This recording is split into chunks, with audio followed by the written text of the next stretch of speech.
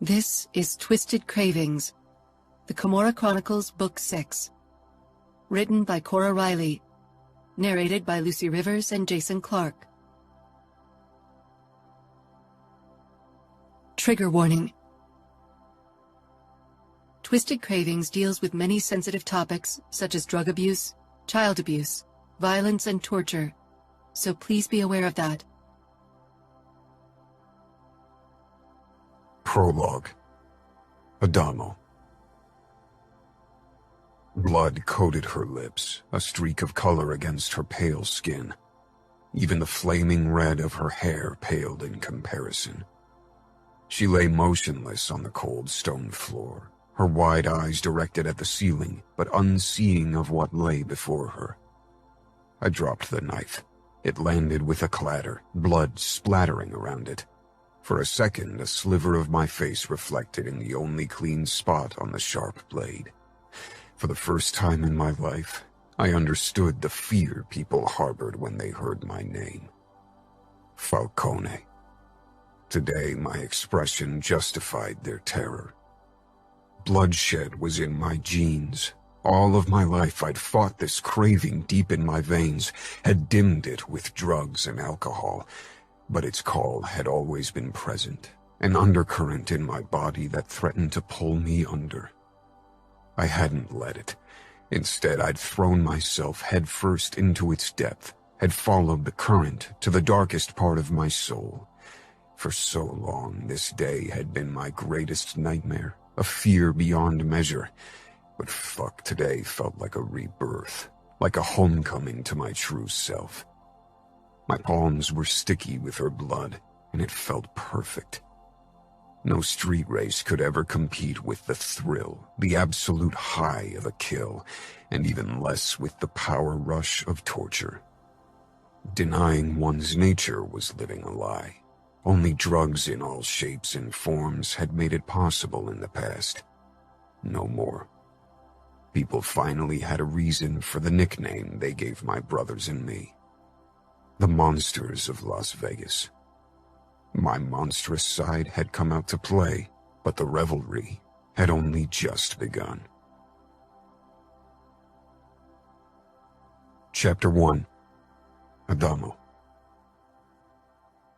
The sun burned down on the dry earth, making the air flicker, distorting the shapes of almost 24 race cars lined up at the abandoned road stop. It was only the end of April, but not far from Death Valley. The temperatures already reached unbearable heights in the afternoon. I killed the engine of my yellow BMW M4 and got out. Sweat almost instantly broke out on my skin, making my white tee stick to my skin.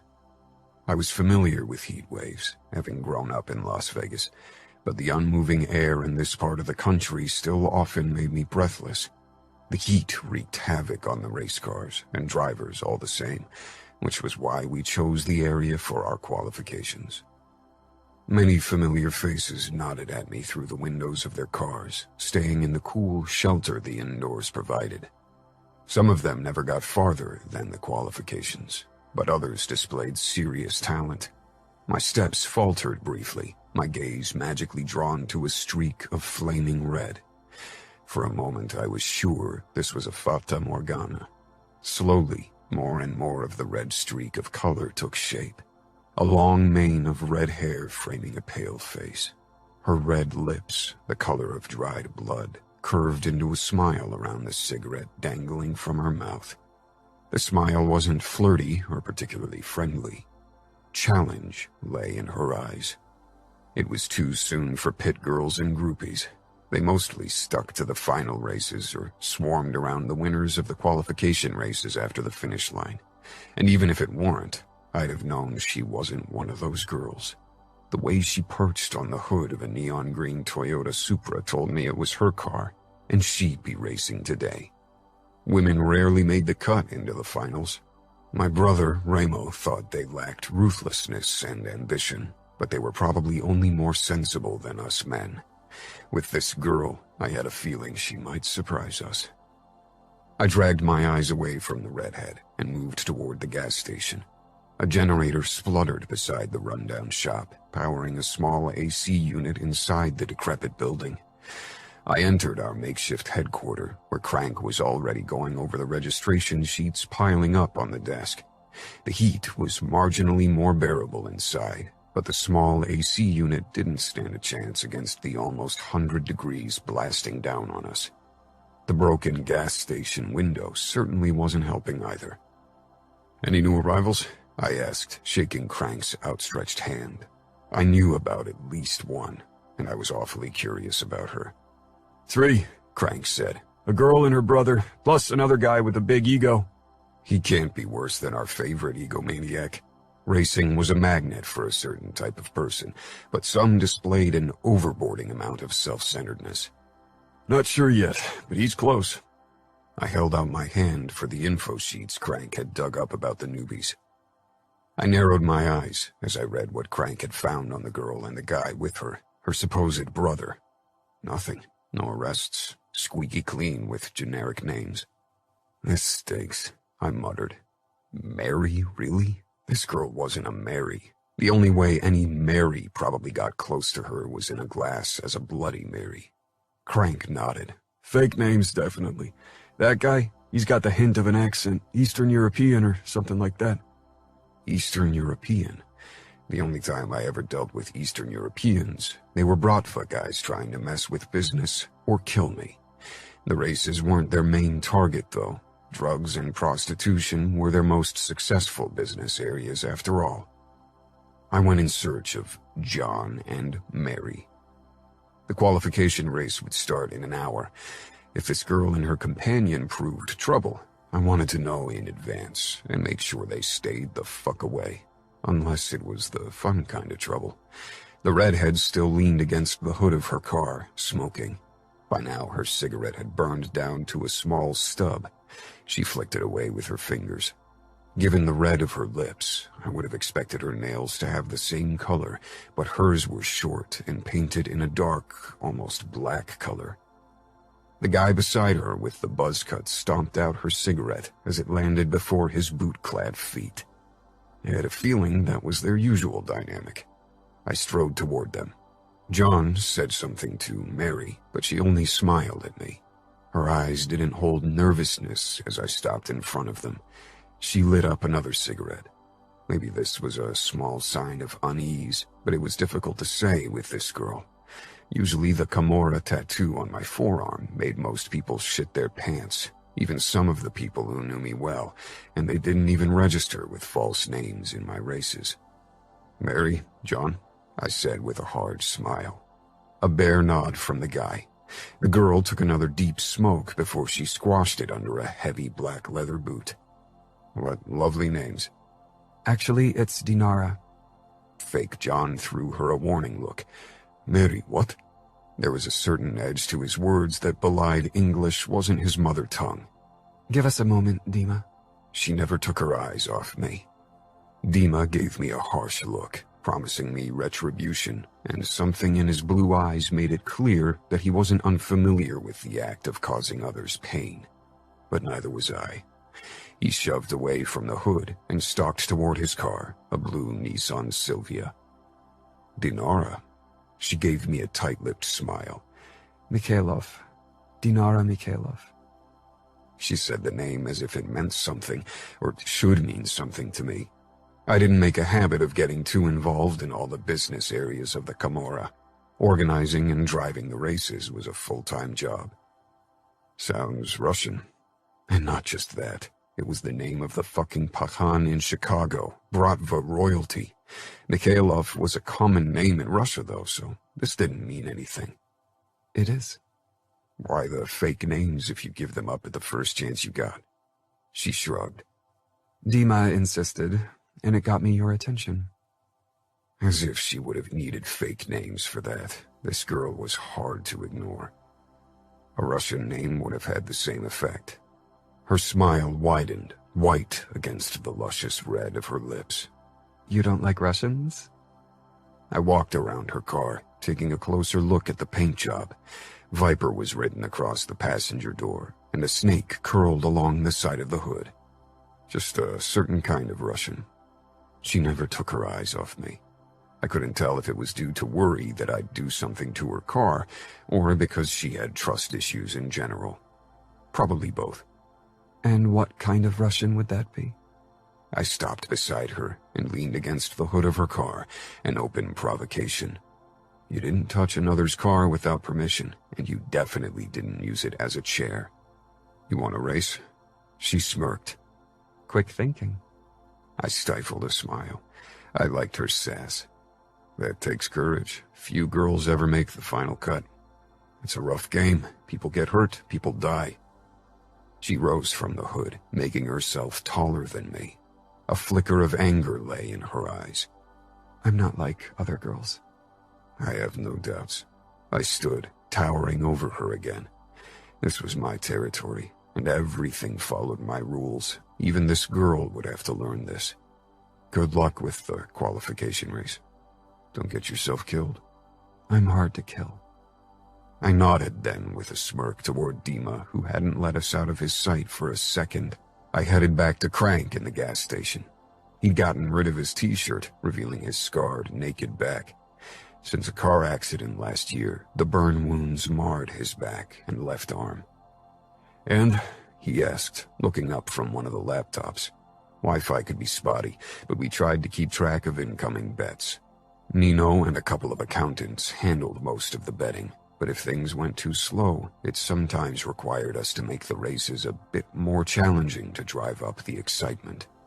As we suspected, not their real names. Crank grimaced and picked up their registrations. So, what do you want to do? Kick them out with a warning, or I'll have to give Ramo a call. Maybe he knows what's going on. Only 45 minutes until the race. It won't take long. Ramo hates chit-chats. I threw a glance out of the window. Dinara observed me too. If she was involved with the Bratva, she was playing a dangerous game. The days of our truce had elapsed.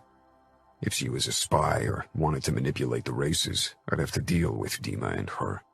The thought didn't sit well with me, but a time when qualms held me back from doing the necessary were long over. Dinara. I'd done my research on Adamo Falcone. Anything else would have been foolish, but he still surprised me. The photos I'd found of him in the darknet had made him look younger, more sunny boy-like with his unruly, slightly curled hair and the trimmed beard. Like the surfer boys I'd watched during a vacation in Portugal. I'd expected a spoiled brat, who threw around his last name like a grenade, trying to impress. And with a name like Falcone, he would have been certain to succeed. I'd met more than enough men of that type before, but I could already tell he wasn't one of them. I'd seen a couple of videos of him in the cage. There hadn't been many, but I'd had trouble linking those brutal fights to the sunny boy smile photos in the darknet. Now I got it. Something dark lurked behind those brown eyes. I had a feeling he could switch from easygoing to ruthless brutality in a heartbeat. A Falcone, after all. Their reputation carried far beyond their borders.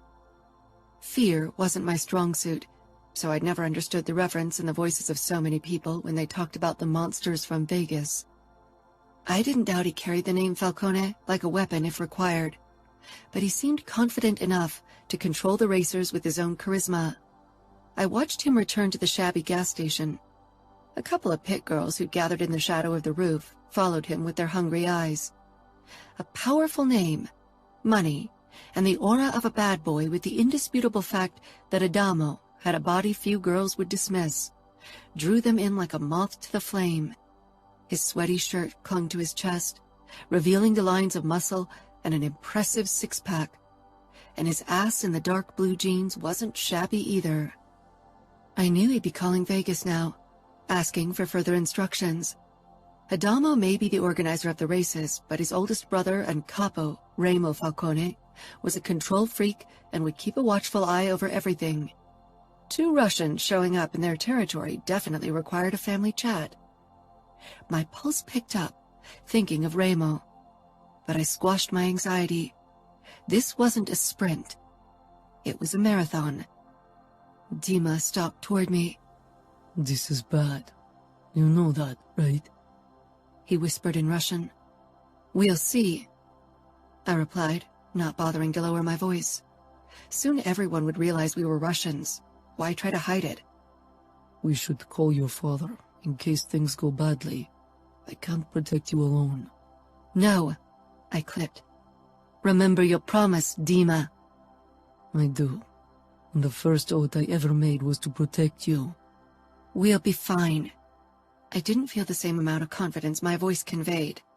Adamo hadn't been overly hostile, and I had a feeling Remo wouldn't hurt me. I wasn't completely sure about Dima's safety, but every attempt to make him leave my side had been futile. Torture or death weren't my main concern, though. I didn't want to be sent away.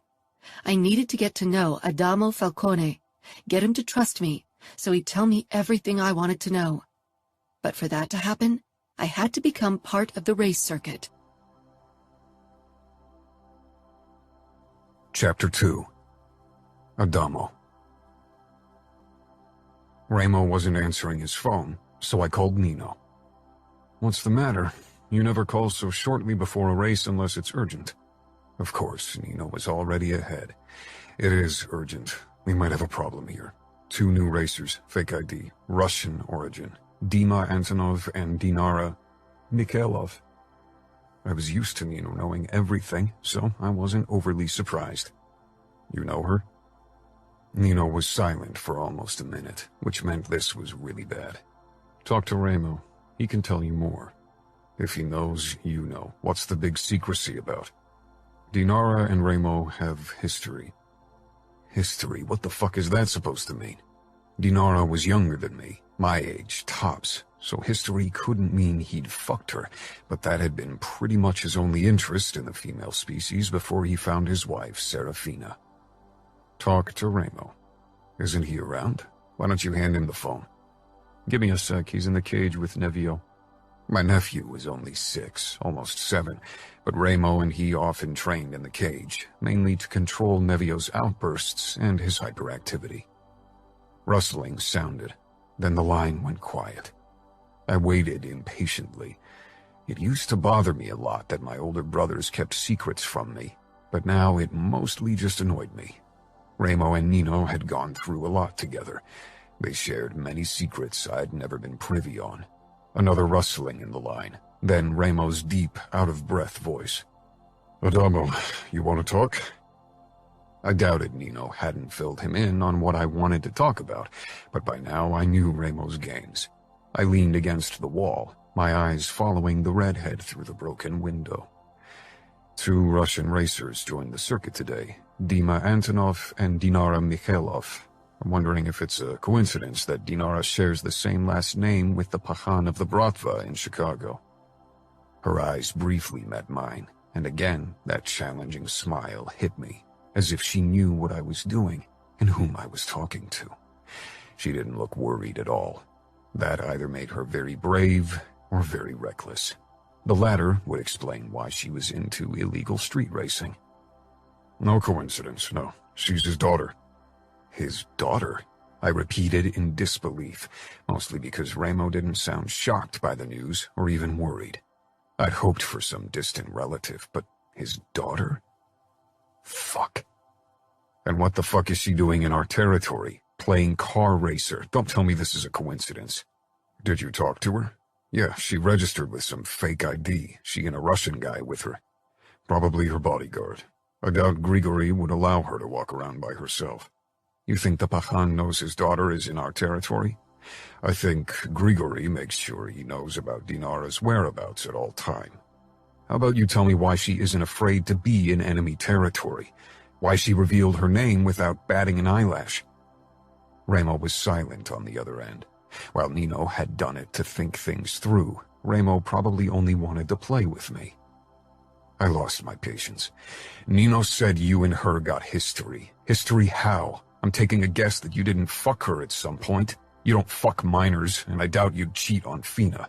"Careful, Adamo. Just spill the beans. I don't have time to tear every answer out of you. I have a race to set up." "Then do it. I don't see a problem." "Oh, he didn't? You want me to detain her and that guy with her as leverage against the Bratva?" We hadn't been at open war with the Russians in outfit territory. They weren't our concern, but the Bratva and Camorra territory definitely was. They'd attacked our restaurants, had killed the father and grandma of my brother Savio's wife, Gemma. He was the least vindictive of my older brothers, but he definitely held a huge grudge against the Bratva. Not to mention that Ramo had declared war on Grigory for not helping him when the outfit kidnapped me. Having a Bratva princess in our territory, especially participating in our races, seemed like a particularly bad idea. Ramo was silent for a while. No, let her stay. I see no harm in letting her drive in our races. You see no harm? You sure Grigory will share your belief? I muttered. If Dinara got hurt or even killed in our races, even if deaths happened rarely, Grigory would raise hell. Ramo was keeping things from me. Again. Did he still think I couldn't handle shit? Hadn't I proved I wasn't a goddamn pussy anymore since I'd returned from New York? These last 3 years, I'd done everything necessary to make the races in our territory even more profitable. I'm sure Grigory would interfere if he had concerns. That's what I'm fucking worried about, and I'm a bit confused why you aren't, unless he didn't give a fuck about his kid. Oh, he gives a fuck, trust me. Just stop the fucking games and tell me what the fuck happened. You remember Eden? That whore working in the sugar trap? I'd never talked to her, much less touched her, but my friend with benefits, CJ, had mentioned her a couple of times. They both sold their bodies for money. She's Dinara's mother, ran off from Grigory with Dinara, and eventually wound up in Vegas, asked for help to stay hidden from Grigory. So what? You made a deal with Grigory and handed his daughter back to him on a silver platter and forced Eden to work as a prostitute to make her pay for kidnapping her own daughter? Savio once mentioned Grigory asked you to make her life hell. You always think the worst of me. His words dripped with sarcasm. My relationship with Ramo had been bad for a while, especially in my early teenage years, but we'd gotten past that point, even if we still fought on occasion. Why did you get your hands dirty? Why didn't you let Grigory handle her? He laughed darkly. You think she would have met a kinder fate at his hands? No, but I'm wondering why you'd take it upon yourself to have her punished. I'm a sadistic, twisted bastard, remember? Damn it, Ramo, that's bullshit and you know it. So you're saying I'm not sadistic and twisted? You are, but you always do things for a purpose. Ramo didn't say anything for a long time. Keep an eye on her. You think she's trying to get closer to us to reconcile with her mother? Find out the truth about her past that you don't want to share with me? I'm sure the past is the reason why she's there. As long as you keep an eye on her and make sure she doesn't get herself or you killed, we're fine for now. Keep me updated. His dismissal rubbed me the wrong way. I was used to his cryptic words by now, but sometimes they still drove me up the wall. I'll keep you updated, Capo. Ramo chuckled. You better do.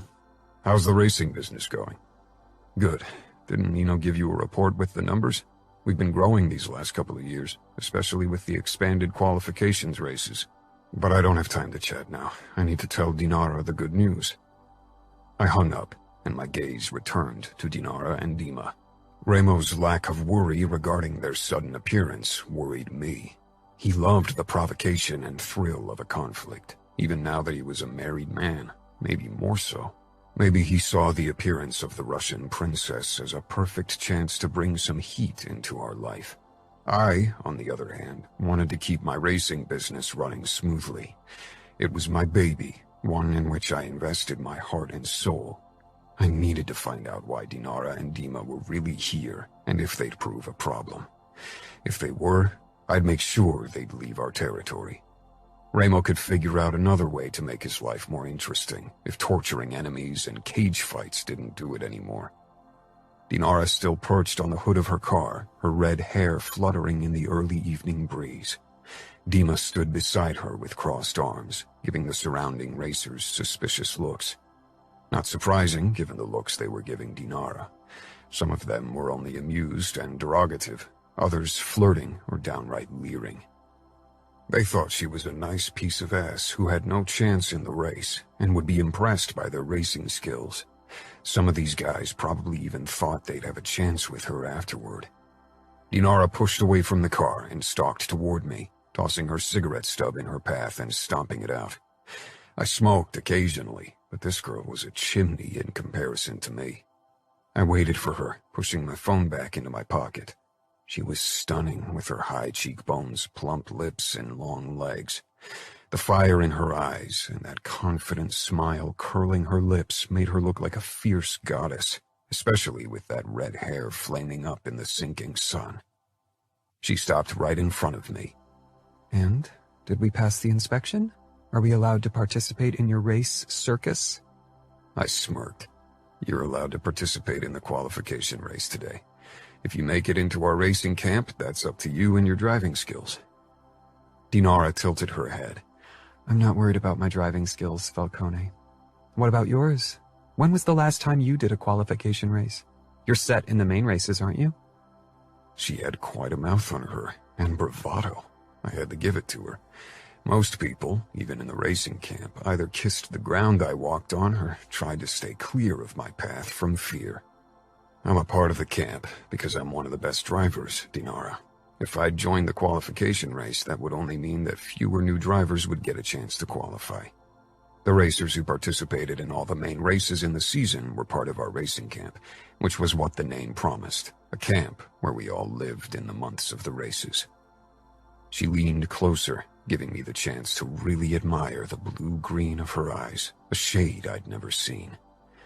Then why don't you join the race today? Show off your amazing driving skills. Let's see what you got, Falcone. I usually wasn't easily baited, but Dinara had me on her hook. I wanted to impress her, and I wanted to know why she was here, what her endgame was.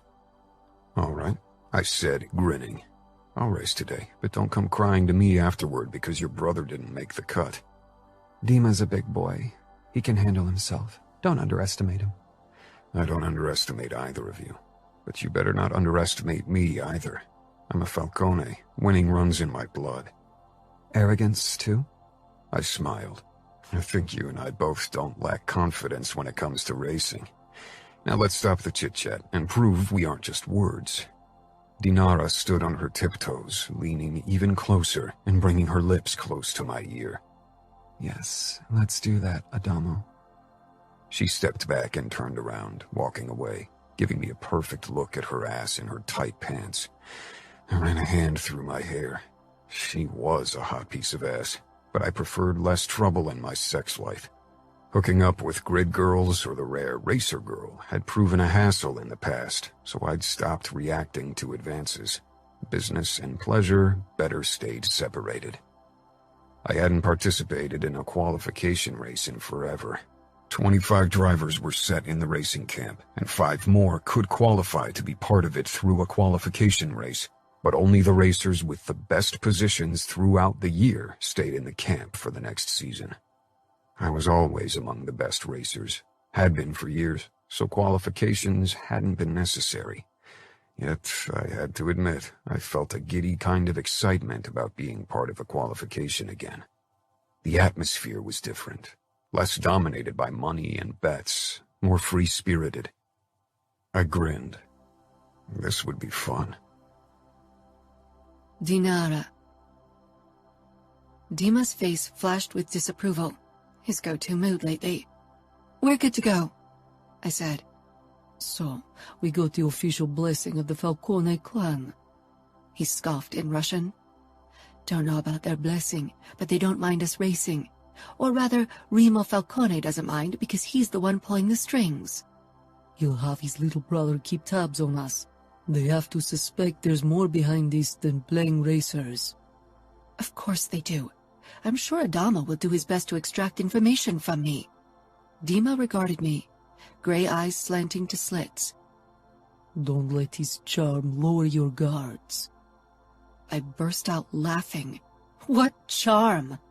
Only because you have the sunny boy persona of frozen bread doesn't mean any guy capable of smiling is a Casanova on the hunt. Dima didn't crack a smile. I bumped my shoulder against his. Don't worry. I can handle myself. I know you can, but don't underestimate the Falcones, not even the youngest. They don't take it lightly if they're being played.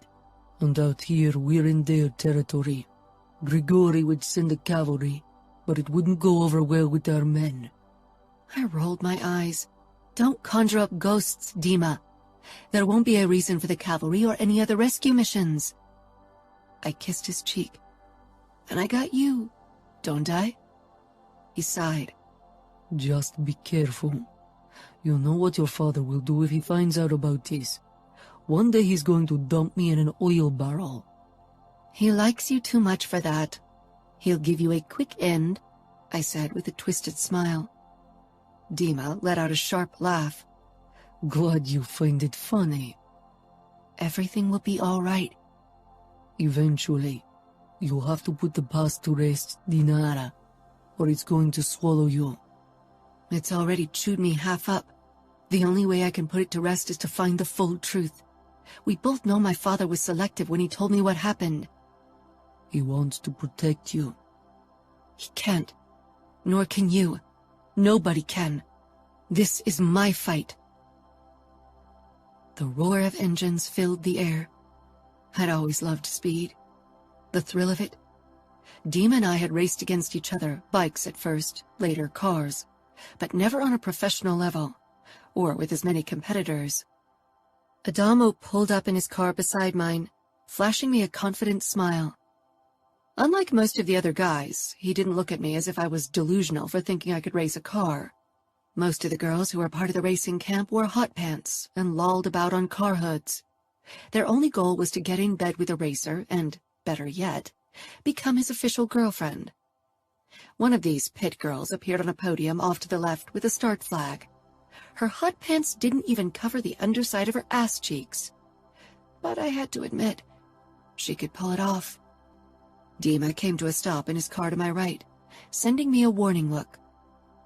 "Don't do anything stupid," was what his expression said. I rolled my eyes at him. We were here for a reason, and nothing would stop me from reaching my goal. My attention drifted over to my left, where Adamo parked in his yellow BMW M4. His window was down, and his muscled arm rested casually on his door. His eyes met mine, and one corner of his mouth tipped up. My heart sped up, and I narrowed my eyes at him, not liking my body's reaction to the overconfident Falcone baby brother. But fuck, he looked all man, trouble and danger, how he lounged in his seat, as if that was the place he was meant to be. His kingdom. I revved the engine once, a challenge. I wasn't easily intimidated. Adamo was a force to be reckoned with on the racetrack, but he wasn't the only one who had speed in his veins. The sound of 24 engines filled the silence, like a wolf pack growling in unison.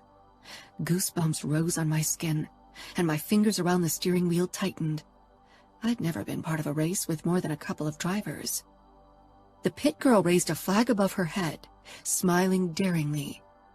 Adamo nodded at me as if to say good luck. I smirked. I didn't need luck. I had skill and the advantage of being underestimated by most of my opponents. The second the pit girl dropped her arm with the flag, I slammed my foot down on the gas. Viper shot forward with a roar, dust rising up and hiding my surroundings from me. For several seconds, I didn't see my opponents or the street before me, only the impenetrable sandstorm awakened by spinning tires. I steered the car straight ahead blindly, my foot on the gas not easing. Then finally, the dust settled, and my surroundings came into focus. And with them, Adamo's BMW, which was a car length ahead of me. Dima was still on my right, and another car had taken the spot where Adamo had been. We all drifted into the first bend in the road, but I barely reduced my speed, even as my car rammed into my unknown opponent. I sped up the second my car left the curve, my hands clutching the steering wheel to control Viper. Adamo was still ahead of me, but I thought my risky maneuver had brought me closer. My opponent on the left rammed my side, almost sending me flying off the road. Obviously payback. "Fuck you!" I raged. My foot on the gas became heavy from the force of the pressure I put down. Dima let himself fall back, then slid over behind me and positioned himself behind my aggressive opponent. Then he drove into his trunk. Grinning, I returned my focus to Adamo ahead of me. Dima would deal with the vengeful idiot. I was slowly catching up to the BMW when Adamo suddenly slowed until we were hood to hood, and I could see his face. He grinned. I cocked an eyebrow. A sharp curve lay ahead of us, much worse than the one before. Adamo raised his brows before he focused on the street and sped up again. The bastard had slowed to check on me. No matter how hard I jabbed my foot down on the gas, Adamo stayed half a car length in front of me. I entered the curve less than a second after him, and my back tires broke out. I held on fast and carefully steered the wheel in the other direction before I sped up once more and catapulted Viper and me out of the dangerous bend. 4 cars were only half a car length behind me, one of them Dima. We'd left most of the other racers behind, but only 5 of us would make it to the final race, and I had a feeling Adamo wasn't going to be on the losing side. He was too good, and his car too damn fast. 20 seconds later, Adamo crossed the finish line first, and I came in after him. I let out a battle cry. Pulling up beside Adamo's parked car beside a makeshift winner's rostrum, I let down my window. Adamo was already getting out of his car. The sinking sun had turned the sky into a fiery blaze behind him. He pulled out a cigarette packet from his jeans. "Nice race, Falcone!" I shouted over the sound of the incoming race cars. His lips twitched around the cigarette, and he strode toward me. Again, I couldn't stop admiring his sun-kissed strong forearms and the outline of his six-pack through his thin white t-shirt. As if he knew what I was thinking, his smile turned cocky. He held out the packet to me through my window, and I gingerly snatched up a cigarette. Shoving the door open, I got out. "You risked a lot," Adamo said. I shrugged, stepping closer to him. "Can you give me fire?" I put the cigarette in my mouth. Adamo leaned closer with the lighter, one of his hands protecting the flame from the breeze. Out of habit, because I always did it with Dima, I guided his hand with mine, so the flame touched the tip of my cigarette. His hand was hot and strong beneath my palm. His eyes met mine, and for a moment, we were both frozen in the moment, in the realization of our sudden closeness. The second my tip kindled, I withdrew from Adamo and took a deep drag. My eyes scanned the other cars, worried about Dima. "He made it," Adamo said, as if my thought process was an open book to him. It was unsettling. "4th, but Kay won't be happy with the way you two rammed him. He'll file a complaint." I rolled my eyes. This is illegal street racing. If he can't stand the burn, he should stop playing with fire. Adamo chuckled and nodded. "His complaint will fall on deaf ears, of course." "Because you want me in the final race," I said, smiling challengingly. "Because risky maneuvers raise the bets, and I have a feeling you'll provide more reckless moves like today." "It's all about the money, huh?" I leaned against my car, blowing out a plume of smoke. I was familiar with the business Adamo and his brothers dealt in. Money and power were all that mattered. But Adamo gave the impression that this was about more than that. "The prize money for winning a main race is $25K. Winning the season, it's $250K on top. Except for a few speed junkies with rich parents who never win anyway. Every racer wants that prize money. But that's not why you were here, Dinara, right?" Considering that he and I both came from money, his derogatory words seemed hypocritical, but I got what he meant. He searched my eyes, trying to dig deeper. I wondered what Ramo had told him. Maybe half-truths like my father. If he knew everything, he wouldn't look at me like this. I smiled. No, money isn't what this is about. That's what connects us. Dima advanced on us, expression hardening when he spotted Adamo beside me. "You risked too much," he said in Russian. "Some things are worth risking everything for," I said in English, my eyes boring into Adamo's. Adamo inclined his head with a tight smile. "Congrats to you both for making the finals. Crank will send you the details of our camp so you can join us for the next race. If you don't show up without a good excuse, you'll be disqualified for the rest of the year." I nodded. "We'll be there." Without another word, he turned around, heading toward the guy, Crank, who'd registered us. "He's suspicious," Dima murmured. "This could be a trap." I bit out a laugh. "You're paranoid, Dima. There won't be a trap for us, and I would have been disappointed if you weren't suspicious.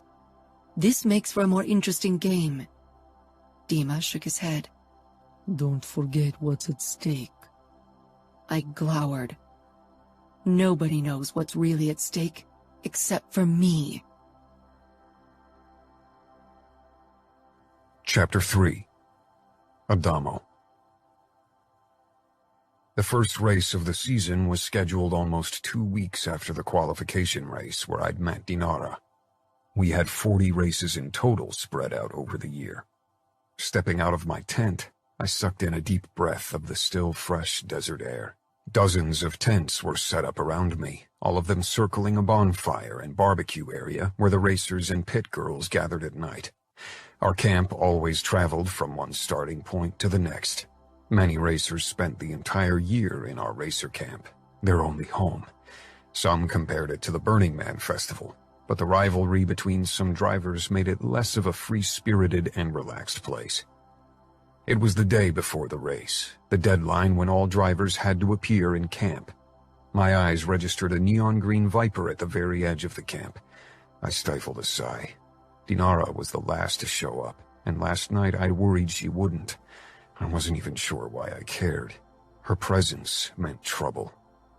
Our camp cook was flipping pancakes on a mobile gas stove, and I grabbed a plate with a stack of steaming pancakes before I headed toward Dinara's car. I didn't see her anywhere, only Dima, who hunched over a cup of coffee, leaning against the hood of his car. I gave him a curt nod, which he barely returned. Stuffing a pancake into my mouth, I walked back to my tent. From the corner of my eye, a streak of familiar red caught my attention. Turning my head, I spotted Dinara. She came from the direction of the mobile showers one of our race workers transported on a truck from one camp stop to the next. Her hair hung in damp ringlets down her shoulders, and she didn't wear any makeup. A too big Van Halen t-shirt was knotted above her belly, and her jean shorts hung low on her hips, revealing a belly button piercing, which made me want to discover the rest of her body to find out if there was more body jewelry hidden beneath her clothes. Noticing my attention, she gave me a confident smile before she made a beeline for me. Her black biker boots looked huge on her, as if they weren't meant for delicate female feet. And no matter how much Dinara acted like a tough guy, she looked delicate by the simple fact of her body's measurements. "Are those your brothers? Don't you think sharing clothes takes sibling love a bit too far?"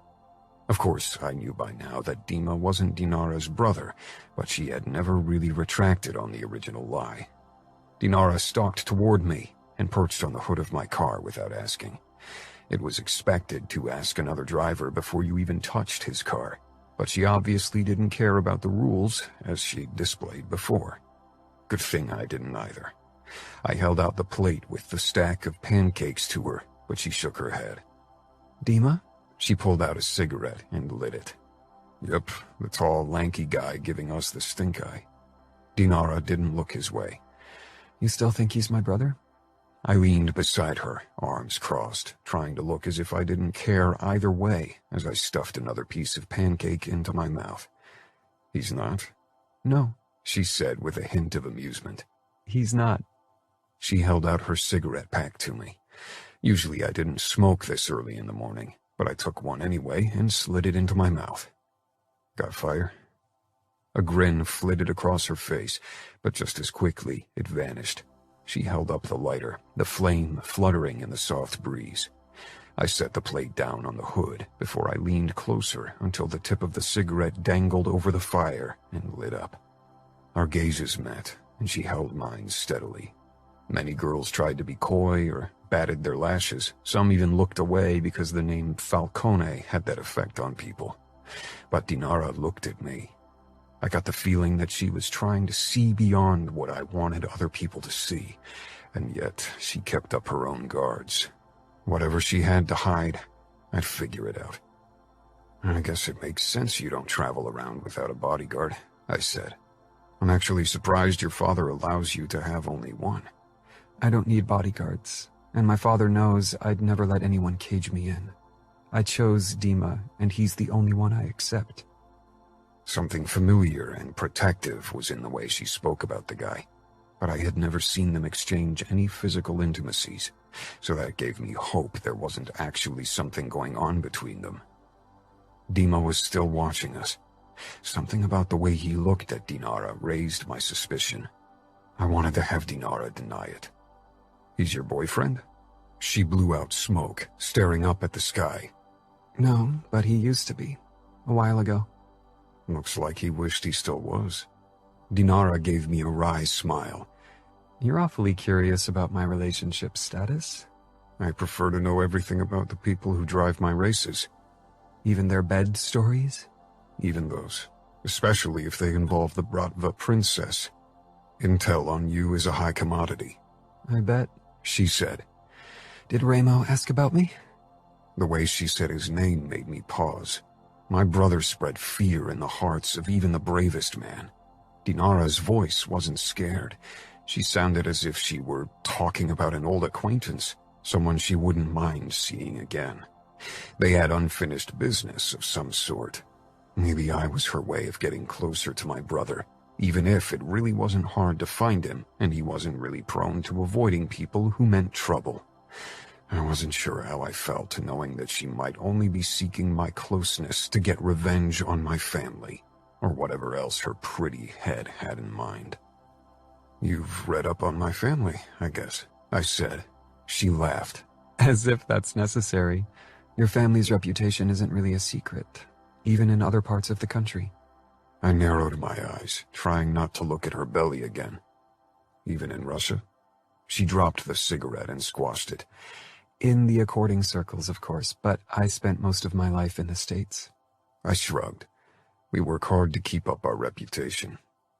It wasn't long ago when I'd wanted nothing to do with my brother's business and the Camorra. I'd even considered refusing the tattoo. Of course, Ramo didn't allow it. Now I was glad. This life was really all I knew, and allowed me to follow my passion, racing. And it's a spectacular reputation, she said. Most of it is thanks to Ramo. One of the most fascinating tales about your family came to be thanks to you, if I'm not mistaken. You are the mother murderer, she said. Her teal eyes snapped to mine, arresting me. Coming from her mouth, she made it sound like I deserved accolades. I didn't kill my mother, my brothers did. You stabbed her. You wanted to kill her, and you would have if your brothers hadn't been quicker. She made it sound like a race, too. It hadn't been. It had all happened as if in slow motion. I didn't like to think of that day, but it occasionally visited my dreams. You would have killed her, right? I searched Dinara's eyes, wondering why she wanted to know. Most people felt uncomfortable with that particular topic. Killing your mother just wasn't a good small-talk topic. I nodded. It hadn't been a conscious decision to stab my mother. I'd acted on pure instinct and the fierce determination to protect my brothers and their families. What about your mother? I asked. A shadow passed Dinara's face. Dead. She was killed. I nodded, wondering if she was lying or if she didn't know the truth. Eden's life could hardly be considered living, but she definitely wasn't dead. She leaned in closer. Do you still think of that day? Do you regret it? My mother's brutal death is what fascinates you most about me? I asked, my voice harder than before. It is fascinating. Children are supposed to forgive and forget the wrongdoings of their mother. They are supposed to love and cherish them despite their faults. But you Falcones aren't about forgiveness, huh? Challenge rang in her voice. I put the cigarette out in my palm, a spot that wasn't sensitive to pain anymore after I'd made a habit out of killing my cigarettes like that as a teen. Dinara's eyebrows rose a fraction. No, We aren't in the business of forgiveness, Dinara. I stood, towering over her. She didn't move from her spot on the hood, only threw her head back to look at my face. That's something you should always remember. She hopped off my hood and pushed past me. Throwing me a dark smile over her shoulder as she strode away, she called, "Oh, I know, Adamo, and I won't forget." I shook my head. She was something else. My eyes followed her to die for body until she arrived at her own car. I had a strict no sex with other racers policy, but I had a feeling Dinara wouldn't stay in the camp for long, only until she realized she couldn't get what she wanted, or I kicked her out. It had been a long time since a woman had caught my attention like this, that I'd felt such a strong urge to conquer someone. But if I wanted to play Dinara's game, I needed to find out more about her and the reason for her appearance. CJ might know more about Eden. They'd worked together for a while, even if they'd never been close. I had been wrapped up in my own problems back then, so I'd never paid much attention to the friendships between the prostitutes. If I wanted to understand Dinara, I needed to find out more about her mother first, and it was clear that neither Dinara nor Remo would be helpful in that endeavor. I was on the road with the race camp most of the year, but we had several family occasions that required me to return to the Falcone mansion in Las Vegas. In the first few months of me living the nomad life, I'd resented coming home where I was still the youngest brother, and would always be, where everyone remembered me as the unstable fuck-up, and would probably always do. I'd enjoyed the freedom of a new life racing had offered me, but eventually I'd realized I missed my family and our crazy gatherings, even if Remo knew how to push all my buttons. Maybe it was payback for my teenage years.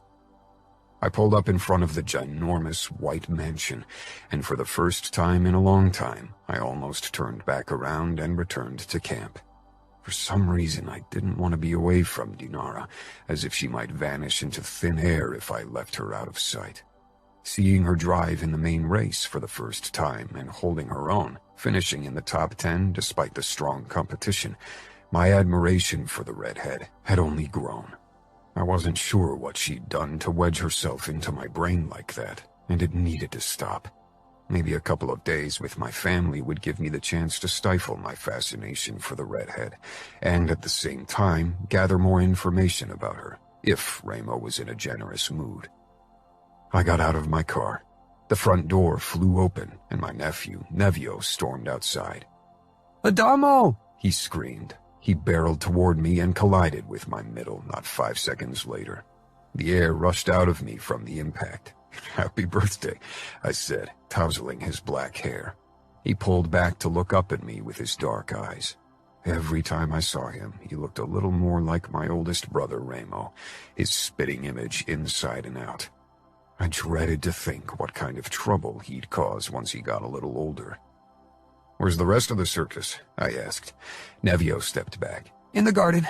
Will you fight with me for my birthday?" I laughed as we headed toward the front door.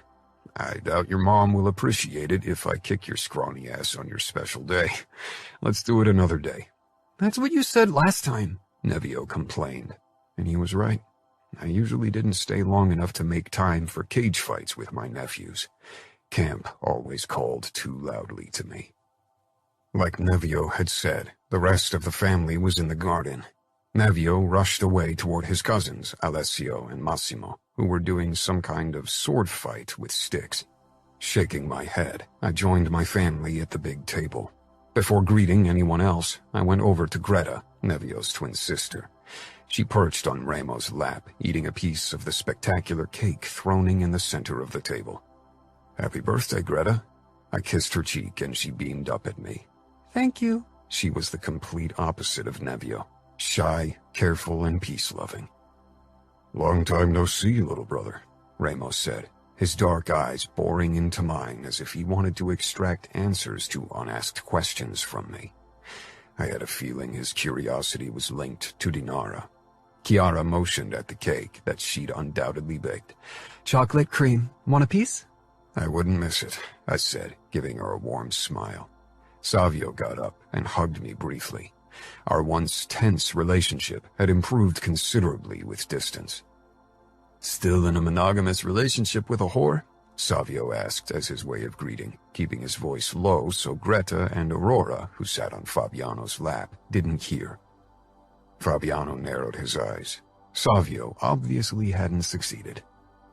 His wife, Gemma, punched his belly, but he only grinned and shrugged. "CJ and I are friends. Whatever happens behind closed doors isn't your business." I clapped his outstretched hand. "That means yes," he said, rolling his eyes as he sank down beside Gemma once more. "No, it doesn't, but whatever." Nino stepped out on the terrace. "Chiara, I think your lasagna is ready to be taken out." He gave me a nod in greeting. Chiara quickly rushed back inside, followed by Gemma, who often helped her with cooking for bigger family gatherings. They were the best cooks in the family. Serafina and Fabiano's wife, Leona, were usually responsible for keeping the kids in check. "Cake before lunch? What kind of anarchy is this?" I asked, sinking down on one of the empty chairs between Fabiano and Savio. "Nevio's wish. Anarchy is his middle name," Fina said, rolling her eyes. "My wish, too," Greta said softly. Fina gave her daughter a patient smile. "Yours, too, but we both know you always say yes to Nevio's wishes." "Not always," Greta said, even quieter. "Too often, mia cara," Ramos said, kissing her temple. Chiara and Gemma came back, both carrying casseroles with steaming lasagna. "One of them is vegetarian with antipasti and lemon ricotta, and the other is a more traditional lasagna with pancetta and minced beef," Chiara explained. She and Greta both didn't eat meat, but the rest of us did, even if we'd gotten used to more vegetarian meals since Chiara had married Nino. "The food is ready! Sit down!" Fina screamed to be heard over the boys' rough swordplay. Alessio was the first to drop his sword and began trotting over to us. Massimo and Nevio kept clanging swords. "Nevio," Remo called. Nevio's head swiveled around, and he lowered his sword. Massimo had already done so, and together they rushed over to us. Alessio gave me a smile, but like Greta, he wasn't an overly touchy-feely kid, at least with most people. Nino touched his shoulder, and the boy sank down beside him.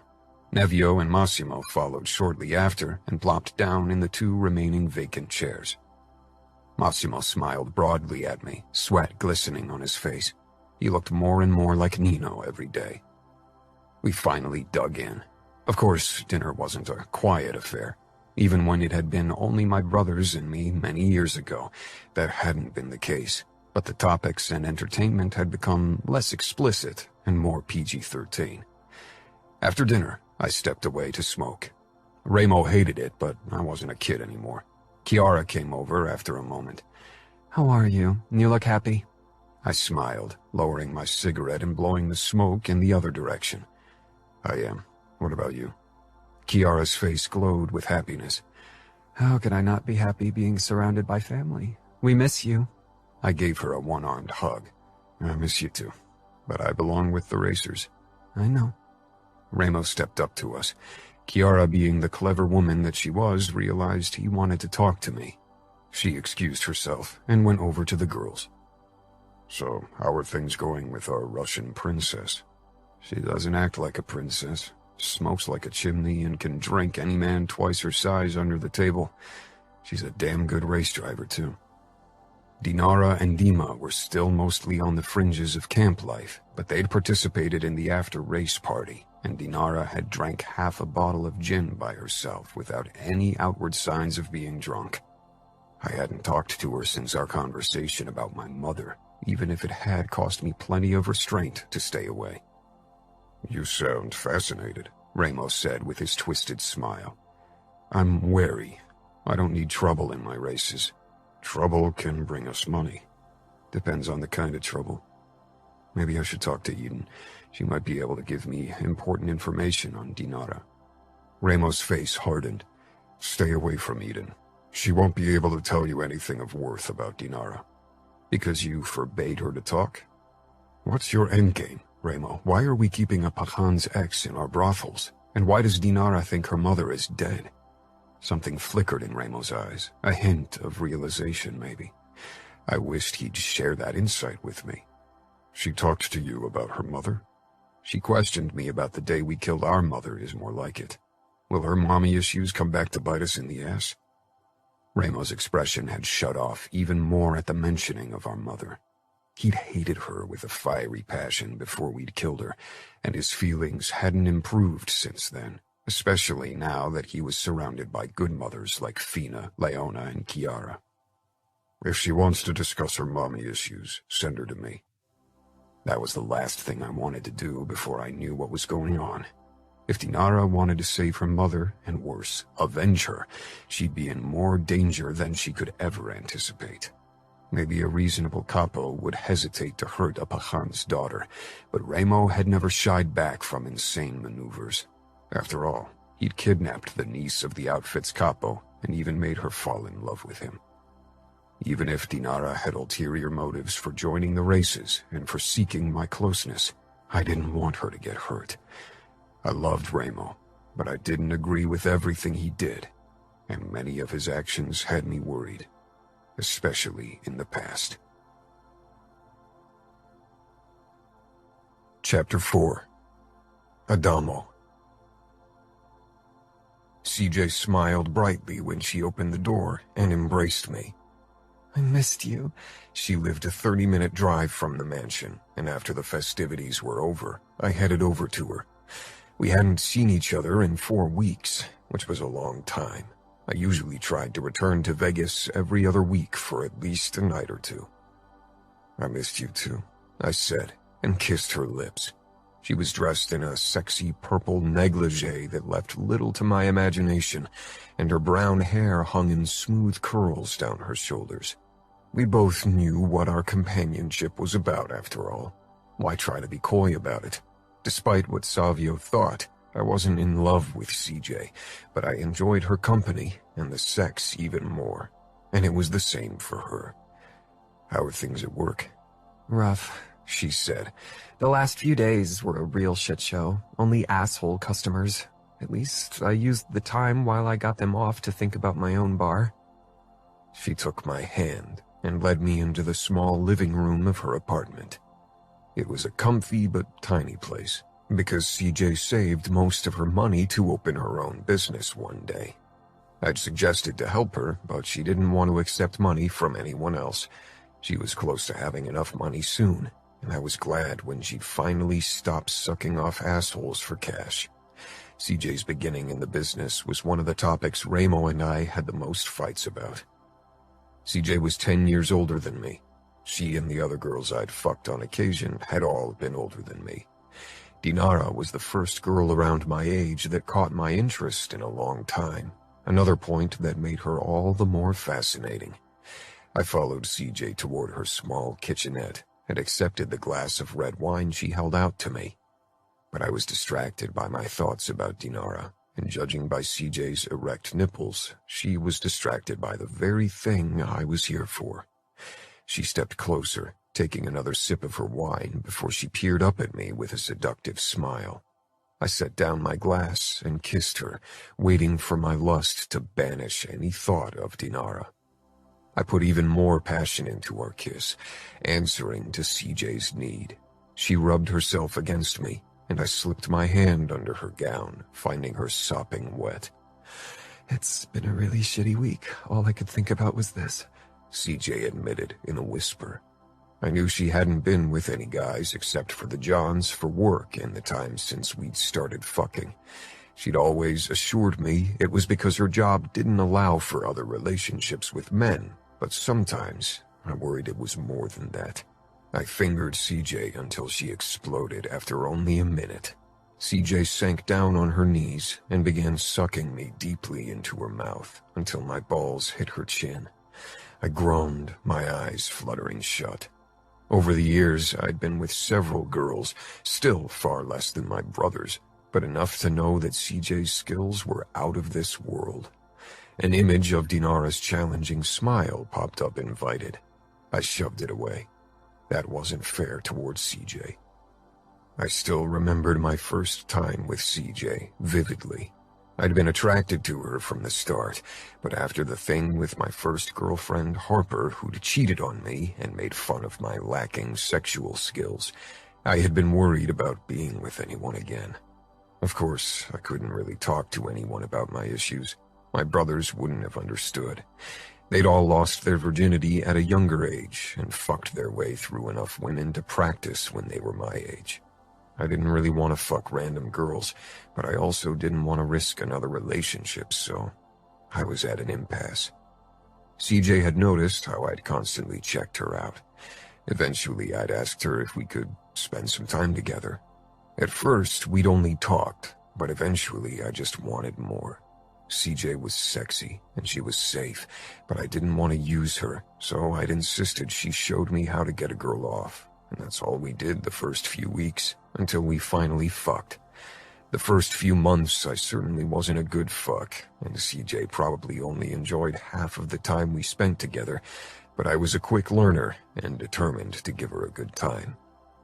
I kept my eyes on CJ as she sucked me off, worried I'd see another face again if I closed my eyes or looked away. After I came in her mouth, she straightened and ran her hands through my hair, her expression full of need. We talked and fucked. That's how it had always been. We weren't exclusive, but we shared a special bond. Maybe it was this bond that made me wonder if I could keep up doing this with Dinara thrown in the mix. There was nothing between Dinara and me, except for rivalry, fascination, and taunting. But I wanted more, and I had a feeling she wasn't completely turned off by the idea. Is something the matter? CJ asked carefully. She was sexy, and she'd had a hard week. So had I. We both needed this. She smelled of her vanilla shower gel, not something Dinara would use. I'm fine. I kissed her again, and as before, she answered with passion and need. We fumbled our way to her couch, already shedding the rest of our clothes on the way. I tangled my hand in her hair and gently pulled back, considering to stop this after all. Her gaze snapped up, and her lips pulled into a needy smile. Fuck. I gripped her arms and shoved her onto the sofa. To this day, CJ was the best lay I'd ever had, and much more than that, but these last few weeks all of my fantasies had revolved around a redhead. I knelt before her and raised her heels onto my shoulders before I plunged into her. As always, when we met after a long time, we fucked all night until we were spent. That's when we started talking about everything that bothered us, but this time I had a more important topic to discuss than race car driving. What do you know about Eden? CJ lifted her head from my shoulder, looking surprised. Eden? Why are you interested in her? I'm interested in her backstory. Ramo won't share details with me, but I have a feeling something important happened. It might be useful for our fight against the Bratva. Lying to CJ wasn't something I enjoyed doing, and usually I just skidded around topics she wasn't allowed to know anything about. CJ sat up slowly, looking thoughtful. Most of the other girls and I kept our distance to Eden. In the beginning because your brother ordered us to ignore her, and then later because she really preferred to be on her own. I haven't worked in the same place as her in a while. I think she's now stationed in a dingy little club outside of Vegas. You girls talk. Did you never speculate about the whys for her special treatment? Donna was one of the few girls who were there when Eden first appeared in Vegas. She always said that Eden pissed off Ramo majorly. That's what I'd gathered. No new information, really. CJ smiled apologetically. Sorry, I wish I could help you. Maybe you should talk to Donna. She's waiting tables in the Red Lantern if you want to go looking for her. Talking to CJ was one thing, but going around questioning other prostitutes about Eden would definitely make Ramo furious. The more I pissed him off now, the less likely he'd listen to me if I put in a good word for Dinara in case she ever showed up in Vegas to do whatever she had in mind. The next day, I decided to give Ramo another try. I joined my brothers in our gym in an abandoned casino for fight training. Savio had been surprised when I'd asked him if I could drive with him. Nino and Remo were already inside the fighting cage when Savio and I entered the vast hall. Most people who stepped into our gym, but few were allowed, couldn't stop staring at the chandelier dangling from the ceiling above the fighting cage. Remo and Nino stopped fighting when they noticed us. Savio and I strolled over to the cage. Fabiano was waiting for his turn and kept himself busy doing bench presses. He sat up. "Hey, stranger." I gave him a short wave. Nino was already climbing out of the cage, making room for Remo's next opponent. Fabiano rose from the bench, but I gripped his shoulder. "It's my turn," I said. He cocked an eyebrow, then shrugged and sank back down. "Knock yourself out, though Remo's going to do that." "That's right," Savio agreed, chuckling. I didn't react. I wanted answers, and Remo had avoided giving them to me. In the past, we'd shared some of our most honest conversation in the fighting cage. I hoped it would be the same today. Remo's smile widened knowingly when I stepped into the fighting cage. It was difficult to trick Remo into doing anything. He was a trickster himself, but I wouldn't back down this time. I was sick of fishing around in the dark. "That look in your eyes is a good start for a fight," Remo said. I didn't bother taping my hands, raising them instead. "You ready to fight?" "Always." I was usually a cautious fighter, keeping my defenses up a long time and not one for risky moves, but today I immediately went into attack mode. Remo took me up on my offer, and our next few hits bounced off our respective defenses before Remo landed 2 hard punches in my stomach and 1 in my kidneys. Then I got my first hit in. I raced more than I fought, and Remo was still the best fighter because he made sure to be in the fighting cage as often as possible, and not just for training. He fought against real opponents for money. If I wanted to keep this fight going long enough for answers, I needed to bring my A-game. 10 minutes later, both he and I were covered in sweat and blood. I was bleeding from a cut in my lower lip, and Remo from one in his eyebrow where I'd opened up part of his scar, marring one side of his face. We did a water break, leaning against the mesh of the cage beside each other. "Ask," Remo muttered between gulps of water. "Why does Dinara think her mother's dead?" "Rest is over," he declared, and I barely had time to put away my bottle before he sent a jab toward my face, but I dodged the hit. "Because he thinks he can protect her," Remo grunted as he avoided my uppercut. "Protect her from what?" "From herself, I assume." Remo sent me a wry smile. "But we both know protecting someone from themselves is fucking impossible, right?" I hopped out of his arm's length. Remo had tried to save me from my drug abuse and wrong friends when I was younger. He'd only succeeded when he'd sent me off to New York, away from his protection. Sometimes the risk of falling without a safety net was necessary. That's what Remo had learned from this experience. "For fuck's sake, why can't you tell me what the fuck is going on?" I growled, sending a hard jab toward his face, which he blocked. Remo tilted his head with a dark smile. "There's something going on between you and Dinara." I glowered. Remo always knew more than he should, and he enjoyed it. "It's none of your business, but there's absolutely nothing going on." Yet, not that I hadn't imagined it. "Some people might disagree with you. After all, Dinara is part of the Bratva through her family. You're fraternizing with the enemy." "Like I said, there's nothing going on, and don't play holier than thou. Fina used to be the enemy too, and now she's your wife." Remo's smile became more dangerous. "You're right. But I was the one who was pulling the strings when I met her. Make sure you are too." "It would help if you could tell me what I'm up against. Is Dinara out for revenge?" "Once she finds out the truth, definitely." I grimaced. "What the fuck did you and Grigori do? I should tell Dinara that her mother is alive." "Yes, you should." I paused, narrowing my eyes.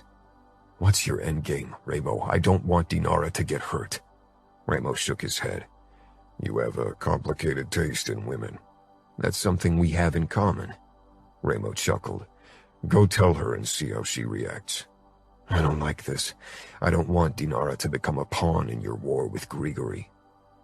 Remo didn't say anything.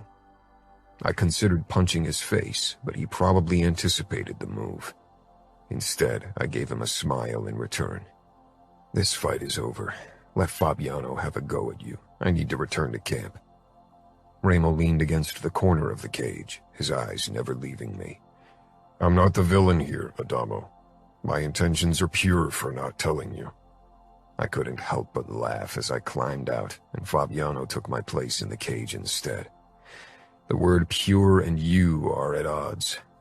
Nino came toward me before I could leave the gym. You should join us at the pool in the afternoon. We'll have a barbecue and enjoy the good weather. I shook my head. No thanks, I've had enough of Ramo's mind games. He's not the only one at fault. Whenever you're here, you're looking for a topic to fight over. I don't have to look. Ramo and I disagree on many things. You and I do too, but you only focus on your disagreements and try to ignore the good. Ramo loves you and always does what he thinks is best for you. I really need to return to camp now. The next race is in only a week. I have plenty of things to set up. Nino nodded and allowed me to pass. I felt a pang when I left. But it wasn't only because of Ramo. The next race was the start of a number of races in short succession, all of them without a day for rest between them. I had plenty to organize and make sure my car was in top condition. And I was eager to see Dinara again. Chapter 5. Adamo. The first trailers and tents came into view in the distance, and I couldn't help but smile. Living the nomad life wasn't very comfortable, especially the sanitary options sometimes left a lot to be desired. But we preferred to be among ourselves instead of staying in motels. Of course, some racers opted for the comfort of nearby hotels and only joined us the night before a race, especially those who were sponsored by their rich parents and didn't do this for the money. Luckily, there weren't many of them. With the upcoming 7 races in only 1 week, everyone would have to camp or sleep in their car. I parked my car at the edge of camp and got out. Crank's rustic trailer was in the center with everyone else's makeshift homes set up around it. He was the go-to guy when I wasn't there, and his trailer was often our business home base. It was late in the afternoon, and tomorrow was the last day to get everything in order before our 7-day race, especially drill the rules into the participants. I already knew a few people I'd have additional chats with to make sure they really got the message. A fire burned in the center in preparation for nightfall, and the scent of meat smokers and barbecues filled the air. I set up my tent, a small 2-person thing that I attached to my car. I preferred to keep a close eye on my BMW. Sometimes strange accidents occurred. How was Vegas? Dinara asked close behind me, just when I'd zipped the tent up. I turned around to find her standing very close with her arms crossed over a cut-off AC/DC t-shirt, revealing that tantalizing piercing again. It was a tiny red and golden egg.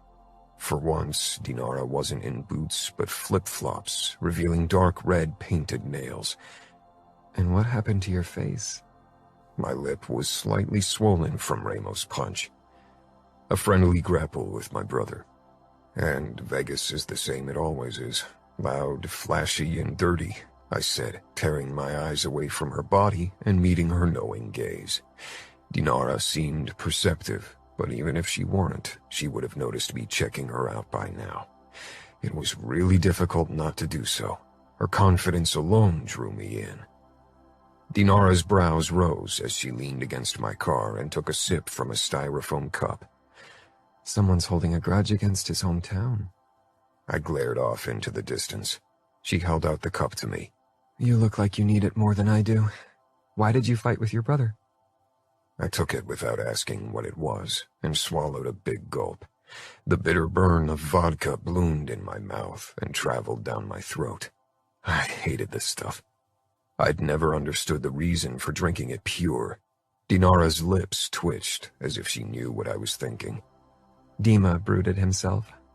I handed the cup back to her, ignoring her previous question. You sure it's safe to consume? My eyes scanned the circuit for her buzz-headed shadow, and of course, I found him beside his car, watching us. You don't seem like someone who shies back from taking risks. I'm not. I'd just rather not die from consuming homemade vodka. There are far more interesting ways to leave this planet. She took a sip before her lips pulled into a teasing smile. Like dying in a car race or being killed by an enemy bullet? Something like that, yes. I reached into the open passenger window and pulled out a clean t-shirt. I'd been wearing this one on the drive from Vegas, and while setting up a tent in the burning afternoon sun. I dragged my sweaty shirt over my head and tossed it on the hood beside Dinara. She eyed it briefly, but then her gaze moved on to me, definitely checking me out. Her eyes lingered on my abs before she scanned the scars on my body, ending at my marred Camorra tattoo. Seems like you aren't a stranger to dancing with death.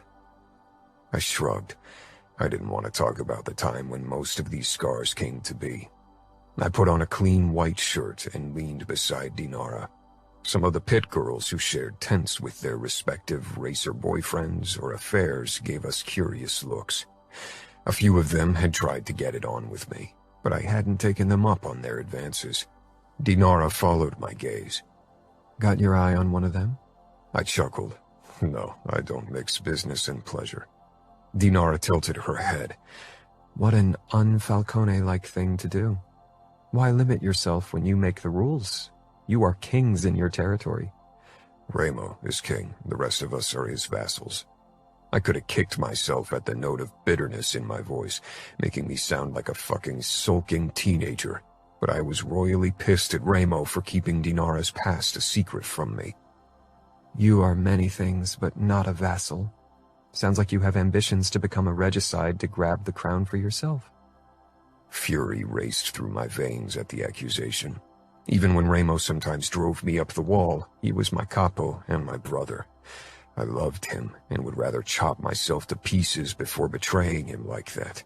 I masked my first reaction, realizing it gave me the chance to figure out Dinara's true intentions. If I left the door open to me betraying Ramo, she might see me as an ally to confide in her possible revenge plans. I stared off toward the horizon, leaving the question hanging between us. Dinara regarded me closely, but her expression was impossible to read. Did you give your brothers a report about the Bratva princess while you were in Vegas? She asked after almost a minute of silence. More and more people were gathering around the fire pit, sitting down on logs arranged around it, and the aroma of smoked ribs now drifted unmistakably into my nose. Music was turned up, a colorful mix of hits from the last few years, because tastes varied greatly in the group. There isn't much to report, is there? She shrugged and fixed me with a look as if she didn't believe me. I don't know why you're here. You're a mystery, and so are your reasons for seeking my closeness. Someone's overconfident. Maybe I just want to enjoy the thrill of racing. Big coincidence that you're joining the racing camp that's in the territory of the Camorra. You have history with us, and so does your father. What do you know about my history with the Camorra? She whispered harshly. For the first time, a crack in her beautiful mask showed. She hadn't been overly emotional so far. I was taken aback by her outburst, but I kept my cool. I shrugged. I know that your mother works as a whore in one of our brothels. Dinara froze, slowly lowering the cup from her lips. Blatant disbelief played across her face. My mother's dead. Her voice sounded terrified and elated at once. No, she's not. She is alive and in Las Vegas, working for us. Dinara tore her gaze away, frowning. She emptied the cup and set it down on the hood. I wished she would allow me to see her eyes, but she kept them carefully turned away, not willing to let me see her emotions. But the rest of her body gave me an inkling of her turmoil. Her hands shook when she reached into her pocket and took out a joint. She lit it and took a deep, shaky breath. You sure? The familiar sweet aroma of marijuana filtered into my nose, and a deep craving settled in my body. I'd given up on harder drugs during my time in New York after Luca broke a few of my ribs when he found me drugged, but giving up joints was harder, especially because many people smoked them at the after-race parties and barbecues. Maybe I should have backtracked, but Ramo wanted me to tell her for whatever insane reason. Was I risking his life or Dinara's by telling her? But it was too late to back down now. Yes, I've met her several times over the years. That was an exaggeration. I'd never actually talked to her, only seen her in passing. I didn't remember much about her, not even if she'd been as beautiful as her daughter. She was a hazy shadow I couldn't focus on. Fucked her too, if she's one of your whores? I grimaced. No. Dinara rolled her eyes. Don't play indignant. I know how things work. Mobsters often seek the services of whores, and many of them even lose their V-card to one. I'm familiar with the business. The Bratva and the Italian mob aren't that different when you break it down. The way she said Bratva, I almost developed an appreciation for the word. I didn't fuck your mother, Dinara. I'm not in the habit of sleeping with every available pussy. I couldn't speak for my brothers, though. Ramo had definitely fucked her in the past. I wasn't sure about Nino and Savio, but the latter had dipped his cock into anything before Gemma tied him down. Dinara nodded but didn't say anything. She looked upset. Dima had pushed away from his car and was slowly coming closer. A true protector. I wanted to kick his stupid Bratva ass. His expression wasn't that of a bodyguard, and not a brotherly friend either. She jerked to her feet and dropped the joint before stomping on it. I felt a pang I tried to ignore. I need to leave the camp and return to Chicago. I shook my head and stood as well. Tomorrow evening, the first race of the 7-day circuit starts. You need to be present in the afternoon to set up everything. If you miss the first race in the circuit, you can't join the race at a later point. Every race builds up on the previous, and if you miss 7 races, your chances of staying in camp are close to nil. I didn't want Dinara to disappear so soon. I wanted to keep her close, to find out more about her history and her. I'll be back in time. She clipped and started to move away. I touched her arm. We're almost 1,400 miles away from Chicago. She gave me a sardonic smile over her shoulder. Don't worry, I won't miss tomorrow's race. We aren't done yet, Adamo. With that, she walked away, and I was left to stare at her back, wondering if her last words were warning or promise. Dinara. Dima hurried toward me. What? I need a private jet from Salt Lake City in 30 minutes. Set everything up. Dima stared at me. He opened his mouth, but I wasn't in the mood to talk. I don't have time for questions. Get a jet. We need to leave now. We're taking my car. Dima didn't try to extract more information from me. Instead, he picked up his mobile and pulled a few strings with contacts before he gave a terse nod. Done. We settled in my car, and I hit the gas. We'd have to hurry if we wanted to reach the small private airport in time. It sat right outside of Salt Lake City. It was 5:30, so if everything went to plan, we'd board the jet around 6. What's going on, Dinara? Are you in danger? Did anything Falcone say upset you? Upset didn't even begin to cover my feelings about the news Adamo had given me. My mother was alive. For years, I thought she was dead. Everyone had led me to believe she was. My fingers around the steering wheel tightened even more until it hurt. I wasn't in the mood to talk now. My head was a mess full of worrying thoughts. A thunderstorm slowly building up and about to unleash its destructive power. Deep inside of me, my dark craving began its enticing chant, a siren's call I'd resisted for 10 months now. Dima gave up on talking to me for the rest of the drive, and when we pulled up at the airport with only 5 minutes to spare before the scheduled departure, I breathed a sigh of relief. After Dima and I had boarded the private jet and settled down on seats facing each other, the stewardess served us drinks and snacks. This could be a bumpy ride. A thunderstorm is brewing over Chicago. I gave her a quick smile. That's perfect. Obviously set aback by my reply, she excused herself. I took the glass and sipped at my gin and tonic while the plane began moving, and soon we were airbound. Dima never took his eyes off me. Won't you tell me what's wrong? Did you know about my mother? If Dima knew what I meant, he hid it well. His blonde brows pulled together. What about her? The problem was Dima was my father's man, would always be. He'd sometimes bent the rules for me, but ultimately, he'd never betray my father outright. That she's still alive, not dead like my father said. Dima shook his head. How do you know? Did Adamo put that idea into your head? I leaned forward, narrowing my eyes. Something in his voice was off. Our close bond made keeping secrets from each other a difficult endeavor. Did you know? Why would Adamo lie about something like that? Because he and his brothers are masters of manipulation. They are the enemy, even if you get cozy with Adamo. I'm not getting cozy with anyone, I gritted out. But I couldn't deny the mutual attraction between Adamo and me. I'd noticed the way he checked me out, and I'd ogled him more than once too. What could they gain from making me believe my mother's alive, Dima leaned back in his chair, his gaze moving to the window. Was he buying time? A subtle tension had entered his body, but I wasn't sure if it was because he knew more about my mother, or because he was jealous of Adamo. Maybe they hope you'll come to Vegas to find her. It could be a trap to get you in their hands.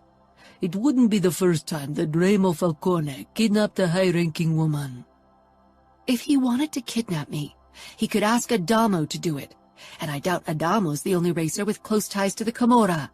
He wouldn't have to lure me to Vegas to get his hands on me. Dima's mouth tightened, and he avoided looking my way. I rose from my chair and sank down beside him. His gaze met mine.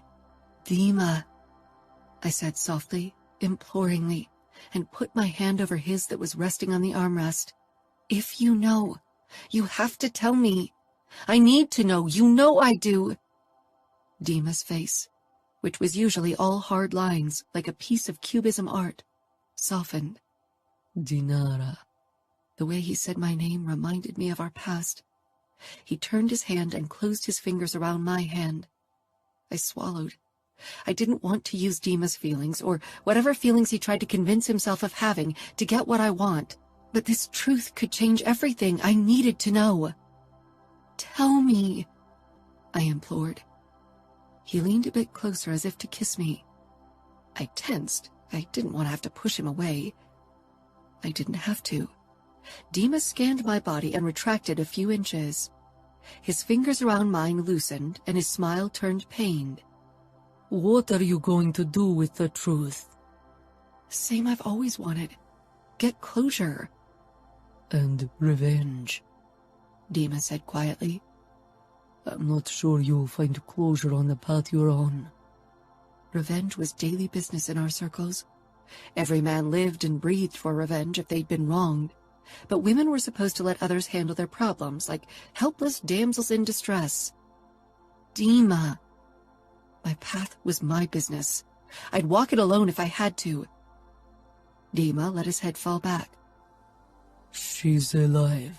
Falcone told you the truth. Why did you lie to me? I asked, hurt. Dima was my closest confidant. We'd shared everything, or at least I thought so. Dima tilted his head. Because your father ordered me to lie to you, and because I wanted to protect you. I snatched my hand away. I don't need protection from the truth. I got up, unable to sit still. I began pacing the aisle, my pulse pounding. A tiny part of me had remained doubtful after Adamo's words, but now the truth glared brightly at me. It was my turn to accept it and decide how to proceed. It's my right to decide what to do with the truth. My fucking right. Dima nodded. Your father might not agree. He'll be furious if he finds out I told you. You didn't tell me. Adamo did. Dima let out a bitter laugh. Your new hero. I glared and sank down on the seat. Adamo's not the hero in this story, nor are you or my father. I'll be the hero in my story. I turned my gaze to the window, admiring the grim sky that matched my emotions tragically. Soon the clouds thickened, and rain pestered the plain. I ran my palms up and down my thighs, lingering on familiar ridges high up. The siren's call now rang in my blood. My dark craving was a strong opponent, my greatest foe, but also balm and friend in my hardest hours. He made the unbearable bearable, if only for a few hours. You are stronger than it, Dima said into the silence. He knew my body language too well. I gave a terse nod. I am stronger than you and my father think. 30 minutes before the estimated landing time, I grabbed a bag with my Chicago clothes and went to the bathroom to change. This had become habit, letting go of my style and freedom when I returned home, and becoming the girl my father wanted and needed me to be. A black limousine was waiting for us when we landed on a Bratva-affiliated airport outside of Chicago. I got in without a word and let the ride pass in silence as well. I'd sent Dad a message shortly after we boarded the plane, announcing my arrival. Judging by his lack of surprise, Dima had informed him before I could. We didn't enter Chicago. Dad had bought 4 acres of land about 20 miles outside of Chicago because the home he had in mind needed space. The gilded gates slid open as we approached them. A long driveway with grounds reminiscent of Versailles led up to a splendid white and blue mansion. It had taken almost 2 years to build this smaller version of Catherine the Great's palace, which Dad and I had visited in St. Petersburg many times. I wondered if it gave Dad a sense of home, living in a mansion like this, or if it only reminded him of what he was missing. Sometimes it was harder to live with a lesser version of what we missed than to lose it altogether. The limousine parked at the base of the majestic staircase leading up to the front door, where Dad was already waiting for me in his usual dark suit. A member of the staff opened the door for me, and I slid out of the car. It always took a few seconds to find my balance on my champagne-colored pumps after days or weeks of living in boots. I smoothed down the silk and cashmere dress that matched my heels and headed toward Dad. Dima stayed back, but the hard look Dad sent him concerned me. Dad smiled, but it was strained, as if his smile was forced onto his face by invisible strings. Dima must have warned him about what I knew. I wanted to resent Dima for being my father's spy as much as my confidant. I dreaded the day he'd have to choose between us and I'd lose him for good. Maybe that was another reason why I'd ended things between us. The moment I arrived before him, Dad pulled me into a hug. I sank against his tall, strong form, smelling his familiar aftershave. He pulled back with my cheeks cupped between his big hands and pressed a gentle kiss to each of my cheeks. You look good, Katinka. I didn't smile, only stared up into Dad's pale blue eyes. He was only in his late 40s, one of the younger Pakhans, and his blonde hair still hid the gray streaks well. Dinara, I corrected, even though I knew he wouldn't use my second name. When I'd stopped using my first name, Yekaterina, named after Yekaterina the Great, another reason why Dad had chosen to build her palace, he had been heartbroken and continued to call me by the nickname Katinka. I rarely corrected him anymore, nor did I wear the clothes I preferred when I was around him. I always chose dresses or skirts in light colors because he loved seeing me like that. Yekaterina meant pure after all, and he wanted to see me in the light, not stumbling into the darkness that lingered deep inside of me. He wrapped an arm around my shoulders and led me inside the splendid mirror-walled foyers with its white and gold decor. Where are Yuri and Artur? They are already asleep, and so is Galina. Dad always tried to keep his young wife and my half-brothers out of sight, as if he worried his new family would upset me. I gave him an exasperated look. He needed to stop thinking I needed to be put on a pedestal. I'd been happy when he'd married, and Galina had given him heirs. That meant he wouldn't hover as much anymore, and I'd have more freedoms. Are you hungry? He asked. I nodded. Except for vodka and gin, I hadn't consumed anything yet, and it was starting to show in the fuzziness in my brain. Dad snapped his fingers, and at once a member of the staff who'd been lurking in the background rushed off toward the kitchen. Let's go to my office. Calling the vast room where he worked an office was a mockery. Its sheer size awed most people, and some families of 4 or 5 lived in apartments that were much smaller. The gold and white decor carried on, but the furniture was darker. A reddish wood dominated everything, and Dad's desk was the size of a small queen-size bed.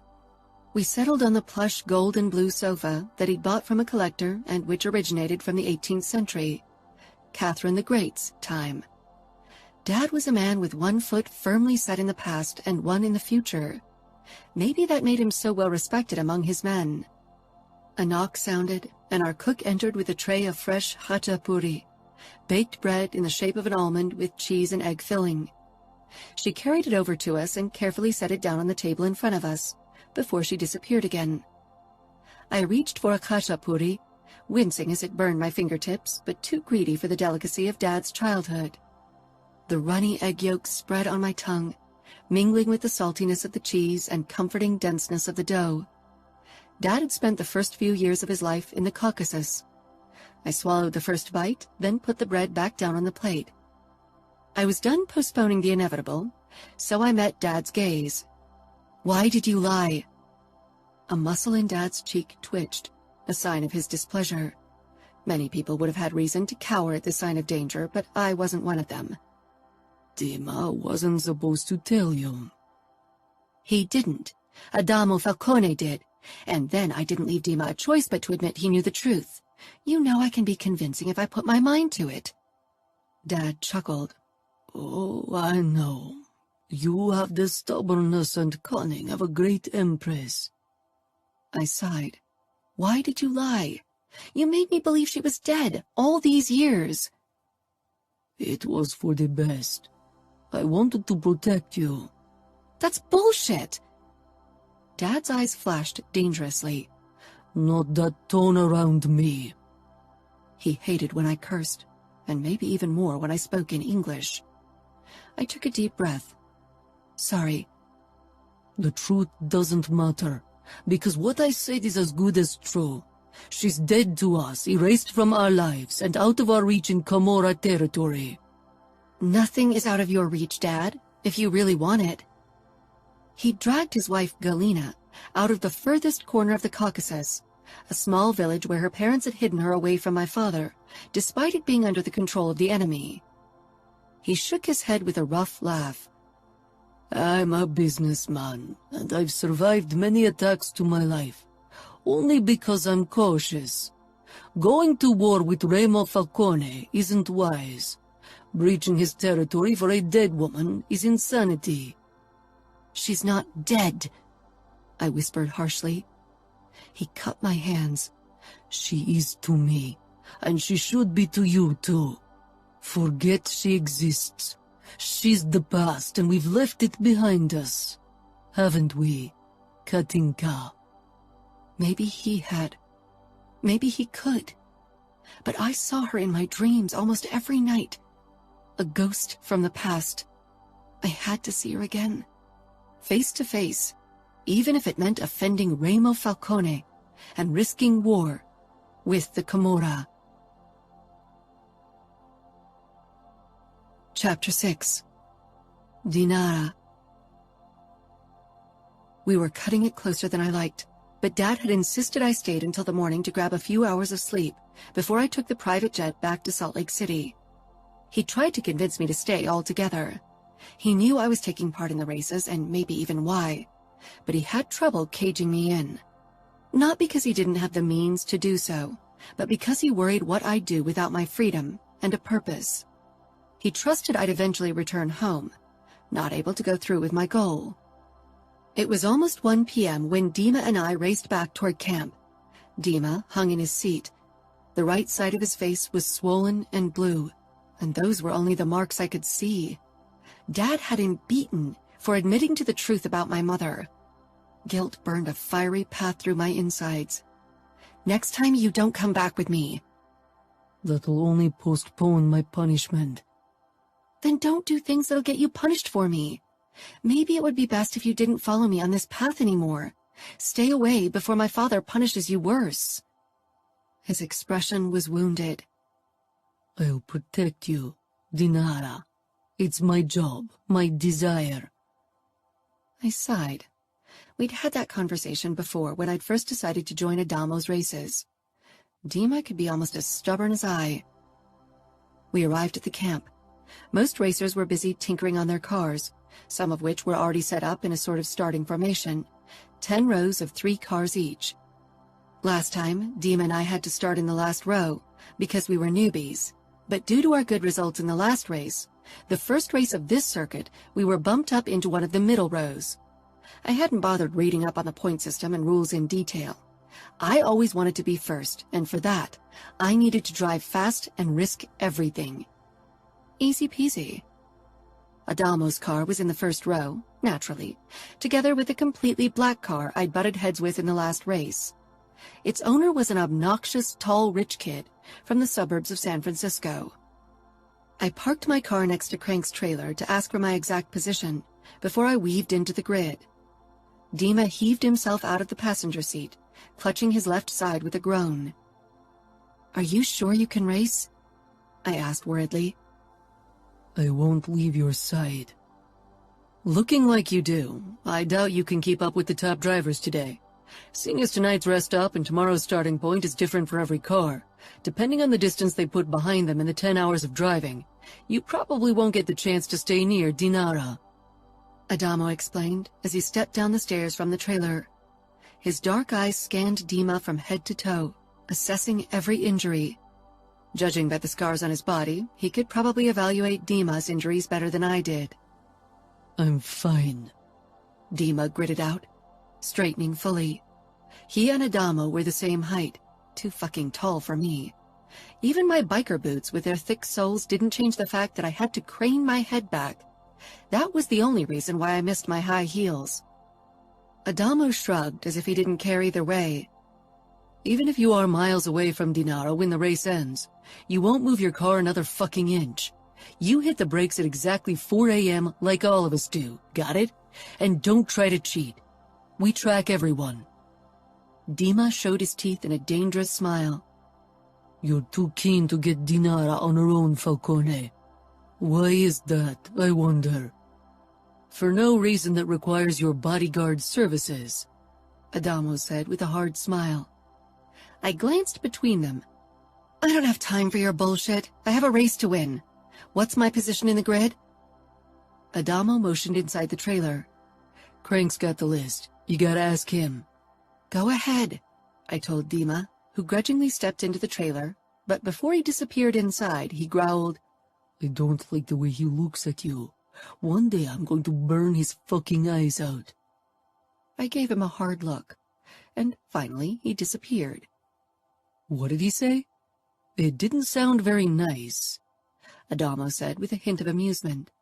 He crossed his arms, accentuating the muscles in them. What maddened me even more than my body's reaction to his assets was the fact that I wasn't sure if Adamo was trying to tease them out of me on purpose. Maybe you should consider learning Russian. It's always a good idea to know the tongue of your enemy. Adamo regarded me in a way that turned my body temperature up by several degrees, an experience I wasn't sure I liked. Are you an enemy, Dinara? I smiled.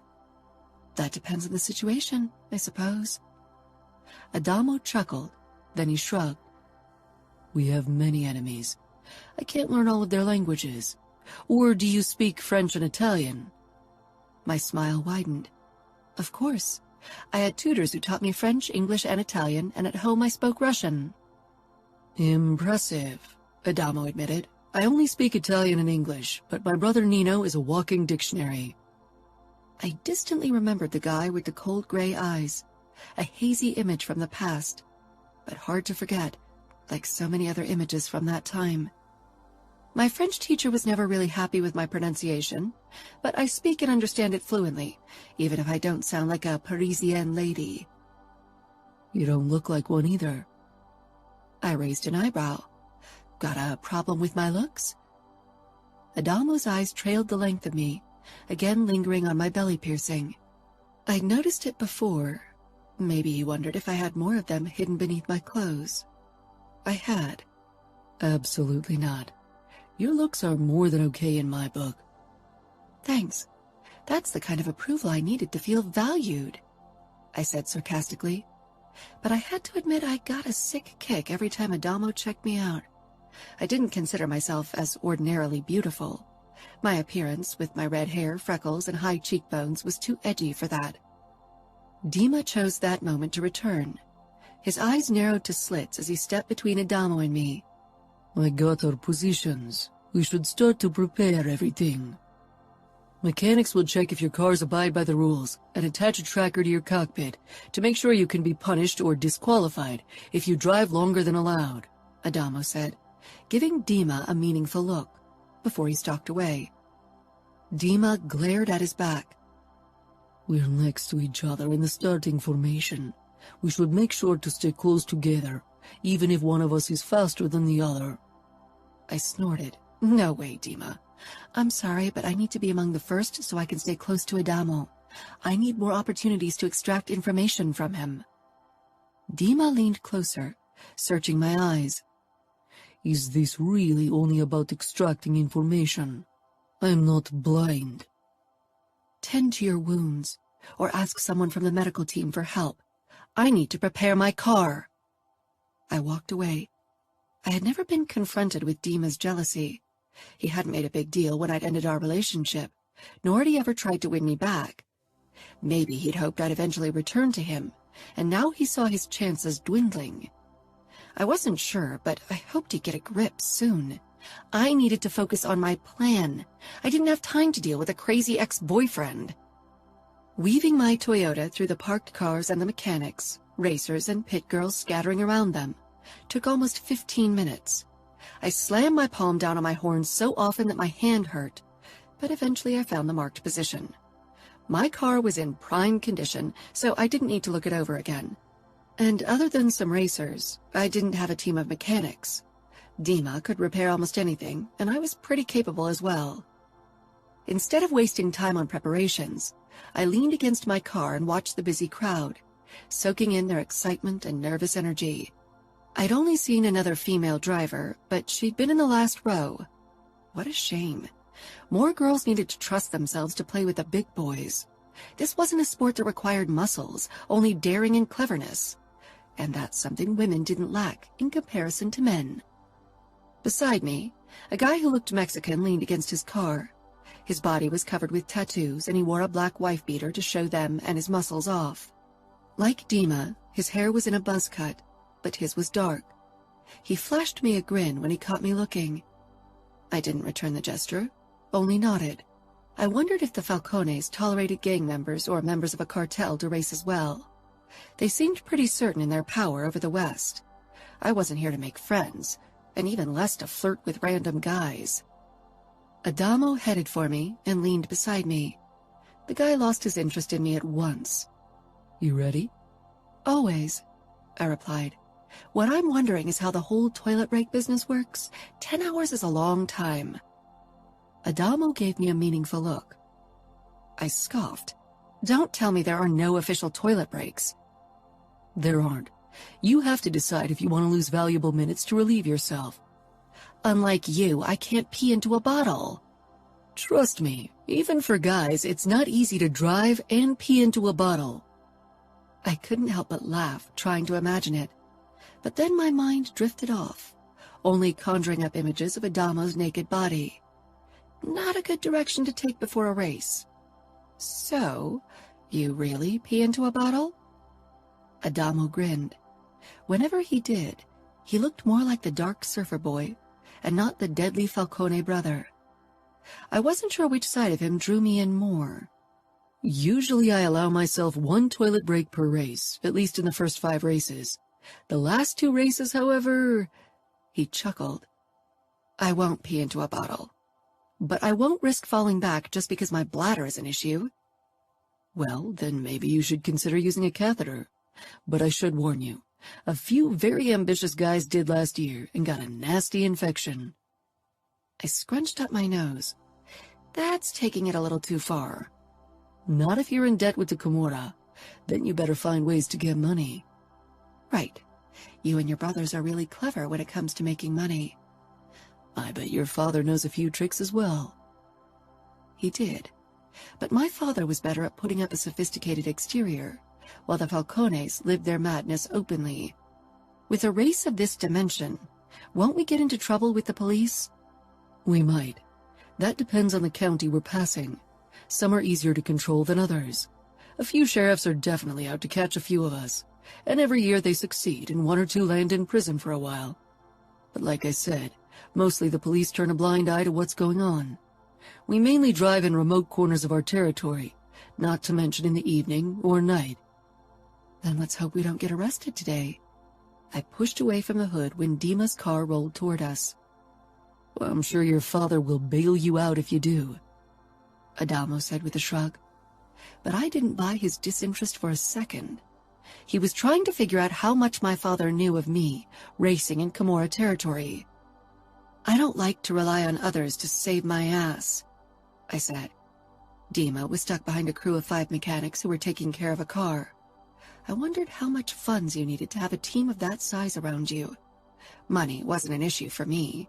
Dad's Black American Express paid for everything, and he never asked why I spent too much money. But I wanted to earn my expenses with prize money. Adamo followed my gaze to Dima. His ribs are cracked from the way he moves. He won't be able to stick to your side if you don't slow down for him. He'll need brakes. Dima is tough, and he knows I won't slow for anyone. I can protect myself. If you drive as fast as last time, you won't have to. You'll be at my side, and I can keep an eye on you during the rest hours. How chivalrous of you, I said. But I don't think I trust you, Falcone. He tilted his head, one corner of his mouth moving up. Maybe you shouldn't. I generally didn't trust easily, even if Adamo didn't strike me as a danger. For me, at least. I headed for the trunk of my car and pulled out a half-empty bottle of vodka and opened it.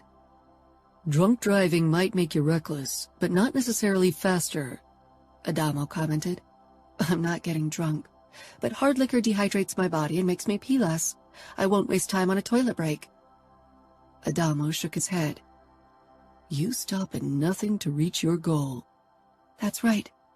For a moment, we stared into each other's eyes. Then Dima broke the moment as he got out of his car. Adamo strode away to the front of the grid, where his car was. My fingers around the steering wheel became sweaty as the minutes until the start trickled by. I'd never driven such a long race. It would be exhausting, and explained why every year drivers crash their cars without outward influences. Even a straight street can become a challenge if you're too tired to keep your eyes open. From my position in the middle of the field, I couldn't see the pit girl with the flag, but as long as the cars in front of me didn't move, I was locked in anyway. It would take a while to reach a better position with more room. Soon the roar of engines rang in my ears, and Viper vibrated under me. Dima gave me a warning look. He was worried, but he had no reason to be. I could handle my car. Dust rose up before me, cloaking the cars ahead as they drove off.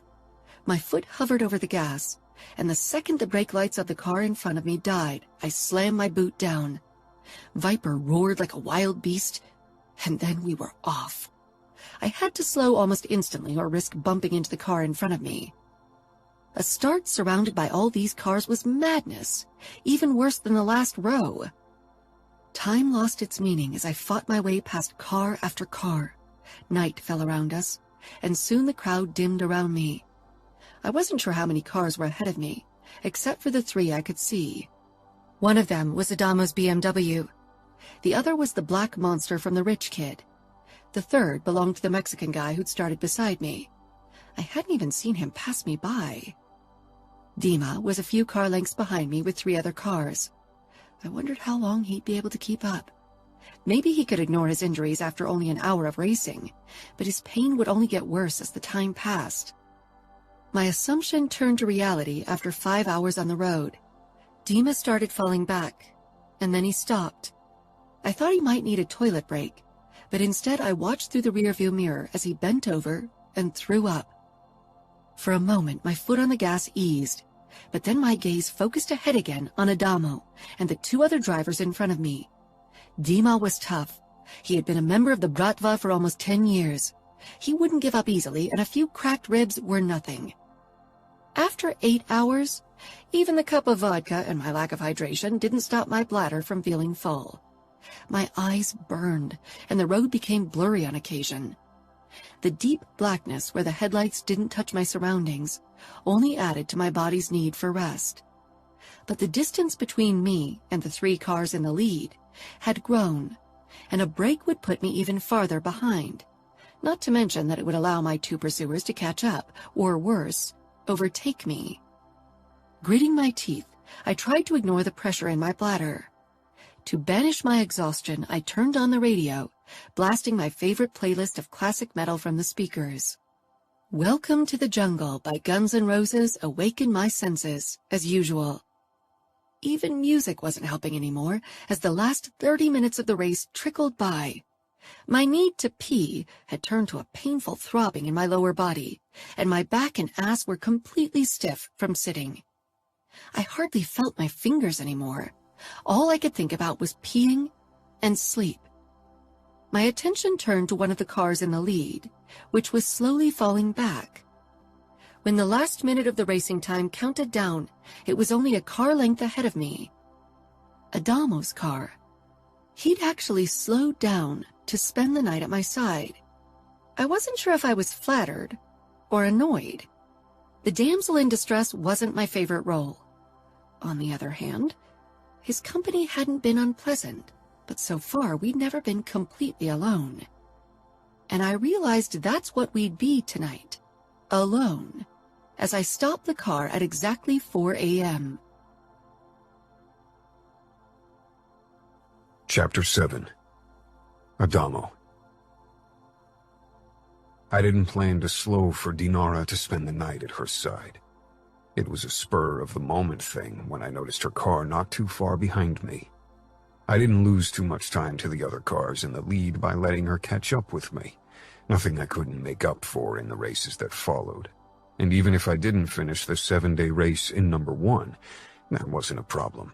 I didn't need the money and would still earn enough points to stay in the race camp.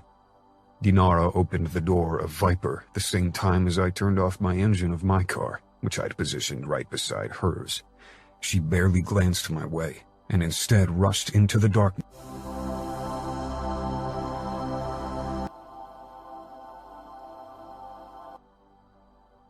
Chapter 7. Adamo. I didn't plan to slow for Dinara to spend the night at her side. It was a spur-of-the-moment thing when I noticed her car not too far behind me. I didn't lose too much time to the other cars in the lead by letting her catch up with me, nothing I couldn't make up for in the races that followed. And even if I didn't finish the 7-day race in number 1, that wasn't a problem. I didn't need the money and would still earn enough points to stay in the race camp. Dinara opened the door of Viper the same time as I turned off my engine of my car, which I'd positioned right beside hers. She barely glanced my way, and instead rushed into the darkness toward the back of her car. I grinned, realizing why, which reminded me of my own problem. After I'd relieved myself in the darkness as well, I leaned against the hood of my car and stared up at the starry sky. This far outside of civilization, the stars always shone brightly, something I missed whenever I was in Las Vegas. I'd always considered myself a city person until I started living long stretches of time in camp in the middle of nowhere. Dinara advanced on me and propped up her hip against the hood. You shouldn't have done that. I made an innocent face, but she narrowed her eyes.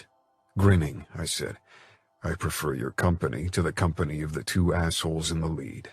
And with you, I won't have to sleep with one eye open to make sure no one manipulates my car. Dinara scoffed. Who says I won't try to cut through your brake cable? Maybe I'll even stab you when you're asleep. I'm Russian, remember? Hard to forget. Dinara's looks had something exotic, especially her high cheekbones. I'll take my chances with you. Dinara rubbed her arms. She was only in a tank top and those skimpy jean shorts. I wanted nothing more than to run my palms over her smooth legs peeking out of them. I didn't pack any food. I don't suppose we can order takeaway out here, right? I come prepared. I said with a chuckle, and opened my trunk where I stowed a gas stove and a couple of cans with chili, cream of mushroom soup, and mac and cheese. Don't expect too much, though. Dinara scanned my selection. I've never had mac and cheese before. I gave her a disbelieving look. How can you live in the States without trying it? Our cook is Russian. She cooks recipes from my father's home, and I didn't really eat dinner with American families. We stayed among our own. That sounded familiar. My brothers and I had always stayed among ourselves, too, and my brothers still did. Then mac and cheese it is, even if it's a poor introduction to the dish. You should try my sister-in-law Kiara's version. It's out of this world. Dinara smiled wryly in the dim light of my trunk. Maybe we should wait with family introductions until we've at least shared a kiss. My pulse picked up, my eyes darting to Dinara's plump mouth, still smiling in that confident way. Fuck, I hadn't considered kissing her tonight. Now it would be all I could think about. There'll be a kiss? I asked with a slow smile, as if I hadn't imagined doing much more. Dinara took the gas stove out of the trunk and set it down between our cars so it was protected from the breeze before she grabbed a leather jacket and used it as a blanket to sit on. Do you have a lamp as well? I don't want to keep my door open. I smirked, picking up the can and a gas lamp, and plopped down on the cool ground. Once it cast its eerie light around us and the mac and cheese was bubbling, I said, "You never answered my question." I handed Dinara a fork before I turned down the gas flame and poked my own fork into the searing hot mac and cheese. Dinara did the same and tasted a bite after blowing on it for a while. She chewed a couple of times with a frown. I don't know what the fuss is about. Our cats get better food. I laughed. Sorry, my provisions aren't up to your standards. She laughed too. I'm not even a picky eater, but this is really bad. I don't know if I'll give this another chance. Trust me, if done right, it's delicious. Maybe one day your Kiara can convince me. She put another forkful into her mouth. Kissing would be a very bad idea, considering who we are. I met her gaze. In the dim light from the gas lamp, the luminous teal of her eyes appeared like the dark green of fir sprigs. Opponents? That, among other things. It would be a fateful liaison that's sure to stir up shit in the Bratva and Camorra. I grinned. I like trouble. Dinara shook her head and leaned back on her elbows while I finished the food. Why did you really seek my closeness tonight? And don't say to kiss me. If you hope to extract information from me, I should warn you that I'm very good at keeping secrets. I'm very good at extracting them, I said, leaning back as well so we were at eye level. Dinara tilted her head. Are you the wolf in the sheep's hide, Adamo? Do I look like a sheep to you? I asked, mildly offended. I think you hide your Falcone madness better than your brothers do. I bet those surfer curls and charming smiles trick quite a few people into believing that you're the nice guy. Maybe I am. Dinara shifted her weight to one elbow, resting on her side, bringing us even closer. She peered into my eyes, and for a moment I was certain she saw everything. Maybe you want to be, but we are who we are. I am a Mikhailov, and you are a Falcone. Our paths aren't on the light side. That's the Russian soul being melancholic. That's the realist. Dinara let out a yawn and closed her eyes briefly. What time is it? I didn't have to check my phone to know the time. The sun was rising on the horizon, which meant it had to be around 6 in this part of the country. 6. Sleeping time. Dinara nodded. I'm afraid to ask after the whole toilet break debacle, but do we get the chance to shower during the 7 days? I'm not sure I can go without a proper wash and shave that long. I chuckled. We have 2 sanitary trailers with showers that drive around. Sometime tomorrow it should stop here too. Dinara pushed to her feet, and I did the same, which brought us both very close. With a teasing smile, Dinara turned and opened her car, crawling inside. She kicked her boots off and stretched out on the back seat. The way she lay before me was way too inviting. I wanted nothing more than to crawl inside with her and find out if her belly piercing was the only piece of body art she had. Can you close my door? Dinara's words burst right through my bubble. I did as she asked, and after I'd extinguished the lamp, I made myself comfortable on the back seat of my car. It didn't take long for me to fall asleep. Despite Dinara's words, I didn't worry about her manipulating my car. I woke to the sound of another car and jerked upright, scanning my surroundings blearily. When I spotted the sanitary trailer, I relaxed. A glimpse at my phone revealed it was almost noon, and I'd gotten 10 messages from Remo, Chiara, Fabiano, Savio, and CJ, most of them wondering why I'd fallen back. Of course, one of the drone cameras had filmed the leading trio. I ignored their messages and climbed out of my car. When I glimpsed into Dinara's car, she was still stretched out on the back seat, deep asleep. Her palms rested on her belly, cradling a gun. Dinara definitely had trust issues. I, too, had a gun in my car and had kept it under my pillow on the back seat, but I didn't hang on to it as if it were my lifeline. I wondered if she'd thought she might need it against me, or if it was a more general precaution. I nodded toward the guy riding the sanitary truck. "How long do we got?" 10 minutes for 2. I nodded, then grabbed a towel and rushed into the bathroom on the trailer of the truck. I didn't wait for the water to get warm, not wanting to waste too much time. Dinara probably needed a bit more time, considering her longer hair. That's something I'd learned living in the Falcone mansion with my brother's wives. I resisted the urge to wank off while imagining Dinara taking a shower. The cold water helped with that, and instead hurried through the shower. I towel-dried myself hurriedly before I slipped on boxers and black jeans. The shirt in my hand, I stepped back outside. In the 3 minutes it had taken me to shower, the temperature seemed to have increased ridiculously. Dinara must have woken by the constant hum of the truck engine, because she waited in front of it with fresh clothes and a towel in her arms. She yawned. Some of her mascara had smudged under her eyes, and her hair was all over the place, but she still looked eye-catching. A dot of color and excitement in our barren surroundings. Endless sand and stone and dusty roads. I was starting to wonder if I needed to join you for the shower before the time was up, and I didn't get a chance to clean up. It took only 3 minutes. That gives you 7 luxurious minutes. After hearing her suggestion of showering together, I regretted not having prolonged my session.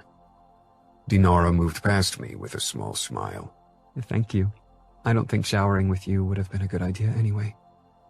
With that, she disappeared inside and closed the door. I pressed out air, unsure how to handle Dinara's flirting, because I wasn't sure if she really meant it or was playing with me. Maybe both, but every day I cared a little less about the latter. 2 could play a game. I let the hot midday sun dry my hair, even if that increased my curls. Women loved them, and I preferred that they made me look different than my brothers. The driver had already put a bag with provisions on each of our hoods, and I grabbed mine and took a bite of the chocolate muffin as I waited for Dinara to emerge. When she finally did, I almost choked on my bite. She was dressed in her usual jean shorts, boots, and tank top, but for the first time since I'd known her, her top was white and clung to her body. Her hair was dripping water down her shoulders and front, slowly turning the fabric transparent. After a wave at the driver, Dinara headed toward me. My eyes were magically drawn to the outline of her perky breasts through the sheer fabric and the piercing in her left nipple. Dinara grabbed her breakfast and propped herself up against the hood of my car. The corners of her mouth twitched with amusement. If it bothers you, wait for the sun to dry my top. It won't take long.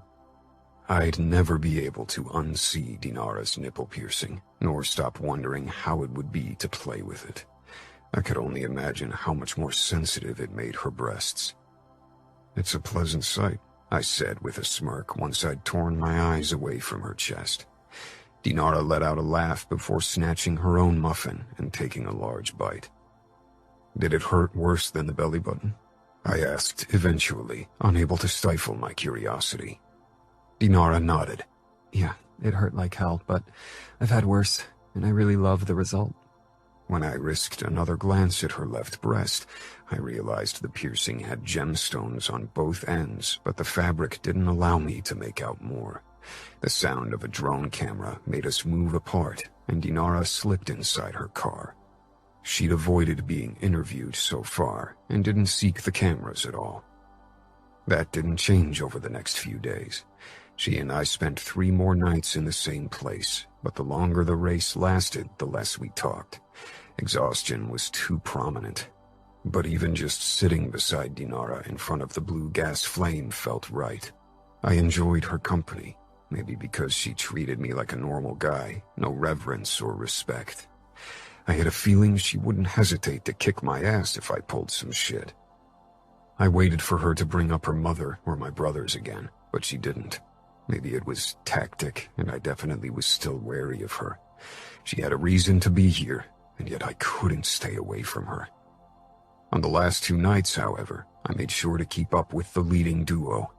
Dinara and 2 other cars followed us not too far away. I finished second.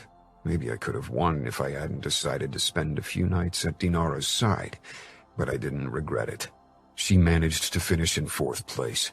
Dima, whose injuries had hindered him as expected, came in as one of the last. He looked royally pissed during the awards ceremony, especially when my name was called as second. He stepped up beside Dinara, who watched everything with crossed arms. There were 7 days until the next race now. When I stepped down from the winner's rostrum with a bottle of champagne, Dinara headed my way. I shook off a few of the pit girls who came to congratulate me and find out if my stance on fucking them had changed. It hadn't. You're not just words and a big name, Adamo. You can race a car. I gotta hand it to you, Dinara said. I grinned. Thanks. It's not my only talent. Dinara raised one eyebrow. Maybe one day you'll show me your other talents. I took a swig from the champagne, then held out the bottle to Dinara. Whenever you want. Dinara took the bottle and drank a few gulps before handing it back to me and leaning close. Maybe after the next race. Until then, I'll have to head back to Chicago. Next race, I promised. Her lips brushed my stubbled cheek. I'd cut my beard yesterday because it had become too untamed. Her eyes captured mine, and fuck, I was a goner. I wanted to drag her toward my car, set up a tent, and devour her. I hadn't seen CJ in a couple of weeks, and I would have stayed in camp and not returned home after the 7-day race if I didn't know I had to settle things with her as soon as possible. It didn't feel right to have her in the background when my mind kept revolving around someone else, even if she and I weren't in a relationship. The promise of a kiss and more had lingered between Dinara and me these last few days, and I definitely wanted to make good on that promise. The moment I stepped into CJ's apartment, she made a move as if to kiss me, but I grabbed her shoulders, stopping her. There's someone, she said immediately, smiling knowingly. The hint of hesitation flickered across her expression. She took a step back. As usual, she was only in a negligee, and for a moment I considered taking my words back. I owed Dinara nothing, and CJ and I weren't exclusive. Yet I cared too much about CJ to keep her in the dark. Not really. Not yet. Maybe never. She motioned me inside and closed the door. But your interest is piqued. I think it's so un-Falcone of you to not sleep around, even when you're still unsure about the girl. I sank down on her sofa with a dark laugh. Don't make me sound like a saint. I'm not. CJ covered herself with a bathrobe before she lowered herself beside me. In comparison to your brothers, you are. I'm not the guy you first met, I muttered. This was one of the reasons why I didn't often return to Vegas. People always mistook me for the boy I had been when I'd changed irrevocably over the years. She smiled wistfully. I'll miss the orgasms. Sex with Johns never does anything for me. You should quit and only work in the bar. Then you can find a boyfriend who'll give orgasms to you. She shrugged. Soon. Until then, I can use the money. Will we still see each other? I hesitated. I wanted to see her, because beside the sex, we'd shared many meaningful conversations. but I wasn't sure if being just friends would come easily. I wasn't sure about CJ's true feelings about me. I'll be pretty busy with racing in the next few months, but I want to stay friends. CJ pursed her lips. I'm a big girl, Adamo. I can be only friends with you. How about we just see how it goes? This just being friends business. She nodded. When I left her apartment an hour later, a weight had lifted off my shoulders. I realized my sexual relationship with CJ had stopped me from pursuing Dinara like I wanted to do, but now nothing was in the way anymore. Maybe Dinara was a bad idea, most likely even, but I wanted her, and this wasn't about big emotions or marriage. I wanted fun, and I had a feeling Dinara was the same way, even if she also had ulterior motives for seeking my closeness. Dinara. Something about Adamo's behavior was different when he returned from his Vegas trip. He seemed less distant, and the looks he gave me didn't need much interpretation. Adamo wanted to get into my pants. I didn't not want him to try. I was attracted to Adamo. He was the complete opposite of Dima, my only boyfriend, and maybe that made out part of his special appeal. Dima, of course, noticed as well, which soured his dark mood even further, since his disastrous results in the 7-day race.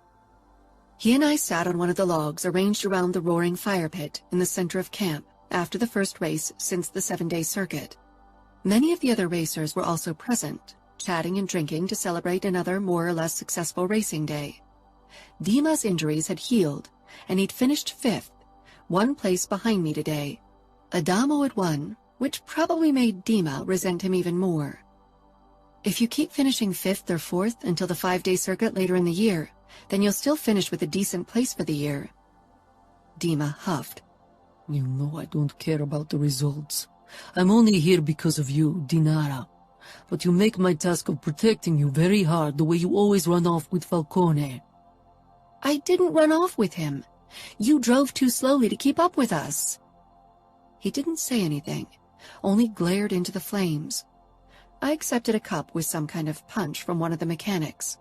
It was too sweet for my taste, but the other racers and especially the pit girls seemed to love it. Half a bottle of vodka might have made it tolerable. My eyes followed a tall form as it approached the scene. Adamo sank down on a log across from me with the fire between us. Our eyes met, and a pleasant shiver raced down my back at the look on his face. His dark eyes appeared black in the firelight as they traced my body. I had never felt like this, as if a simple look could light me on fire. I wasn't sure I appreciated the sensation of my body doing what it wanted. Adamo raised his cup, toasting me. I did the same, and we both took a gulp, and grimaced simultaneously. I couldn't help but laugh, and Adamo's face flashed with an answering grin. Dima cursed low under his breath and shoved to his feet. I'm off to bed. We don't have a race tomorrow. You don't need to get your beauty sleep, I said, even though I kind of wanted him to leave, so I could interact with Adamo without Dima's surveillance. Even if I didn't owe Dima anything, flirting in front of him felt wrong. Dima nodded in the general direction of Adamo. I'm sure he'll keep you company. He turned and headed into the darkness. I sighed, but didn't follow him. Soon a shadow fell over me. Is that spot beside you occupied? I peered up into Adamo's handsome face and shook my head. It's yours. He sank down, closer than Dima had been, and our arms brushed. Goosebumps rose all over my body. The drinks aren't much better than the food, I said with a nod toward the punch. Adamo shrugged. This isn't a luxury cruise, he said, and don't tell me vodka is such a gourmet treat. Vodka wins against this sweet atrocity. And what do you know about Russian cuisine? Name one Russian dish. Adamo narrowed his eyes in thought. Borscht? That was a lucky guess. Have you ever had it? No. Beet isn't really my thing. But mushy pasta with fake cheese sauce is? Adamo propped his elbows up on his thighs, his bicep flexing distractingly. My eyes strayed to his marred Camorra tattoo. The handle and tip of the dagger were still intact, but the area of the blade, where the watchful eye had been, was disfigured by burn scars. I knew the general story of how it had come to look like this. The outfit, an opposing Italian mob family in Chicago, had tortured him, but I was curious about more details. Asking for details might prompt Adamo into asking more personal questions, though, and that wasn't something I wanted. He leaned a bit closer. What Russian dish would you have me eat if we ever went on a date? My heart beat a bit faster. I braced myself on my thighs as well, bringing our faces even closer. Pelmeni or piroshki? Nothing better than sinking your teeth into warm dough to discover a tasty, sizzling filling within. My voice was low, seductive, not a tone I usually use to describe food or at any other time. I didn't mention my favorite khachapuri because that felt too personal. Adamo nodded, and a slow smile spread on his face. I can't wait to get a taste. My core tightened, catching me by surprise. Our eyes stayed locked together, and if possible, our faces had gotten even closer. The laughter from a pit girl made me pull back. I didn't want people to see us get cozy. This place is too crowded, and I need a decent drink. How about you join me for a vodka at my car? I wasn't sure what I was doing. This had never been part of my plan. Adamo tilted his head. Lead the way. I rose to my feet, feeling an unpleasant sense of nervousness. I didn't wait for him and stalked to my car. It was parked at the very edge of camp, cloaked by complete darkness. Dima's car was gone. Maybe he'd parked it somewhere else out of anger, or he'd gone in search of a bar where he could drink himself into a stupor for once. He'd be looking for a long time. I grabbed the half-full bottle of vodka from my trunk and sat down on the hood of my car. Adamo leaned beside me. After a swig from the bottle, I handed it to him. Our shoulders brushed, and my body reacted with a flood of sensations, most prominent and surprising. Desire. I swallowed. Adamo held the bottle out to me. I took it and downed an even longer swig. Vodka is starting to grow on me. Maybe I have a thing for Russian delicacies. I tilted my head toward him. They are the best. I need proof. Adamo cupped my neck, startling me, and pressed his lips to mine. My first reaction was to shove him away, even as my body screamed for more. My fingers curled around his strong shoulders for the shove, but instead I dug my nails in and leaned even closer.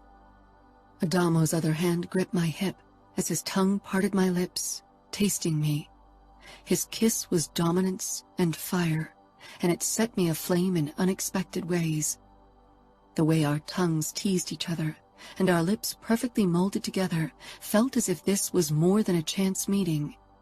Adamo's hand slid up from my hip, stroking along my ribs, spreading even more fire in its wake. My nipples puckered against my t-shirt. I hadn't bothered wearing a bra because the fabric was loose and my breasts weren't very big.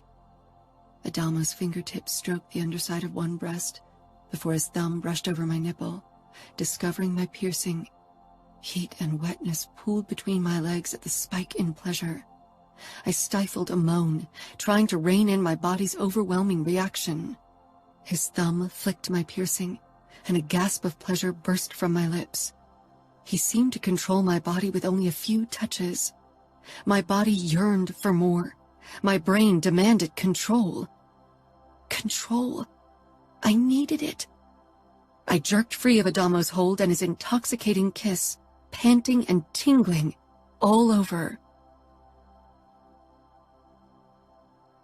Chapter 8. Adamo. For a moment, Dinara looked almost frightened, but maybe it was the distant firelight throwing dim shadows across her face. It was difficult to make out details so far away from the only light source. Dinara's red lips pulled into a daring smile that went straight to my dick. I thought you didn't mix business and pleasure.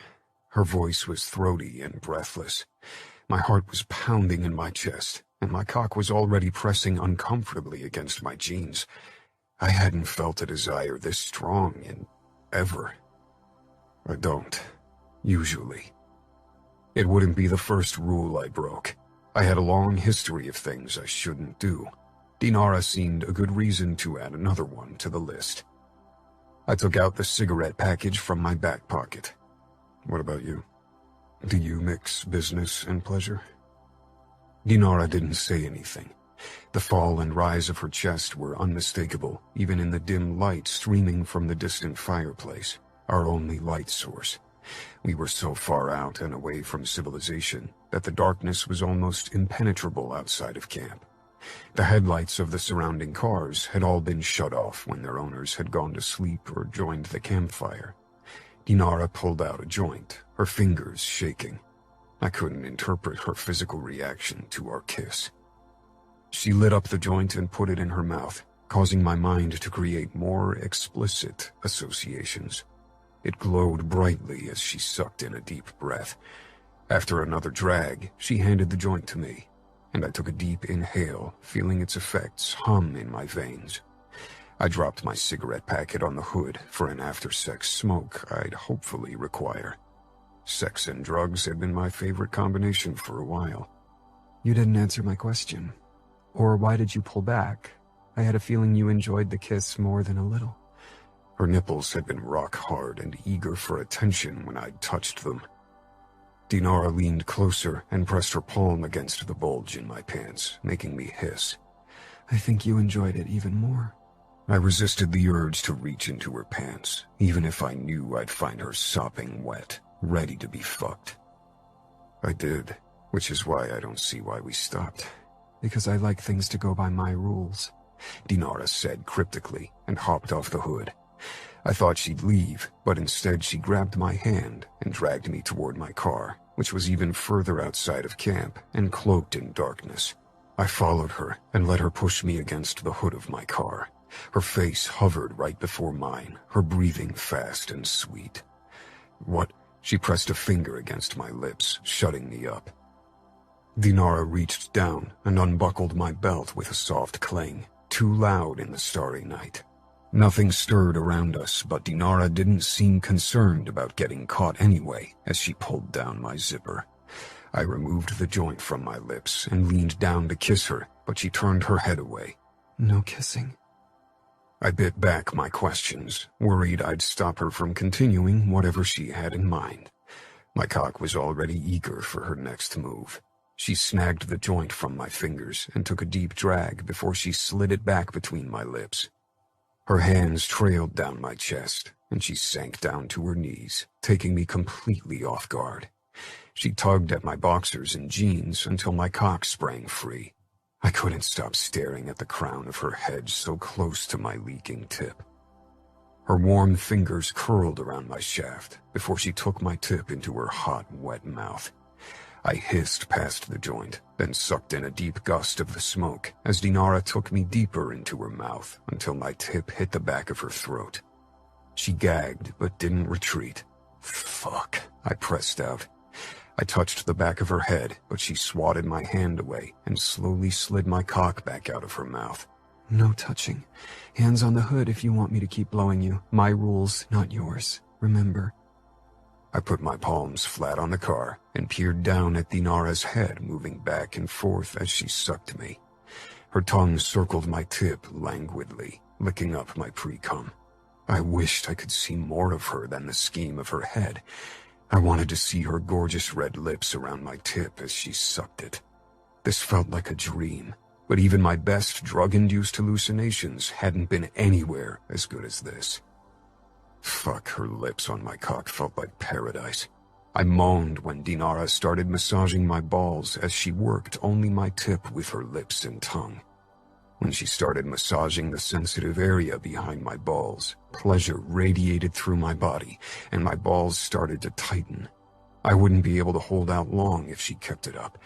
I'd been fantasizing about her too long and wasn't prepared for this surprise blowjob. She pulled her head back, smacking her lips. I groaned.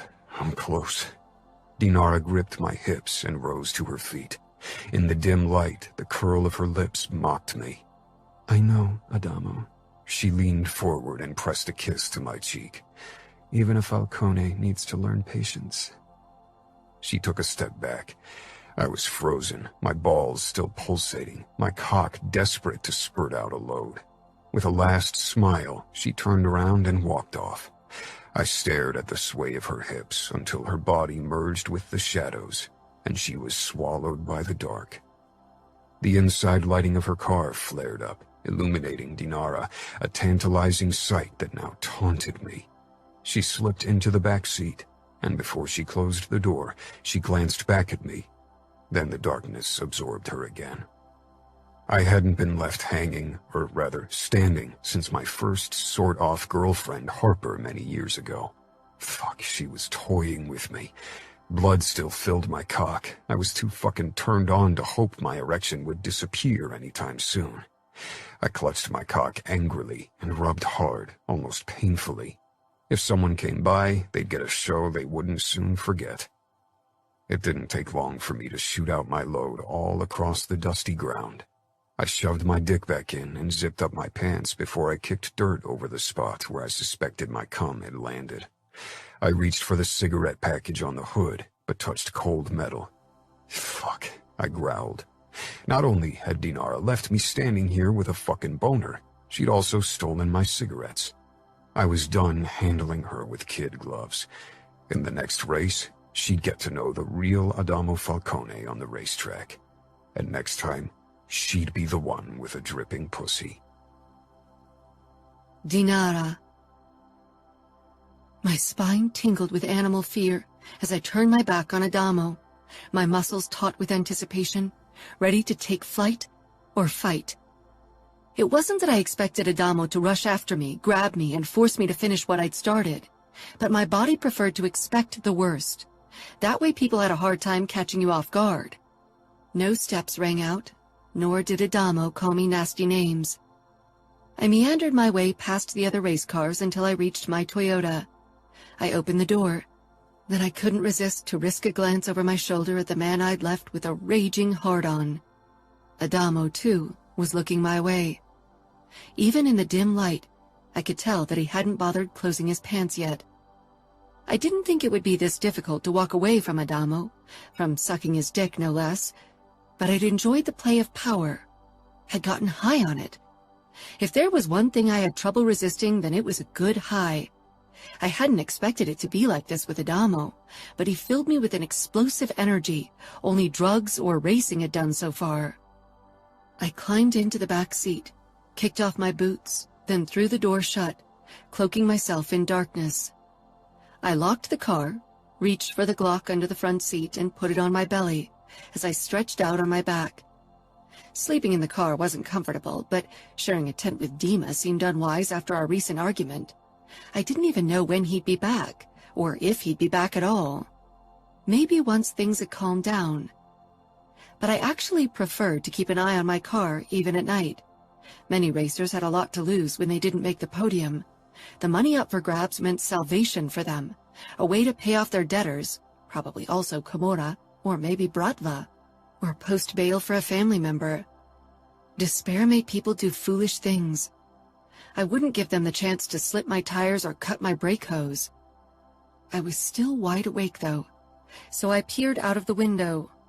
Adamo kicked the ground before he, too, climbed into his car. He was pissed. I couldn't help but smile. I wondered what a pissed Adamo would look like, how he'd race. My body longed to return to him, to continue what I'd begun. My panties stuck to me with my arousal, something I hadn't expected from giving Adamo pleasure. I wanted to be close to Adamo, but at the same time his closeness shook me up. My eyes began to droop, but I held on to consciousness for a long time, until finally sleep won. A hard knock at my window woke me. The sun was only just rising over the horizon. My fingers on my gun tightened as I tried to get my bearings. Dima's face peered inside. Frowning, I sat up, wincing at the stiffness in my back from sleeping half sitting up on the back seat. I unlocked the car, and Dima ripped open the door at once. A cold gust hit my body. This early in the morning, it was really bearable out here in the desert. "What's wrong?" I asked groggily, pushing to the edge of the seat and swinging my legs out of the car. Dima's eyes were bloodshot, and dark shadows spread under them. He looked as if he hadn't gotten much sleep, and possibly drunk more than he was used to. I pushed into my boots and stood. Dima glowered, taking a step closer. He put one of his hands behind me on the roof of the car, taking up too much room. "I was there." "Where?" I asked, not following his train of thoughts. "Last night." I flushed. I hadn't done anything wrong, and yet a part of me felt guilty. Admitting weakness wasn't my strong suit, so I got angry instead. "You spied on me?" Dima's face twisted with matching anger. "You didn't really try to hide it, did you? How could you do this?" "Because I wanted to." Dima shook his head. "Will you suck every Falcone's cock to get what you want?" My eyes widened. I slapped him hard. "It's none of your business. It hasn't been for a long time. Maybe you should remember your place. You are my bodyguard, Dima. You are working for me. Remember your place or my father will remind you." Dima stepped back, hurt flickering in his eyes, which I only caught because I knew him better than anyone. But his face turned ice cold and hard instantly. "Thank you for reminding me. Don't worry. I won't forget it again." He turned around and guilt slashed into me. Dima had been my bodyguard for 7 years. First one of several, but eventually the only. Before that, we'd been friends, and after we'd become even closer. He'd never only been a bodyguard, and I had never threatened him with my father or put him in his place. I was absolute shit at apologizing and admitting faults, but my feet moved of their own accord.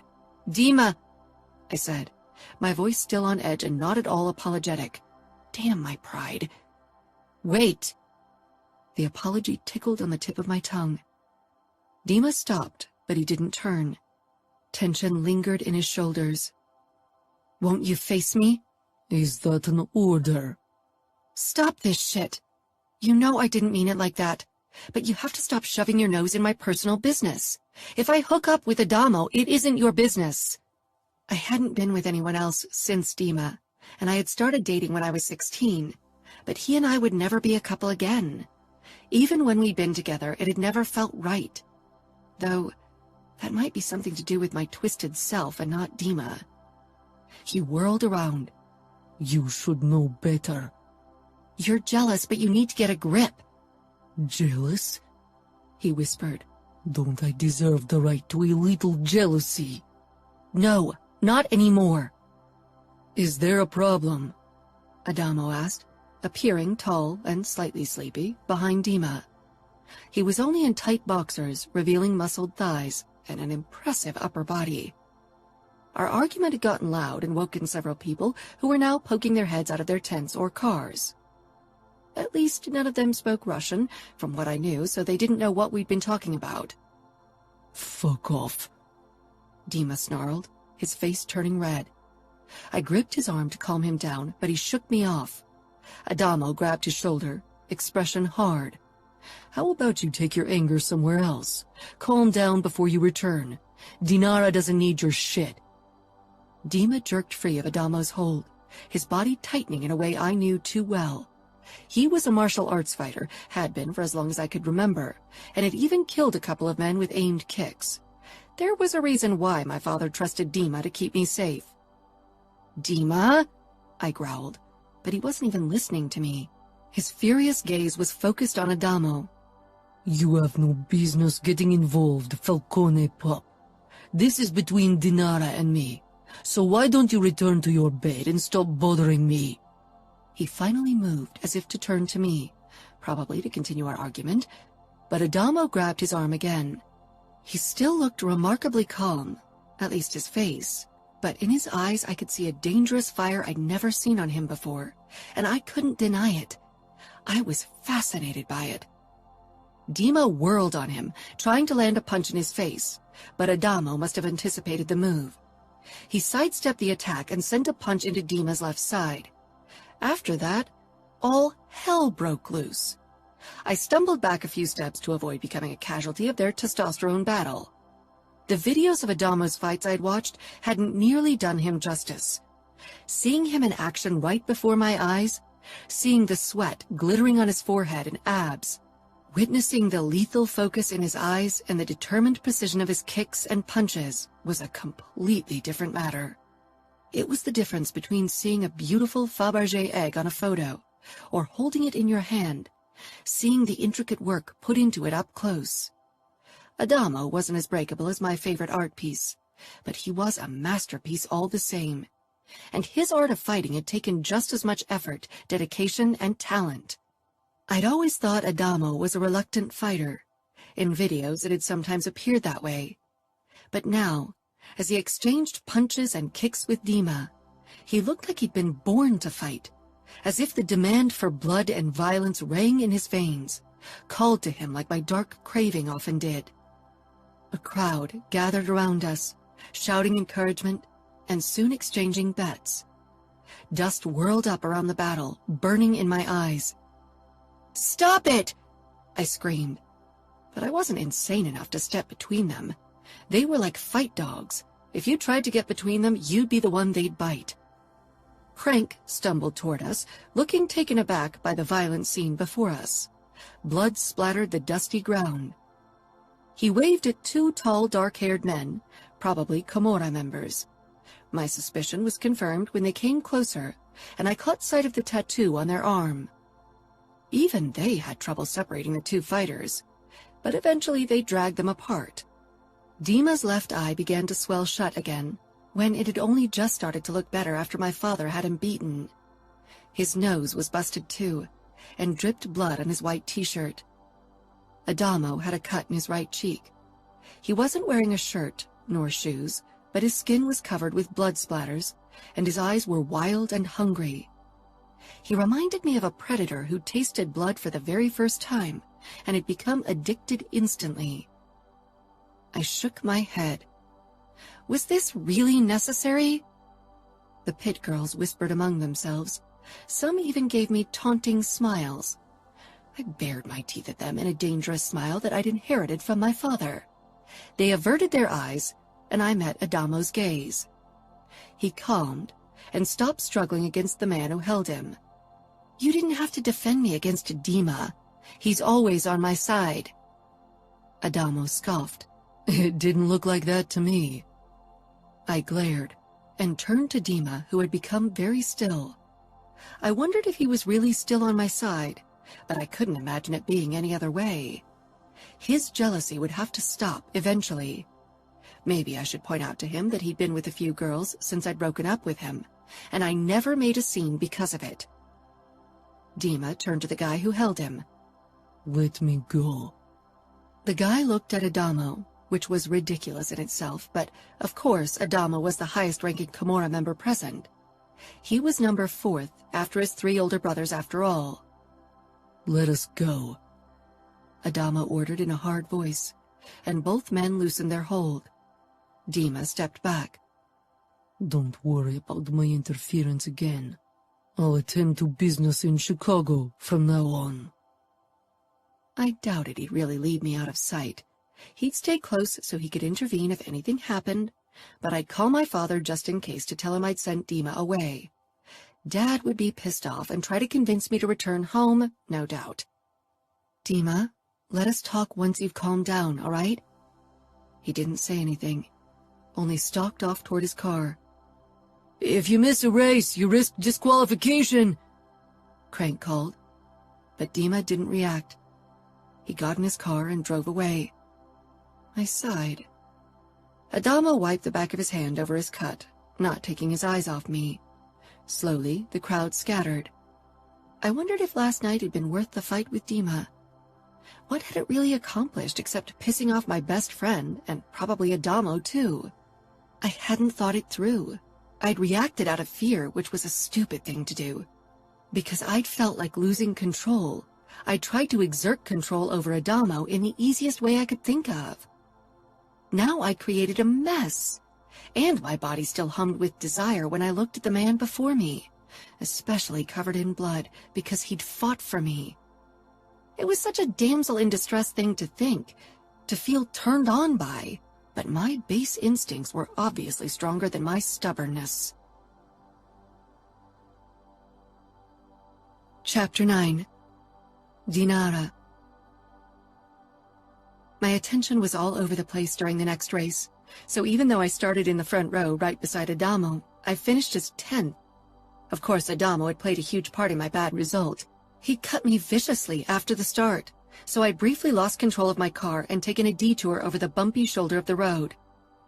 Not that I hadn't done the same to other racers, but so far Adamo hadn't showed me his ruthless side. I had to admit it only made me desire him more. I didn't want to be coddled by anyone.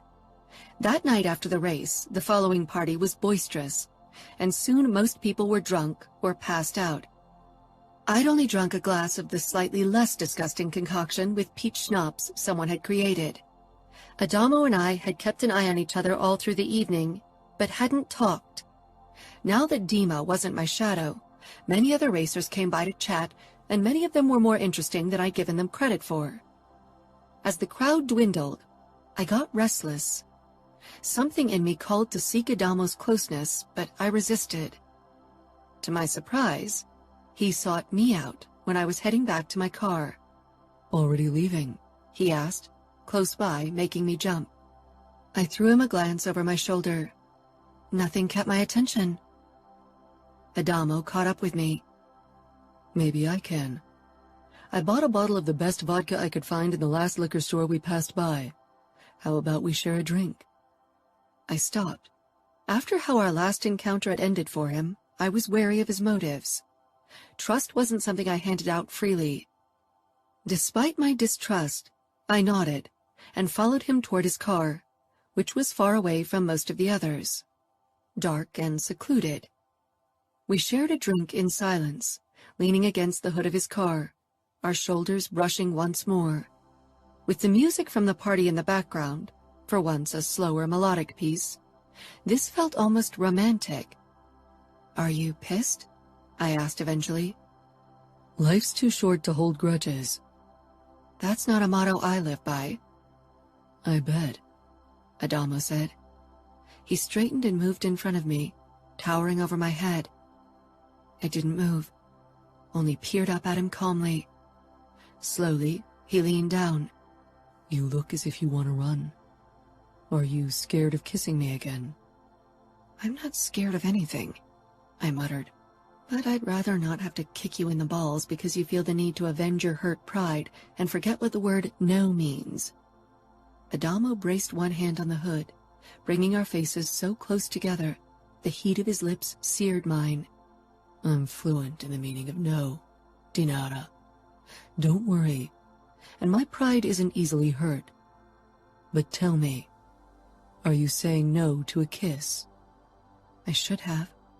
Last time I'd lost myself completely in it, but having Adamo so close, especially his mouth, clouded my judgment. I bridged the distance between us, brushing my lips across his. Adamo didn't need another invitation. He tore the control over the kiss out of my hands, and I let him, too delirious by every stroke of his tongue. Sleeping with Adamo had never been part of the plan.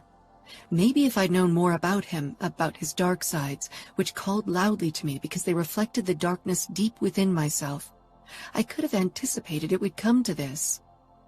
His grip on my neck tightened as he deepened our kiss.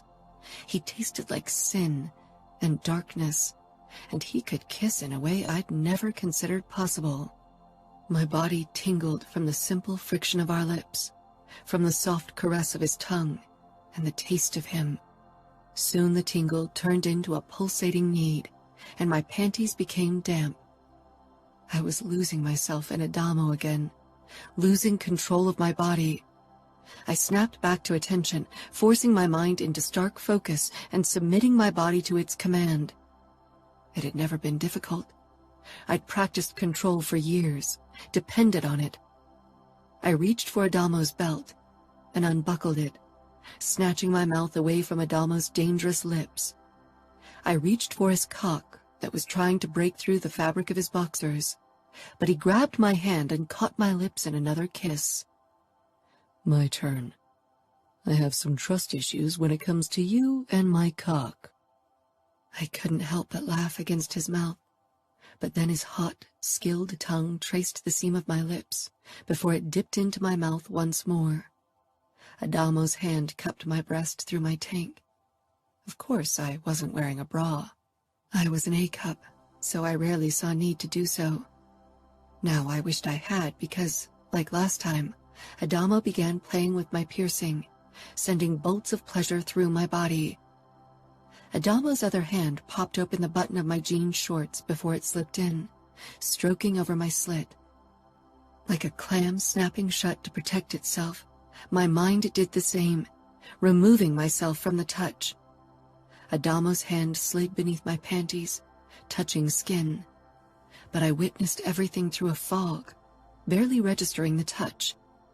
I was in control of my mind and body, focusing on the tattoo on Adamo's forearm, following its intricate lines broken by burn scars, the ugly and beautiful becoming one. I did what I always did. I drifted off, went through the motions, moaned occasionally, then arched when I thought it was time for an orgasm because Adamo had stroked me for a while. I never had much patience to draw it out. I didn't care if he thought I came too quickly. Adamo's brows snapped together as he looked into my eyes. Something in his expression shifted from passion to realization, then anger. Adamo slammed his palm down on the hood, snarling, "What the fuck was that?" I jumped and narrowed my eyes, surprised by his outburst. "What are you talking about?" That was fucking fake. Every fucking moan, and that fucking orgasm too. You didn't come. Weren't even close no matter how loud you moaned. When I first touched your pussy, it was dripping. Then it turned dry like the ground below us. I'm not an idiot. And I recognize a female orgasm. So now you know if I had an orgasm? You might be a Falcone, but you don't know shit about my body. Heat rose into my cheeks at being caught, but I wasn't going to let Adamo put me in a corner. I didn't owe him an orgasm. Adamo looked livid. Bullshit, Dinara. Don't lie to me. I recognize a fucking orgasm and that wasn't one. He growled. Why did you fake it? I glared, trying to slide off the hood, but he remained between my legs, his arms braced to either side of my thighs. Answer the fucking question. I don't owe you shit. Is it because you think you can't come with a guy? Had Dima talked shit about me?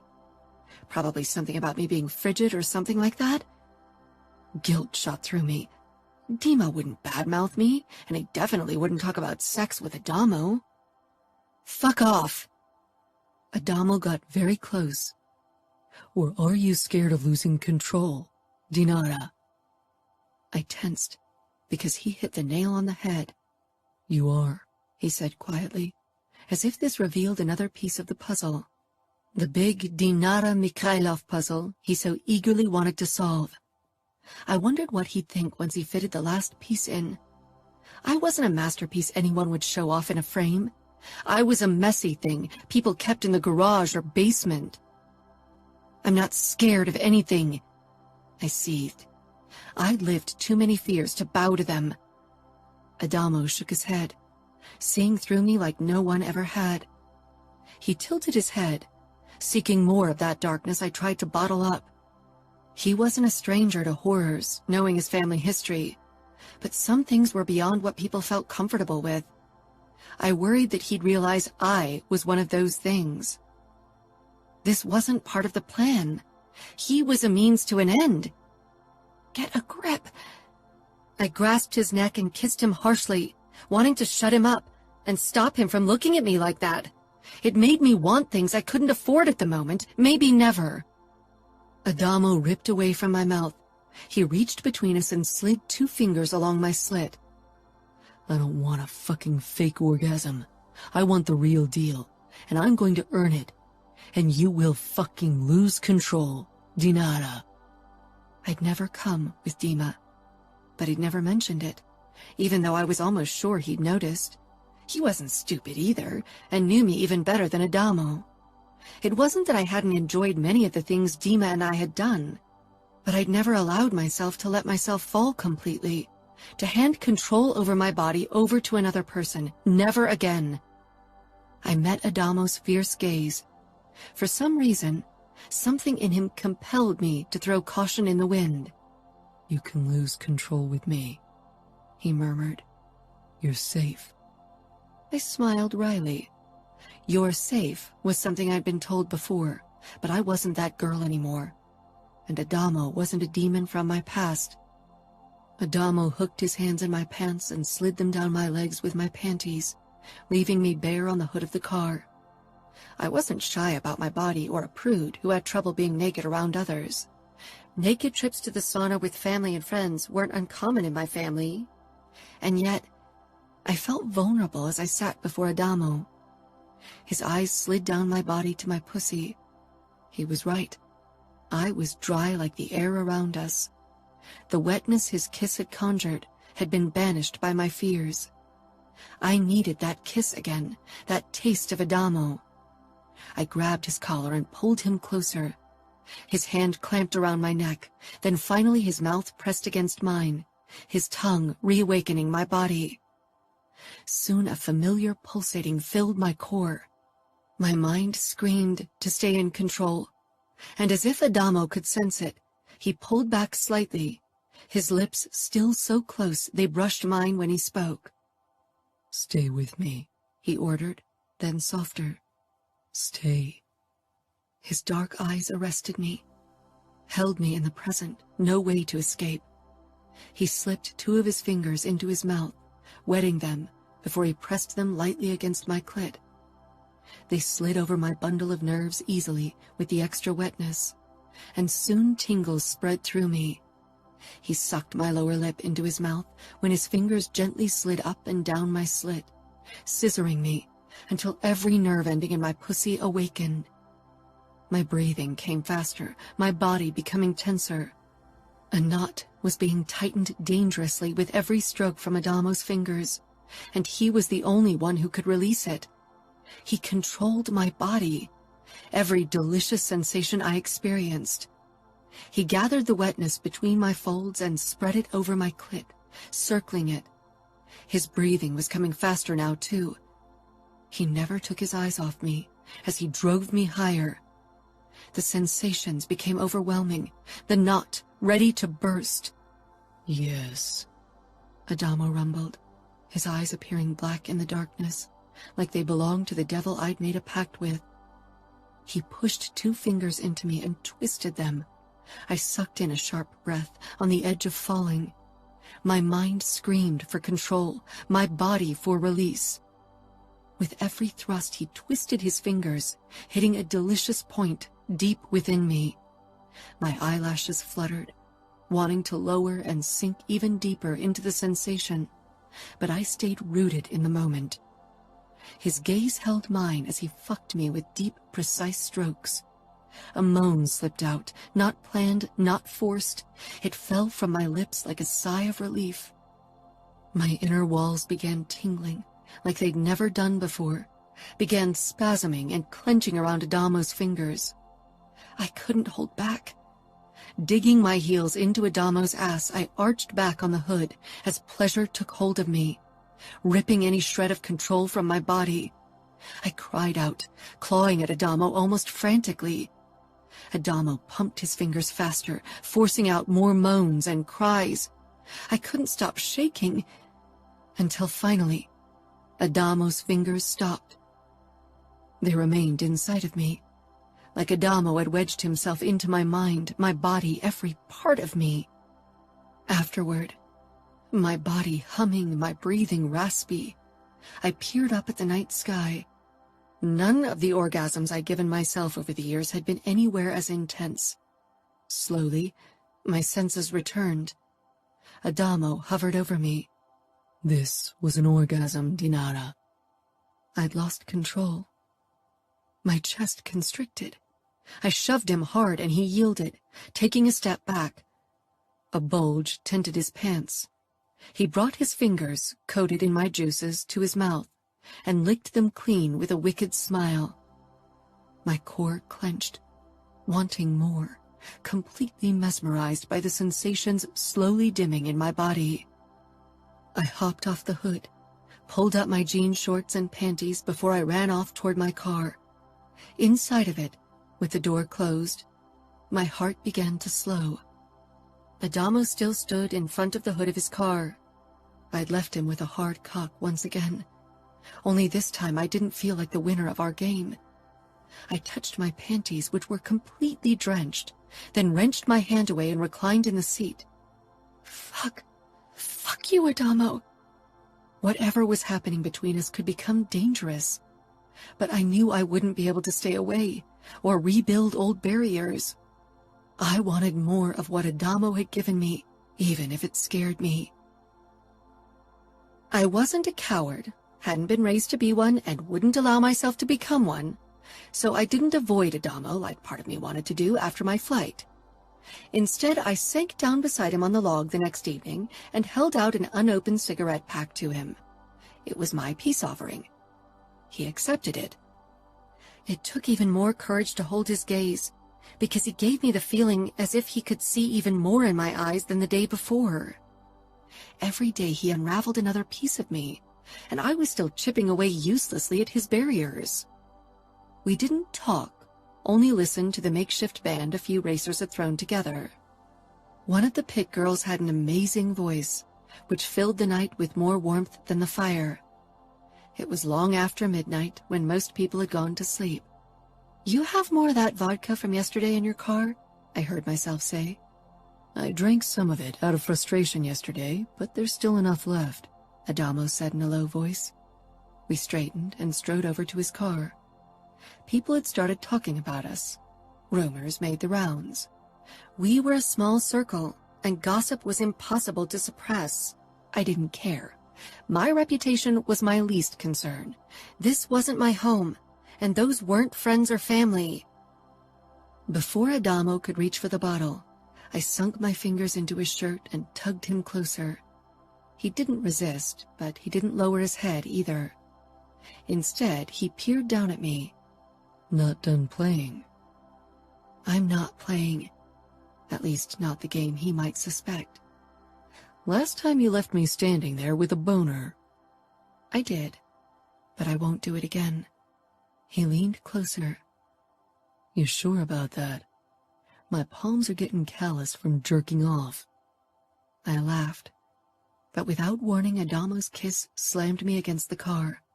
Passion exploded between us, wiping away any sense of caution. We tore at each other's clothes. Adamo ripped the door open, already pulling down my jean shorts and with it, my panties. I shook them off, a moment before I pushed Adamo onto the back seat. I needed to be in control.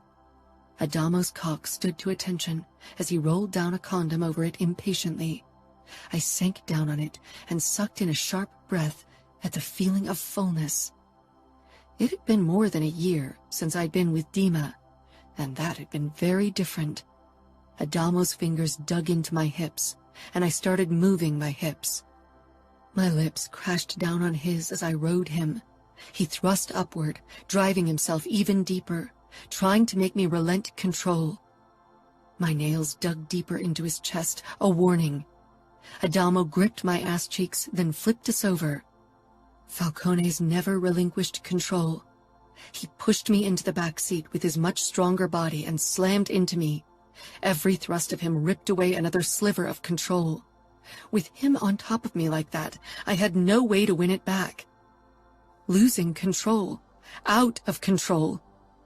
My throat tightened immediately. I clenched, and pleasure turned to pain. Adamo touched my cheek, and my eyes cut to his. Concern swam in his dark eyes. He saw deeper than he was supposed to, saw things no one should. He wasn't supposed to. "Don't stop," I bit out, not wanting to appear weak. I wasn't breakable or vulnerable. I didn't want him to treat me as such. My lungs constricted. My body was stronger than my iron will. Adamo rolled back over, taking me with him, so I was once again on top of him. After a moment to get a grip, I dug my nails into his chest and twisted my hip, driving his cock deeply into me. I bent down, kissing him fiercely, my eyes clenching shut against his inquisitive gaze. His palms cupped my breasts, and his fingers tugged at my piercing. I gasped, my eyes flying open. I love that piercing. My lips fell open when he flicked it again, and my pussy clenched tightly around him. I was getting closer and closer with no way to stop, and for once I didn't try to grapple for control over my body. I let it loose, even if it scared me. Adamo's hips drove upwards as I twisted my hips. I clutched his shoulders, my eyes ripping open as a wave of pleasure tore through me. I couldn't stop it, could only submit to its force. I cried out, my belly constricting, my nipples hardening even more. I almost blacked out when Adamo's cock expanded under his own orgasm. Overwhelmed, I fell forward, my face pressed against his chest as I drew in sharp breath after sharp breath. Adamo's hand slid over my back gently.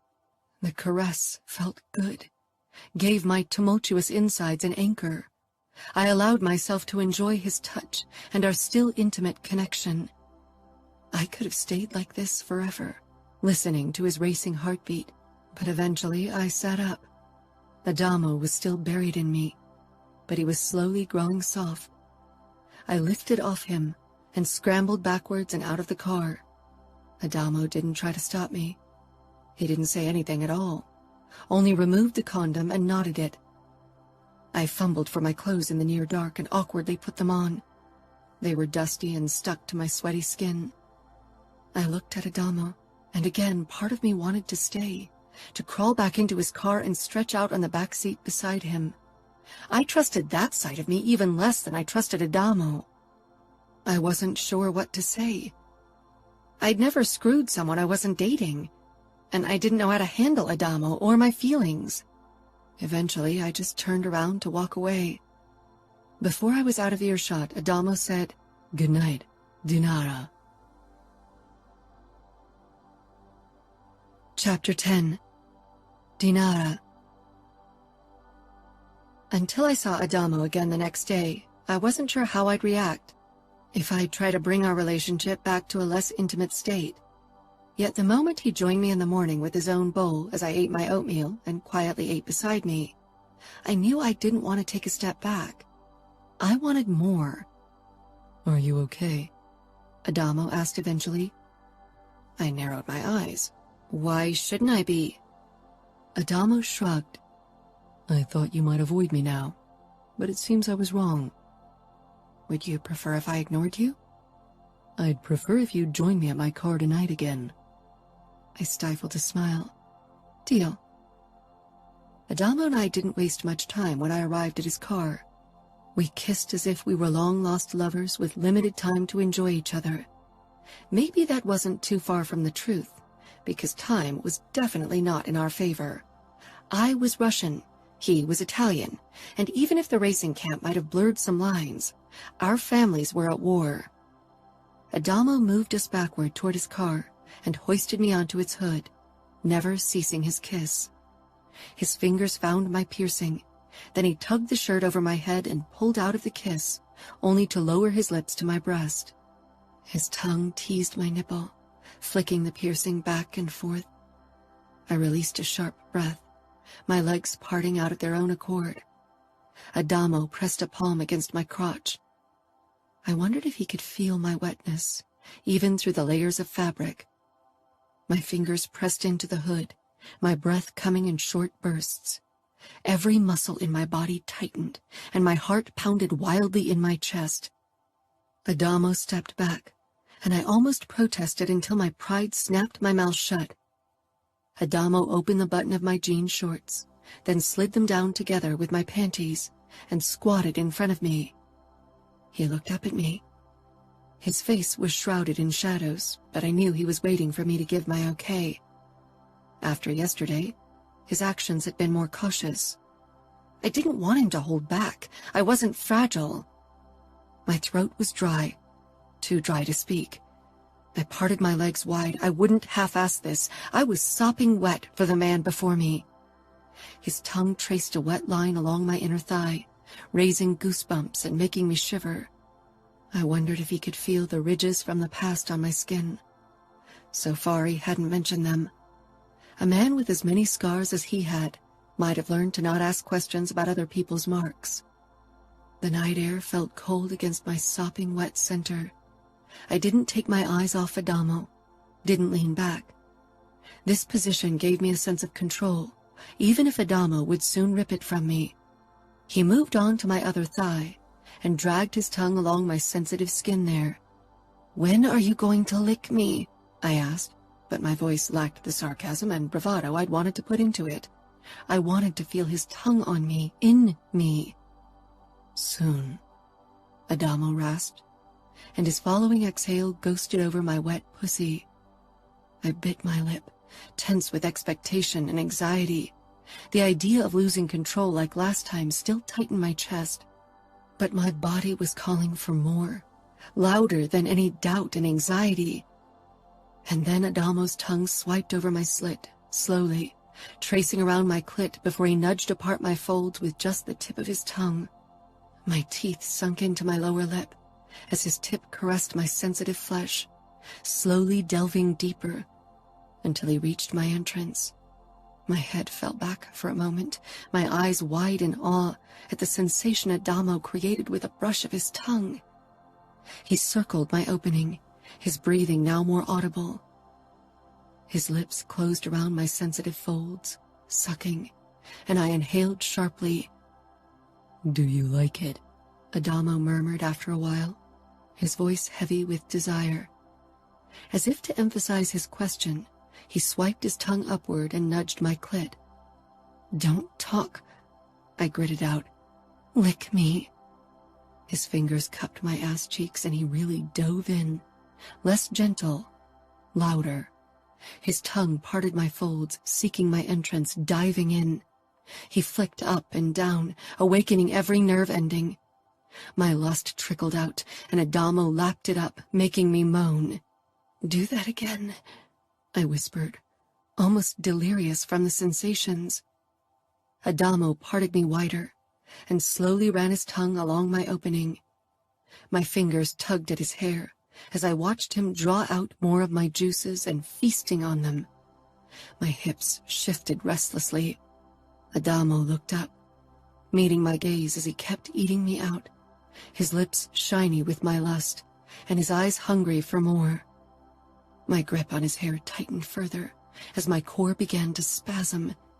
Adamo closed his lips around my clit as he pushed 2 fingers into me, and a tremor barreled through my body, taking any semblance of control with it. I cried out, shoving my pussy harder against Adamo's face, who accepted the invitation with a growl, sucking harder and plunging his fingers even deeper into me. I rode his fingers and face, almost weeping from pleasure. I didn't care who heard, didn't care about anything but this sense of freedom I felt. I fell back, completely exhausted. I ran my fingers through Adamo's tousled hair, gentler now as he peppered my pussy with kisses. I blinked up at the sky, wondering what this was. Adamo appeared in my line of vision. I swiped my palm across his beard, which was wet with my juices. His expression brimmed with lust, and the bulge in his pants was impressive. "Turn around," Adamo said. I didn't protest. Instead, I rolled over until my stomach rested on the warm hood of the car, and my ass propped up for Adamo. He stroked my ass cheeks before he rubbed his tip over my opening. I arched against him. "Fuck me, Adamo. Fuck me like you mean it." Adamo leaned forward, tracing the bumps of my spine with his tongue. His fat tip dipped into me. I tried to move back, but Adamo's grip on my hips kept me in place as he thrust into me slowly with only his tip. "Deeper?" I gasped. "Patience. I make the rules." I reached back, cupping his balls and squeezing, He hissed low in his throat. That's how you want to play it? He growled. Yes, I rasped as he kept teasing me with his tip. Adamo retreated, and then without warning he slammed all the way into me, filling me to the very brim. I cried out at the stretchy feeling, on the verge of being painful. Adamo was incredibly thick and long.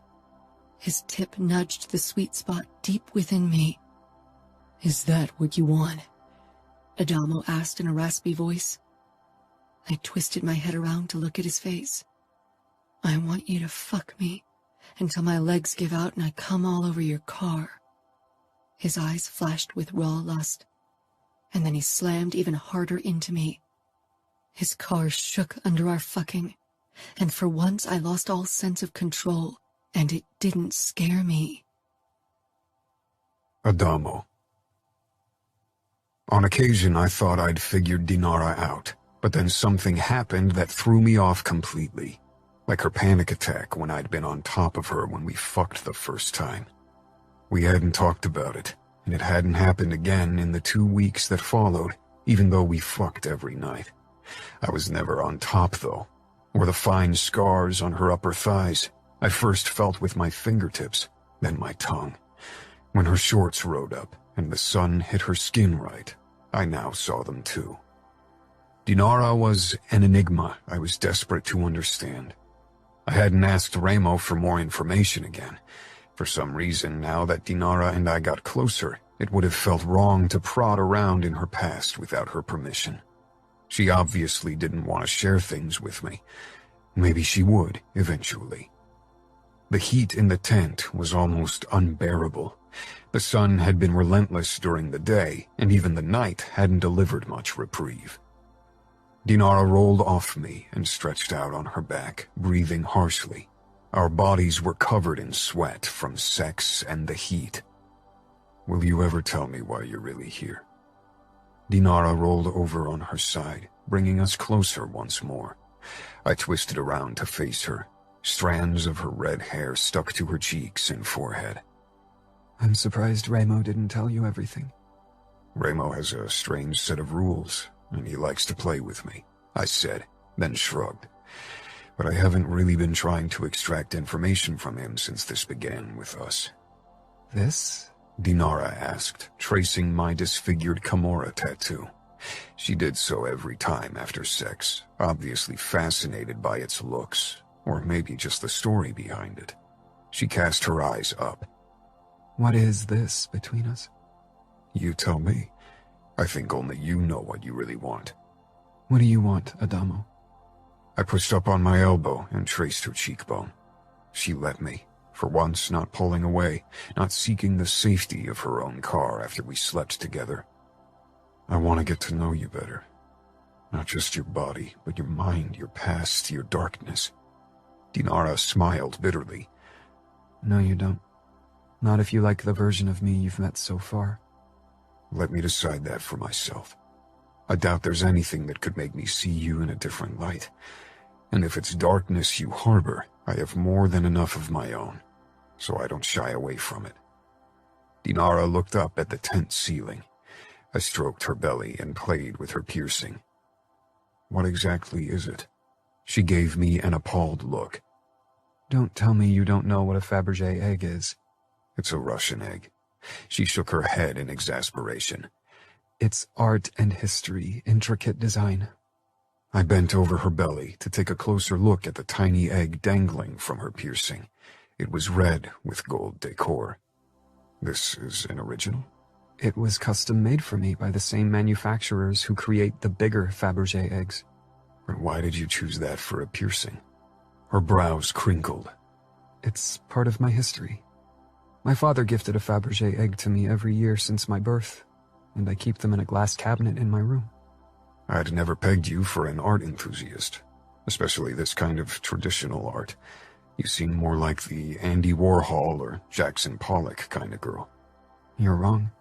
Because you don't tell me enough about yourself. You aren't exactly an open book either. I inclined my head. What do you want to know? There are so many things, it's difficult to pick only one. she said, but then her gaze darted to my forearm. Your burn scar. Why didn't you have it lasered and your Camorra tattoo redone? Dark shadows from my past took shape. I held out my arm so she could see my tattoo, the knife with the eye and the Camorra motto in Italian. But most of the words were unreadable, twisted and distorted by the burn marks just like the eye. That day changed me. It awakened a side of me I thought didn't exist. The tattoo in its disfigured state is my reminder and also a warning of what lurks beneath. In the first few weeks and months after my capture and the torture, I'd woken with nightmares every night. I'd never had my power stripped from me like that before, rendering me at the mercy of someone else. Before that day, I'd thought I was at Ramo's mercy and subject to his moods, but afterward, I realized how wrong I'd been. Ramo never meant to hurt me. He took care of me in his own twisted way. It took being in the hands of the enemy to realize it. Did you never seek revenge for what's been done to you? The pain inflicted on you? The outfit targeted you to punish your brother. You were still young. It didn't surprise me that Dinara knew details. After all, Grigori knew all about it, and he obviously didn't mind sharing information with his daughter. Maybe Russian mob bosses didn't coddle their daughters as much as Italians did. I had occasionally dreamed about revenge, especially in the beginning. I'd spent hours imagining how it would be to have one of my tormentors in my hands and do to them what they'd done to me. But eventually, I had stopped obsessing over revenge. I left the past behind me. I don't need revenge. I don't care what happens with the outfit. Nino and Ramo deal with them. I don't think revenge helps anyone. I can't believe you aren't furious, she whispered. I am, but I'm channeling whatever anger's still left from that time into racing and fighting. That's enough. It wasn't quite the truth. That day had awakened something I had more and more trouble suppressing. My dark side, a side I still feared and despised often. The rare moments of acceptance and the peace they'd brought me scared me even more, however. She traced my burn scar. The skin there wasn't sensitive to touch or pain, but the one around it all the more. When Dinara's fingertips trailed higher, discovering a small scar on my bicep and then the scars on my chest, goosebumps rippled across my body. Are these from your torture as well? Not all of them. A couple. The rest are from fights and my time in New York with the Familia. I think it's strange that your brother trusted another family enough to send you there. Even when my father makes peace with others, that doesn't mean he trusts them enough to send someone he cares about there. I asked Ramo to send me there. I needed to get away from my brothers, from their shadow and their protection. In New York, I wasn't treated special in any way. I was a nobody. I had to do the dirty work, and their capo punished me when I messed up. No matter where you go, you are never a nobody, Adamo. Even if you're away from your brothers in Vegas, your name carries weight, like mine does. We carry our names as burden and shield. The only way for us to be anonymous is to take on a new name and become someone else. Have you ever considered doing that? Leaving your father and the Bratva behind? Starting new? Dinara shook her head. It's in my blood. It's part of my life. I don't like all aspects of the life, but I don't want to run from it, she said, tracing my scars. I told her about every scar, and when I finally fell silent, her face was inches from mine. I ran my palm over her upper thighs and the thin scars there, a silent question. Dinara sighed, turning her face to the ceiling once more. Sometimes we are our own worst enemy. I nodded, because it was a truth I'd learned in the past. I'd suspected the ridges were self-inflicted. They reminded me of the scars some of my junkie acquaintances had had on their wrists from cutting. Why? I asked.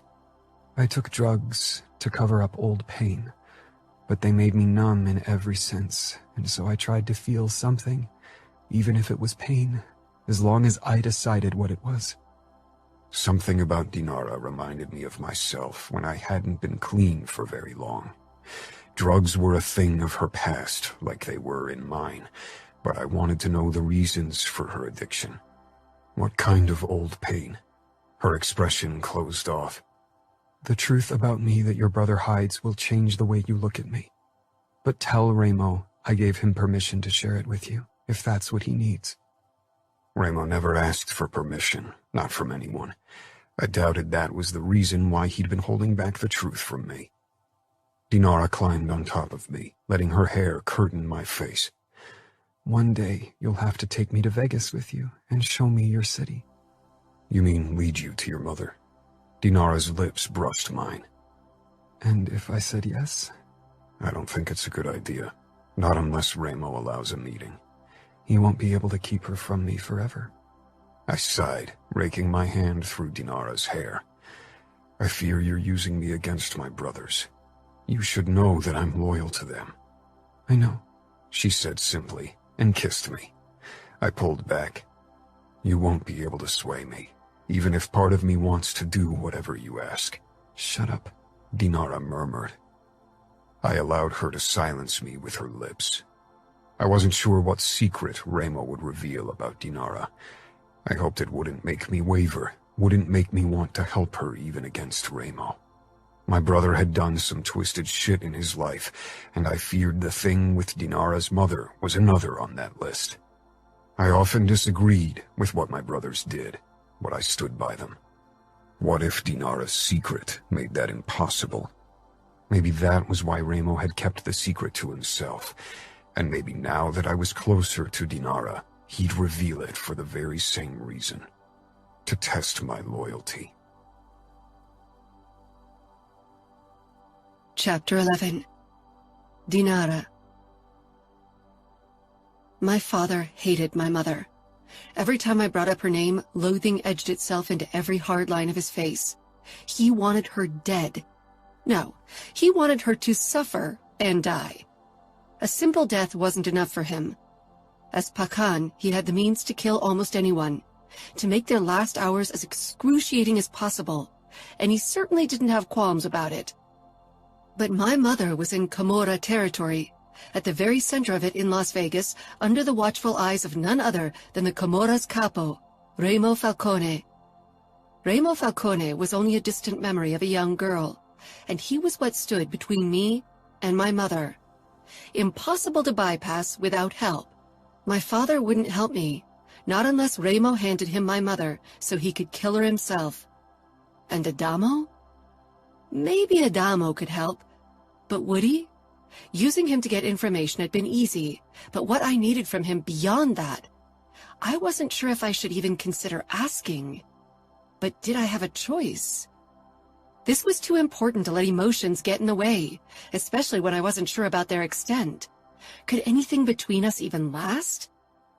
But unlike Adamo, I couldn't let the past rest. It didn't let me. And not pursuing revenge?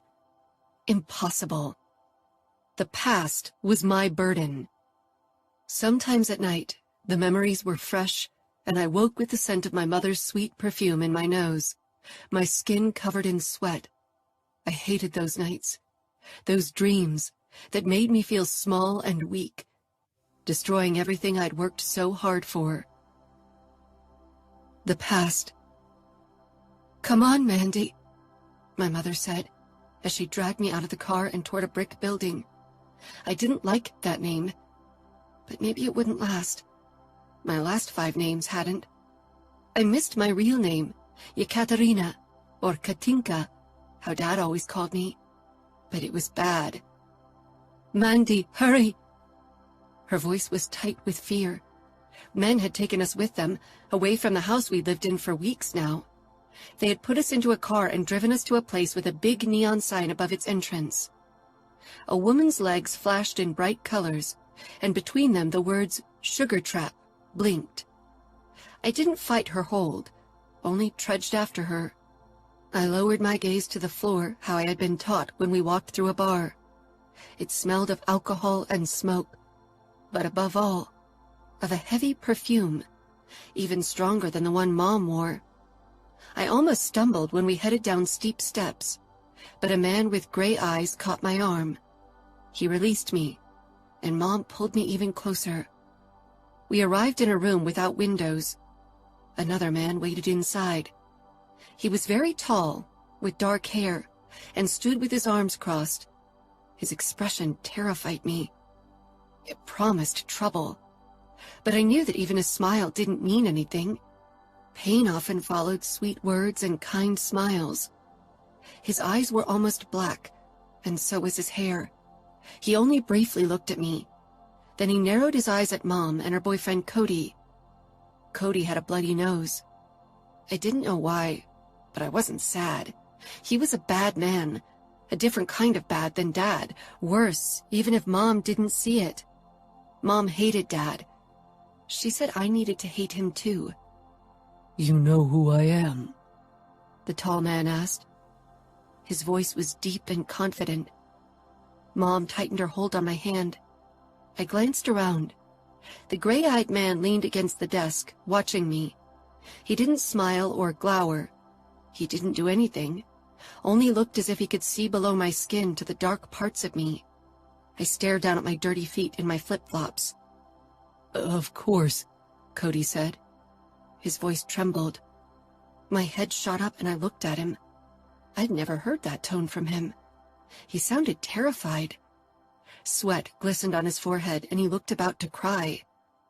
Who am I? The man asked. He wasn't very old. His voice was low and calm, but Cody's face scrunched up. You are Remo Falcone, and capo of the Camorra. He swallowed audibly. I've been dealing for you, sir, for almost 6 months, but I'm nobody you would know. Cody sounded so demure. When he ordered me around, he was always confident and angry. Why was Cody so scared of Remo Falcone? If a man like Cody felt that way, I should be terrified. You were supposed to sell crack and weed, but I hear you built a little lucrative side business with the help of the lady over there. Maybe you thought I wouldn't notice because I was too busy establishing power. Mom's hand around mine was painful. I'd never heard anyone say the word lady with more disgust. What's your name, woman? My mother twitched. Eden. I'm sure that's your real name. Mom didn't say anything. Like me, she'd had many names in the last few months. How long have you been doing your side business in my city? Mom looked at Cody. I didn't know what she was doing, he croaked. Today was the first time I found out. What a coincidence that you happened to find out about it the same day we catch you. Remo nodded toward the gray-eyed guy, who had set up a laptop in front on the desk and was staring at it. My brother grabbed a few discs from your place. I assume they won't prove your words to be false, right? Cody paled. Remo turned to Mom again. How much money did you make? I don't know. I never got money. You got a roof over your head, and enough drugs to forget the past and black out the present, too, right? Remo walked closer to Mom, towering over her and me. In my city, I make the rules and no one goes against them. I didn't know, Mom said. It was Cody's idea. Cody glared, but lowered his head when Remo turned to him. How much further does your business reach? Are there others we should know about? No, it was only us. Is he telling the truth, Eden? Remo asked. Yes. We only just started. Only just started? Sounds as if you had big business plans without involving the Camorra. Mom tucked a strand of her beautiful red hair behind her ear and gave Remo that smile she usually only gave her boyfriends. I could tell you about the customers. I'm sure you could make so much more money with it. We were never professional. If you and your Camorra organized everything, you could make millions.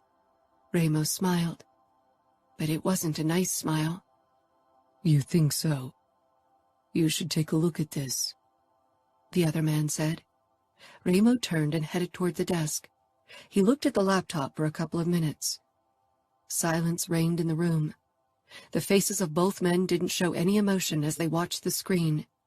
Ramo shoved away from the desk. Did you sell these videos on the darknet? Cody didn't react. He only blankly stared down at his feet.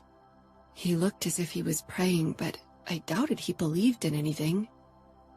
Yes, we did.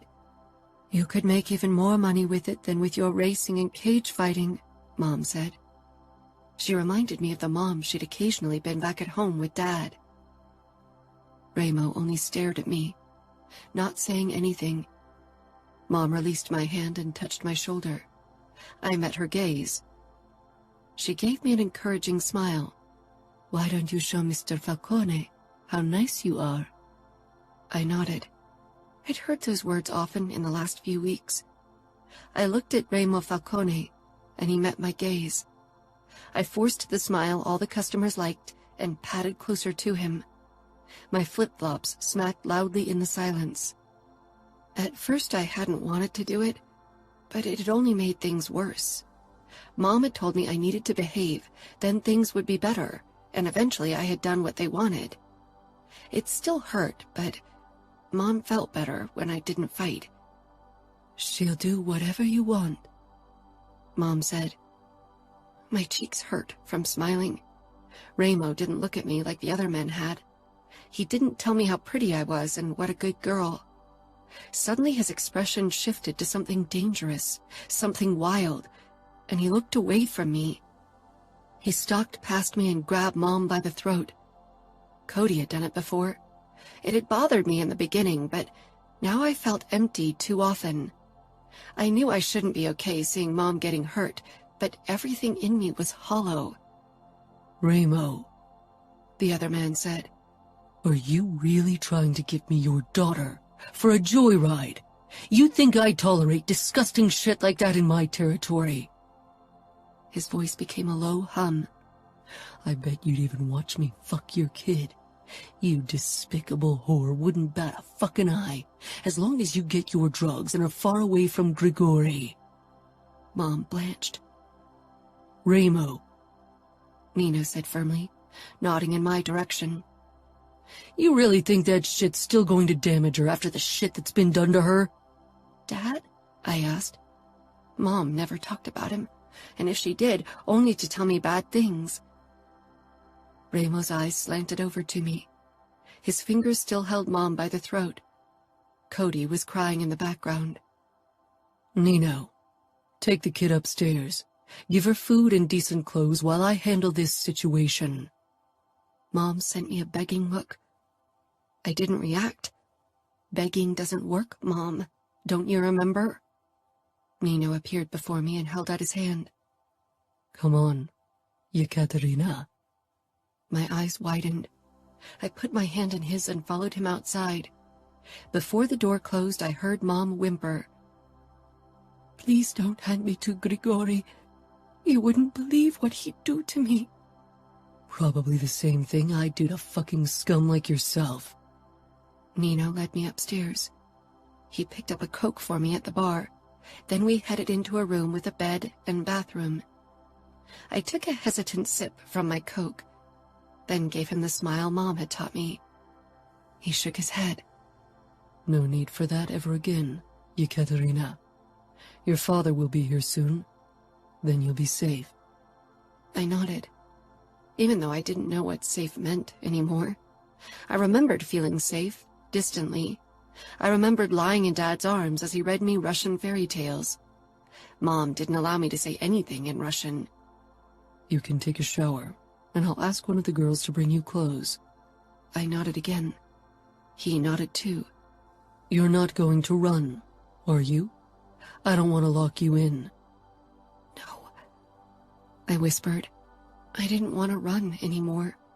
Ever since Mom had taken me with her, things had been bad. I wanted them to return to how they used to be. He nodded, then he walked out. I looked at the bed, remembering the bed I'd been in less than an hour ago. A bed in Cody's basement. I shivered. The old man who'd been in it with me hadn't come with us. Nino had stayed with him for a while before he joined us in the car. The look in Nino's eyes afterward had reminded me of the look that I sometimes saw in Dad's eyes, or even Ramo's eyes just now. I sank down on the bed and tugged at my white, frilly nightgown. They all loved frills and white. Wrapping my arms around my chest, I waited. I hated the silence. Usually Mom always allowed me to watch whatever I wanted on TV after the men left, for as long as I wanted. Falling asleep before the TV was better than listening to my thoughts, to the voices of the men my memory kept repeating. Now nothing drowned out the words the old man had said. They replayed over and over again in my head. Sweet little girl. Good girl. Give Daddy what he needs. I pressed my palms over my ears, but the voices didn't stop. The door opened and a woman came in. I kept my hands over my ears. She looked at me, her eyes big and sad, and put down a heap of clothes. They'll be too big on you, but better than what you're wearing now, right? I blinked at her. She left again, and the voice became even louder. I hummed, but they were deep in my head, louder than my voice. I rocked back and forth, wanting out of my head, out of my body, away from the voices. I felt so tired. But if I closed my eyes now, faces would join the voices. My palms hurt and my ears rang, but I pressed even harder, my nails scratching my scalp. Stop! I gasped. Stop! But the voices kept on whispering. Stop never worked. The door opened again. Ramo stood on the threshold. He stepped inside and I shut up. Humming loudly made people think you were strange. I slowly lowered my hands. Blood and skin stuck under my nails from where I'd hurt my scalp. My pink polish had peeled off in places. I was momentarily distracted by a red stain on Ramo's gray shirt. "Did you kill Mom and Cody?" I asked. Ramo raised his eyebrows. Dad had always tried to hide everything bad from me, but Mom had told me everything. Ramo was like Dad. He had the same dangerous glimmer in his eyes. They were killers. Mom said they were bad, but neither Dad nor Ramo had hurt me. The nice men Mom had brought home, they had. "No, I didn't," he said. He crouched before me, meeting my gaze. The other men preferred to tower over me. He didn't look sad or as if he felt pity for me. He looked as if he understood me. Why not? He smiled a strange smile. "Because they aren't mine to kill." I didn't understand. "Would you be sad if your mother was dead?" I looked down at my hands. I loved Mom, but I wasn't sad. Sometimes I even hated her. I'm a bad girl. "You're trying to be a good girl, so people hurt you less." I frowned, then nodded. "Don't," he said firmly. I looked up. "Don't ever try to be good to people who hurt you. They don't deserve it." I nodded, because that's what I thought was expected. "Your father will be here in a couple of hours, Yekaterina. He's going to take you home." Home, I repeated, testing the word. I remembered warmth and happiness. It seemed so far away, like the fairy tales Dad loved to tell me. He straightened and looked at me. "Nothing can break you, unless you allow it. If you ever return to Vegas, you'll get your chance to end it." I didn't understand anything. My body was screaming for sleep, but I fought it. "We ordered pizza. You can have some." I nodded. Then my eyes darted to the TV attached to the wall across from the bed. Ramo headed toward the nightstand and took the remote before handing it to me. I immediately turned it on and raised the volume. It was late, so all movies were for adults. I stopped when I saw a familiar scene from the movie Alien. A woman came in with a pizza carton and put it down beside me on the bed. "You're going to have nightmares if you watch something like that," she said to me. "I like those nightmares," I whispered. "Become the nightmare even your worst nightmare fears, Yekaterina," Ramo said before he and the woman left. I turned the volume even higher and took a slice of pizza. I wasn't really hungry, but I stuffed it into my mouth. My eyes burned with exhaustion, but I forced them open, focused on the TV. A knock sounded. I didn't look away from the second Alien movie. They were doing an Alien movie marathon, and I felt like only if I kept my eyes on the screen would the voices and images stay away. Katinka, Dad said softly. I tore my eyes from the screen, my heart beating faster as I spotted Dad in the doorway, dressed in a black suit and light blue tie. His face was edged with sorrow. Behind him stood Remo and Nino. Katinka. The name he always used for me sounded wrong. He said it different. It felt different. I didn't know the girl it belonged to anymore. I wasn't her. Dad came closer. He looked at me different too, as if he thought I was scared of him. Mom had said Dad was a bad man, that he hurt people, killed them, that he'd eventually do the same to her and me. But Dad had never hurt me. Not like the men that Mom had brought home so I'd be nice to them. I dropped the remote on the floor and stormed toward him. The air whooshed out of my lungs as I flung myself against him. He still wore the same cologne I remembered, and his clothes smelled faintly of cigars. He stiffened and didn't hug me back. "I was bad," I gasped out, hoping admitting it would make Dad forgive me. Katinka. No. He murmured, and then his arms wrapped tightly around me, and he lifted me off the ground, clutching me against him. I buried my face against his throat. I felt like crying, but I had stopped crying a while ago. Now I couldn't do it anymore, no matter how sad I was. He cut the back of my head and rocked me like he'd done when I was really little. He didn't know what I'd done. If he knew, he'd be mad. Mom had told me over and over again that Dad would be mad at me, not just at her. He would think I was dirty and bad for what I had to do. He turned with me in his arms and carried me out of the bar. A black car with Dad's men waited in front of it. Before he walked toward them, he turned to Remo, who had accompanied us. "You better keep your promise," Dad said in a voice that held violence. Remo smiled. Men never smiled when Dad used that voice. "It's not a promise I made to you, Grigori. That promise is for Yekaterina." I peered at him, wondering what he was talking about. Dad shook his head. "My daughter won't ever set foot on Vegas ground again. I'll make sure of it. Eventually, you'll have to let me dish out my revenge. Dish out revenge on that scum in your trunk. The rest will have to wait for her. She won't ever be touched by violence or darkness again, Falcone. I'll protect her from it until my last breath. You can't protect her from something that's festering inside of her. Tell her what's waiting for her. Let it be her choice." Dad didn't say anything, only held me tighter. He turned and headed toward the car. Dad's men didn't look at me. They'd always tried to make me laugh in the past. I hunched on the back seat, and Dad took the seat beside me, helping me buckle up before he wrapped an arm around me. He gave me a look that reminded me of the one time I'd broken my favorite porcelain doll. Our housekeeper had fixed her, but after that she was too fragile to take her out of the shelf ever again.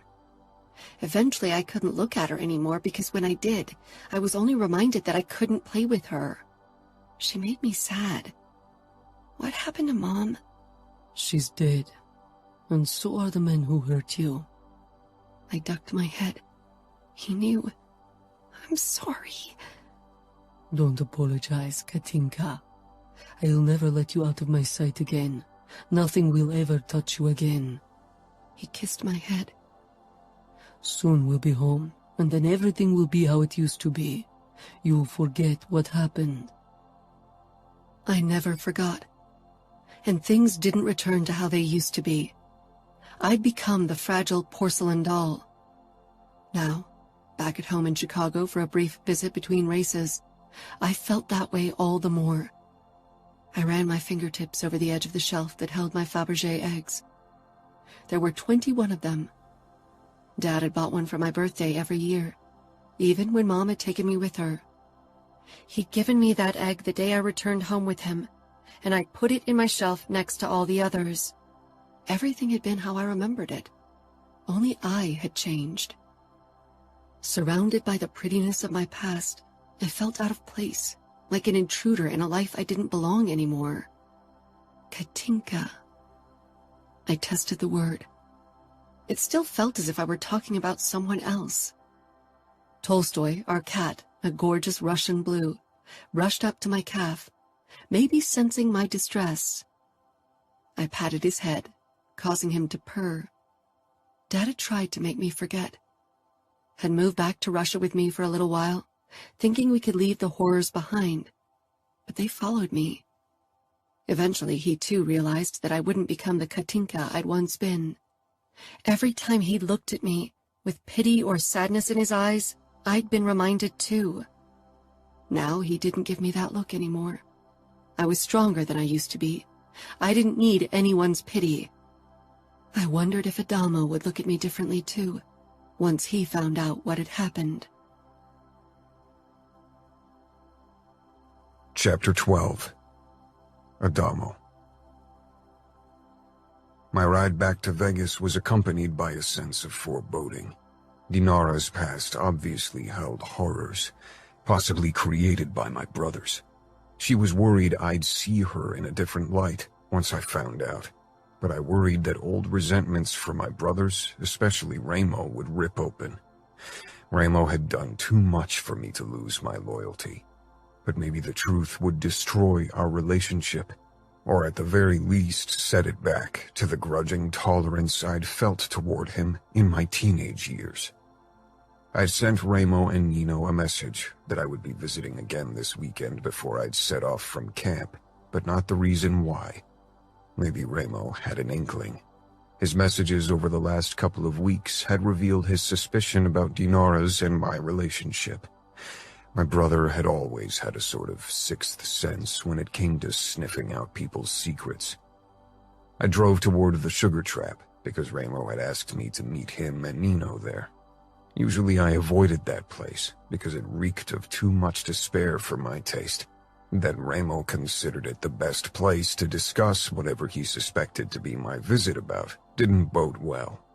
Stepping into the gloomy light of the whorehouse corridor always gave me a sense of entering a sort of limbo. The corridor opened up to a bar area of red velvet and black lacquer, which only intensified the hellish vibe of the place. There were poles and booths with velvet curtains and several doors that branched off the main room where the whores took their customers for privacy. Another long corridor, also held in red and black, led to Ramo's office. When I entered the long room without windows, Ramo's eyes said he knew why I was there. Nino sat on the sofa, eyeing me with a hint of disapproval. He thought I sought fights with Ramo, but that wasn't the case. But unlike Nino, I had a conscience, and it sometimes clashed with Ramo's ruthlessness. Your visits are becoming more frequent again. But this isn't a simple family reunion, is it, Adamo? Ramo asked, arms crossed in front of his broad chest. He was in workout clothes, probably because he'd kicked the living hell out of the heavy bag hanging from the ceiling between his desk and the sofa. His dark eyes held a hint of suspicion. Maybe it was my own emotion reflecting back at me. How are things with Dinara? Nino asked calmly, trying to be the de-escalating presence, but accidentally poking the beehive. I narrowed my eyes. She's still part of the races, and we've been talking often these last few weeks. It wasn't a lie, but certainly not the truth either. Ramo's answering smirk told me he knew. I didn't care. He hadn't said I should stay away from Dinara, and even if he had, I wouldn't have listened. Her closeness called too loudly to me. Getting in bed with the enemy was something he and I had in common. You want answers about Dinara. Answers she's unwilling to give you. Answers she's unable to give me. It seems you are the only one who knows every aspect of her past. You and Nino. I nodded at Nino, who kept his usual poker face. Not that I would have expected him to show any kind of reaction. His wife Kiara and his kids were the safest bet to tease an emotion out of him. Before his marriage to Kiara, everyone had been convinced he wasn't capable of feelings at all. Dinara told me she wants you to tell me the truth. Is that so? I hope you reminded her that I don't take orders, nor do I need permission. Keeping her secrets isn't only for her sake. That's what I thought. If you worry whatever you'll say will shock me or make me resent you for your actions, you're forgetting that I know you, Ramo. I know every despicable act you've committed. Nothing could ever shock me when it comes to you. Ramo's face turned hard. Nino, why don't you gather the info Adamo demands? Nino got up without a word and headed over to the computer on the desk. He threw Ramo a warning look. Maybe the secret protected both of them. What do you think you will discover today? Ramo asked. Dinara went through some shit in the past, something to do with Grigori and you. Her mother tried to run away with her, but you caught them and delivered Dinara right back to her father. You kept Eden for yourself for whatever twisted reason. So maybe Eden and Dinara did something in our territory that pissed you off. We both know you were even more psychotic back in the day than you are now. I remembered the days when Ramo and Nino had fought over Vegas, when blood and violence shone in their faces when they returned home from their raids at night. I was fucking pissed at the time. Grigori too, Ramo said. I wonder if you think Dinara needs your support against me, and would you give it to her if she asked for it? Are you testing my loyalty? Should I? Nino made a small, impatient sound. No loyalties need to be tested. He's right. I'm loyal to our family and the Camorra. I held up my arm with the marred Camorra tattoo. But that doesn't mean that'll stop me from butting heads with you if you're causing Dinara harm. I see she got you, Ramo said with a dark chuckle. Done, Nino said, looking up from the computer screen. Ramo gave a jerky nod before he turned back to me again. Maybe one day you'll stop suspecting the worst when it comes to me. Ramo gave me a harsh smile. I'm not a good man, but whatever you think about Eden and Dinara, you're wrong. He nodded at Nino, then he turned and left. I frowned at the closed door. I'd have thought Ramo would stay to see my reaction, to gauge my loyalty, even if he said it wasn't a test. Nino raised a USB stick and motioned toward the laptop on the table in front of the couch. Might be better if you sit down. I can handle it. I'd seen enough death and torture in my life to be hardened for whatever waited on this USB stick. I snatched the device from his hand and shoved it into the laptop, wanting to get this over with. Nino didn't leave. He leaned against the wall behind me.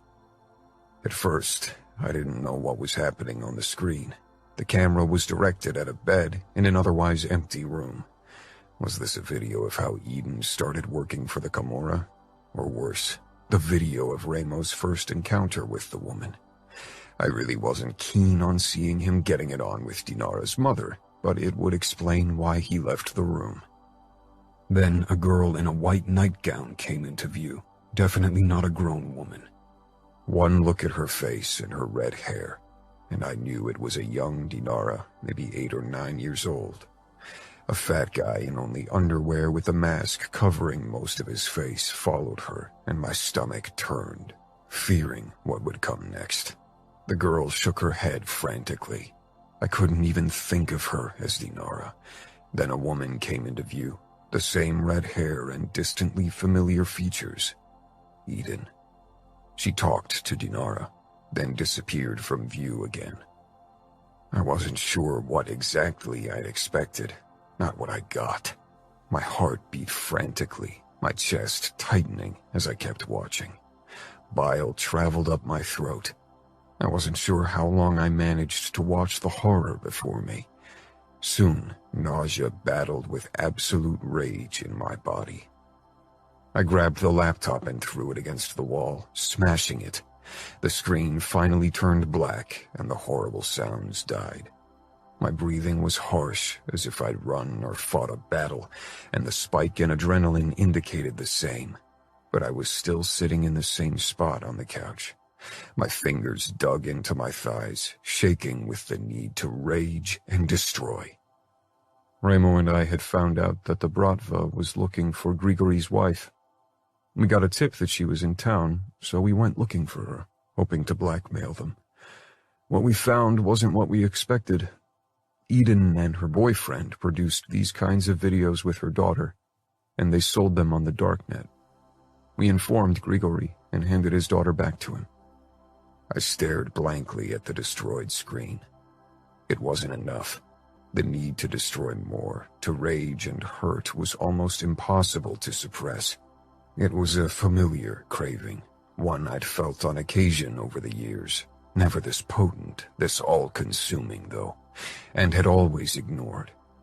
I had barely watched 3 minutes of the video, had to shut it off before it really began, unable to see the horrors that Dinara had lived. She hadn't been able to stop them. I'd imagined so many horrors, but nothing came close to what I'd watched. I always wondered if I'd ever see that look in your eyes. I dragged my gaze toward Nino, my blood rushing in my ears and pulse throbbing in my temples. What look? I barely recognized my voice. It was laced with venom, not directed at my brother. Nino briefly glanced toward Remo, who must have entered while I'd been absorbed in the horrors on the screen, before he said, "A look I usually only see in Remo's eyes. The hunger for blood and violence. The need for death and destruction. As a baby and younger child, you looked exactly like Remo. And on occasion, a similar temper would shine through." I'd seen photos of my younger self, and Nino was right. The older I got, the more I'd tried to be different from my brothers, especially Remo. In our time in boarding school in England, I'd gotten the first glimpse of normal people, of their values and their family dynamics, and soon those became goals I wanted to achieve. I thirsted for normalcy, even as my own nature often called for another direction. I wanted to be better, wanted to forgive instead of avenge, to sympathize instead of condemn. I could feel compassion, unlike Nino and even Remo. That made my desire to torment others, even if they deserved it, so much worse. "I guess it's the Falcone blood, right?" I said quietly. "It can be curse or blessing, depending on your viewpoint," Remo said with a twisted smile. He raised a stack of CDs and held them out to me. "We confiscated these when we found Eden and her daughter." I pushed to my feet, and for a moment I worried my legs would give in. Then I walked over to him and took them. I met my brother's gaze. "You put a stop to it." "Of course," Remo said. "Nino killed the disgusting asshole we found in front of the camera with Dinara, and I gave Eden's boyfriend to Grigory so he could take the revenge he desperately thirsted after." I nodded numbly. "Why didn't you give him Eden? She deserved death after what she did to her daughter." Remo's mouth twisted cruelly. "She deserves worse than that. But whatever that is, isn't for you or I or Grigory to decide." Slowly, I began to understand. Remo's messed up logic played out, influenced by our own mother issues. I regarded the stack of CDs in my hand with dread, knowing every one of them stood for a painful moment in Dinara's past, horrors that explained so much, but not everything. Not how that girl on the screen could grow up to become the strong woman I loved to spend time with. "So they all show Dinara with different abusers?" "Yes," Nino said. "Some of them are on more than one recording. There are 10 guys in total, and 1 woman." My lips twisted with disgust. It was difficult to rein in my emotions. In the past, the yearning for a reprieve in the form of drugs would have overwhelmed me in a situation like this. But now the only thing my body called for was blood. Plenty of it, and as brutally withdrawn as possible. I wasn't sure if I could quell it this time, if I even wanted to try. "Her abusers, did you kill them as well?" 6 men and the woman are still alive," Nino said. We only made sure they would keep their hands to themselves. Why didn't you kill them? But I knew, for the same reason why Ramo hadn't killed Eden and hadn't allowed Grigori to do it either, because that wasn't their right. Tell Dinara, Ramos said. We know the name of every person on the recordings and their whereabouts. If she wants them, we can give them to her.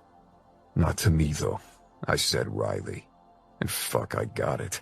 For the first time, Ramos' twisted psychologic made sense to me in all its brutal enormity. If he gave me their addresses, I'd pay a visit to each of those fuckers and torture them to death. Wanting to be better than my brothers, than my nature. Impossible. What if Dinara wants to talk to you? Then she can talk to me in person, no phone calls. I narrowed my eyes. Dinara will be safe in Vegas. The words didn't come out like a question as I'd intended, but more like a statement with a threatening undertone.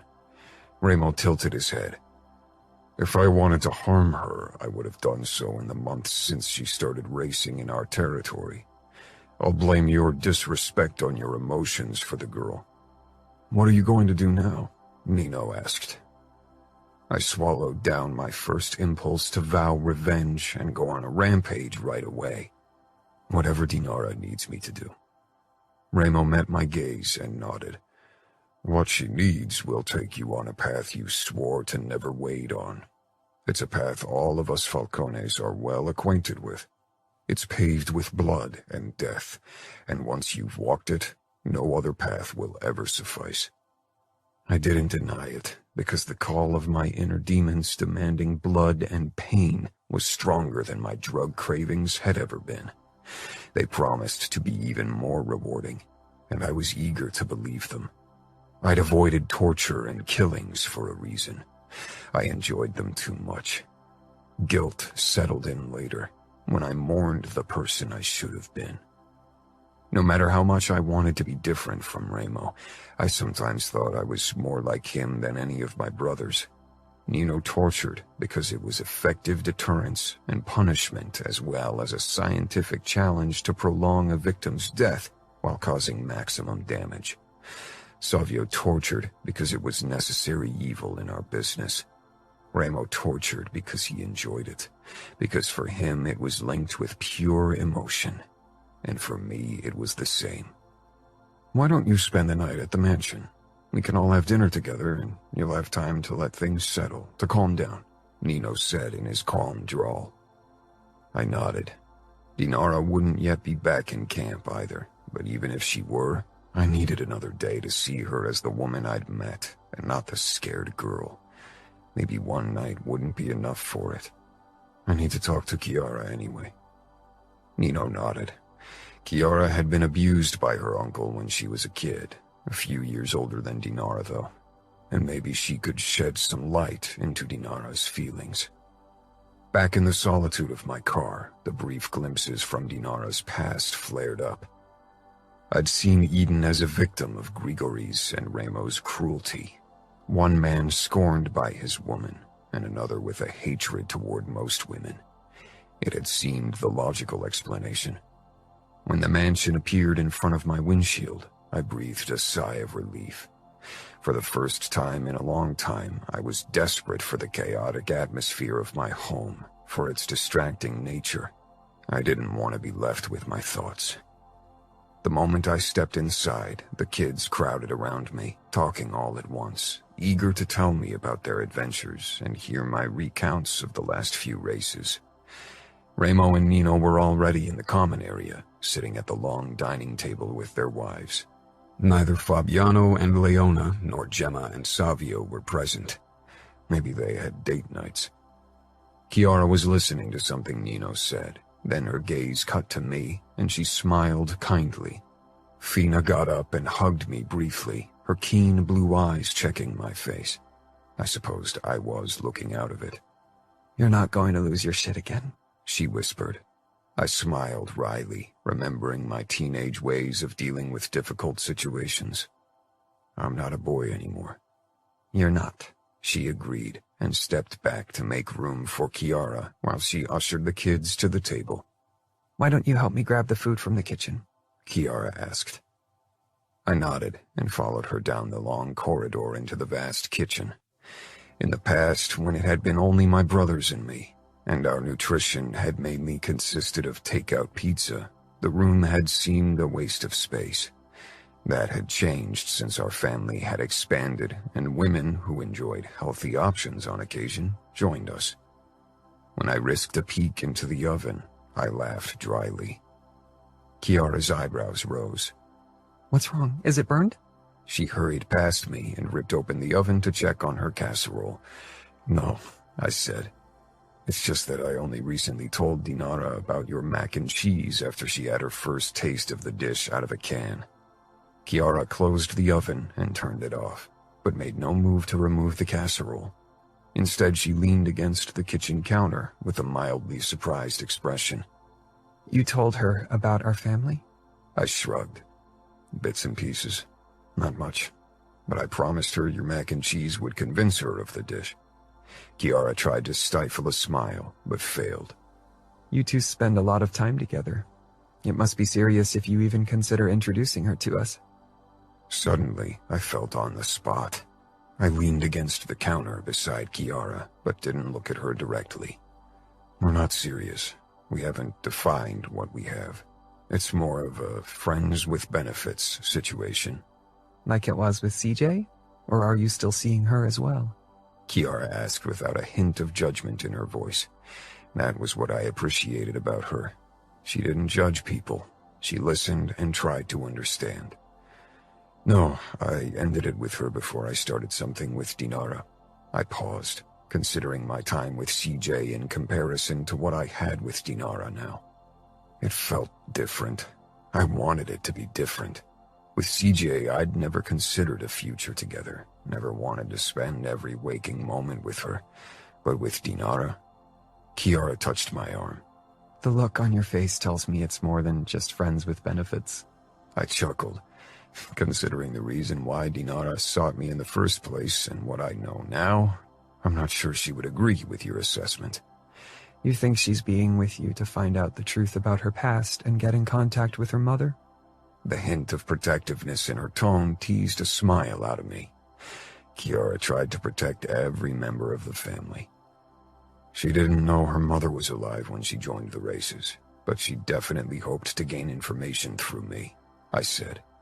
But I don't think that's why she spends every night with me. She and I both share a drug history. It's like we're connected on a deep, inexplainable level. I shook my head with a grimace. Fuck, I sound like a goddamn horoscope. You're in love, Kiara said, her eyes alight with amusement. My alarm bells rang. Falling in love was something I'd tried to avoid since Harper broke my stupid, naive teenage heart. Hurting my feelings wasn't as easy now. No one had been close enough to even try. I don't know. But even if that were the case, Dinara is a Bratva princess. Her father is our enemy. I doubt Grigori or Remo are keen on making peace. And after the thing with Gemma's family, it would cause a shitstorm in the Camorra if Remo as much as tried to establish a truce. Kiara nodded slowly, her expression sympathetic. She touched my arm. It's not like Remo cares about other people's opinions. If he thinks peace with the Bratva is a tactical advantage, he'll do it, shitstorm or not. She flushed. It was always funny to watch Kiara say curse words. It was obvious she felt uncomfortable using them. And you know he'd do almost anything for you, Adamo. I sighed. Yeah, I know. Remo was a family man. He'd lay his life down for any of us. But I was getting ahead of myself. Dinara and I weren't really dating yet. I wasn't sure what she wanted, now less than ever. Did Nino tell you about Dinara's past? I asked carefully. I was worried about bridging the subject of sexual abuse with Kiara, reluctant to open up old wounds for her. I still remembered how submissive and fearful she'd been when she'd first joined our family, and it made me furious to think about the horrors both she and Dinara had been submitted to. He mentioned it, yes, and he told me you found out today. I saw a few minutes from one of the recordings those disgusting perverts did of her. I swallowed, my pulse beginning to pound savagely again.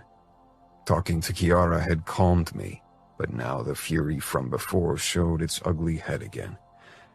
Ramo gave me the CDs with the recordings. He told me he has the names of everyone involved. He wants me to give both to Dinara. Cora didn't look surprised. In the past, this conversation would have caused her tremendous anxiety, but now her only reaction was a subtle tension in her body and her fingers kneading the dish towel. Ramo has his own way of thinking. I think he wants Dinara to get revenge. For him, it's only natural that she'll want to see her abusers dead, even her mother. I wasn't entirely sure what I felt about this. On the one hand, the prospect of payback excited me, but on the other, I was worried about the consequences for Dinara. And what does Dinara want? I have no clue. She didn't tell me. She wanted to know the truth. Once she has it, I don't know what she'll do with it. Maybe she'll ask her father to exert revenge. It sounds as if you want her to ask you instead, Cora said curiously. She was right. There was no denying it. If Dinara's wish was to get revenge on the people who hurt her, then I wanted her to ask me and not her father or Dima. The worst thing was, it wasn't only because I wanted to help Dinara. A small part of me was also eager for a reason to shed blood.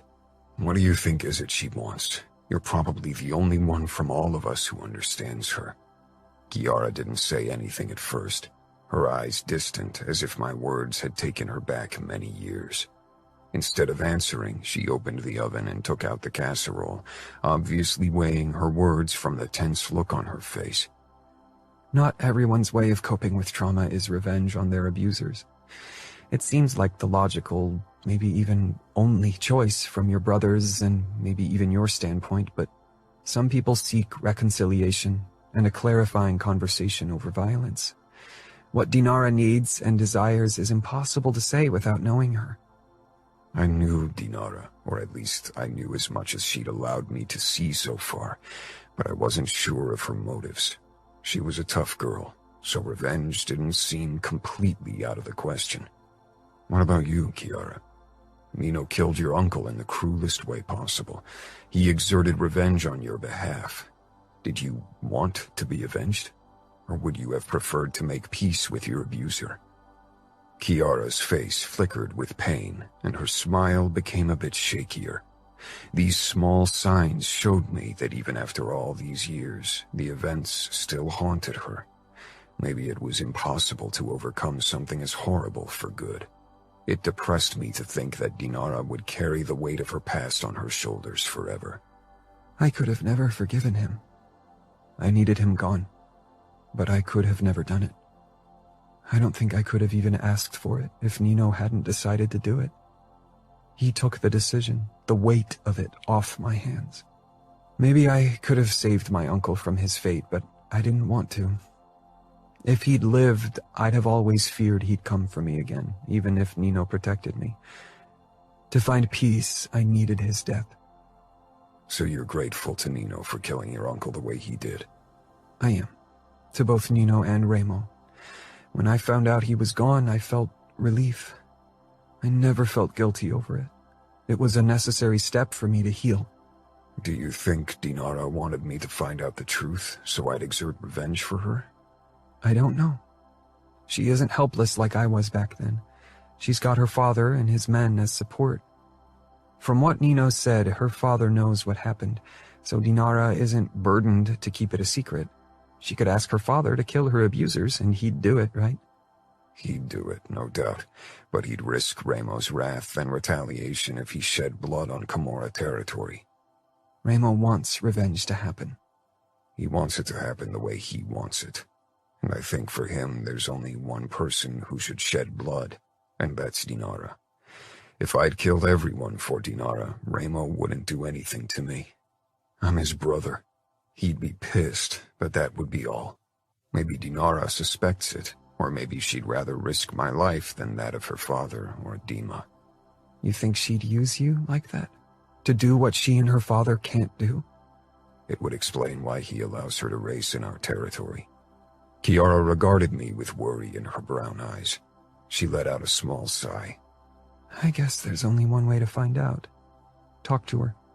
Deceit isn't a good start for a relationship. That's something I'd learned the hard way with my first girlfriend, Harper. I'd overcome the deep sense of betrayal, and I wasn't the unstable teenager from back then. But if exacting revenge through my hands had been Dinara's plan from the very start, it would definitely leave its traces. Still, for some reason, I couldn't imagine Dinara to be deceitful like that.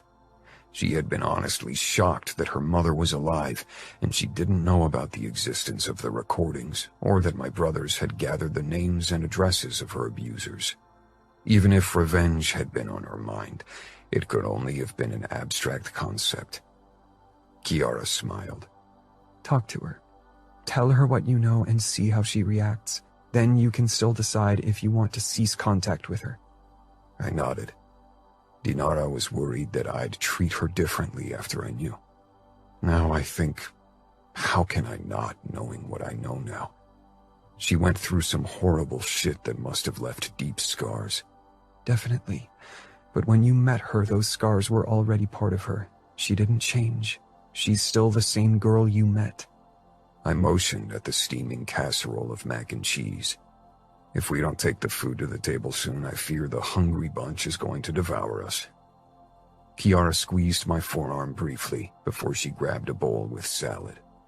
I carried the casserole and tried to enjoy a chaotic evening with my family, even as my mind kept whirring with a myriad of thoughts. I wanted nothing more than to hold Dinara in my arms again, even if part of me dreaded the encounter.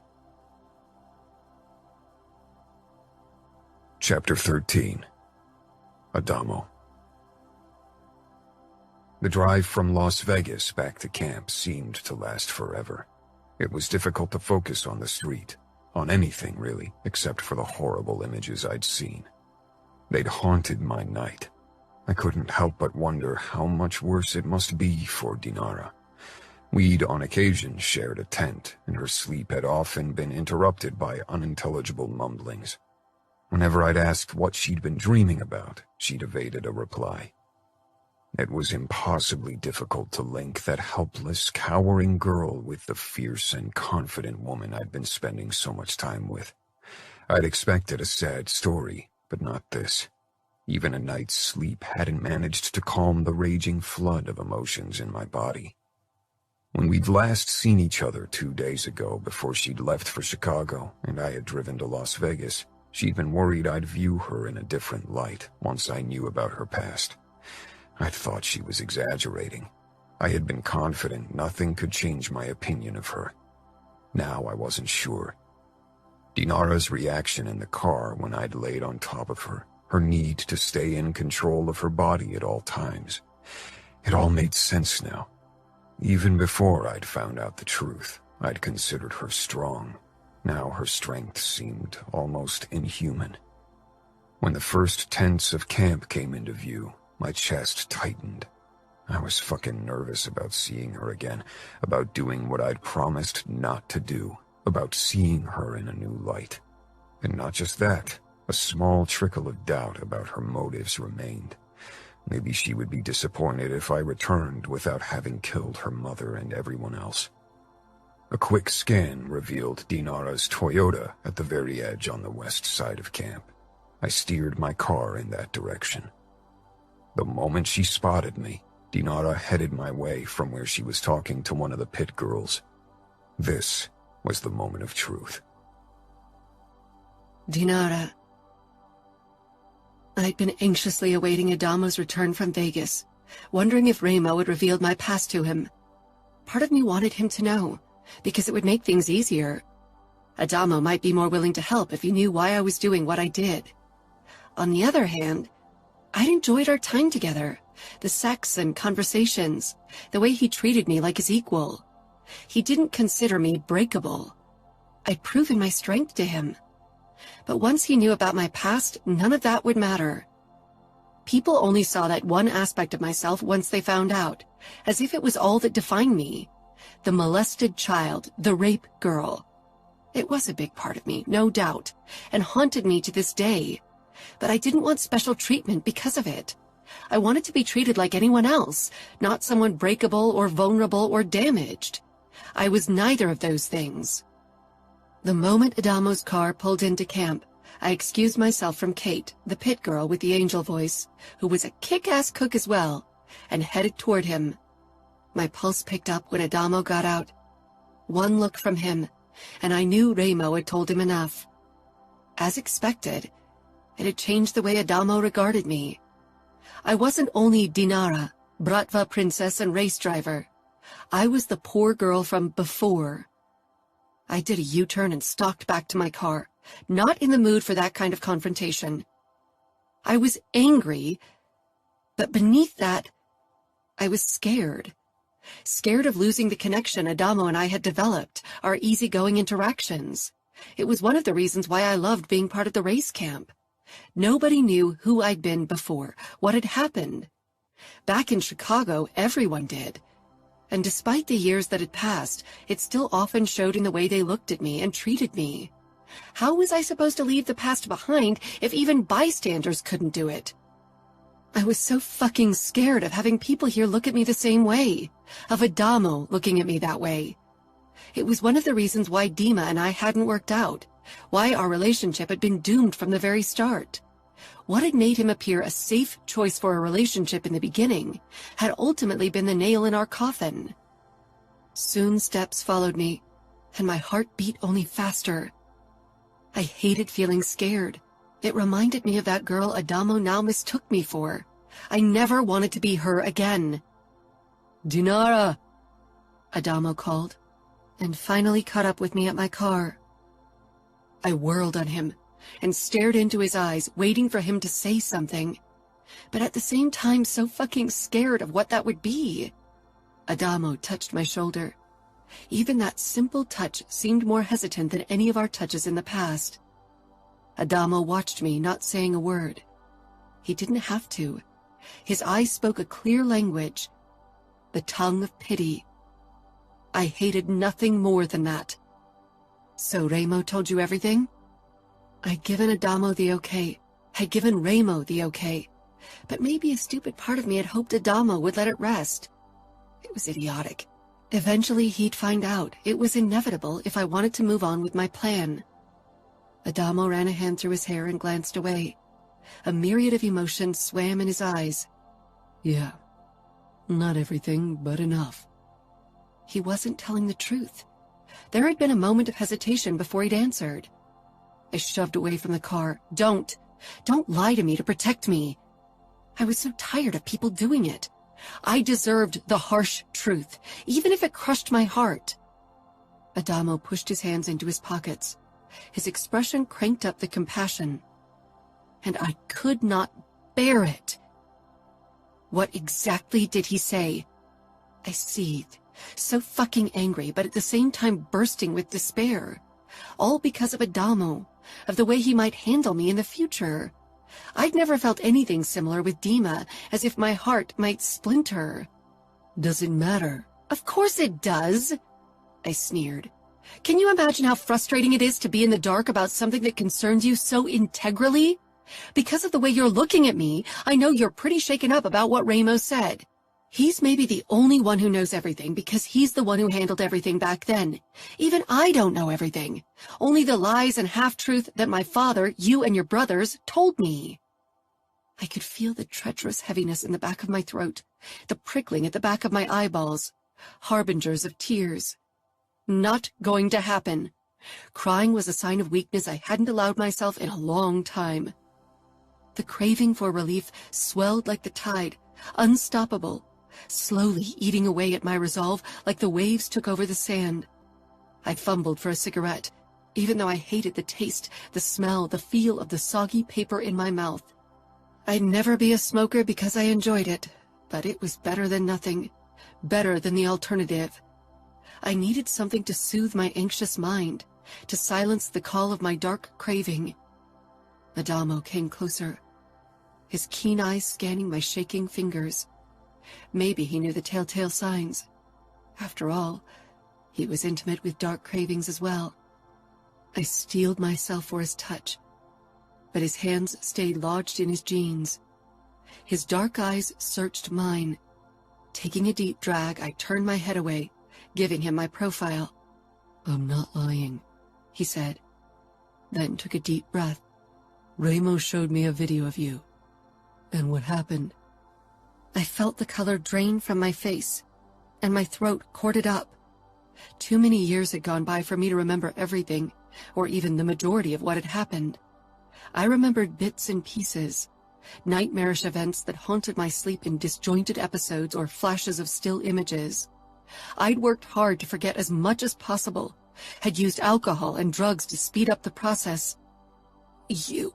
My vocal cords froze up, and I couldn't say more.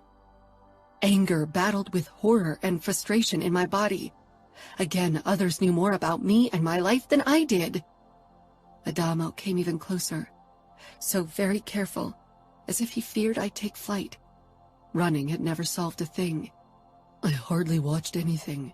Only a couple of minutes until I realized where it was heading. I couldn't bear to watch further." I glowered. You couldn't bear to watch? I lived through what you couldn't even watch.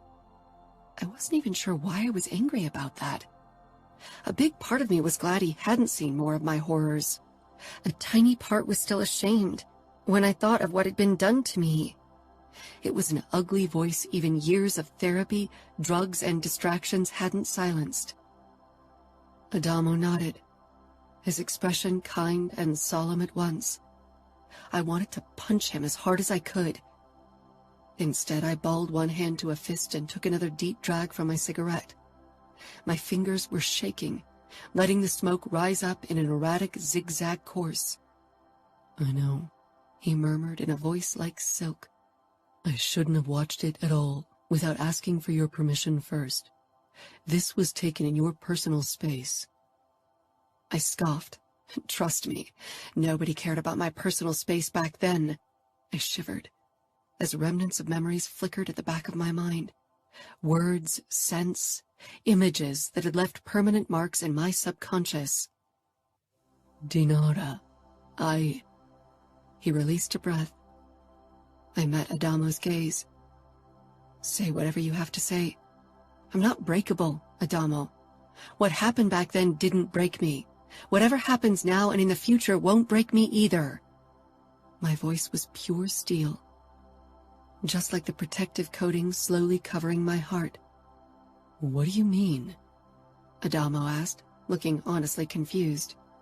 "I don't have any intention to do something that could hurt you, much less break you." The look in your eyes now, when you look at me, it means what we had is over. What we had. We hadn't even put a name to it, hadn't allowed us to define something that went against many odds. I hadn't allowed myself to put too much importance into our liaison. I tried to tell myself it was only about having fun and getting closer to a Falcone. But now that I saw our bond crumble right before my eyes, I realized it had been more than just fun. More than I should have ever allowed. More than my father would ever accept. He bent his head, capturing my gaze with his. His scent, warm and spicy, wrapped around me. "How am I looking at you?" I laughed bitterly and pointed the glowing tip at his face. "Like this. The same way my father looked at me when Ramo handed me back to him. As if I was a broken puppet. Your favorite puppet that you took out to play every day, but suddenly it had an irreparable crack, and now you can't ever play with it again because you fear it might break apart if you do. So you'll put it on a shelf and hardly ever look at it, because whenever you do, you're sad about what you lost. That's how you look at me, Adamo. So go your merry way. I'll survive." I wouldn't let our relationship continue, because Adamo acted out of pity, because he didn't have the balls to end it with poor me. I was a survivor. I would survive Adamo walking away. Not without my dark craving, but I would survive one way or another. Still, my stomach twisted at the thought that this could be our final goodbye. Even if goodbye was inevitable for us. Adamo shook his head. "Bullshit. I never played with you, and I won't go my merry way. We aren't over. and I won't allow you to put a wedge between us. He gripped my shoulders, not gentle at all, and my stupid heart pounded with hope. Nothing changed between us. And yet everything had. His eyes told the truth. If we wanted a chance, Adamo needed to see me as the girl I'd been before he'd known the truth. He had to see me as a separate being from the poor girl from the video. I wasn't sure if he could. Dad had tried and failed. I never resented him for it. He was my father. I accepted the way he looked at me because we were family. But I wouldn't do the same for Adamo. I couldn't. I needed this part of my life to be only for Dinara, and not poor abused Katinka. Then fuck me, Adamo. Fuck me like you would have 2 days ago, and not like I'm breakable. I dropped the cigarette and crushed it under my boot. Or can't you do it now that you feel pity for me? Adamo cupped my neck, heat and anger battling in his eyes. I don't pity the girl in front of me, Dinara. I pity that girl from the past, but you are tough as nails. You don't need my fucking pity. I nodded, as much to confirm his words as to convince myself that I'd really left every bit of that little girl behind. Deep down, I knew she still cowered in a dark part of my brain, small and frightened, threatening to burst forth. I wanted her out of there, and by now I had an idea how to finally succeed. Fuck me, I breathed. Adamo jerked me against his body, his tongue dipping into my mouth. I opened up for him, threw my arms around his neck and molded our bodies together. Adamo squeezed my breast through my tank, then tugged at my pebbled nipple. I raked my fingers through his wavy hair, bit down on his lower lip, only to soothe it with my tongue a moment later. He pressed his palm against my crotch, and I arched against him, wanting to feel his touch on bare skin. "Get a room," someone called. I was too disoriented from our kiss to know who it was. Adamo grabbed my hand and tugged me along. I followed him, my heart pounding wildly in my chest, my center tingling with need. Adamo dragged me into the old gas station, past a surprised Crank. "Get out," Adamo snarled. And Crank did with a muttered curse. Then we stumbled into the back room with its old freezer and scattered boxes. The stench of moldy cardboard and something rotten clogged my nose. Adamo threw the door shut and pressed me against the edge of the freezer, his hands making quick work of my zipper. He didn't bother pulling my shorts down, only shoved his hand into my panties and thrust his middle finger into me. The heel of his palm rubbed my clit as he fingered me hard and fast. Our eyes stayed locked, my lips parted as Adamo drew moan after moan from my mouth. My arousal soaked my panties, making Adamo's fingers slide in and out easily. He added a second finger and slammed even harder into me. The desire in his eyes seared every inch of my skin. No sign of pity, only lust. I screamed out my release, but Adamo hardly gave me time to recover before he shoved down my shorts and hoisted me on the freezer. He pushed my legs apart and took a few deep licks, making me shudder and cling to his hair. Then he straightened and pulled out his cock. He gripped my ankles and propped them up on his shoulders before he dove into me in one hard thrust. He didn't give me time to adapt. Instead, he slammed into me. He leaned forward, bringing my legs closer to my body and changing the angle so he went even deeper. I sucked in breath after shaky breath, my toes curled tightly under the force of the sensations. Fury and desire had replaced pity, and I became Dinara again, as I lost myself in Adamo's gaze. I dug my nails into his shoulders, my hips meeting him thrust for thrust, and then my lips tore open for a cry as I came again. Adamo slammed even harder into me, before he released into me with a low groan. I closed my eyes, panting. I didn't want this to end.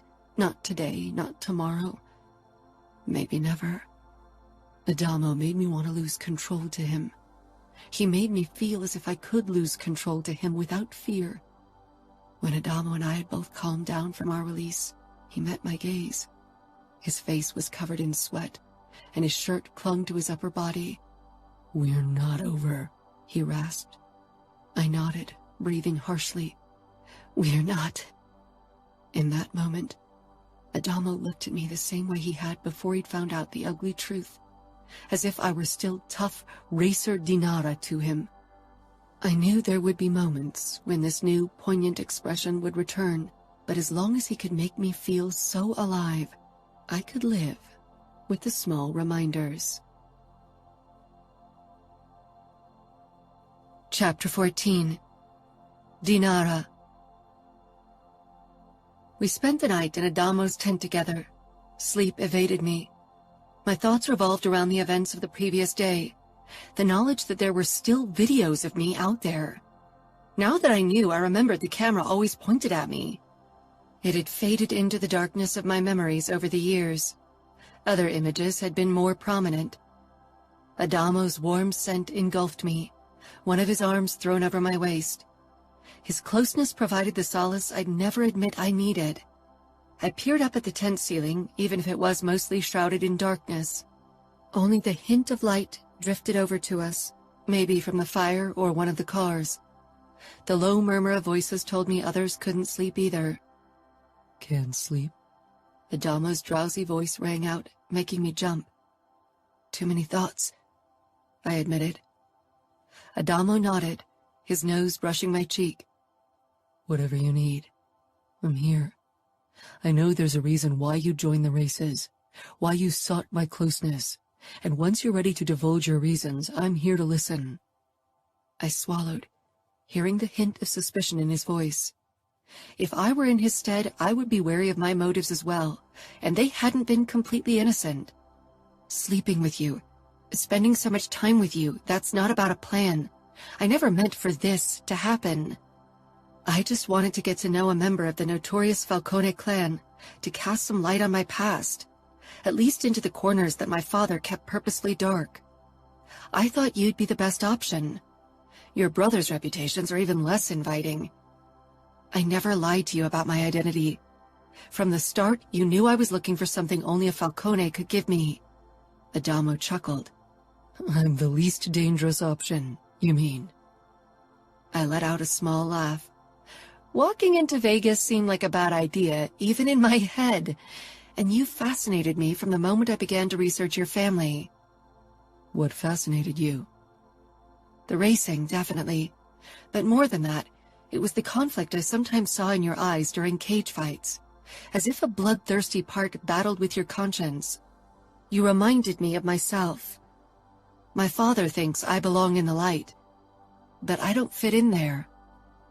Adamo propped himself up, so his face hovered over mine, but it was too dark to make out more than the general outline. "The blood you thirst for, is it in Vegas?" I didn't say anything. Over the last couple of months, my goal had shifted. I'd wanted to find out more about my past, and I knew only Ramo could tell me what my father wouldn't. I didn't have much hope that he would divulge any information. Maybe if my father and he would still cooperate, but now that their relationship has turned hostile, I knew the chances were slim. But I had to take my chances. Part of me hoped you'd know what I wanted to know. "What do you want now?" My heart sped up whenever I tried to determine what exactly I wanted. Deep down, only one option sounded satisfying. I need to do what I'd originally planned. Find out everything before I can really decide what I'm going to do next. "I have the CDs in my car. Do you want them?" I quickly shook my head. "Not yet," I whispered. One day I'd try to watch them, but not now. Even if they'd show me the cold, hard truth in every disgusting detail, I wasn't ready for that confrontation. Adamo cupped my cheek. "You want me to take you to Vegas? To meet Ramo, right?" I'd imagined meeting the man who'd saved me from possibly years of abuse, countless times over the years. My father had never talked in very favorable words about the capo. Now I guessed the reason for it was that Ramo had kept my mother, and not allowed my father to kill her. I wasn't sure why. It seemed unlikely that Ramo Falcone had qualms about ending the life of a woman, Yes. Adamo's silence filled the darkness between us. I know you're loyal to the Camorra, and I'm not asking you to betray them. I want to officially meet Ramo, if he allows it. We can drive to Vegas after the next race. Won't you have to ask Ramo first? Even if Adamo was the capo's brother, there were some rules to be followed. Unless the Camorra operated completely different from my father's organization, which I seriously doubted. All crime organizations were based on a strict hierarchical structure. During my last trip to Vegas, I mentioned that you might want to see him to talk. He agreed. I pushed up. How did you know? Maybe I'm supposed to assassinate your brother for keeping my mother all these years. You can't know my true motives. I could be lying. You haven't revealed your true motives yet. Maybe even you don't know them in their full scope at this point. But Ramo can protect himself, and he's the master of games and cunning. Tricking him is difficult, far more difficult than tricking me. I huffed. I think you're putting yourself down. No. I'm very good at reading people, and even at manipulation if I want to be. It's the Falcone gene. But Ramo is the fucking master at it. He might as well have invented it. So Ramo wants to see me to determine my motives? He's going to find out if I pose a risk to him, you, or the Camorra. Adamo stroked along my arm. No. I doubt that's why he wants to meet you. Ramo kept your mother and the videos for a reason, but he didn't divulge everything to me. You and he both hide part of the truth, and by bringing the two of you together, I hope to uncover everything. But you have your suspicions why your brother did what he did. I know, Ramo. His values haven't changed over the years. They are as twisted and morally doubtful as they used to be. It's not like your morals are socially acceptable. Adamo laughed. I'm a Falcone. Twisted morals are in my gene pool. I wonder when you'll decide I'm not worth the trouble. Oh, I have a feeling you're worth every trouble you might put me through. I bit my lip, unsure how to respond to that. Every day I spent with Adamo, he grew more on me. I missed him when he wasn't around, and I kept thinking about him and how it felt to be with him. I wasn't sure where my path was taking me, but I hoped Adamo would join me on it, at least for a little while longer. I didn't dare look too far into the future. Dima can't come with us to Vegas. That wouldn't go over well with Ramo, Adamo said. Dima and I didn't talk much, but he'd returned to camp with me after my last trip to Chicago. I wasn't sure if it was on my father's orders, or if his own protective streak had come through. Then we'll have to sneak away. I doubt he'll listen to me if I tell him to stay behind. If my father gave him orders to guard me, he won't let anything stop him. Then we'll sneak away after the next race. He rarely stays long for the after-party. And maybe you can slip a couple of sleeping pills into his drink. I can give you something strong. I shook my head. While I trusted Adamo with myself, I wasn't sure if I should trust him with Dima's life. He was a Bratva soldier after all, and definitely the first one Adamo would kill. I'll handle it. Adamo chuckled. All right. But you don't have to worry. If I wanted to get rid of Dima, I wouldn't do it the cowardly way. I'd beat him in a fight to the death. That's a consolation, I said dryly. Adamo brought our faces even closer and kissed me. The kiss was sweet, with a hint of possessiveness. He nipped at my lip before he pulled away. Why Dima? You mean why I dated him? Yeah, he said. You and him were together for a few years, right? 3 years. So why him? At first I thought he was jealous of us, but now I'm not so sure anymore. He definitely disapproves, but I'm not sure it's because he wants you for himself, or if there's another reason. But you definitely look at him as if he might just as well be your brother, and not your ex. Are you jealous? I haven't been with him in over a year, and not with anyone else either. Just curious. I still think he acts more like a protective brother than a former lover. It's odd. More odd than a Falcone and a Mikhailov getting it on? I asked, trailing my fingers down Adamo's muscled chest and abs. Adamo chuckled. Nice try. I sighed. I'd known Dima almost all my life. He'd been friends even before my mother had taken me away, and afterward, he'd been the one whose company I sought as well. Unlike the adults, he didn't look at me with pity and horror. He didn't really know what had happened. That would change later, and so would the way he treated me, but he'd always been by my side. I reached for the cigarette package on the ground beside me and lit a smoke up, then took a deep drag from it. Usually this was a topic that felt too personal, but Adamo and I had reached a point in our relationship where I wanted to share more of myself. It was a surprising and terrifying realization. I let out a plume of smoke before I twisted my head around to Adamo. I wanted to be in control, wanted to experience sexuality on my own terms. In the past, my voice died. I squinted at the glowing tip of my cigarette for a couple of breaths before I could speak again. The things that were done to me, everything was out of my control. I had to endure the pain, the fear, and humiliation. But with Dima, even when it was painful, that was my choice. He'd let it be my choice. Dima was a safe option. As my bodyguard, he was meant to protect me. Father would have killed him if he'd hurt me. He is my father's man through and through. I knew he'd never do anything I didn't want. With him, I could do what I wanted, get the power back that was taken from me as a child. Sex with Dima had been freeing, in a way, because it had been on my terms. It hadn't been forced upon me. Everything was my choice.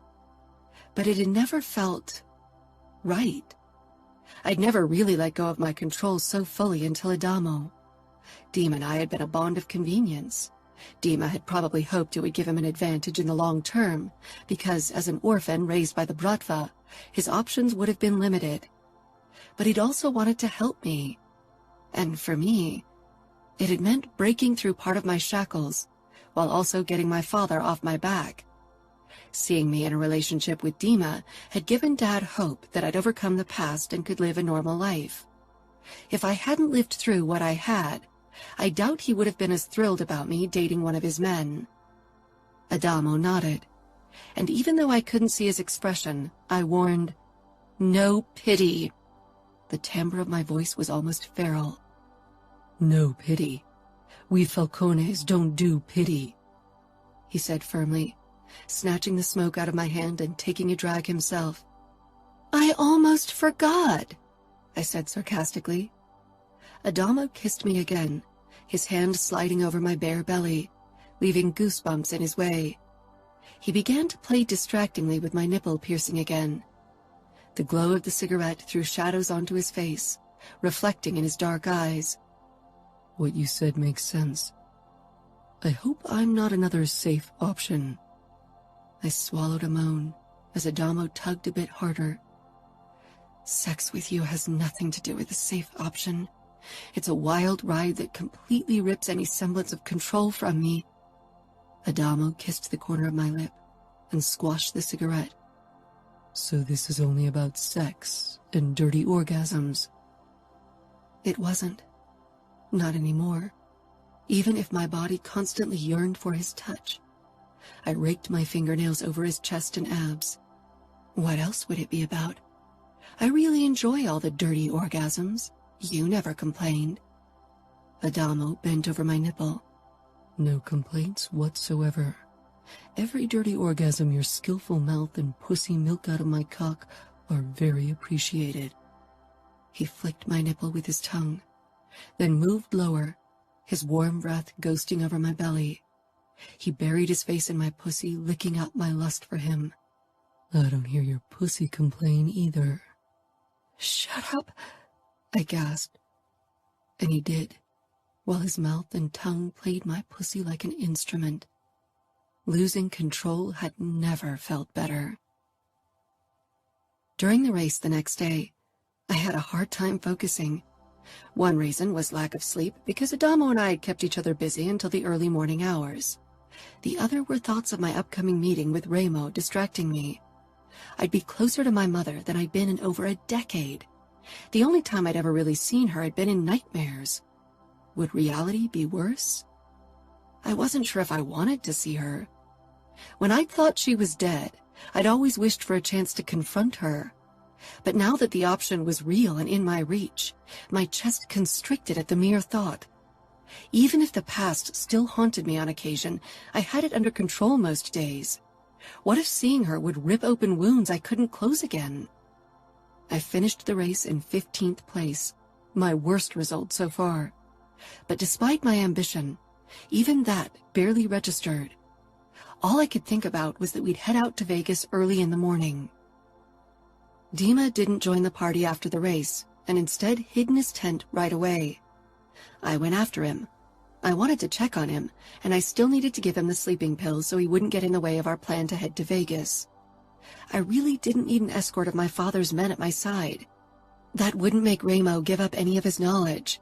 He'd kick us out with blazing guns. "Dima?" I called. I couldn't really knock at his tent. A form shifted inside, and eventually the flap opened and Dima poked his head out. He was only in his boxers, a sight I'd seen countless times before, but it felt awkward now. The tattoo of the crossed Kalishnikovs branded his chest, the sign of the Bratva. "What do you need?" I held up the 2 cups with vodka. We didn't share a drink after the race. "No reason to celebrate, right? We both didn't do well today." Dima had never much cared about succeeding in the races. He'd stayed for me. Vodka is right in any situation. To commemorate, to celebrate, and just because. The flicker of a smile ghosted across Dima's face before it disappeared. I handed him one of the cups, and he accepted it as he stepped out of the tent. The dose wasn't too high. It would make sure he fell asleep soon, and would sleep until the morning. His light slumber would otherwise prove tricky. We bumped cups before we emptied the vodka in one gulp, followed by a hiss. I grinned. It was a homemade vodka from Dad's cook, and stronger than the stuff you could buy in stores, especially in the States. Widowmaker was one of its nicknames among Dad's men. Dima scanned my face. "I'm worried about you, Dinara. Since you found out about your mother, you pulled away from me. I feel like you don't trust me with your plans anymore." I scoffed, even if it hit the nail on the head. You pulled away because you don't like me with Adamo. I gave you room. "Don't make the mistake of trusting him. A wolf is still a wolf, even covered in sheep fur." You aren't a sheep either. I don't have any sheep in my life, and don't forget, I'm a wolf myself. Dima laughed. "You are." My gaze drifted back to the party. People were dancing around the fire, already drunk on whatever concoction they'd brewed today. Adamo talked to Crank, but he kept throwing glances my way. "You better return," Dima said coldly. "He's waiting." I sent him an exasperated look, but he slipped inside the tent and closed it. The moment I reached the party, someone grabbed my hand and pulled me into a dance circle around the fire. I was too stunned to tell them off. Instead, I allowed my body to sway to the music. Adamo grinned as he watched me.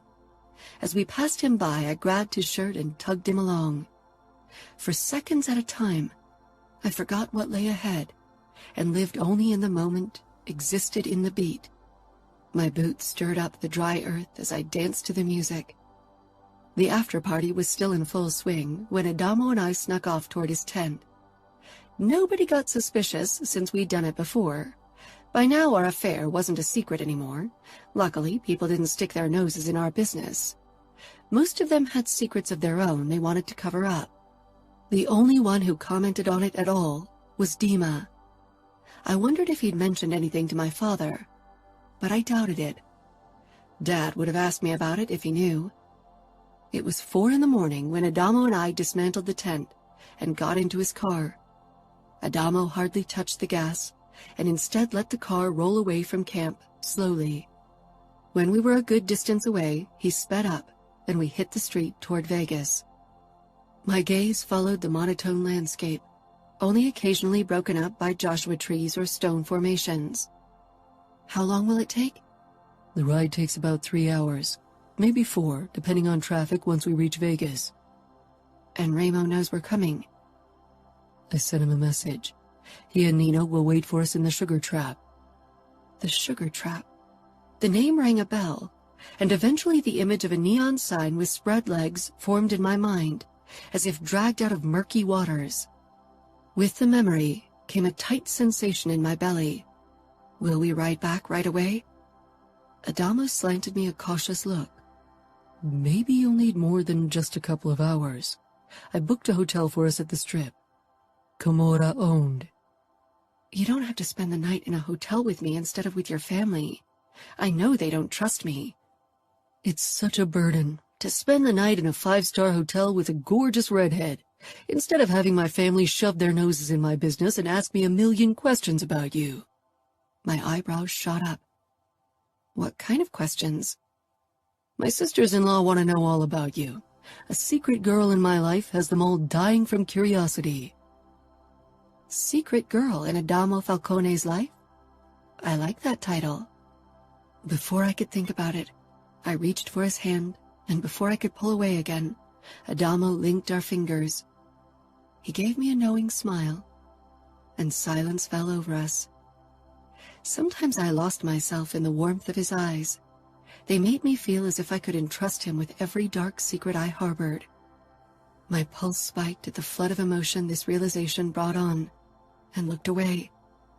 I peered out of the window, trying to recall what I remembered of Ramo and Nino Falcone, and Las Vegas.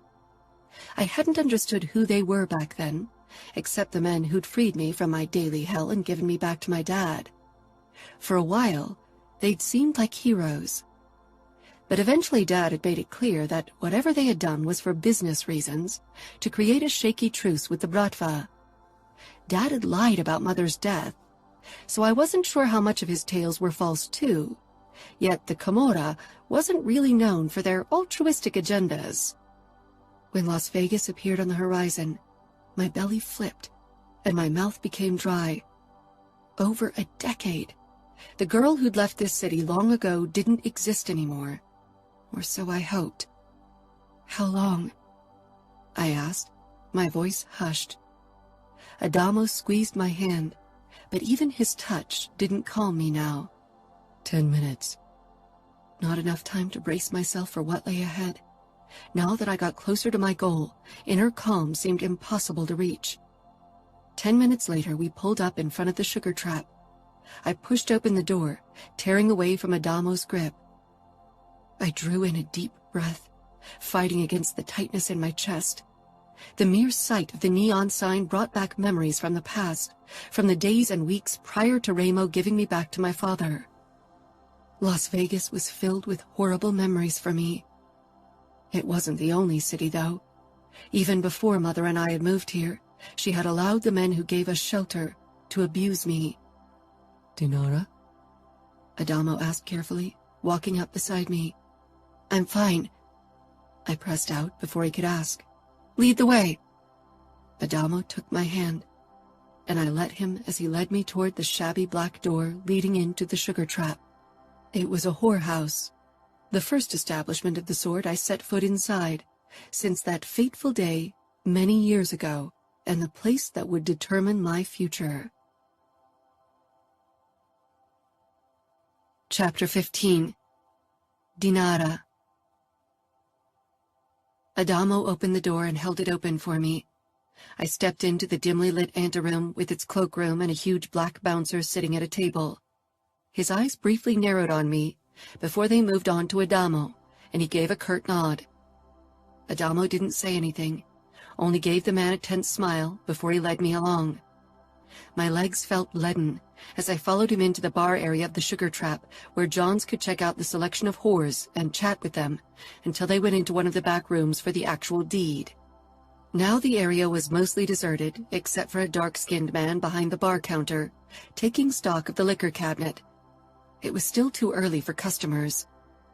My eyes took in the red leather booths, black lacquer decor, and the dance platforms with silver poles. The color scheme hadn't changed, nor had the general vibe of the establishment.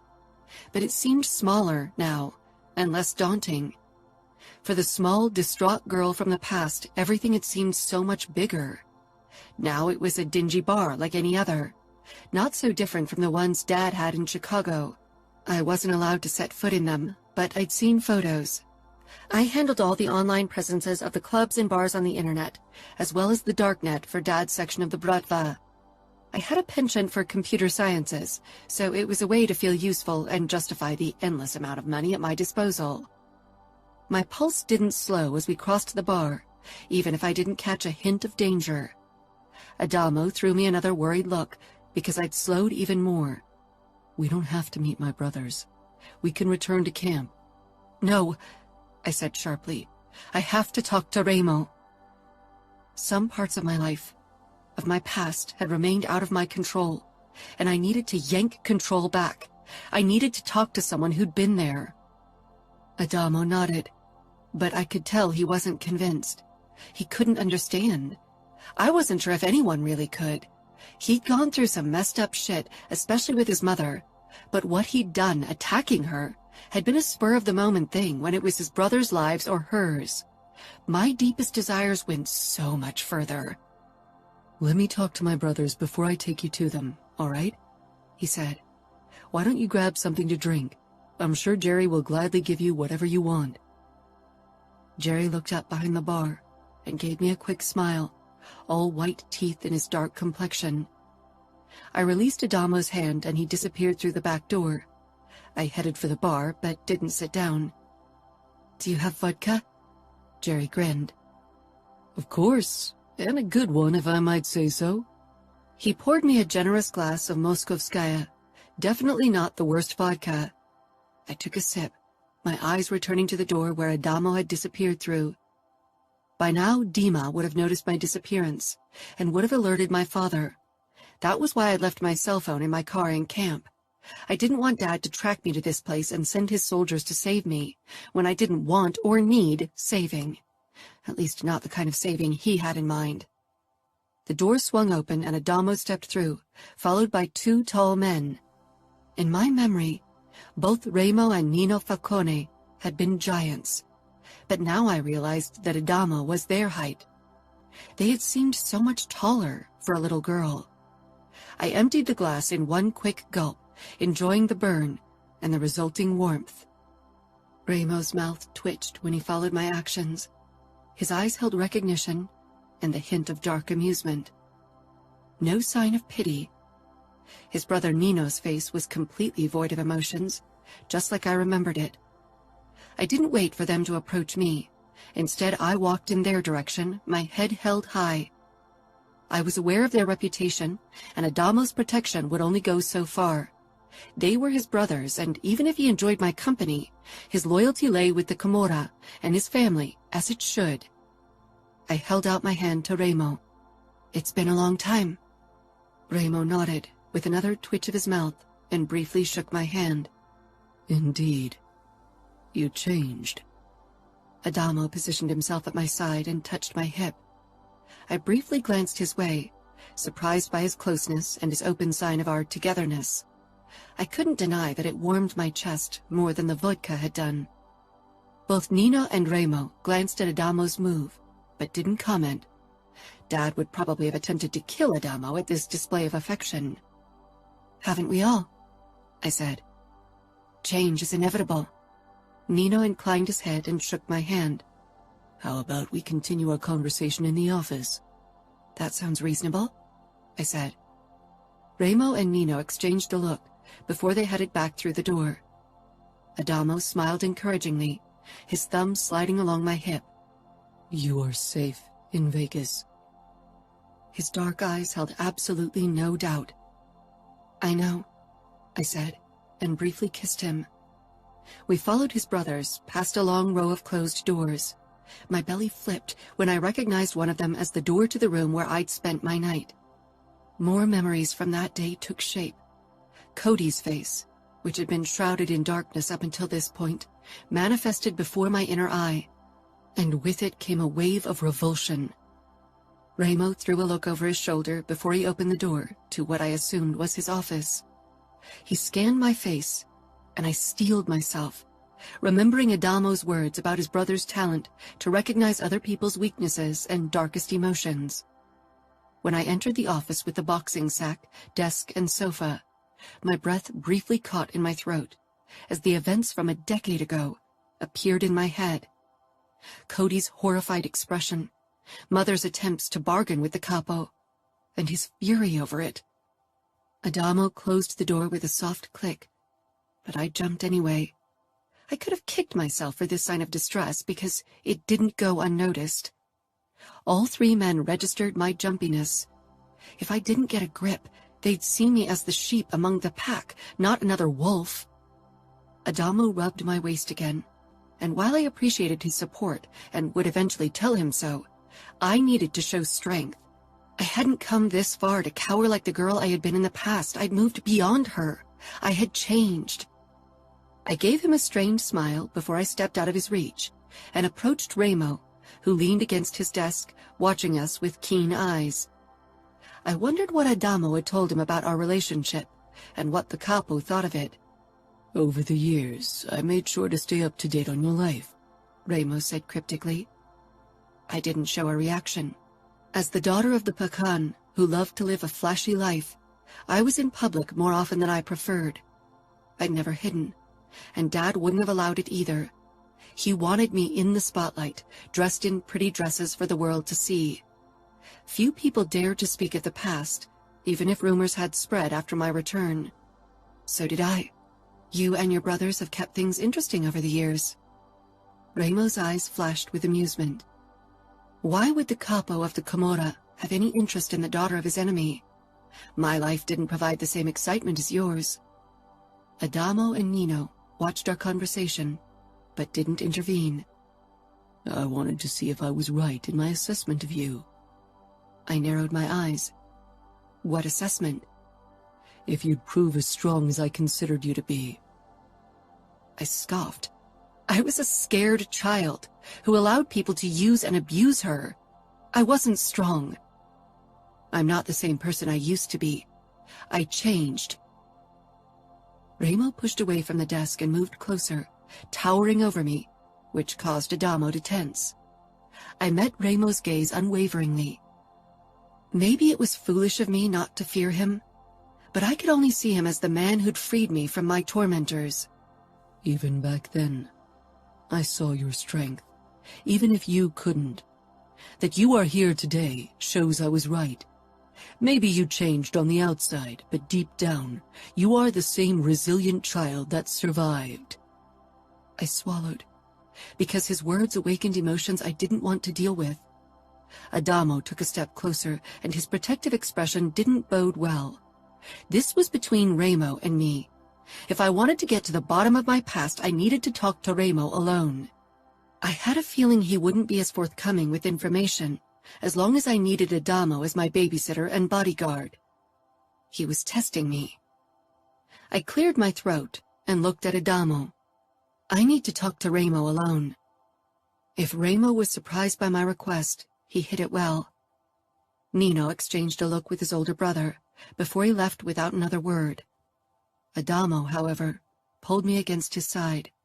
What's the matter? Your brother and I need to talk, alone. Still don't trust me, Adamo asked Reilly.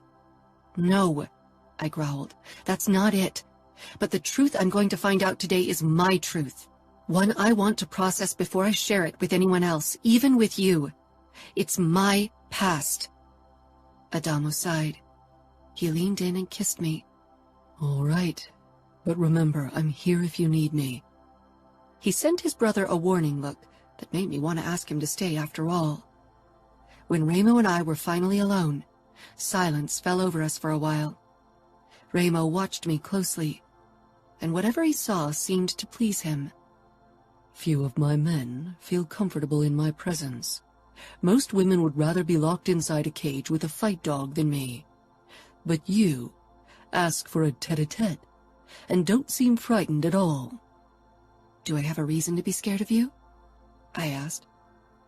Again, the twitch of his mouth. I think you already answered that question for yourself before you set foot on Vegas ground. I shrugged. I had my assumptions, but of course I couldn't be sure. My father is your enemy. You and him would kill the other if you ever met. Your father isn't in the top 10 of my enemy list, Dinara. He'll probably live. My lips thinned. My father is a strong man, with an army of loyal followers. Remo chuckled. Ah, a Bratva princess after all.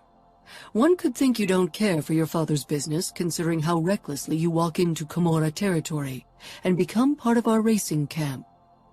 I'm loyal to my father, just like Adamo is loyal to you and the Camorra. Something shifted in Remo's eyes, and I realized I was treading dangerous ground. Have you tested his loyalty? I didn't, and I won't. Adamo has his place, and I have mine. But the lines have become blurry, haven't they? You and Adamo have gotten close over the last few weeks, Remo said, and the hint of suspicion and threat swung in his deep voice. I knew it would be futile to deny it. I wasn't sure how much Adamo had told his brother, and I had a feeling Remo would have smelled the lie. We have. We share a passion for racing. But that's not where your paths crossed, Dinara. Am I right? You joined our race camp for a reason. I did, I said firmly, not looking away. If I'd lowered my gaze or tried to avoid the topic, Remo would have seen it as an admission of guilt. I was definitely guilty of seeking Adamo's closeness initially to find out about the Falcones, and to use him to get in contact with Remo. But sleeping with him, or spending so much time with him, had never served that purpose. My body and soul had yearned for it. When I was with Adamo, I rarely longed for the rush of drugs that had haunted me for so many years. He was my drug of choice. My father was always careful to divulge as little information as possible to me about my past. I knew you were the only one who could reveal the parts he left in the dark. So you think I'll do that? Why would I reveal information without asking for something in return? And unlike your father, you don't have anything of value to offer. For a moment, I was thrown off. My father had always insisted Remo wouldn't help me with my past. I'd be lucky if I wasn't killed by the crazy capo. Again, I noticed the flicker of challenge in Remo's eyes. Remembering Adamo's words about his brother's manipulation skills, I straightened my shoulders. My father must have offered you a lot for my mother. There's nothing he'd rather do than kill her with his own hands. But whatever he offered was never enough for you, which means he's got nothing you want. Maybe you are as twisted as everyone says and just want to hold her fate over his head to taunt him. But then the peace which lasted many years doesn't make sense. Remo's smile widened. Go on. I'm starting to enjoy your analysis. Maybe you waited for me to show up. Maybe my father isn't the one you want to hint information to. And why would I choose you, Dinara? Because it's my past. It's my right to know the truth, no one else's. Remo inclined his head. Well said. So will you tell me everything? I will. But first I want to talk about Adamo. Adamo's a grown man. He can protect himself. Oh, I know. But I have a feeling you might be in need of his help again soon for a path you can't walk alone. He'll do what you ask of him because he cares for you, and because it's a path he can't resist. You should be sure that what you want from Adamo doesn't end the day you reach the end of that path, because if it does, you better end it now. Adamo and I aren't in a serious relationship. We have fun together, that's all. Remo leaned closer, and I shied back involuntarily. Whatever's between the two of you extends beyond fucking. You two share the same vices. Adamo and I need to figure it out by ourselves. Remo gave me a look that sent a shiver down my back. I didn't resent him for his protectiveness of his younger brother. If Adamo ever met my father, things wouldn't be any different. Dad would try to scare him away, or at least scare him into treating me right. If he wasn't Remo Falcone's brother, he'd probably even kill him. Maybe he'd do it anyway, if he considered it the only option to protect me. Maybe we should talk about the reason why you're here now. Ask whatever you want to know. Did my father know all these years that my mother was alive? Ramo nodded. I never told him otherwise. I had no reason to kill her. You didn't, but my father had. So why didn't you allow my father to kill her himself? I can see it in his eyes that he wants to do it. You are the only thing standing in his way, I said. Because, Ramo growled. That's your privilege. I told your father I'd keep her in my territory until you were old enough to decide over her fate. I'd have thought you'd come along sooner to kill her. I froze, realizing the gift laid out before me, the gift Ramo was offering. Dad had never mentioned that tidbit of information. Of course he hadn't. He wanted me in the light, and what Ramo was offering led into the depth of hell. You've kept her from me so I could kill her? Kill my mother. I had lost count of the times I'd considered it in abstract fantasies, but I had never been this close. My heart sped up. In the last few days, the idea had taken shape, but the Camorra had always seemed in my way, a barrier I'd have to pass to get what I wanted. Now I realized the only thing stopping me was me. If I wanted to do it, I could find her now and end her life. Kill her, or do whatever else you see fit for someone like her after everything she's done. Broken me? I clipped, even if it was a tone not fit for a capo. I don't see someone broken when I look at you. And if you think you are, then you should try to fix yourself, because no one else can. I nodded. Dad had tried. Dima had tried. Even Adamo was trying. But deep down I knew there was only one way for me to get past what had happened. What if I want her to be free? What if I want to make my peace with her? Not everyone needs to kill their mother to move on. It was a risky thing to say, but Ramo had caught me on the wrong foot. His expression became dangerous. That's true. Some people can make peace with their abusers, but our kind isn't able to do it. Our kind. My father had always tried to keep me away from the darkness, but its call had always been loud and clear in my heart. I never considered killing her. Ramo gave me a look that made it clear he didn't believe me. In detail, I amended. I thought she was dead, so I never really considered it a valid option. It was the impossible fantasy of a desperate mind. It's not an impossible fantasy anymore, Dinara. It's your revenge. It's in your reach. You only have to take it. I swallowed. I can't kill her now. Not yet. I've never killed anyone, I admitted. I'd never even witnessed someone being killed. I had, by accident, walked in after a killing once when Dad had shot one of his soldiers in his office. But the man had been dead and lying in his blood. I hadn't looked into his eyes in his last waking moments. Ramo shrugged. No one's without fault. I snorted. Some people might see it as a virtue to refrain from killing. Those are usually people who've never seen the dark side of life and tasted how good it can be if you bend it to your will. I have seen enough darkness. I paused, trying to really feel inside of me.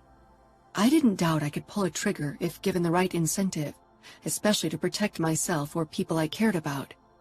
But revenge was a different beast. It stemmed from an even darker urge. Yet, I wanted to follow its calling. Chapter 16. Adamo. I practically bounced on the bar stool as I waited for Dinara to talk to Ramo. It didn't sit well with me that she had to deal with him alone. Ramo wants to help her.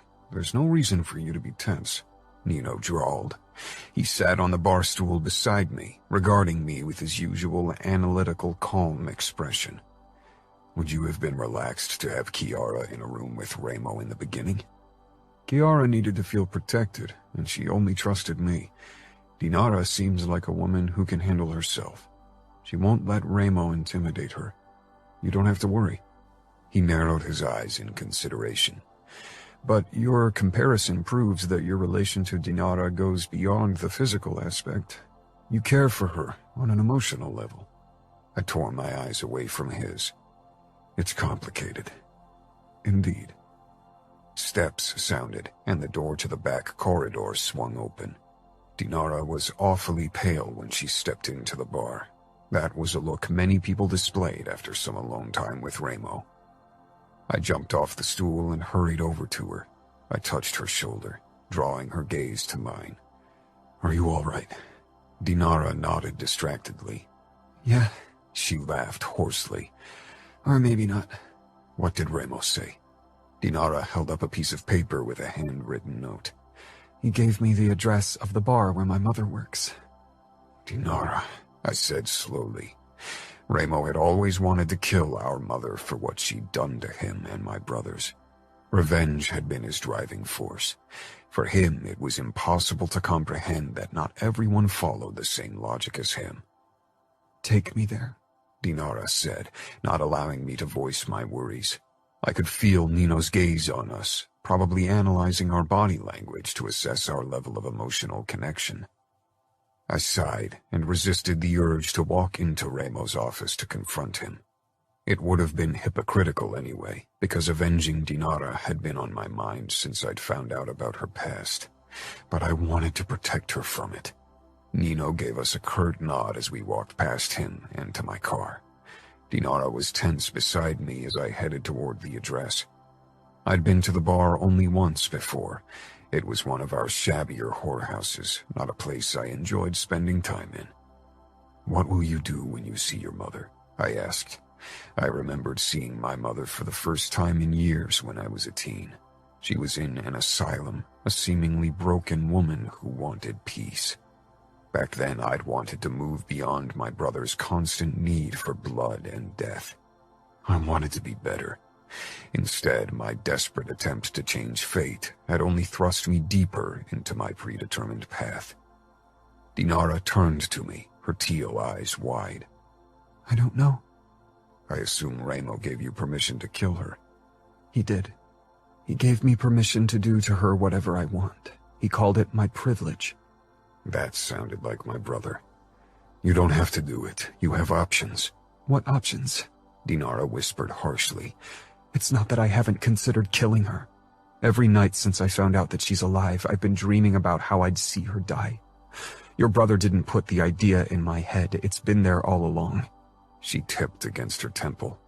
I took her hand, linking our fingers. "Did you imagine killing your mother before the day you stabbed her?" she asked. For a long time, I believed killing my mother wouldn't change anything. Part of me even hoped we could make peace with her and become at least a dysfunctional family. I wasn't born when she hurt my brothers. I'd always only heard the stories, and even those were sparse. Ramo tried to keep the horrors of the day that my mother tried to kill them away from me. But I needed to realize the horrible impact she had on our family for myself.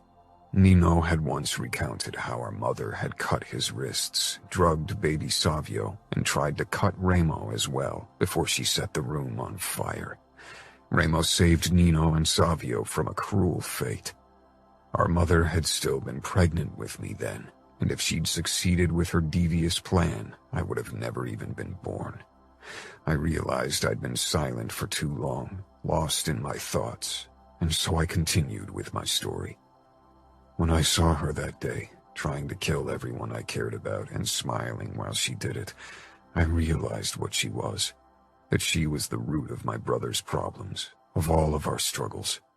Our father hadn't been better than her, but he at least was dead and couldn't cast his dark shadow over us anymore. In that moment, I wanted to kill her, and I never regretted it. I'm glad my brothers did it, though. It was their privilege. "Did it help your brothers to see her dead? To kill her themselves?" I considered that. I had never really talked about it with my brothers. The topic of our mother's death had been buried with her corpse. She was gone. Maybe my brothers talked about it with their wives, but definitely not with me, and I'd never dared to talk about it. Putting the past to rest had been a huge step in finding happiness for me. I'm not sure it helped them. It didn't change them. By then, we all were already too messed up to find our way back onto a different path. But maybe it gave them peace of mind for a while. Dinara swallowed. Peace of mind was what I wanted when I sought you and the truth. I wanted to uncover the ghosts of my past that kept haunting me. Wanted to confront them and put them to rest. But I didn't know so many of them were still around. You mean your mother and your abusers? She nodded. I pulled the car into the half-empty parking lot of the whorehouse and killed the engine, but made no move to get out because neither did Dinara. She slanted a cautious look toward the front door of the establishment. It was a simple steel door in a brick building without any windows at the front. I squeezed her hand. I'm here. Dinara gave a more resolute nod and shoved open the door. I released her and got out of the car, following her toward the entrance of the whorehouse. She froze in front of it and turned to me, her eyes frantic. She reached for my gun holster, but I stopped her with a gentle touch. You can't shoot her in the middle of a bar. If you want to kill her, you need to do it somewhere private. Dinara pulled her hand away, looking lost for a moment. Will you give me your gun when I need it? I don't have any weapons on me. Can you shoot? Dima taught me. You can have my gun if you need it. I still thought Dinara looked too out of it to make this kind of monumental decision so shortly after having the option handed to her on a silver platter. It's my decision, she clipped, her eyes becoming more focused. My past, my decision. Don't try to stop me. I won't, I promised. She took a deep breath before she stepped into the building, followed closely by me. The air was thick with smoke, spilled beer, and sweat as we headed into the dimly lit bar of the whorehouse. A couple of men sat at the bar, chatting with prostitutes, and half a dozen booths were occupied as well. In some of them, the whores and their customers had already moved past chatting. In our better establishment, any kind of touching was limited to the back rooms, but here, things were handled a bit more openly. One of the whores was rubbing a fat guy through his pants while he was pawing at her breasts and slobbering all over her neck. Dinara didn't seem to notice. Her eyes scanned the room, and I did the same, but didn't spot anyone who could be eaten. Let's go to the bar counter, I said. The men at the bar checked out Dinara hungrily, but the look I sent them made them avert their gazes hurriedly. The barkeeper, a lanky blonde guy in his 20s, came over to us. Mr. Falcone, he said with a reverent nod. What can I do for you? 2 vodka, and you can tell me where Eden is. She's in a back room with a customer. Do you want me to get her for you? No, Dinara said quickly. The barkeeper gave me a questioning look, and I nodded. We'll wait for her. Let her finish her business. But get us those drinks. We'll be over in a booth waiting. With a hand on Dinara's back, I led her toward a booth in the corner. We made ourselves comfortable, and a moment later a waitress delivered our drinks. Dinara looked around, her face hard. This place is disgusting. Are your father's whorehouses better? Most of them aren't, no. But he's got a few more luxurious establishments as well. Dinara nipped at her vodka, then set it down again. I slid closer to her, seeking her gaze. Thank you for being at my side, she murmured. You have every reason to mistrust me or to mind your own business, but instead you chose to help me, even when I'm being a bitch. You aren't a bitch. You are stubborn and strong-willed. A slow smile spread on her beautiful face, but it dropped rapidly. Her eyes snapped toward the bar, and I followed her gaze. A woman and a man had just stepped back into the bar through the back door. The man had his arm wrapped around her waist, and she was leaning into him, giving him a flirty smile. Her hair was colored a burgundy red, and her skin was tanned, but her cheekbones were unmistakable. Dinara froze. It's her. She sounded small and terrified, like that girl in the recordings. I ran my thumb over her hand, hoping to give her strength. I narrowed my eyes at her mother, who was still all over her customer. Hatred burned in my veins. Hatred and a hunger for revenge on Dinara's behalf. I wished she'd ask me to handle the woman for her. I wouldn't hesitate. Pretending otherwise would have been a fucking lie. I wouldn't even have qualms about it. Eden kissed her customer one last time before he walked off. Then her pleasant smile fell, and she scowled at his back before she turned to the men at the bar with a seductive smile. She hadn't noticed us. I need to go. Dinara pressed out. Now. She jerked to her feet, her eyes haunted. I stood, grabbed her hand, and led her outside as fast as I could. I wasn't sure if Eden saw us, and even if she did, would she even recognize Dinara? Dinara was hyperventilating when I pushed her down into the passenger seat and squatted before her. I touched her thighs. "Hey, look at me. I'm here. I can protect you."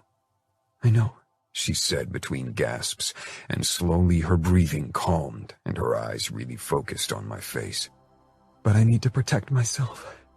Instead, I lose it as if I were still the little girl from back then. I should be strong, but I'm not." The despair in her voice and eyes cut me deeply. "You are," I said firmly, "but you have to give yourself time. You went from thinking your mother was dead to seeing her in flesh and blood. You need time to work things out." "Take me back to camp," Dinara whispered. "I need to get out of Vegas. She shook her head. Just take me away." I leaned in and kissed her before I closed the door and got in behind the steering wheel. For the first time since I'd known Dinara, she looked like the frightened child she didn't want to be perceived as. I could see her struggle to be strong, but the girl from the videos, a shadow from the past, lingered in her eyes. Dinara was awfully quiet on our drive back to camp. I couldn't forget the haunted look in her eyes when she'd seen her mother. By now, her expression was controlled and her eyes closed off.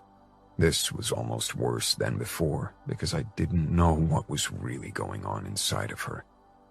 After I parked the car at the edge of camp, neither of us moved. "You're not thinking about running back to Chicago for good, are you?"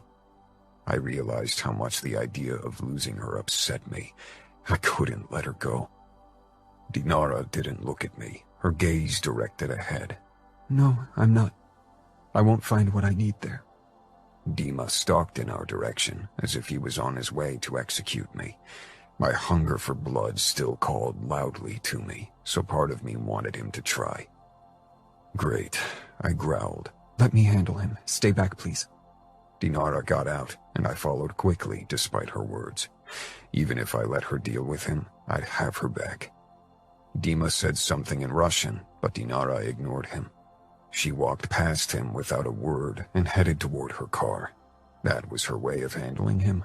I was about to follow her, not wanting her to be alone in the state she was in, but Dima barred my way. "Where the fuck did you take her?" "That's none of your business." He grabbed my shoulder, and I shoved him away, narrowing my eyes. He was starting to seriously piss me off with his disrespect. If it weren't for Dinara, I might have given him a taste of my knife. Maybe that would have stilled the call for blood in my veins. I had to get a fucking grip. "You took her to Vegas, didn't you? I told my Pajan. He's pissed at your brother." "I'm sure my brother will be heartbroken to hear it," I said sarcastically. Dima glowered and leaned closer. "The last time she looked this freaked out, she had a relapse and almost died. If something happens to her, I'll kill you." I got into his face. "She's mine, and I'll make sure she's safe, so fuck off." "You really think she can ever be yours?" Dima gave me a hard look before he headed after Dinara. I hated that he knew more about Dinara's past than I did. I needed to find out more about her drug history. From my own experience, I knew the call for drugs was still loud in certain moments, and Dinara was pretty shaken right now. I followed Dima with my eyes and stifled a sigh of relief when Dinara didn't open the car where she had retreated into. Dima stormed off toward his own car, probably to contact Grigori again. Maybe I should ask Ramo to send more guards for the races in case the Bratva decided to attack. Before I could decide to approach Dinara, her car drove off. "Fuck," I muttered. It cost me a lot of restraint not to follow her. She would be pissed if I acted like a stalker. I had to trust that she just needed some time to herself. There weren't any places in our immediate surroundings where she could buy drugs, so she'd have to settle for cheap liquor if she wanted to blank out what happened. She returned an hour later, and not a moment too soon, because I'd been close to going on a search. I went over to her right away. She leaned against her car, but she avoided my eyes and focused on her lighter as she lit the tip of her cigarette. I didn't smell alcohol or marijuana on her. I need to be alone right now, Adamo. I know you want to talk, but the voices in my head are enough to deal with right now. Just give me time.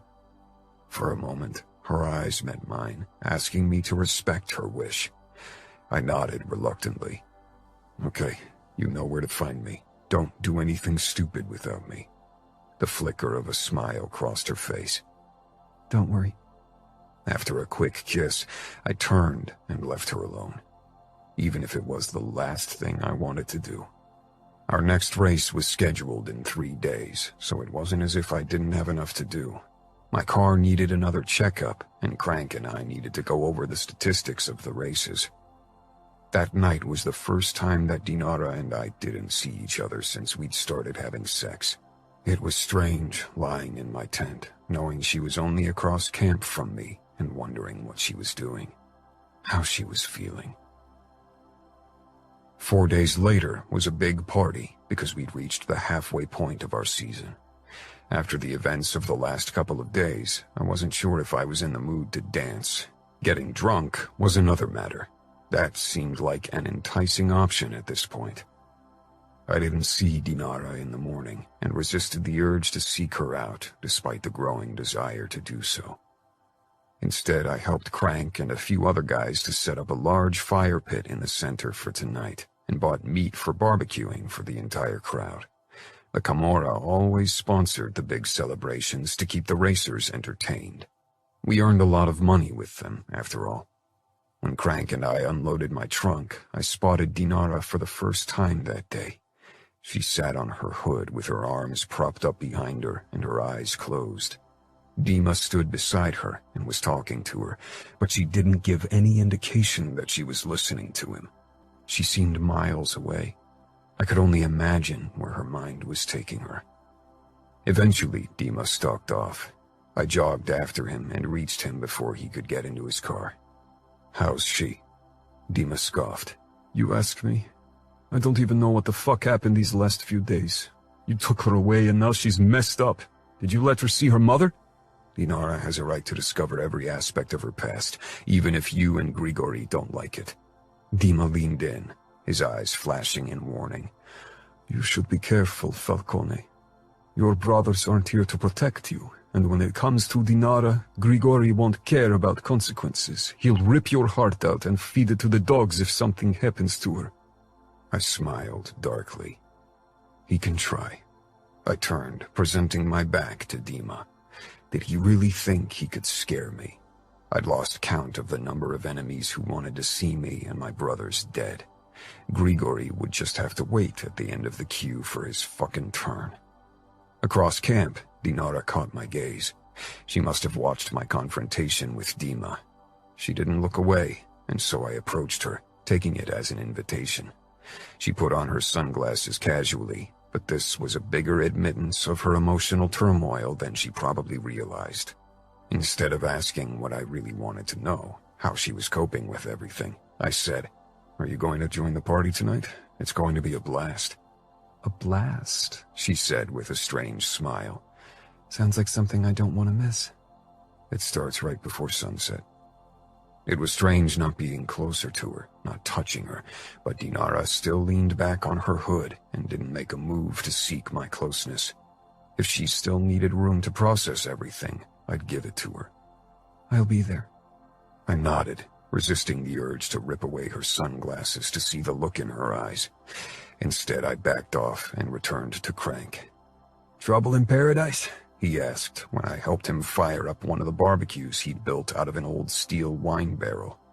Dinara and I enjoy space apart on occasion. We aren't attached by the hip. "If you say so," Crank said. That was the problem living in camp.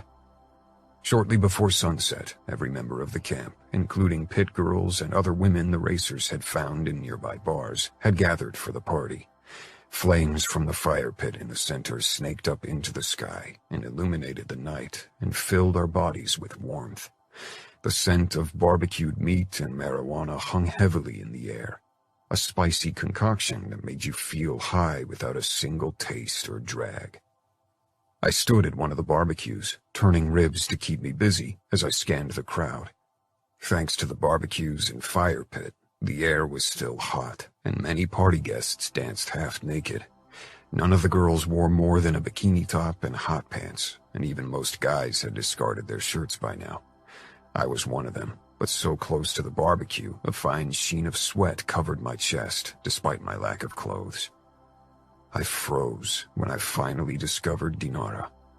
I've been looking for her since the start of the party, but either she'd hidden in the crowd so far, or she joined the party only now. The sun was starting to disappear behind the horizon. I shoved the barbecue tongs at Crank and left my spot at the barbecue to get a closer look at Dinara. The sight was too beautiful to miss. She danced barefoot under the sinking sun, her red hair aflame in the dimming glow. She was beautifully imperfect, imperfectly beautiful. She was laughter and lightness and happiness. Our eyes met, and for a second she seemed to still, a slight hitch in her charade. Then she threw her head back and laughed. She started spinning around herself until she lost her balance and stumbled toward me. She collided with my chest hard, still giggling. Her eyes glowed with forced happiness. No one saw the darkness lingering just beneath.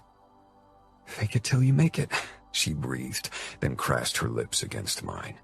Kissing, we tumbled to the ground under the cheers of the crowd. I rolled onto my back, taking her with me. She straddled my hips and let out a battle cry. I smiled. Fake it till you make it. I could do that for her, if this was what she needed to get past her demons, past her despair. Her breath smelled of alcohol and marijuana, but she wasn't drunk or high enough to explain her sudden cheer. She wanted to forget, to be happy, and she was determined to force it. The crowd began to dance in a circle around us, and Dinara leaned down again for a lingering kiss. She was usually less open with public displays of affection, but I took her up without hesitation and kissed her back, wanting everyone to see that she was mine, now and for however long she let me. "Dance with me. Help me forget tonight," she rasped, her eyes almost feverish with despair. "Let's just be us tonight, not anyone's daughter or brother. Let's be in the moment, no past, no future." I clapped her ass in response, causing the crowd to roar with delight. Dinara's eyes flashed with indignation, then eagerness. I grabbed her hips and sat up. Just us. I kissed her harshly before I nodded at one of the female dancers. She grabbed Dinara and pulled her into the dancing circle. I jumped to my feet and joined them. We danced until our feet hurt, until our surroundings became blurry from alcohol and the joints that were passed along. Dinara never strayed from my side, our bodies molded together as we danced to the beat. Feeling her body pressed up against mine and seeing the fire in her eyes, desire for her flamed up in me, and soon my cock dug against her belly. Her eyes lit up with lust. I leaned down, kissing her ear. "I need to fuck you now, Dinara." "Then fuck me," she said. I lifted her off the ground, and her legs wrapped around my hips as I carried her away from the party. Hiding wasn't an option anymore.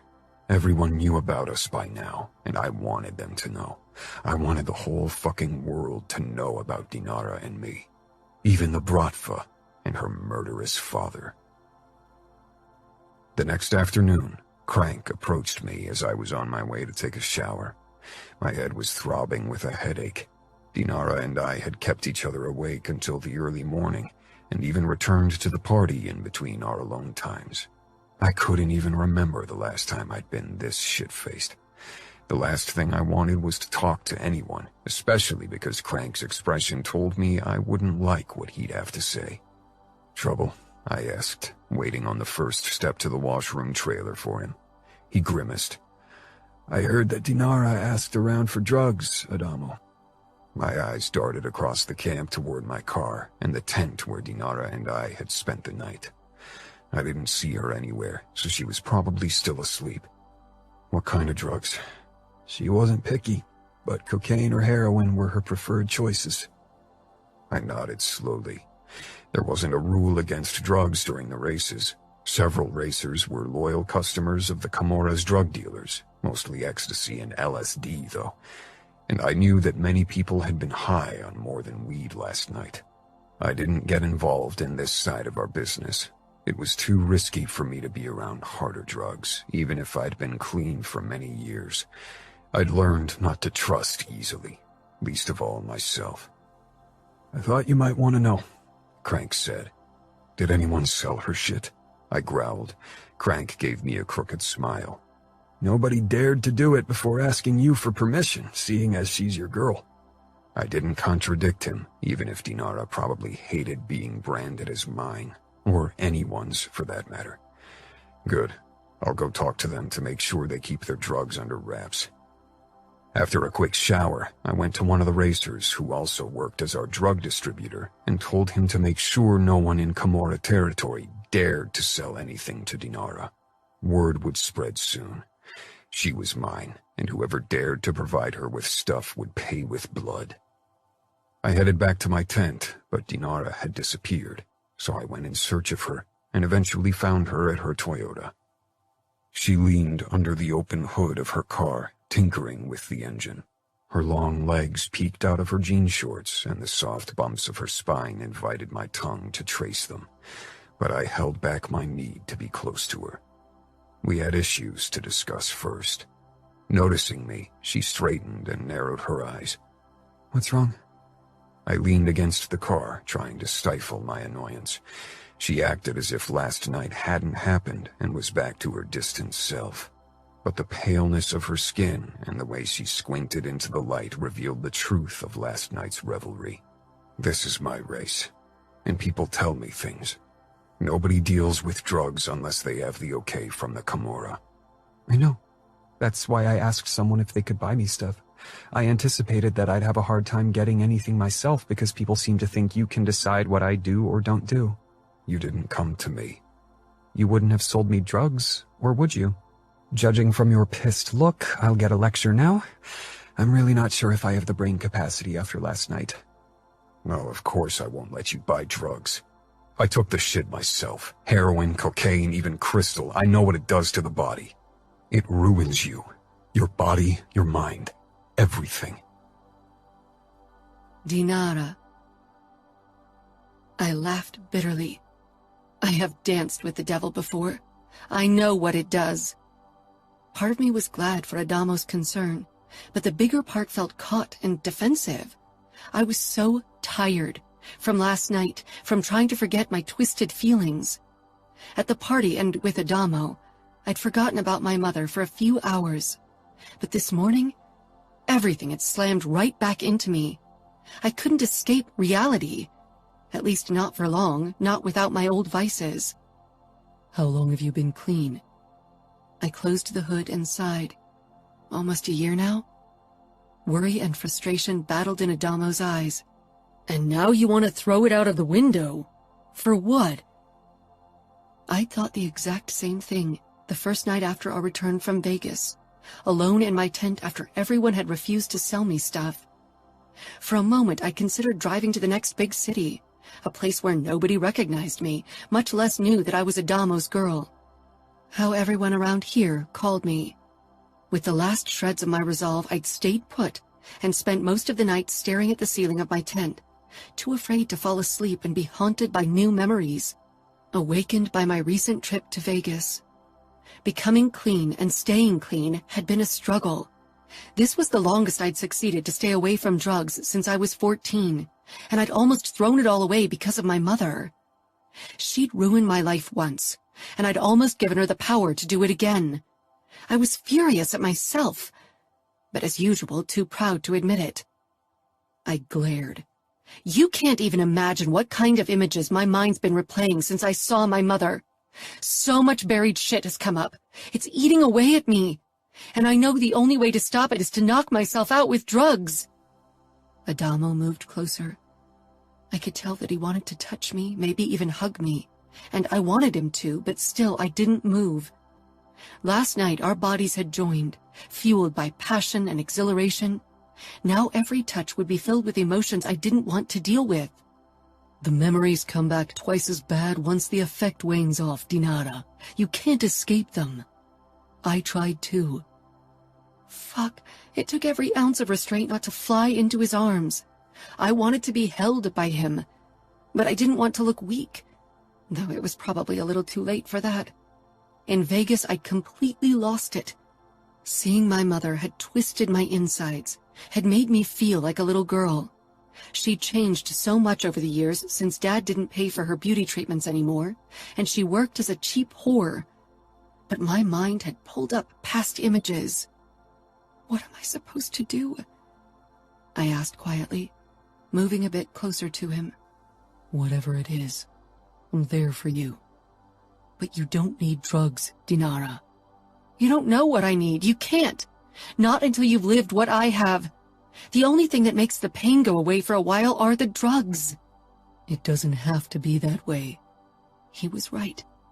I'd fought too hard to get where I was now. Adamo touched my cheek and I leaned into him. We'll figure out a way for you to move past this shit. Together. I nodded. Together. Chapter 17.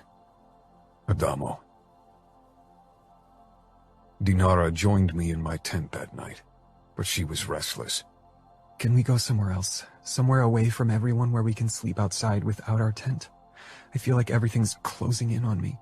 Her voice was hesitant. Of course, I murmured. We packed everything and drove my car about a mile away from camp. Tomorrow wasn't a race day, so it wasn't a problem. We set up our sleeping bags and pillows on the ground until we created a spacious bed under the stars. For a while, we sat beside each other, staring off into the darkness. In the distance, lights from camp illuminated the horizon, but soon those would die as well. I'd set up the gas lamp behind us on the smallest possible flame to create just enough light so we could see our faces.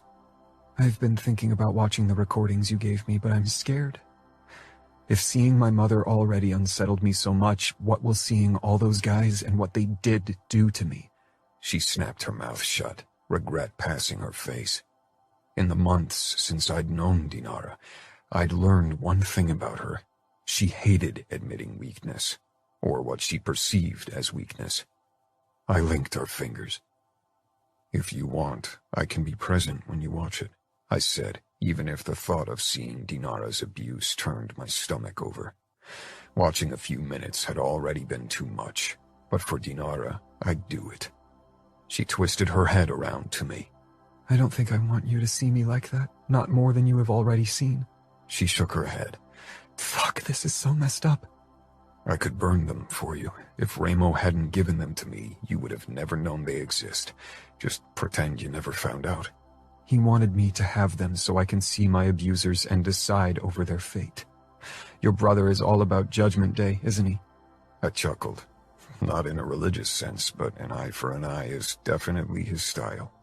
Though he wouldn't settle for an eye, he'd take the eyes, the tongue, and at least one organ before he'd consider it even. What would he do to my abusers?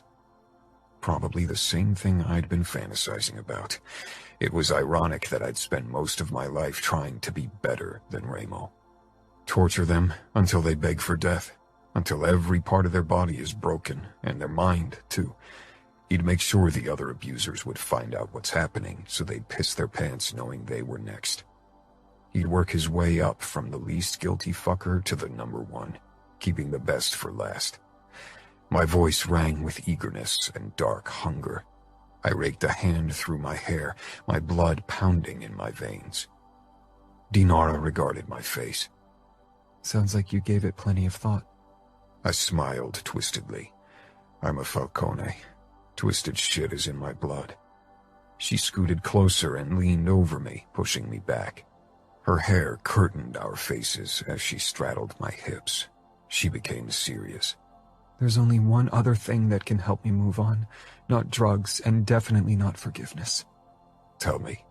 But deep down I knew what she wanted, what she'd ask of me, and with the same certainty I knew I wouldn't deny her. Fuck, I wanted it to happen. I shouldn't want it so much. Help me kill her. Help me kill every single one of them. She kissed me harshly, then reached between us and rubbed me roughly through my pants. Gripping her neck, I returned the kiss with even more force.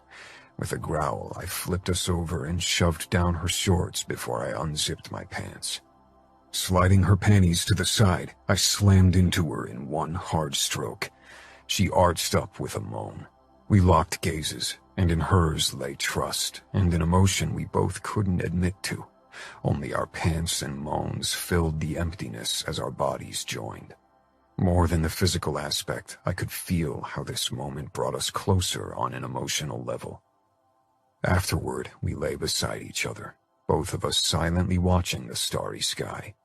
Dinara took out a cigarette and lighted it, then took a long drag before holding it out to me. I'd been trying to stop smoking again, but today wasn't a good day to begin this quest, and I doubted the next few weeks would be better.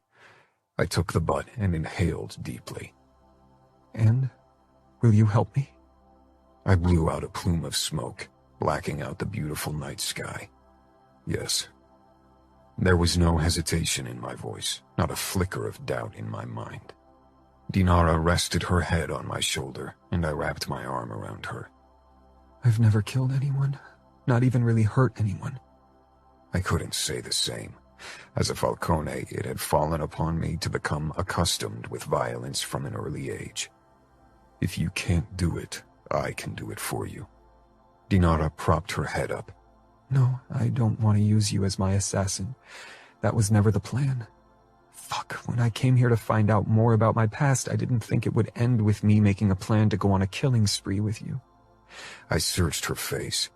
I couldn't detect a hint of a lie in her voice. But you were curious about me and my brothers killing our mother. Of course I was. If you meet someone who's stabbed their mother, it's bound to be the most interesting thing about them, even if your life probably entails many interesting incidents. Your father is Pahan. Your life certainly hasn't been boring either. Dinara's mouth pulled into a tight line. Dad tried to give me the life of a princess, or rather, life of a tsarina. My wardrobes are filled with more dresses than I can ever wear, and I own jewelry that's worth many millions. There's staff for every little demand in our home. I attended balls in Russia and parties in Chicago. I lived a boring life. It sounds like you lived the life of someone else. I can't imagine you in a ball gown exchanging pleasantries with stuck-up people. I felt like an imposter. Then why did you do it? Why didn't you tell your father that wasn't you? He knows that's not me, but he hopes that's who I could become. He thinks it's a sign for my continued suffering that I don't enjoy meaningless revelries like many other girls in our circle do. He thinks he could fix me by showing me that side of life. And I humor him because it makes him feel better. I see it as my job and I get paid very well. I chuckled. That's one way of looking at it. But waltzing over dance floors was only a small part of what you did. Dima took me on adventures, to races and parties, to parts of Chicago I shouldn't be setting foot in. But your father knew. Dima is his man. He tells him everything. But Dad accepted the untamable part of me and allowed me to live it, as long as he didn't have to witness it. Maybe he'll eventually accept that this is who you are, untamable and strong, because you want to be, and not as a sign of past horrors. Maybe. She agreed, but doubt filled the word. You mentioned that your brother has the names and addresses of the men who molested me. I'll call him in the morning and ask him to email them to me. He'll probably be pissed if he finds out I'm dragging you into this mess with me. Remo was all for vengeance and bloody vendettas, especially if they involved horrible mothers, but he was certainly wary of Dinara's motives. He thought he still needed to protect me when I was perfectly capable of protecting myself. I've been considering asking Dima to help me, maybe even my father. They both would kill every person who hurt me. I frowned. I told you I'd help you. There's no reason for you to ask anyone else, especially because Ramo won't be happy if your father breaches our territory. I'd do it to show you that I'm not here because I need your help. I don't want you to think what's between us serves the purpose of making you help me. That's not the case. I wanted information, that was it. Now that I have it, I wouldn't need you anymore, especially now that I know that Ramo is willing to give me all the info I need to get revenge. Ouch, I said dryly. Good to know you don't need me anymore. I gave her a sarcastic smile. She rolled her eyes. You know what I mean. I'm here because I enjoy being with you. The sex, the talking, everything. I'm here because I want to be.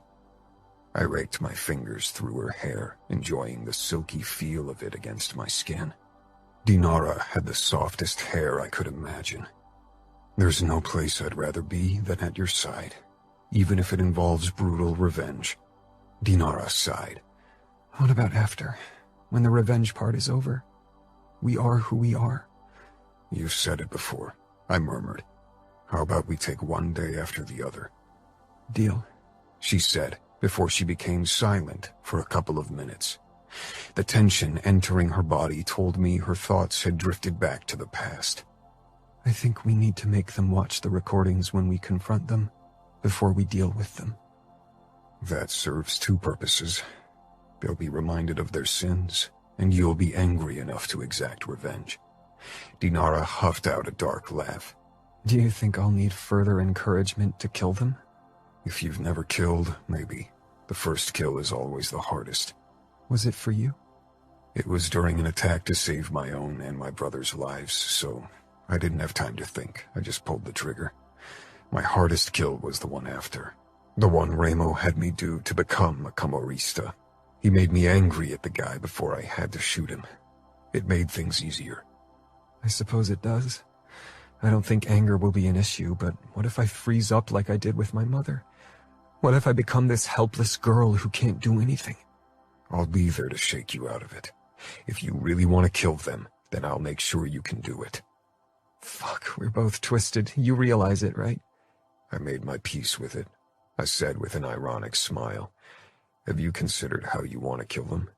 With a gun, quick and easy, or with a knife, more personal, and given that you don't have experience stabbing someone, more painful?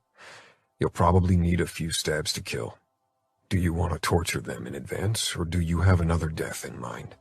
Dinara pressed her forehead against mine. Maybe it's a bad sign that none of what you just said freaked me out.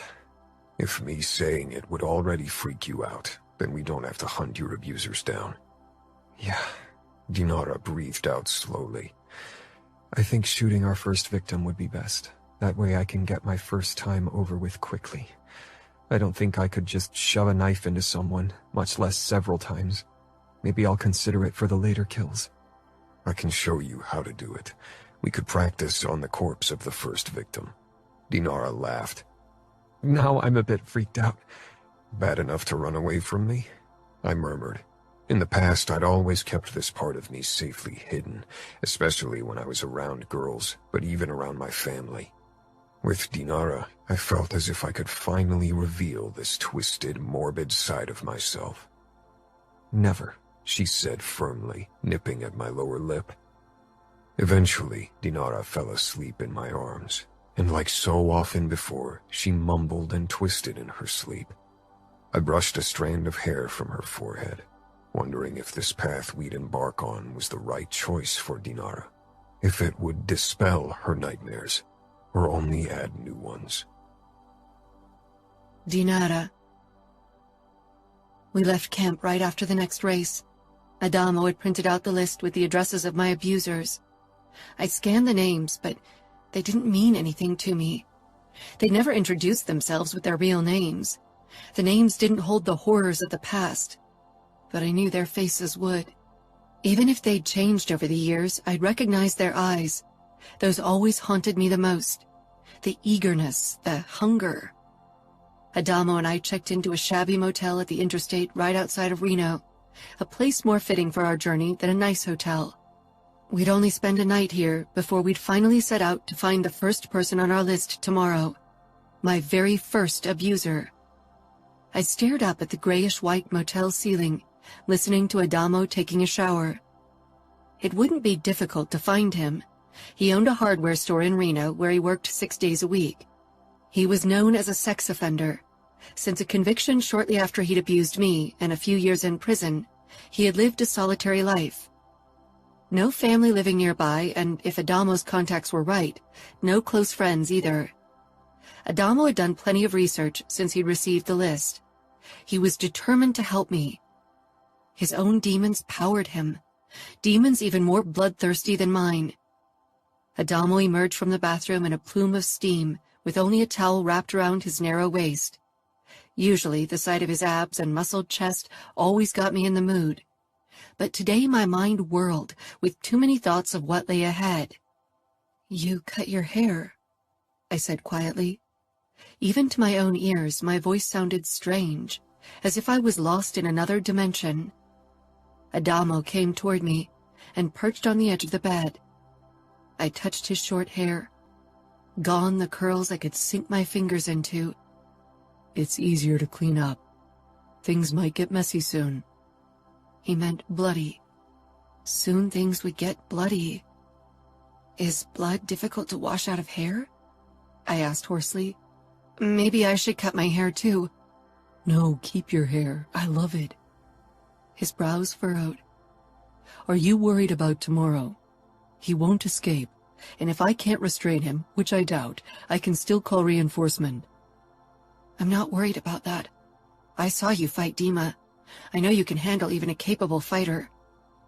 I'm worried about myself." Adamo stretched out beside me, cloaking me in his fresh herbal shower gel scent. The bed creaked under the additional weight. "How you'll handle the situation?" I nodded and pointed at the new gun on my nightstand. Adamo had gotten it for me.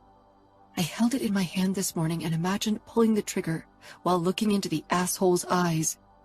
In my imagination, it felt good. It was easy. Just a twitch of my finger, nothing more. Adamo leaned close, his lips brushing my ear. "If you're asking if it'll be as easy in reality, then I have to say probably not. We won't know until the moment. Maybe you'll pull the trigger without a second thought, or maybe you'll realize you can't follow through with our plan." I have to. I didn't want Adamo to be my executioner. I couldn't put that burden on anyone else. It's my revenge. I should do it. With you at my side, I can do it. Adamo's dark eyes met mine. "We can stop at any point. We don't have to finish every name on that list. This is about helping you cope with what happened, not make it worse. And if you need me to do it, I'll handle them all for you." If I'd only needed an executioner, I could have asked Dad to hunt down every single of my abusers. He would have gladly done it. He too yearned for a way to avenge me, and maybe even himself. That men had dared to lay hand on the daughter of a high-ranking Bratva member was like a slap in the face, even if my abusers didn't know who I was. The next morning, before Adamo and I set off to find guy number 1 on our list, we settled in front of his laptop to watch the disc with a recording of me with today's target. The screen lit up with the image of a bed and a young version of myself perching on its edge with her hands in her lap, her eyes cast down. It was like watching someone else, but I knew that would change the moment I started the recording. The girl's horrors would become mine. The video would become reality in my head, would draw up memories of scents and sensations from the dark corners of my mind. I'd be dragged right back into the past. Adamo waited for me to hit play, his eyes kind and his expression patient. I only stared at the screen, my body frozen. Past Dinara had her hair in pigtails, something that many of my abusers favored. "We don't have to watch," Adamo said. "You know what happened. We know he's guilty. There's no reason to torture yourself with images from the past." I didn't react, only stared at the screen. The problem was that these images had haunted me almost every day since Dad had picked me up in Vegas over a decade ago. Or if you don't want me to watch, I can go for a walk until you're done. Panic rushed through me at his suggestion, so I grabbed his hand, linking our fingers. No, I whispered harshly. I can't watch it alone. It's bad enough that I relive it in my nightmares every night, all alone. He squeezed my hand, and my heart clenched with a mix of emotions at his support. Adamo had absolutely no reason to help me, but here he was. He was trying to keep his emotions under control for me, but in his eyes, I could see many of my own emotions. The absolute hatred toward my abusers, and the determination to exert revenge. And beneath all of that, an emotion both Adamo and I couldn't risk given our families, our backgrounds, our futures. I'd been trying to ignore my feelings, but looking at him now, I couldn't deny that I was falling for Adamo. It was absolutely insane, and I was glad that our revenge plan would keep me too busy to consider the insanity of my heart's choice. I focused on the screen and hit play, my body tightening even more. The first guy on our list walked into the room. His smile was overly kind as he approached my past self, but beneath it lingered eagerness and hunger. Soon his face appeared before my inner eye, no longer on the screen. My grip on Adamo's hand tightened as I tried to keep my face neutral, wanting to be strong, even as revulsion and terror battled in my insides. My throat corded up, and cold sweat broke out on my body, plastering my clothes to my body. When the man sat down beside young Dinara on the bed and touched her leg, I hit the pause button, stopping the video. I released a harsh breath, my pulse racing in my veins as past fears drove up my adrenaline. I can't watch it. It's okay. We can still dispose of all the discs. I shook my head. We'll take it with us to him today. I want him to watch it, even if I can't do it. All right, Adamo said simply. I kissed him before I scooted to the edge of the bed. Let's go, now. I needed to move before I lost courage. Locked into this motel room, I felt like a caged animal. Adamo didn't hesitate.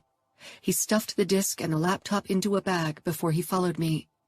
He'd asked if I wanted him to pack material for torture, but I had said no. Killing another person would be challenge enough. Torture was out of the question, even if every single of my abusers deserved it.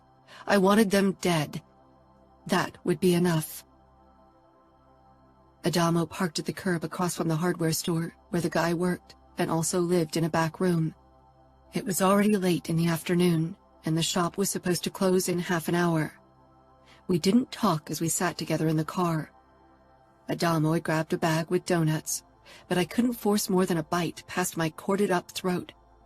My heart hadn't stopped pounding since we'd watched the first few minutes of the video. I felt as if I were the prey, and not the hunter. My hands were clammy, and I was glad for Adamo at my side because he looked remarkably calm. It's time, he said eventually, and I realized that almost 30 minutes had passed without me realizing it. You'll close the shop any minute now. Okay, I croaked. Adamo grabbed my chin and forced me to look into his eyes. We should go now, so we can slip in as last-minute customers. Breaking in poses the risk of alerting the police. This isn't Las Vegas. We don't have every police officer on our payroll. I swallowed and nodded, but I couldn't move. Tears of anger at myself welled up and I blinked them back. I'll go alone and kill him for you, unless you don't want me to do it. I wanted my abuser dead. I wanted to do it myself, but maybe I was too weak to do it.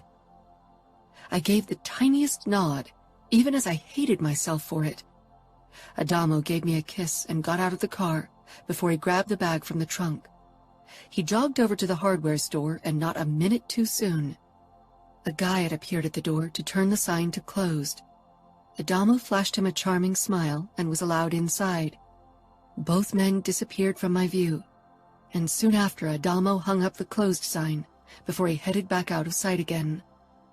I glared down at my hands, furious at myself for allowing someone else to dish out my revenge.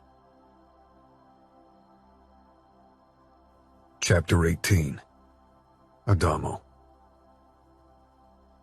I'd seen Dinara's inner struggle in her eyes, and wasn't surprised that she couldn't go through with our plan. I'd expected her to lose courage. It was one thing to wish for revenge, to imagine killing someone, but it was a whole different matter to actually go through with it, to see the life drain from someone's eyes. Even if Dinara was a Bratva princess, she'd never been part of the brutal side of business. Her father had protected her from it, the same way I would protect her if she wanted me to. Killing someone got easier with time. In the beginning, it had been harder for me more than it was now. As I closed the door of the hardware store behind me and watched the bastard's unsuspecting smile, eagerness took hold of me. Dishing out revenge on Dinara's behalf wasn't a burden. It would be satisfying in so many ways. Maybe I could even keep pretending that I wasn't enjoying it. I turned the lock and then gave number 1, the first name on our list, a dark smile. His expression fell, fear flaring up in his eyes. Maybe he thought this was a robbery. He wouldn't be that lucky. He was older than on the videos, but it was him, no doubt. Even if Ramo hadn't provided me with the whereabouts of our targets, I would have recognized the man before me. The mousy face, the same unshaven appearance. He stumbled backward toward his sales counter, probably to ring an alarm. I chased after him, grabbed his arm, and jerked him to the floor. He lost his balance and fell to the floor with a cry of pain. His wide blue eyes met mine. I don't have much money. You can have it all. This isn't about money, I said as I circled him. I shouldn't be enjoying this as much as I did. I'd always resented Ramo for playing with his victims. Confusion flickered in the man's eyes. I pulled my gun, and the color drained from his face. I calmly walked back to the shop door and turned the sign to closed before I returned to number 1. Following Dinara's request, I hadn't packed any torture instruments, but a hardware store was the land of milk and honey for someone like me. I hear you like little girls. He looked caught before he quickly shook his head. That was a long time ago. I changed. I paid for what I did. I took out the laptop and showed him the first image of Dinara on the bed. You sure as hell didn't pay for what you did to her. Horror entered the man's eyes. Being confronted with your own depravity must have stung. But you will, I promised. This girl on the screen, her name is Dinara, and she wants you to die. She doesn't want me to torture you, but maybe I'll do it just for myself. I had dreamed about it last night. A knock sent a wave of tension through my body. The man cried out, Help! Call the police! I kicked his right side, on level of his kidney and liver, silencing him effectively as he gasped for breath. When I spotted Dinara at the door, I relaxed and went over to her. I unlocked the door and let her in. A brief glance down the street told me that nobody had noticed anything yet. She stepped in hesitantly, still a spooked look on her face. I wasn't sure if it was a good idea that she was here. It was fucking selfish, but I was worried she'd change her mind and spare the asshole. Her eyes moved past me to the man on the floor who was holding his side, crying. His teary gaze settled on her. Please help me. Slowly, Dinara moved toward him and stopped right over him. Do you remember my face? She whispered. The man shook his head frantically. That's funny, because I see your face and every revolting inch of your body every night when I close my eyes, Dinara said, her voice cracking. I'm sorry, I swear I changed. I was a bad person back then, but I don't do this anymore. I paid for my sins. I was in jail for hurting other girls like me, Dinara said. Girls whose nights will forever be haunted by nightmares. I stepped up beside her, touched her shoulder to show her my support. She trembled under my touch. Please don't kill me. Don't I deserve a second chance? I gritted my teeth, wanting nothing more than to smash his face so he'd shut up. I could see the hesitation in Dinara's face. It took all of my control not to try to talk her into killing him.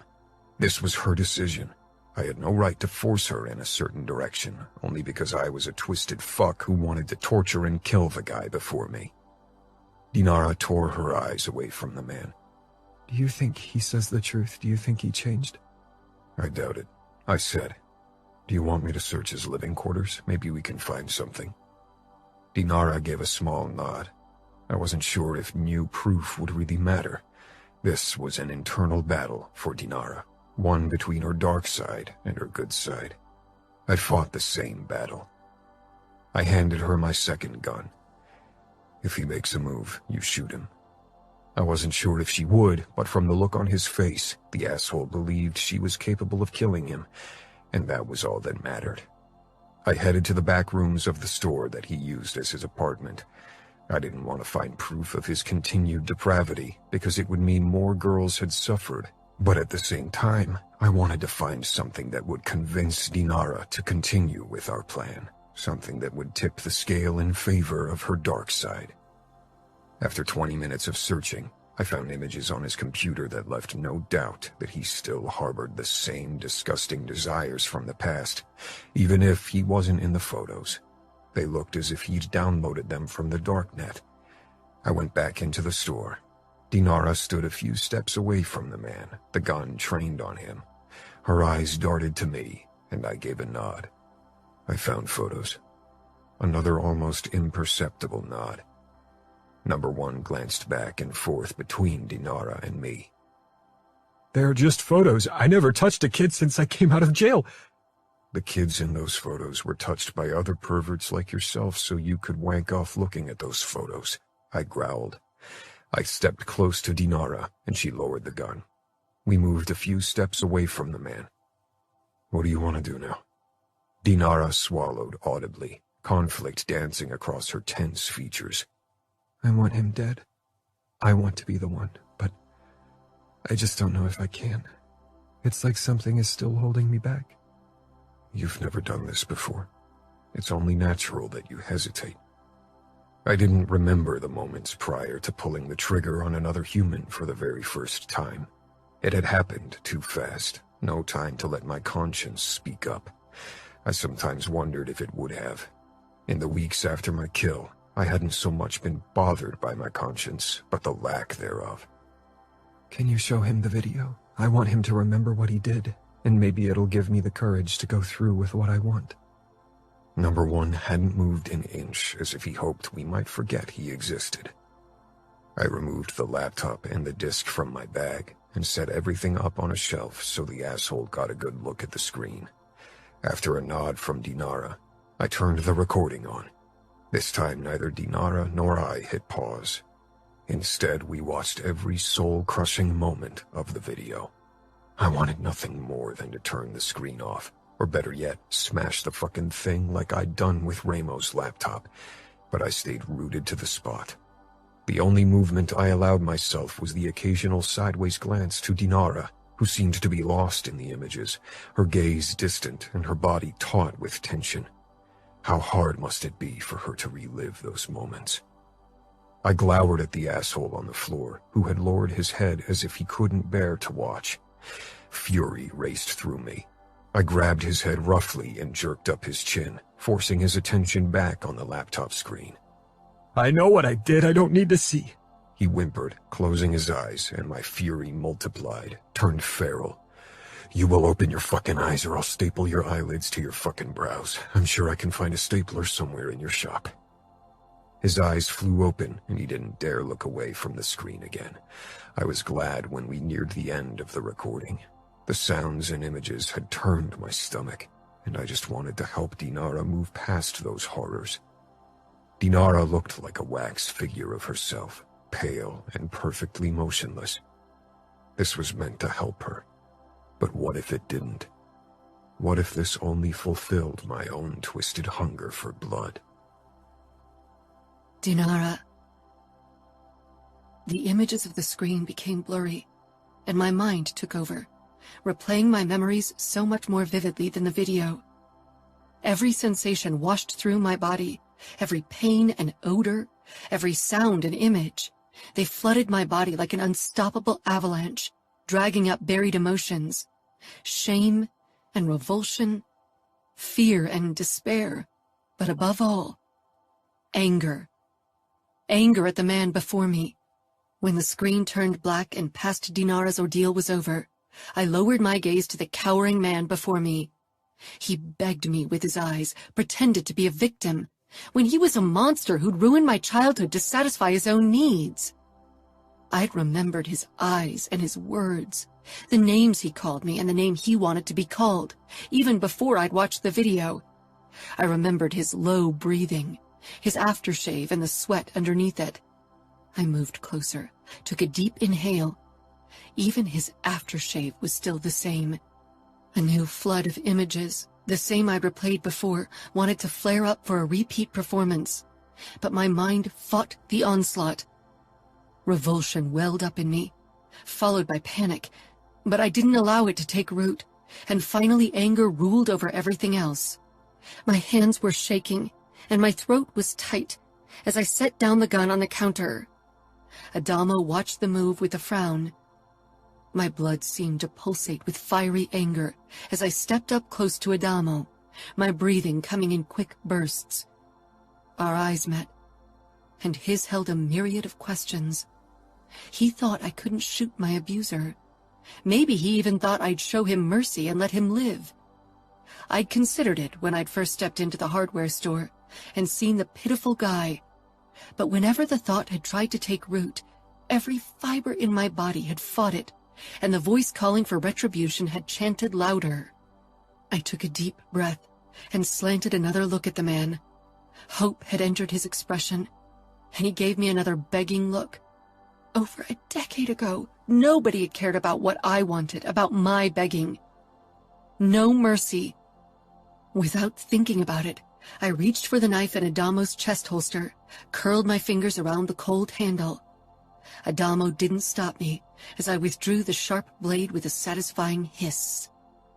I'd never used a knife in a violent way, and I wasn't sure what I was doing as I stumbled toward my abuser. He tried to scramble backwards, but I followed. My heart beat in my throat, and my surroundings became a blur as I lunged at him.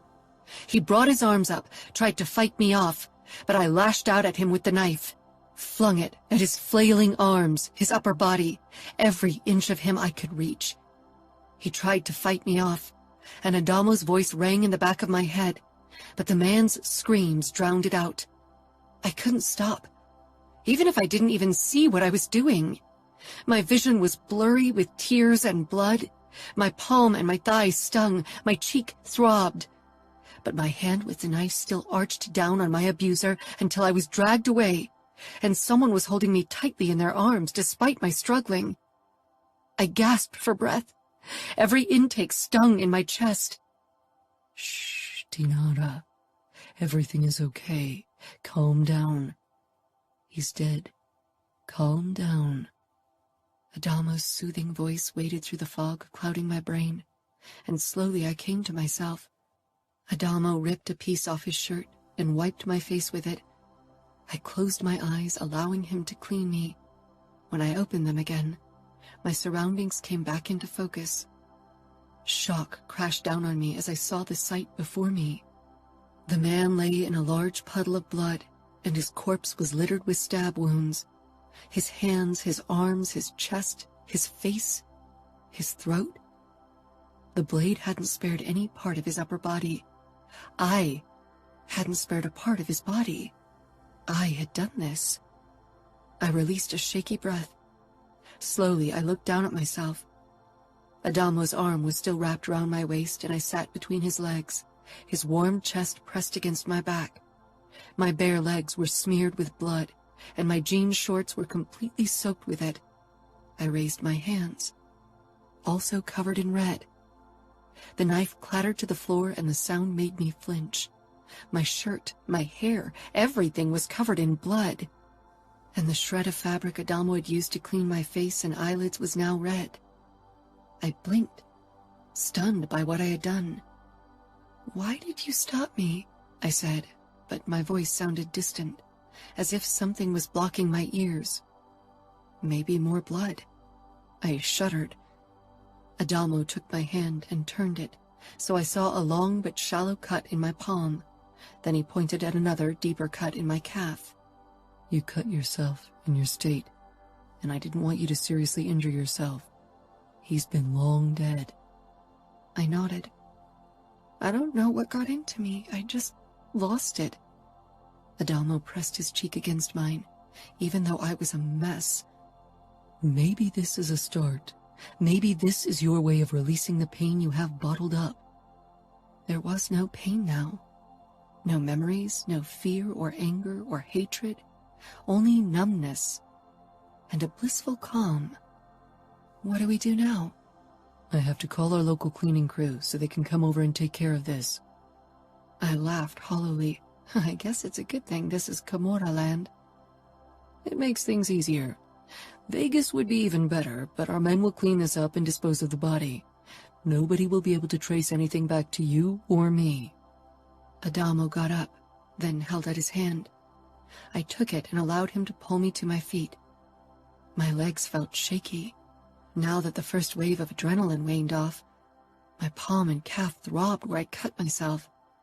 The realization that my blood mingled with the blood of my abuser sent a new wave of revulsion through me, and I couldn't suppress a violent shudder. Adamo touched my arm, seeking my eyes. Dinara. I have to shower. I need to get rid of his blood. I sucked in a deep breath, realizing I was close to panicking, something we really couldn't use right now. You could shower in the back. I shook my head jerkily. Just the idea of using the same shower my abuser had used made me feel even sicker. In our motel, I pressed out. Okay, Adamo said slowly, as if he was talking to a frightened child, and maybe that was exactly the impression I gave off. I need to call the crew first, and we need to clean up a bit and find something to cover our bloody clothes with. We can't cross the street looking as if we'd bathed in blood. I nodded, even if my desire to flee was getting stronger by the second. Adamo picked up his phone for 2 quick calls before he appeared in front of me again. I was busy staring at the remains of my abuser. I was worried I couldn't kill someone. Worried I wouldn't be able to pull a trigger.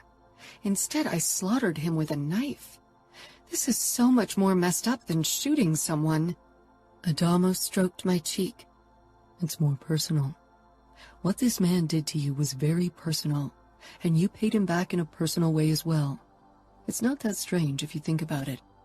I think most people would disagree with you. Nothing we do is normal. Who cares? Yeah, I whispered. 30 minutes later, we left the hardware store. Adamo, who looked less like a bloody mess, had gotten the car and parked at the curb right in front of the hardware store. His cleanup crew was already busy sorting out the mess I'd caused. They'd even brought me new clothes to wear, instead of my own, for the ride back to our motel. I'd awkwardly freed my hair from the blood in the sink of the customer bathroom, but my skin was itching all over. I needed to shower as soon as possible. The moment we entered our small motel room, I headed right into the bathroom and closed the door. I needed a few minutes to myself to process everything that had happened. As the hot water streamed down my body, I closed my eyes and let the tears I'd held back stream down my face. For a long time, I didn't move, and with every passing moment and every tear I shed, I felt a little lighter, as if the murder had lifted a weight off my shoulders. There still remained plenty of ballast on my soul, but it was a beginning. Chapter 19. Dinara. After my shower, I chanced to glance at myself in the mirror. I'd missed a spot of dried blood near my temple. I reached for a towel and rubbed it away. My eyes were calm, not full of adrenaline or haunted. No sign that I'd killed a man in a bloodthirsty rage less than an hour ago. Turning away from my reflection, I stepped out of the bathroom, my hair still damp and only a towel around my body. Adamo was on the phone, nodding as he listened to what the person on the other end had to say. All right, thanks. Good work. Adamo looked up and rose from the bed before he approached me. He cupped my cheeks in his warm palms, his eyes searching mine without saying a word for what felt like forever. I let him, found inner peace as I lost myself in his gaze. The brutal events of the day hadn't left a trace in his eyes either. You okay? I searched inside myself for a feeling of unease, of a deep unsettling sensation, but I was calm. I shook my head and pressed myself against Adamo. I'm fine. That's good. The crew got rid of the body and cleaned every inch of the store. Nobody will suspect anything.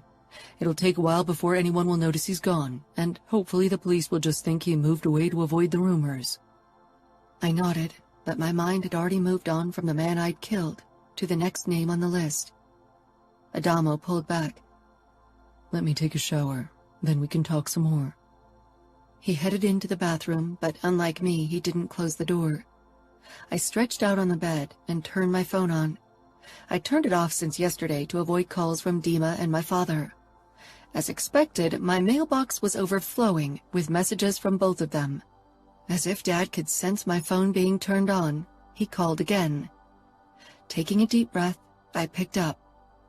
Dinara, where the hell are you? Are you all right? Do you need help? The words were fired at me rapidly, making it difficult to understand them. I'm fine. I don't need help. I'm dealing with matters. What kind of matters? Nothing for you to worry about, Dad, honestly. I'll be back in Chicago soon. Just give me some time and space. The more time I spent with Adamo, the less I wanted to return to Chicago. I felt out of place there, now more than ever. And while I missed Dima, he and I had moved apart over the last year. I have been giving you plenty of time and space recently. Few men in my position would allow their daughters to walk around in enemy territory. That's where you still are, right? Yes, but you know I'm not in danger. Do I? You're hunting the past, and that's never a good thing. Nobody holds grudges better than you do, Dad. And nobody clings more stubbornly to the past. I get that from you. He made a displeased sound. Dima should be at your side. You aren't meant to be alone. I'm not alone, I said. Dad scoffed. You think a Falcone is going to protect you? Don't make the mistake of becoming too friendly with them, Dinara. It's a slippery slope. What did Dima tell you? I saw a video of you and the youngest Falcone dancing and kissing. The last was said with blatant contempt. Once I'd made sure the shower was still running, I said, You don't have to worry. There's nothing between us. He's a means to an end, not more. He helps me get what I want. Guilt settled in the pit of my stomach for lying to my father like that, and for talking about Adamo as if he didn't mean anything, when every day we were together he captured more of my heart. I was glad that he couldn't hear me talk like that. Even though Adamo couldn't talk Russian, I didn't want him to be present when I spewed such hurtful lies. And what is that? To kill the past. Don't let this man drag you into the dark. If anything, I was dragging Adamo into the dark. But even that didn't ring quite true. It felt as if we were going this path as equals, hand in hand, driven by our demons. Promise not to send Dima to get me, or I'll dispose of my phone and you won't be able to talk to me until I'm done. I want daily messages telling me you're okay, and I'll track your whereabouts. If you don't message me a day, I'll send men over, even if it means war with the Camorra. I sighed. I knew that tone and that it was futile to discuss the matter further with him. All right. The shower was turned off in the bathroom. Luckily, I could hear a knock in the background on Dad's end. Dad was silent for a moment, as if he was listening to someone. I have to go, Katinka. Be careful. Always. He hung up, and I lowered the phone with a deep sigh. Bad news? Adamo asked carefully, leaning in the doorway with only a towel wrapped around his hip. My father worries about me. Will he send men? No. As long as I give him daily updates that I'm alive, he won't act. He trusts me. But definitely not me, Adamo said, walking toward me. And he won't ever do it. He was right. My father wasn't a man who trusted easily, and certainly not a member of the Camorra. It doesn't matter, as long as I trust you, I said. Adamo sank down beside me. And do you trust me? Would I be here with you if I didn't? Adamo shrugged. Maybe I'm your only option. I shook my head. I could do this on my own. I know the addresses of every person on our list. And after today, we know that I can go through with killing them. So if it was really just about convenience, I wouldn't need you beyond this point. Adamo smiled mirthlessly. Then why am I still here? I don't need you to kill them, but I need your support, your encouragement. When you are close, I just feel better, more secure in who I am. You don't need me, but you do, he murmured. I sighed. Maybe it doesn't make sense. Maybe you just need to admit that you need me. Today you acted out of an impulse and completely lost control. You didn't pay attention to what was happening around you. If the same thing happens next time, you'll need me to make sure nothing happens while you're in your zone. Like hurting myself. Or someone walking in on you. I doubt you would have noticed if someone had suddenly walked into the hardware store. You're right. It was as if I was possessed. I leaned closer to Adamo. Okay, I need you, but I don't want you to think that's why I want to be with you. Then why do you want to be with me? Why do you want to help me? Why do you do this for a girl you have sex with? You're not just a girl I have sex with. And you're not just a guy I have sex with. Adamo smiled crookedly. One day one of us has to be brave and put a name to what we have. Do we? I whispered. Adamo lay back on the bed and pulled me against him, one arm wrapped around me. Who's going to make us? Maybe we'll want certainty at some point. Or maybe eventually our families will want answers. More answers than we have at this point. That's not something I want to think about now. I want to live in the moment. Right now, the only thing I want to focus on is revenge, and how we can make every person on the list pay for what they did to me, and other children. Adamo ran his hand lightly over my upper arm.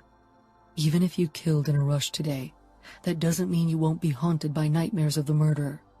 Maybe they'll cease eventually, maybe they won't. I just want you to be sure you can live with them, especially if we continue to hunt down your abusers and more deaths are added to your conscience. I let out a bitter laugh. Will they be worse than the nightmares that have been haunting my dreams since I was a little kid? I doubt it. So if you ask me, these new nightmares will be a damn improvement to the horrors of my nights right now. Adamo's arm around me tightened. Fuck. I really wish I could have tortured the asshole today. I actually considered doing it before you showed up. I propped myself up. The next name on our list, he was one of the worst. I mean, every experience was horrible, but some were nicer about it. Adamo gritted his teeth. Nice isn't a word I'd use to describe the atrocities those perverts did to you. I swallowed, and they'll all pay for what they did. But the next guy on the list, he was bad. Really bad. He liked to hurt, and killing my abusers was one thing, but torturing them was another matter. Even some of my father's men couldn't watch torture. Could I? And not just watch, could I torture someone myself? Adamo tilted his head to catch my gaze. You want to torture the asshole? My lips parted, but a wave of nerves washed through me. I want him to suffer before he dies. He will if you want it. I can do it. I should at least be part of it. This is my revenge, and I don't want to be a coward. It's not about being a coward.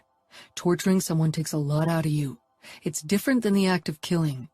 You have to face the victim's despair, pain, and begging, have to relish in it, and use it as another tool of suffering for them. How many of you tortured? I know Ramo and Nino are famous for their special talent, but I didn't hear any stories about you. I tried not to get involved in torture, except when it was absolutely necessary. Both Nino and Ramo wanted me to gain some experience, but eventually they stopped forcing me to participate in these sessions. If even Adamo, who was a Falcone, couldn't bear to torture someone, how would I be able to do it? If it bothers you, if it gives you nightmares, then I don't want you to do it, not for me. If I want them to suffer, I'll have to do it myself. I won't ask you to do something you hate. Adamo chuckled darkly and pressed a fierce kiss to my lips. It's not that I hate it, or that it haunts me in nightmares, Dinara. I enjoy it too much. That's the fucking problem. I relish in the act of causing others pain, at least when I think they deserve it. I wish it were different, but I'm messed up. And the people on our list, they all deserve it, so I'll have a fucking great time doing it. So you didn't partake in torture because you liked it too much? He nodded. Yeah. I quickly realized that I had the potential to be as good and creative as Ramo, but I never wanted to be like that. I thought I could be better. His smile became darker. But I'm not. And the next asshole on the list will learn it the hard way. If you let me. I swallowed and gave a jerky nod. Adamo kissed me and wrapped his arms even more tightly around me. I could hardly breathe, but I only hugged him back with the same force. After the events of the day, after everything we'd just discussed, my body rang with the need to be as close to Adamo as possible. I didn't care if it made me look weak or needy. Adamo made me feel as if it was okay to not be strong once in a while. He pressed a kiss to my forehead, and I closed my eyes, feeling safe. The next morning, we headed out for the next stop on our road trip, Sacramento, the home of number 2 on our list. Even though this was my path to vengeance, Adamo and I were in this together. I was glad that I didn't have to take this difficult journey alone. The windows of the car were rolled down as we took the Interstate 80 to Sacramento. Warm air tousled my hair, and my eyes were closed. The low beat of a rap song blasted from the speakers. Adamo's fingers around mine kept me rooted, as they always did when images from the past replayed in my head. This time they hadn't overpowered me. I'd summoned my personal demons to find the right mindset for what lay ahead. Adamo parked in front of the house of number 2 and killed the engine. The house wasn't how I'd imagined it. I'd expected a forlorn, unkempt place, something that reflected my own dark feelings whenever the face of him replayed in my memory. He had been the fear of my past. Goosebumps rose all over my body. The front yard was immaculately kept, with perfectly trimmed lawn and a beautiful white porch. This looked like a place of happiness. Are you sure he lives here alone? Not alone, no. He shares the house with his mother, but he doesn't have his own family. Does she know? I asked. Yes. She gave him an alibi in a case, but he was convicted anyway. I nodded, wondering how she could live with what her son had done. But she wasn't my concern. But she isn't home now? No. She works in a gas station. We're clear to go in. Clear to go in. I smiled wryly. You make it sound as if we're a SWAT team. We're going to kidnap him, so we have to be as stealthy. This is a good neighborhood, so people will report suspicious behavior. Adamo shrugged. We'll be fine. Let's wait here for him to return home from work. We sat in silence for almost an hour, before a car pulled into the driveway and a short but heavily overweight man got out. His hair had thinned and turned gray, but even from afar, his face sent a shudder through my body. My fingers clamped around my knees and my breathing became uneven as my pulse sped up. I was torn between the urge to run and the desire to attack. Dinara, Adamo said softly. I dragged my eyes away. Adamo's brows furrowed. You are safe. The roles have switched. You aren't his victim. You will be his judge. I know, I said, and the words said aloud banished the fear from the past into the darkest corner of my mind, where little Katinka still cowered helplessly. Today, she'd get justice. Chapter 20. Dinara.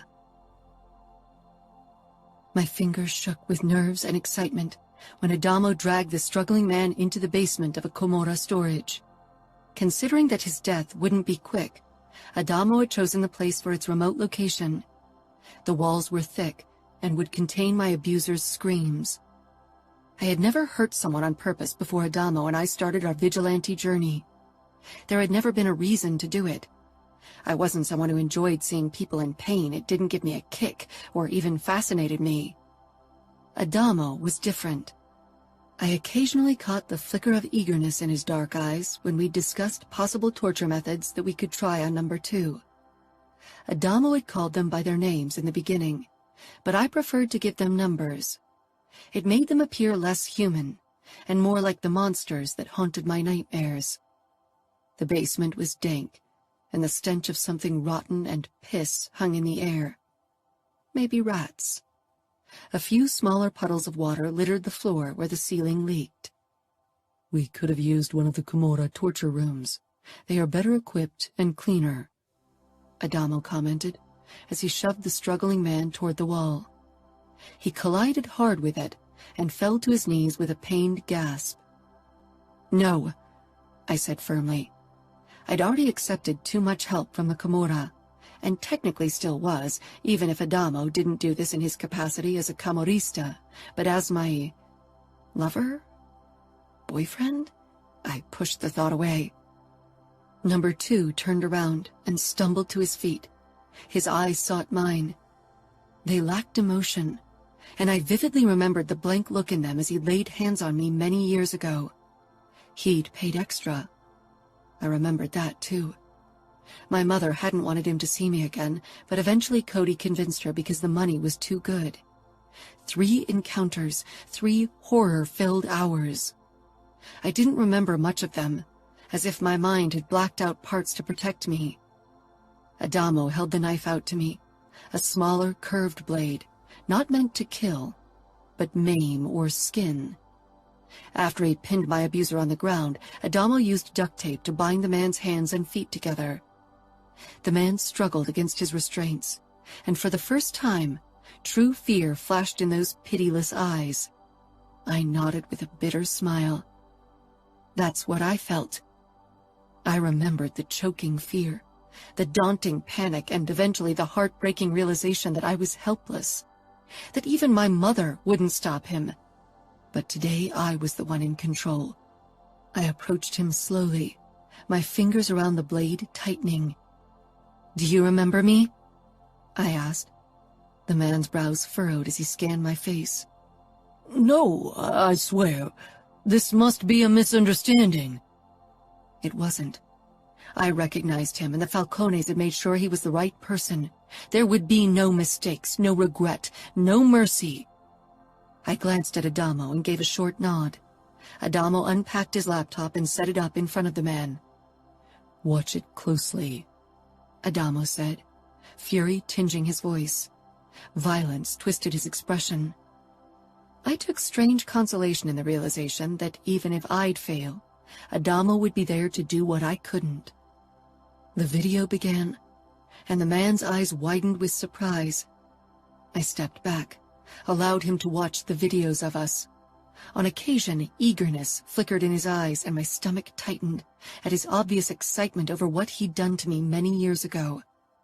I wanted to believe that people could change, that they could better themselves, but so far Adamo's and my experiences proved the opposite.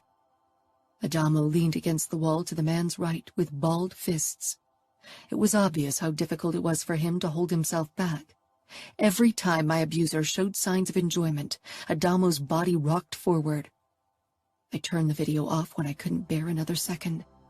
I allowed myself a few deep breaths to steel myself, to lock little Katinka away deep inside my mind, before I confronted my past tormentor. "Do you remember me now?" His gaze snapped up to mine. He didn't say anything, but the nervous back and forth of his eyes told me he was trying to think of an excuse. I lifted the knife. He began struggling against his restraints again and screamed at the top of his lungs for help. I flinched at the volume, goosebumps rising on my skin. I stepped closer and held the knife right in front of his face. "Stop screaming," I whispered harshly. My voice wasn't as strong and threatening as I wanted it to be. The man didn't stop. He struggled even harder, almost toppling over backwards with the chair Adamo had tied him to. "Shut up," I rasped. The man didn't even seem to hear me. I was air for him. I slanted a look at Adamo. He knew how to handle situations like this. I couldn't ask for help, my tongue too heavy, and luckily I didn't have to. Adamo pushed away from the wall and pulled his second knife. In 2 long steps, he appeared beside me, grabbed the man's hair, and pressed the blade against his throat. "Shut up, or I'll cut off your fucking tongue," he snarled, sounding so terrifying that even my body involuntarily leaned away from him for a moment. Adamo relished in what he did. His eyes held the same euphoric rush I remembered from taking drugs. I wondered if his fall would be as steep once the rush waned off. I remembered the bleak, depressing hours afterward, and the increasing yearning for the next fix. When would Adamo need his next fix? Adamo's gaze slanted to me, frantic, eager, hungry. "He's yours." Mine. Mine to judge, to torture, to kill. I lifted the knife, scanned the sharp blade. Holding my breath, I jabbed the knife into his thigh. My eyes widened, my knuckles turning white around the handle, shocked by my own actions. The man cried out harshly, eyes wide and agonized. Blood soaked the fabric around the blade, which was still buried inside his leg. "Twist it," Adamo murmured, voice compelling. I tightened my hold, but didn't move. Adamo covered my hand with his. "I can help." I nodded. He guided my hand, turning the blade clockwise. The screams escalated, buried themselves in my head and raised goosebumps. My body revolted against my actions. I shook my head and Adamo released my hand. I jerked it away from the knife. "Do you want me to do it?" Adamo asked. I took a step back. I didn't look at number 2, only at the man I was falling for more every day. He wanted to help me, but beyond that, he thirsted for the violence. He wanted this, needed this, maybe as much as I did. "Yes," I whispered. Adamo fixed number 2 with a bone-chilling look, a hunter ready to tear into his prey. Adamo ripped the knife out of number 2's leg before he sliced it across his abdomen, creating a shallow cut, painful but not lethal. I backed away and watched, fascinated and terrified by Adamo, by his focus, his eagerness, his skill. I couldn't help but wonder if I was the reason for the awakening of his bloodlust, if my request had broken through his walls and unleashed an unstoppable hunger. "Adamo," I whispered eventually. He dropped the knife, his eyes darting to me. It took a heartbeat before they really saw me. "He's yours now," he said in a raspy voice. I nodded and grasped the gun. Pulling the trigger was easy, and strangely enough, felt almost like an act of mercy. Adamo. The shot rang in the dirty basement, followed by utter silence. I breathed harshly, trying to come down from my euphoric high. My pulse was pounding wildly in my veins, and I felt almost invincible and overall exhilaratingly alive. Slowly, I became aware of Dinara's presence again. She stood a few feet from me. She'd watched everything without a word, every second of me losing control. I must have looked insane as I'd lost myself in the blood revelry. Fuck, I couldn't believe I'd let it consume me like that. I met Dinara's gaze, expecting the worst, disgust and maybe even fear, but I found only realization and the hint of shock. Dinara lowered the gun and put it back into the bag with weapons. I sat back on my haunches, wondering if I should explain myself, but what could I say to justify my actions? I was a twisted fuck. A bitter smile twisted my lips as I met Dinara's beautiful eyes. One monster killing another. A terrifying sight, Dinara tilted her head. "You are not like him." "But I'm a monster. If I were you, I'd want to get as far from me as possible. Maybe I finally needed to come to terms that I couldn't be better, that my nature would never allow me to achieve the level of goodness I'd wished for when I was younger." She shook her head as her expression filled with gratefulness. "No, you do this for me. That's something I won't ever forget. And I sure as hell won't go anywhere, Adamo." "I do this for you, yes, but a small part also does it for me because I want it." That's okay. I laughed hoarsely. Okay. Yes, because even if you enjoy it, ultimately you do it for me. If that isn't proof for... She trailed off, looking almost embarrassed. It is proof, I agreed. Proving to Dinara how much she meant to me was why I was here. It was why I started, but it wasn't why I kept going once I lay my hands on my victim. Once I'd begun my dark task, I was lost. Lost to a deep yearning and dark hunger. I staggered to my feet. My legs felt unsteady, as if I'd ridden a roller coaster too often. This after-torture sensation came closer to a drug rush than anything ever had, and anything ever could. Dinara grabbed a towel from my bag and handed it to me. I took it. My hands were coated in blood, and my clothes were soaked. They were ruined. I remembered when Ramo and Nino had returned home like this, and I'd feigned disgust when I'd really felt fascination. Dinara watched me calmly, and I wondered what she saw. I remembered the sick fascination I'd felt when I'd first seen Ramo and Nino in action. Even back then, part of me had wondered how it would feel to lose myself in something as depraved, but I'd fought it, had resisted for as long as I could. Dinara scanned the remains of number 2. If the sight unsettled her, she hid it. Once my hands were clean, I touched her arm, drawing her attention back to me. I'm fine, she said quietly. I'm glad you did what you did. He deserved it, but it's not something I can do. I realized that now. You don't have to. I can if you want me to. I wanted to feel this high again. Dinara could probably see it in my face. I don't want to be the reason why you lose control, she said. A dark laugh burst out of me. I touched her cheek. You really think it's your fault I'm like this? That's the Falcone gene and my bloody upbringing, not you.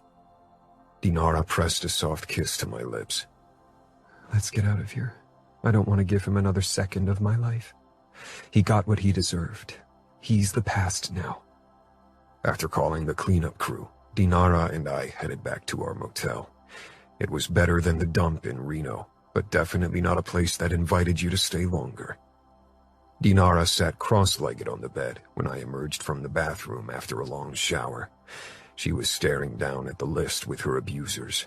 She had already crossed off number 2. I sank down beside her. I wonder how I'll feel once we can cross off the last name. That was her mother's name. We hadn't discussed her end yet. Dinara avoided the topic.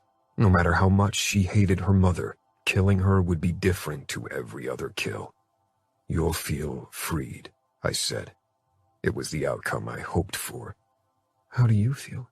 Dinara asked, changing the topic as usual when we discussed the end of our vendetta. I scooted closer to her and wrapped an arm around her shoulders as I considered my feelings. I didn't feel guilty, not even slightly.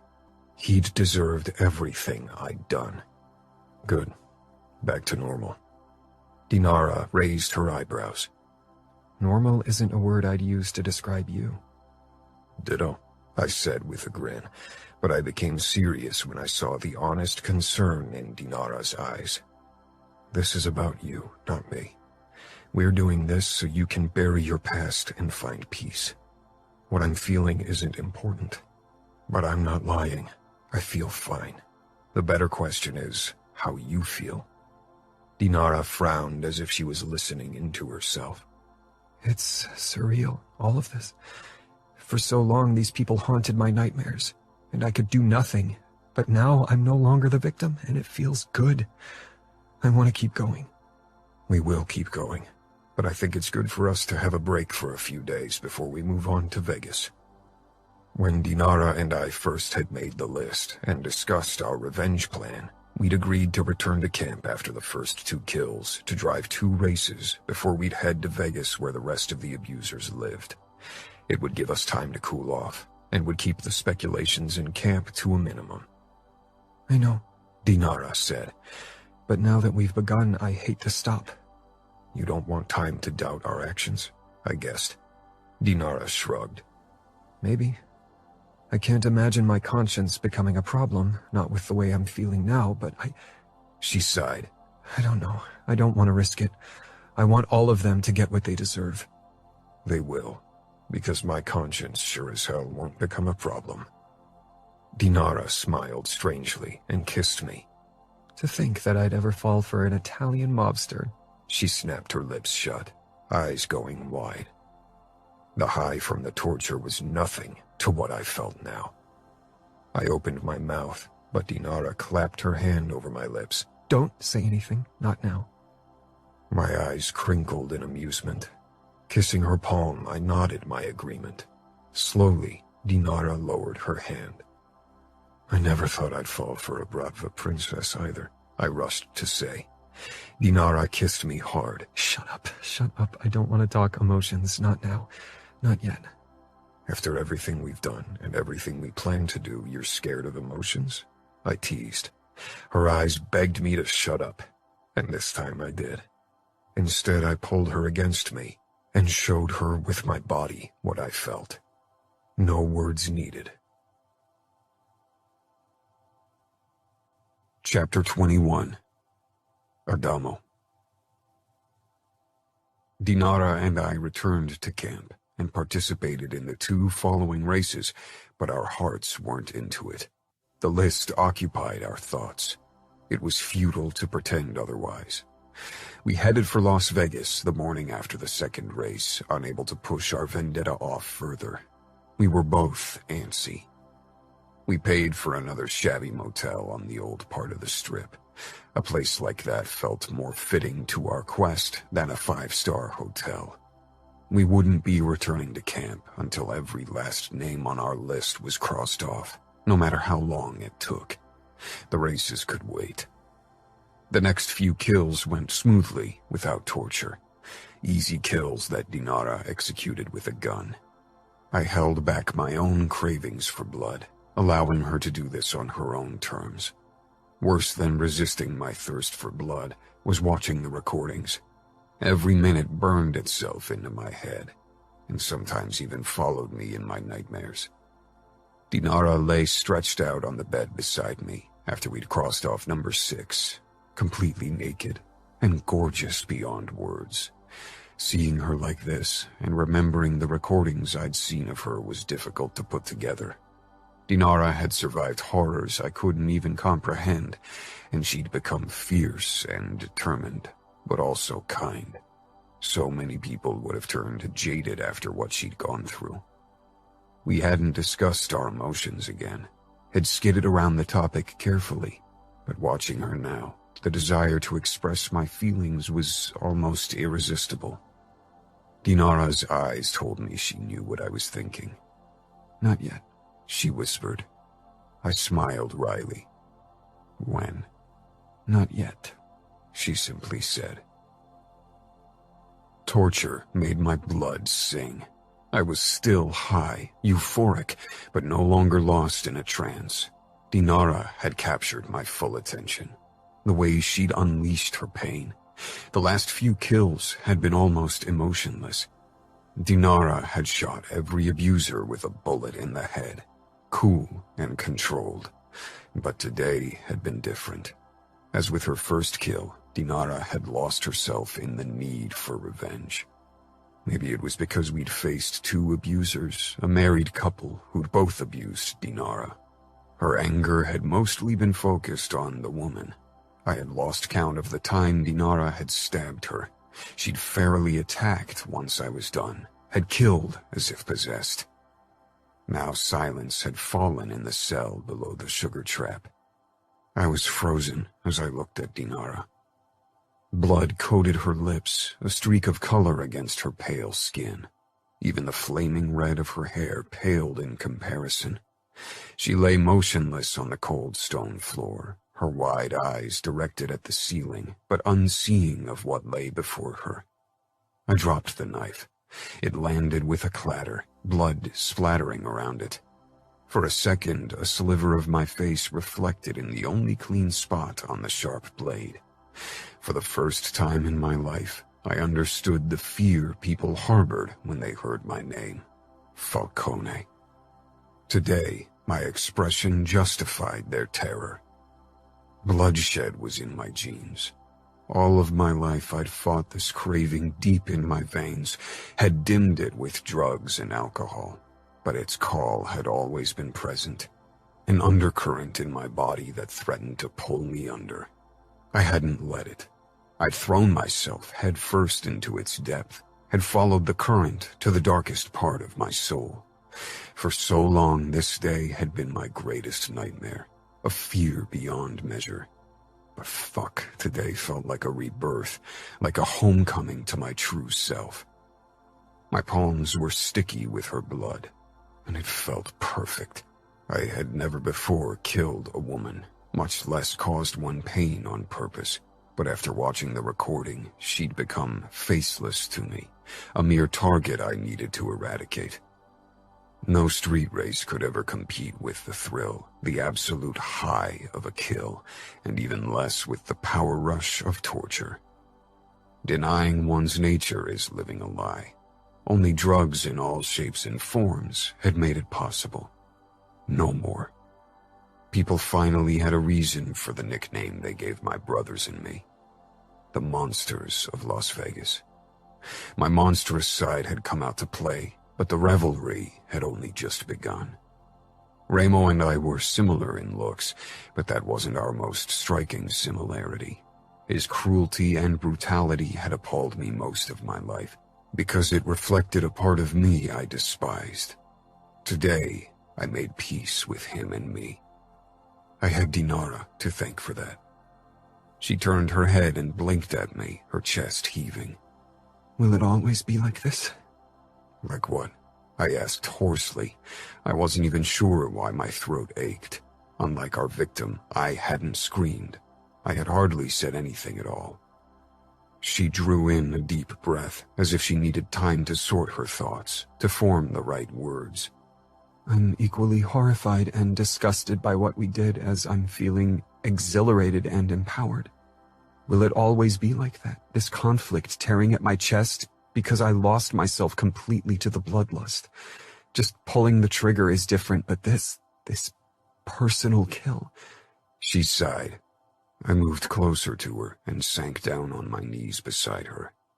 I don't know. She searched my eyes. What do you feel, Adamo? I considered lying, masking my true feelings. Not horror, not disgust. My gaze strayed toward the corpses, waiting for a flicker of regret, any kind of emotion a normal person would feel. But there was nothing, only the need to repeat what I just experienced. When I looked back at Dinara, realization filled her expression. The monster was difficult to hide once you took it out to play. You like it more every time we do it. I smiled darkly. You know what they call us Falcones. Ramo and Nino would be so proud of me if they could have seen me like this. Pride goes before a fall. I'd always given them shit for what they did, for what they enjoyed doing, and now here I was. She pushed into a sitting position and reached for my hand, linking our fingers. Our palms stuck together with the blood of our victim. I couldn't have done this without you. I can't go on without you. You want to stick to our plan, even your mother? Yes, she said without hesitation. I want to make them pay, every single one of them. They must bleed. I squeezed her hand. And bleed they will, Dinara. Their screams will drive away the ghosts their actions left in your soul. Dinara shook her head with a small smile. She pressed a kiss to my lips. It tasted of blood and tears, and even that didn't disgust me. Poet and killer. You never cease to surprise me, Adamo. Her eyes shone with resolve. I think I'm falling for you. Surprise washed through me. What happened to not yet? Dinara shook her head. Why should I be scared? There were probably 100 reasons why our emotions should scare us, but I didn't give a damn about a single one of them. I cradled her neck, pulling her closer. I'll go every step of the way with you. I'll give you the justice you deserve, even if it takes my last breath. No. she whispered. Neither of us is going to give their last breath for these disgusting creatures. We are going to live when their blood has long been spilled. I kissed her again, harder this time, my tongue parting her lips. My hand roamed her back. Dinara pulled away with a shake of her head. I can't, not like this. She motioned at her blood-covered state. Not beside them. She nodded at the bodies. Could you? I wished the answer would have been no, but my veins pulsed with the remnants of adrenaline from the kill and desire. I could have fucked Dinara right here on the cold, blood-soaked floor. I pushed to my feet and held out my hand. Don't ask questions if the answers could scare you. Dinara gripped my hand and I pulled her to her feet. She touched my chest, nails digging in. I won't ever be scared of you. Her face moved very close until it was all I could see. Because your monster won't ever hurt me. I nodded, because that was true. Let's take a shower and grab something to eat. We have a long day tomorrow. Dinara slanted a look toward the corpses. What about them? Don't we have to get rid of them? I took out my phone and called Nino. He and Remo were upstairs in the office and would handle the situation. It'll be dealt with. Dinara nodded. We headed upstairs, covered in blood and strangely elated. On our way out of the bar, we ran across Remo and Nino. Remo met my gaze, but he didn't say anything. I gave him a small nod. Today, maybe for the first time ever, I really understood him, and he saw it in my face. We'll deal with the corpses, Nino said matter-of-factly. A nervous energy surrounded Dinara as we stepped out of the sugar trap, but the closer we got to the car, the calmer she got. She opened the passenger door and released a small laugh. We really did it. We're almost done with our list. Only one name remained, a name we avoided mentioning. I could practically see the weight falling off her. Euphoria was banishing any hint of anxiety. For now, her demons were put to rest. They weren't gone for good, however. I was intimately familiar with demons of the past. They'd come back to haunt her, but they would have lost some of their power over her. We did, and we won't stop until you got what you want. We got into the car, and I hit the gas, racing away out of the city. Dinara reached over, her palm covering my cock through my jeans. I slanted her a questioning look. Her lips dragged into a teasing smile, but in her eyes, darkness mixed with lust. Fuck, and it turned me on. I would have fucked her right there with the dead bodies. She rubbed harder. I slowed the car, wanting to pull over. She shook her head. Keep driving. Fast. I chose side streets that were less crowded at this time of the night. My foot pressed down on the gas again. Dinara nodded and lowered her eyes to my bulge. She unbuckled her belt and scooted closer before she opened my zipper. After a bit of fumbling, my cock sprang free and she took it into her mouth. I hissed at the feel of her wet heat. Her tongue rimmed my tip before she sucked me even deeper. One of my hands tangled in her red mane as her head bobbed up and down. My eyes were fixed on the street ahead, racing through the near darkness. I moaned when Dinara sucked only my tip while her hands palmed my balls through the jeans. The wet sounds of her mouth working my cock filled the car. My fingers tightened in her hair when I hit her throat. She pulled back slightly, only to work my tip even more feverishly with her mouth and tongue. My fingers locked tighter around the steering wheel as the first treacherous pulsating took hold of my balls. Dinara sucked me harder, her fingers massaging my balls into orgasm, and then pleasure shot through me, and I released right into her mouth. Groaning, I pumped my hips, my foot on the gas slacking, while Dinara milked me dry. Fuck, I growled as I almost swerved the car off the street. Dinara raised her head, smiling darkly, her lips coated with my cum. Her tongue darted out, licking it up. Your turn now, I rasped, steering the car toward the side of the road. She grabbed the wheel, pushing the car back on the street. Keep driving fast. I shook my head. Can't eat you out while I'm driving. Even my driving skills aren't good enough to drive blind. She grinned wickedly. Finger me and drive. I sped up once more as I watched Dinara slide down her pants and thong in one move, revealing those sexy lean legs and delicious pussy with the trimmed red hair. She gave me a look that told me she knew the effect her body had on me.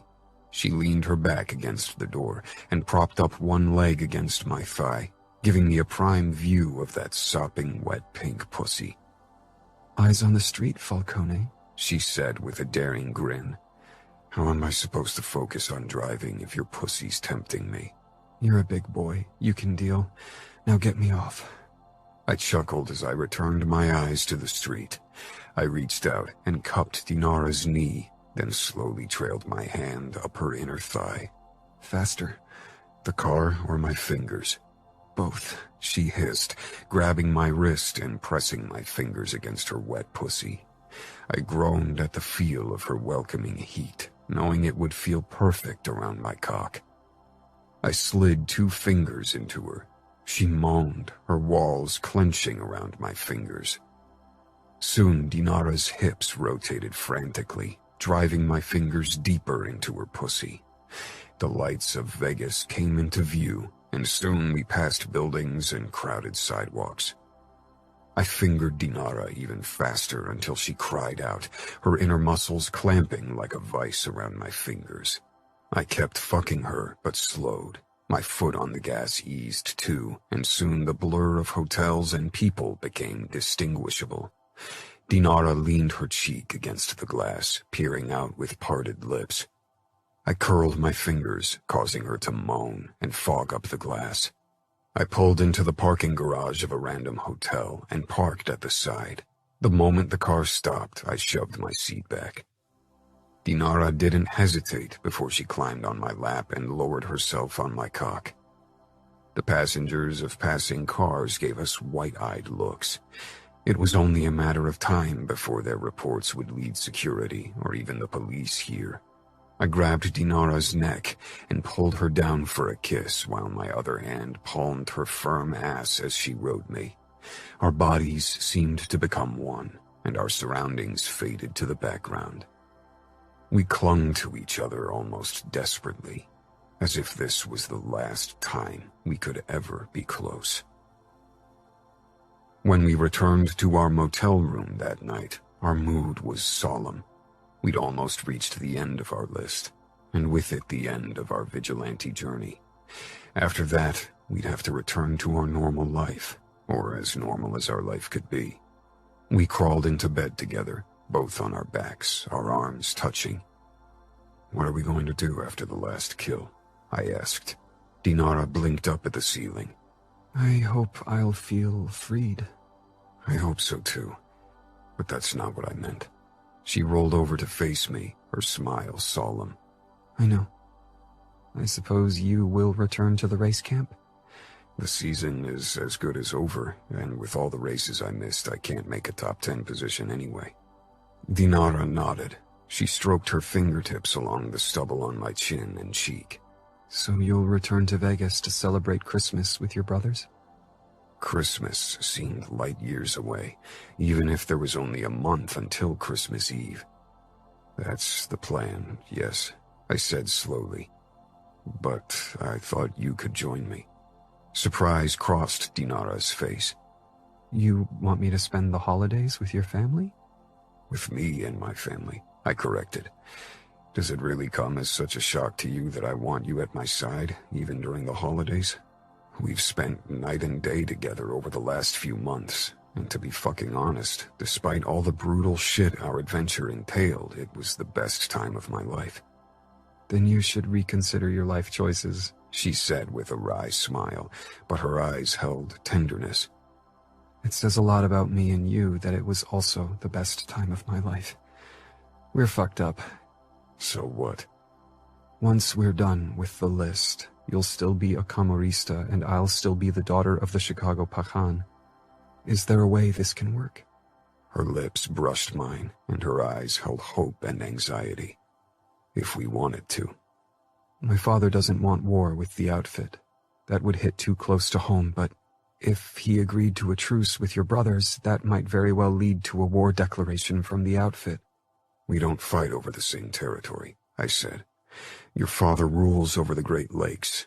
We don't have to declare truce to ignore each other's existence. You think ignoring each other's existence is enough for you and me to be an official couple? Where would we even live? We couldn't live in Chicago together because that would cause trouble. Not to mention that the outfit would have a field day if they got their hands on me again to finish what they started. Dinara stroked the scar on my forearm absent-mindedly as she continued. And me living in Las Vegas would look just as bad. No matter what we said, people would consider me as part of the Camorra and suspect a truce between your family and mine, which would have the same result.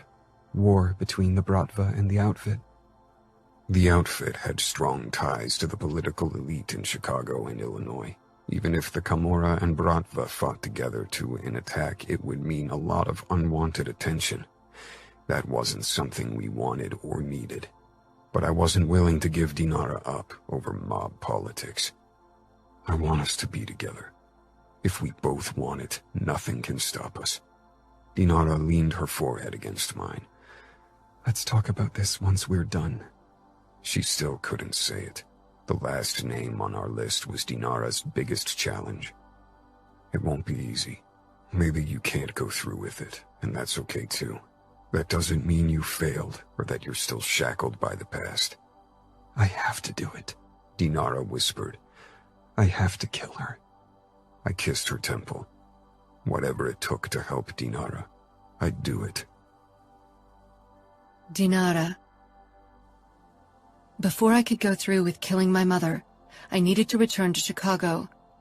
Adamo was reluctant to let me leave, but ultimately he understood and accepted my need to talk to my father. I stepped into the foyer of our mansion. For a moment, I only inhaled the familiar scent. I'd hated living in this golden cage, and yet I always missed it. Or maybe I just missed Russia. Dad waited in his office. Even the Tsar couldn't have had a more magnificent workspace. Dad looked up when I entered. Bloodshed was his profession. I had no illusions regarding the atrocities he was capable of. If you wanted to become anything in the Bratva, you couldn't afford a conscience. But I'd always been his little girl, a precious doll he wanted to keep away from the terrors of his business. Now I'd shown my true colors. I'd tortured and killed. I was a Mikhailov. He didn't get up from his chair, only leaned back, regarding me closely. You worked with the Camorra to dish out the revenge I could have dished out for you. Why would you ask the enemy for help, but not your own father?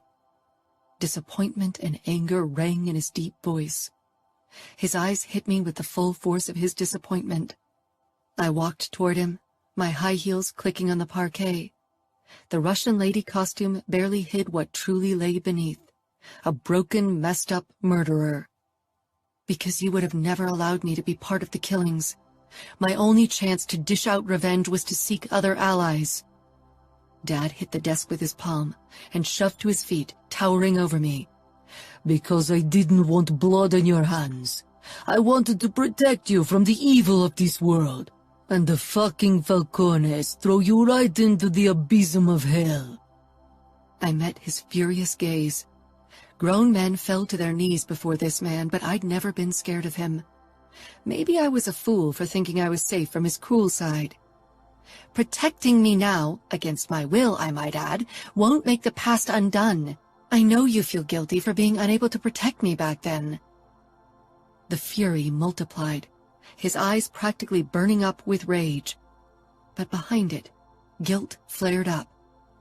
The Falcones never had the power to throw me into any abyss, because I've been living in a fucking hell for years, from the moment the first bastard raped me. Dad gripped one of the expensive Fabergé eggs from his desk and tossed it against the closest wall. It shattered with an ear-splitting crash, and every beautiful piece fell to the floor. The word rape was one we'd skidded around so far. We knew what had happened, but somehow putting a word to it had threatened to make it worse. I took his hand, stepping closer. You can't save me, Dad. No one can. I need to claw myself out of the abyss my mother threw me into. Don't speak that name. Killing those men felt good. So good. Their pain took away some of my own. Dad cupped my cheeks, searching my eyes as if he hoped to find the little daughter that he dressed in princess dresses. But that girl was dead, died many painful deaths to be reborn as something vile and vengeful. If I could make undone what's been done to you, I'd kill every single of my men, just to get my little Katinka back. My eyes prickled. I know. But she's dead, and now I'm going to make sure every single person who killed her will be too. A father never wants his daughter to become like him, not if he's a man like myself. I'm glad I'm like you in this regard. I'm glad I could hold the knife that executed the kill. I'm glad I'm not the princess in need of a prince to settle her scores. But you got help from the Falcone prince, didn't you? I nodded. He helped me track them down. But it was me who killed them. They're all dead. Now only my mother is left. I should be the one to kill her, not you. Killing a woman, killing your mother, will leave scars. Scars I don't think you should inflict on yourself. I smiled emotionlessly. She's the worst monster of them all. That woman is the reason why I'll never know what the word mother really means. Killing her will set me free. Dad stroked my cheek. I hope it does. I really hope it does. But if I've learned something over the years, it's that revenge rarely sets us free. It only shackles us to new demons. Sometimes those only join the old ones. I can't lose you, Dinara. I pulled back with a frown. You think I'll run off with Adamo? Join the Camorra? That's not the loss I worry about. His fingers curled around my forearm. I didn't try to kill myself, and I haven't been cutting myself in a while. Despite the many years that had passed since my slip, Dad couldn't get over it, and I felt guilty because of it, but I was trying to live a new, better life. Dad's eyes became distant. When Dima found you in a puddle of blood, with foam around your mouth, I thought I'd lost you. I won't overdose again, Dad. I'm clean. You know no one's going to sell me shit in your territory anyway. What about Camorra territory? Not there either, trust me. Adamo made sure of it. Adamo, Dad repeated, a dangerous gleam in his eyes. What's really between you and this Falcone boy? He's not a boy, Dad. Dad just kept staring into my eyes. Is it serious? What would you do if I said yes? You're going to be torn between two worlds. It's the same world, just different sides. Exactly. You know I can't allow you to date the enemy. Nobody will understand it. They don't have to, as long as you do. Do you realize in what position you put me? Allowing you to keep wandering around in Camorra lands puts the business at risk. Moscow won't be happy about that. I don't know anything about your business, and even if I did, I wouldn't tell anyone. If the Camorra use you as bait, they'd have me in their hands and you know it. I smiled wryly. You know Ramo better than I do, and even I know he'd never use me like that. That man doesn't have a kind bone in his body, Dinara. There's a reason why he controlled the West without a hiccup. There's a reason why you're Pakan, Dad. Still, you live by certain rules. One of them makes sure you're allowing me to do what I do, even though you disapprove. And the same rules have Ramo Falcone see me as off-limits as well. Having men like us in your hand, that's a powerful position to be in. I hope you realize that, he murmured, cupping my head. I'm gifting you with more freedom than I'd ever allow anyone else, and not because of these rules you mention. Because of pity, I guessed. Dad smiled wistfully. Oh, not pity either. The girl before me today doesn't need my pity.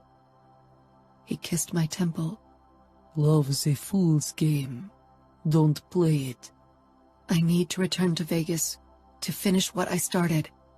Dad's lips thinned. Don't lose yourself. Don't give your mother any power over you. She deserves to die and be forgotten. Chapter 22. Dinara. The last few killings had been easy, easier than they should have been. But maybe killing lay in my blood, like Adamo always claimed it lay in his. Today was different, though, and nothing about it would be easy. I felt even more nervous than before the very first kill.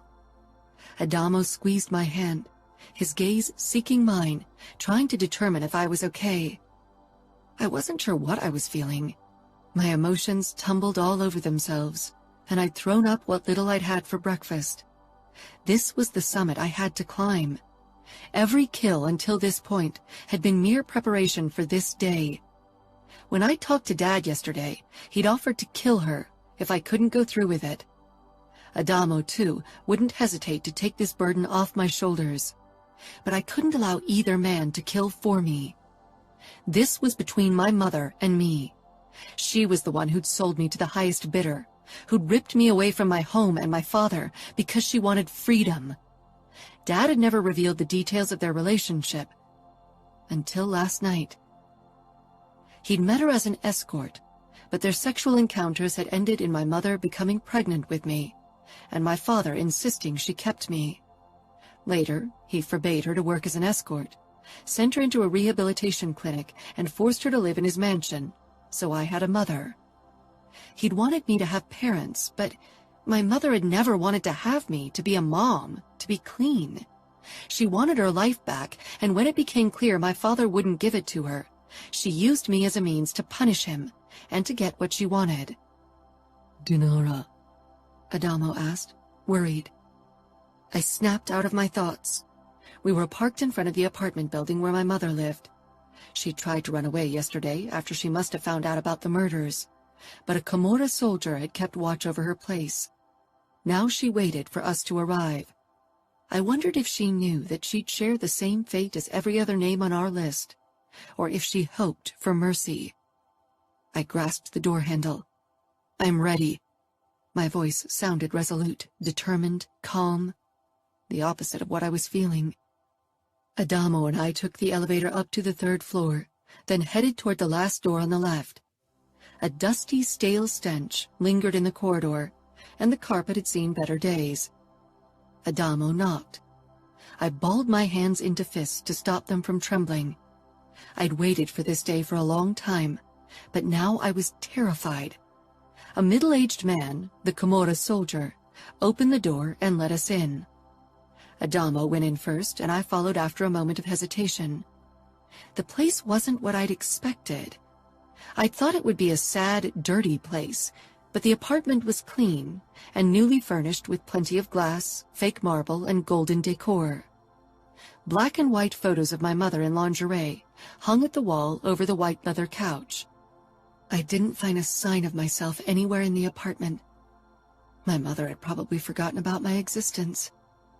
When I spotted her, a shiver raced down my spine, and the desire to leave became almost unstoppable.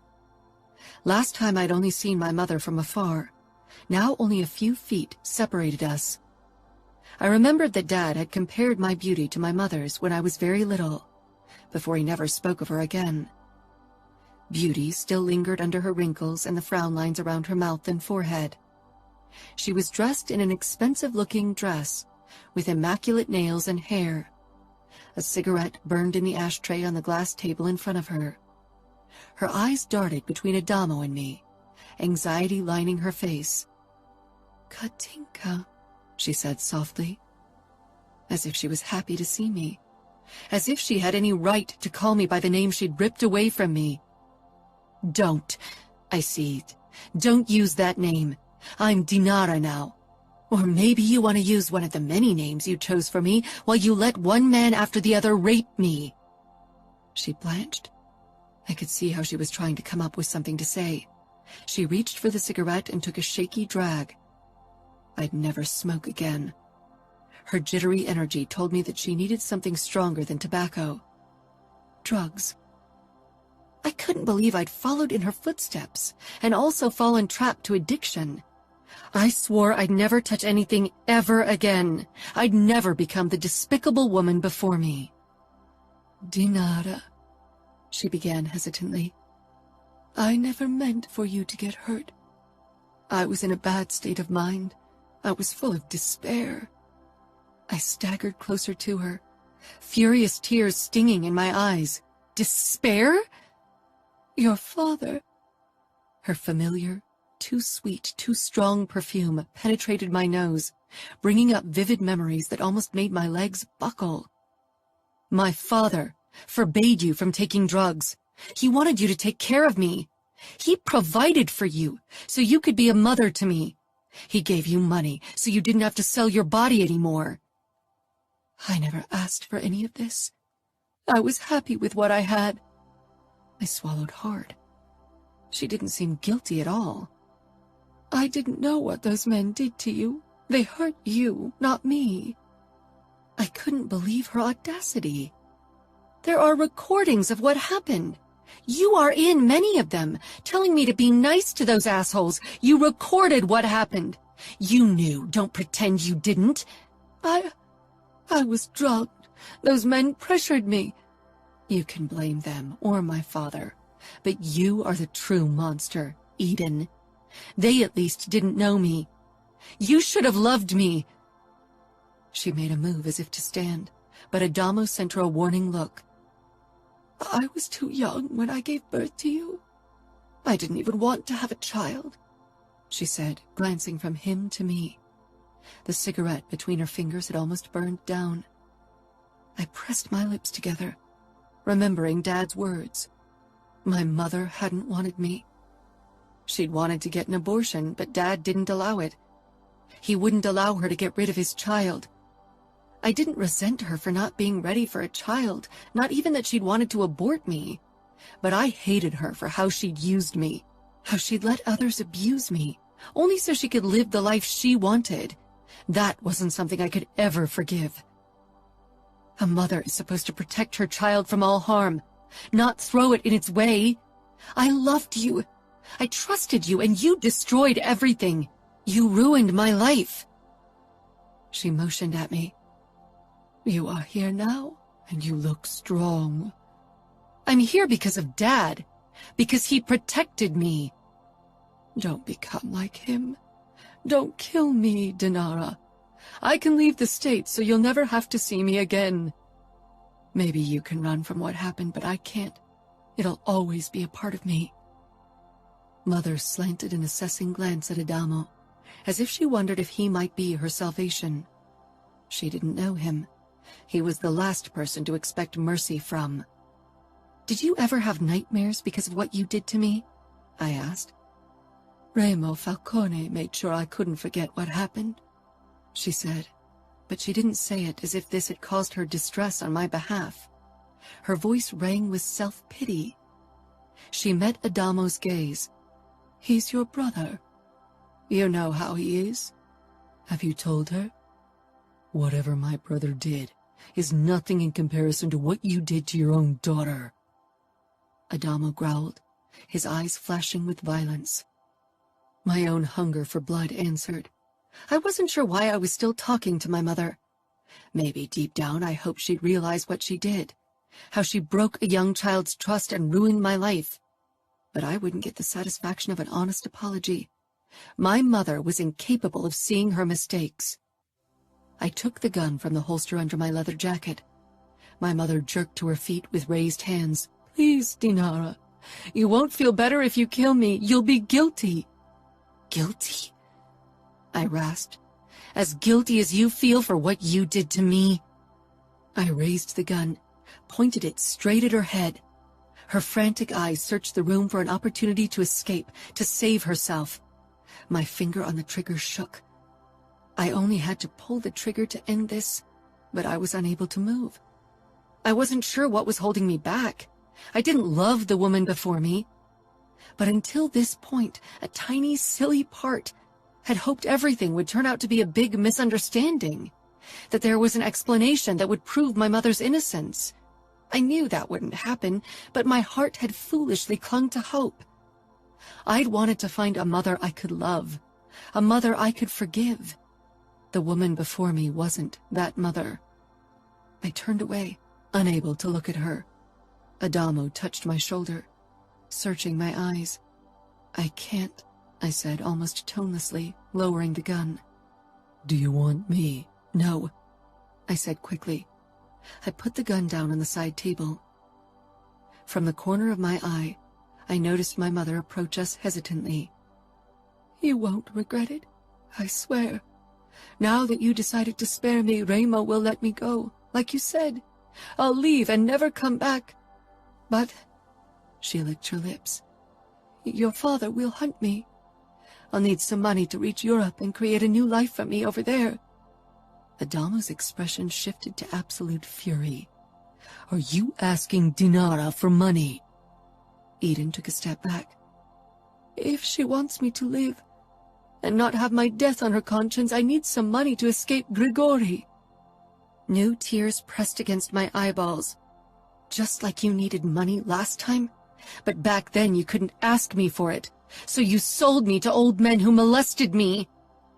I began to shake, anger and utter despair battling inside of me. I ripped the knife out of its holster and whirled around. With a hoarse cry, I smashed the blade into her chest. Her eyes widened and her lips parted in a silent cry. Then she crumpled to the ground, taking me with her because I was still clutching the knife. I landed on my knees beside her. I released the knife, gripped her shoulders, and began to shake her.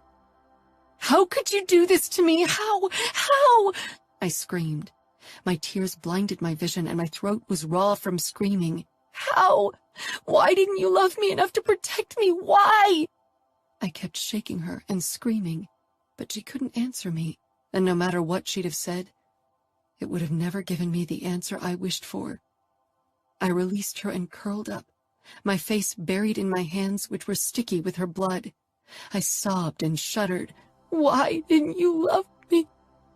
Adamo knelt down beside me and wrapped an arm around me, pulling me against him. She was a monster and never deserved to be your mother. You are lovable, and I love you. I froze against him, sucking in a shaky breath. I lifted my face.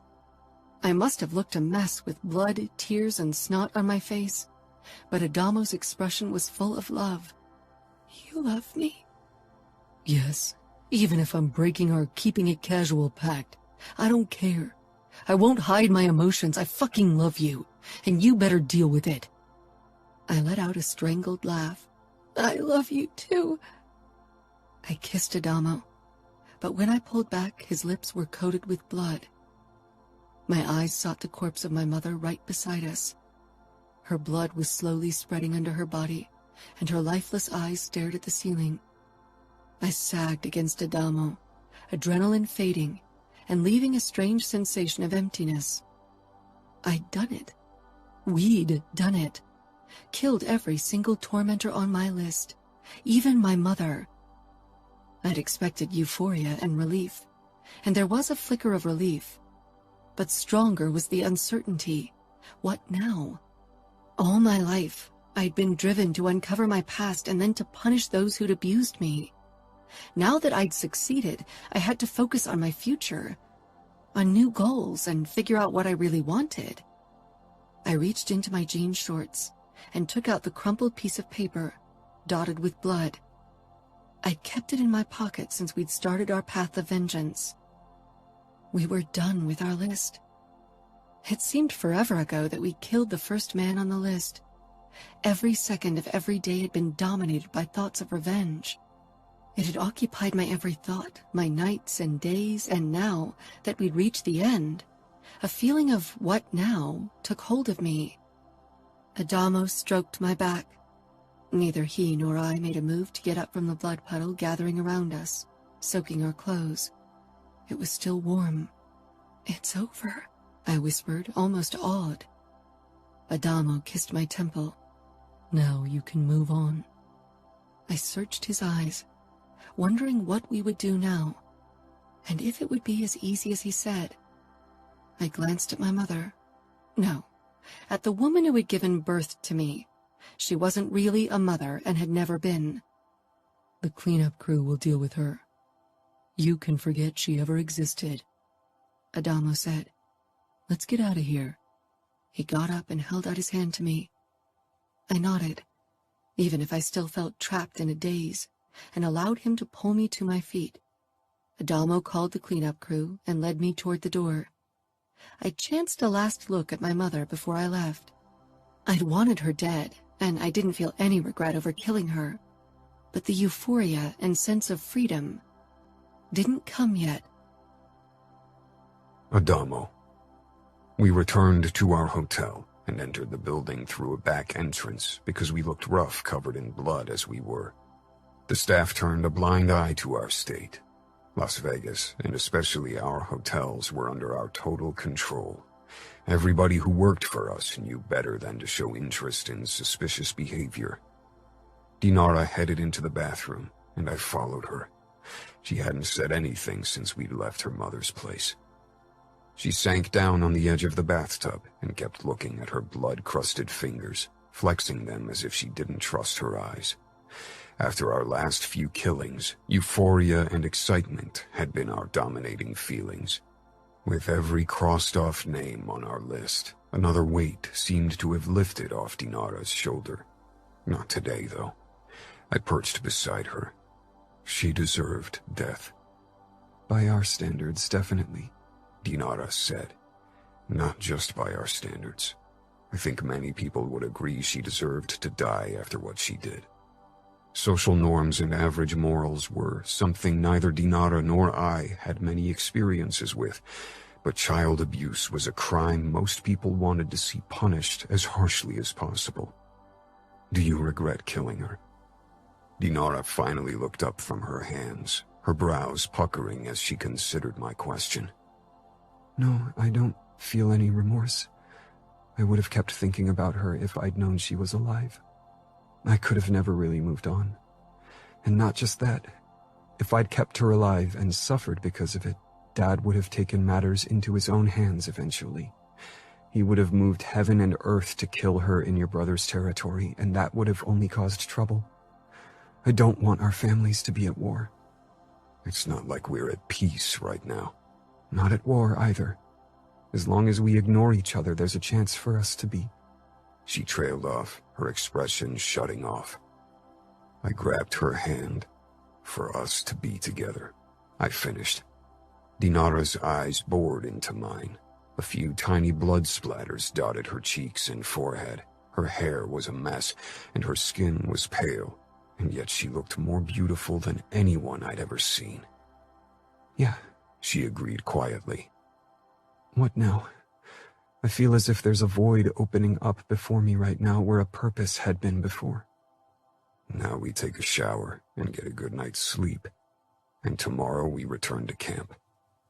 Surprise crossed Dinara's expression as if she hadn't even considered the option of returning to camp. You want to return to camp, right? A tired smile spread on her face. It's the only place I want to be right now. I woke in the middle of the night to an empty bed. Searching the room, I found Dinara in front of the panorama windows. She let her gaze stray over the flickering lights of the strip below us. I got out of bed and joined her. A lost look lay in her eyes, as if she were looking for an anchor to hold on to. I touched her back, and she gave me a tired smile over her shoulder. I couldn't sleep. Nightmares? She shook her head with a small frown. No, not really. I just feel a little lost. I'd thought I'd kill the past by killing my abusers, but it still lingers in the back of my mind. Not as prominent as before, but still there. Healing would take more than killing her mother and abusers, and above all, it would take more time. I led her back to bed, and we lay down, my arms around her waist. I could feel the unrest in her body. "Maybe you should talk to Kiara," I said eventually. Your sister-in-law, she said, starting to pull away. Her defenses rose into place. And why should I? Because she experienced something similar. I hadn't discussed this with Kiara, but she was one of the kindest, most helpful people I knew, so I was sure she'd help Dinara. Dinara swung out of bed, her back to me. She took a cigarette from the packet and slipped it between her lips, but she didn't light it up. Instead, she scowled at the tip. She flipped the lighter almost angrily and finally lit up her cigarette. I sat up as well so I could see her face, but she was squinting at the burning tip. Finally, she turned to me, her eyes hard. And what would that be? She was abused by her uncle when she was a kid. Dinara let out a bitter laugh and took a deep drag of her cigarette, blowing out the smoke slowly. Did her mom get cash for selling her little daughter too? Was she raped by a dozen guys, sometimes while her mother watched? I know you didn't experience exactly the same, but that doesn't mean she doesn't understand the trauma you went through. Maybe talking to her will help you. She glowered at me.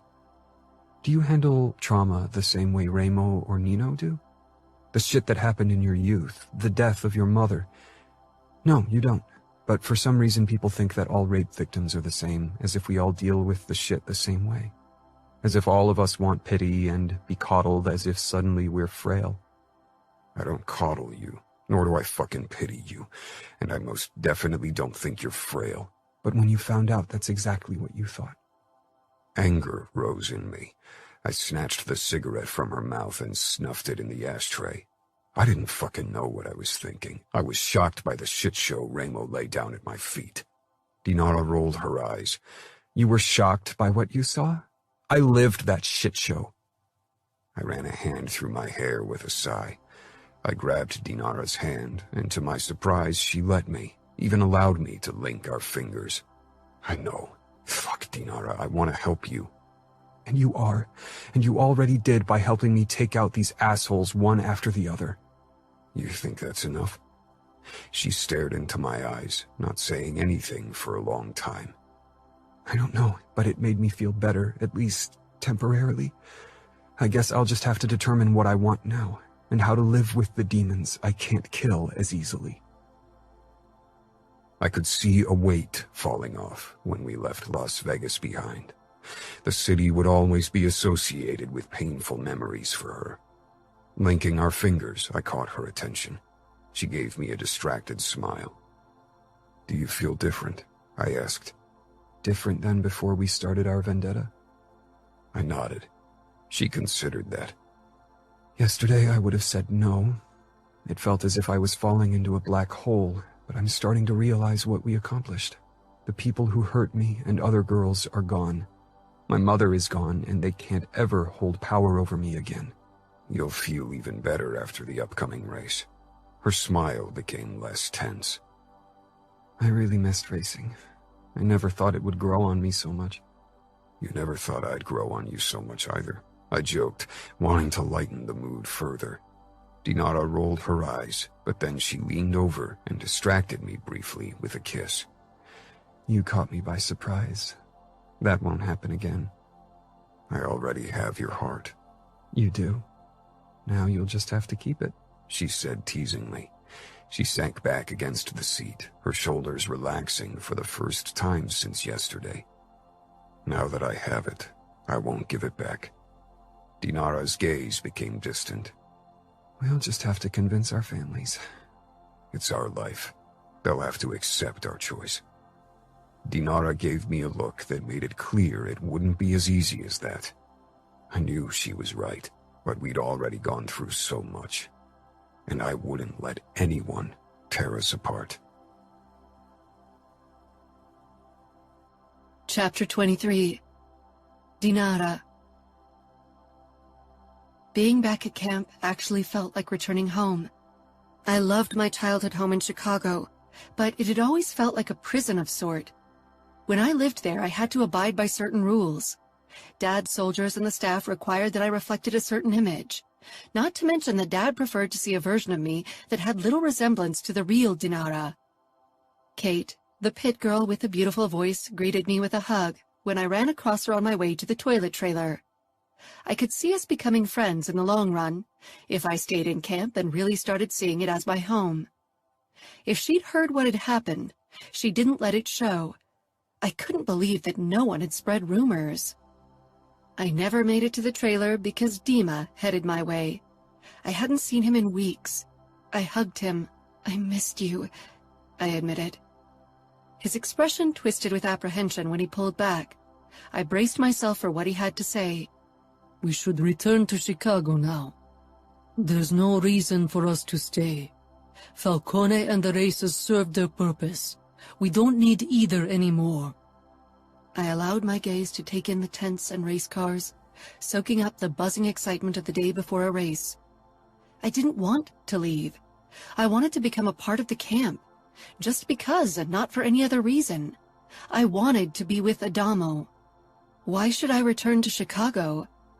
"Because that's where you belong," Dima muttered. "This isn't your home. Don't overstay your welcome, Dinara. Remo Falcone might have tolerated your presence so he could play with you, but now that the game is over, he'll want you off his territory as soon as possible." Nobody played with me. He gave me an option and I grabbed it. Only because it was an option Dad and you disapprove of doesn't mean his motives were bad. He gave me what I wanted. Dima made a face. "He's good at manipulation. I have to admit it. Remo used you to exact revenge that your father wanted." He might have wanted it, but it was mine to begin with, not his or anyone else's. "And yet you shared it with Adamo, instead of me or your father." "Because neither of you would have allowed me to get my hands dirty. You would have taken matters into your own hands. Maybe you would have allowed me to watch, but definitely not to partake." "Because what you did can destroy you."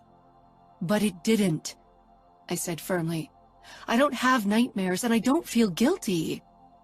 That wasn't quite true. I had nightmares, but they were better than the ones that had haunted me in the past. They didn't wake me in a cold sweat with a pounding heart. I won't return to Chicago now. I'll finish the season.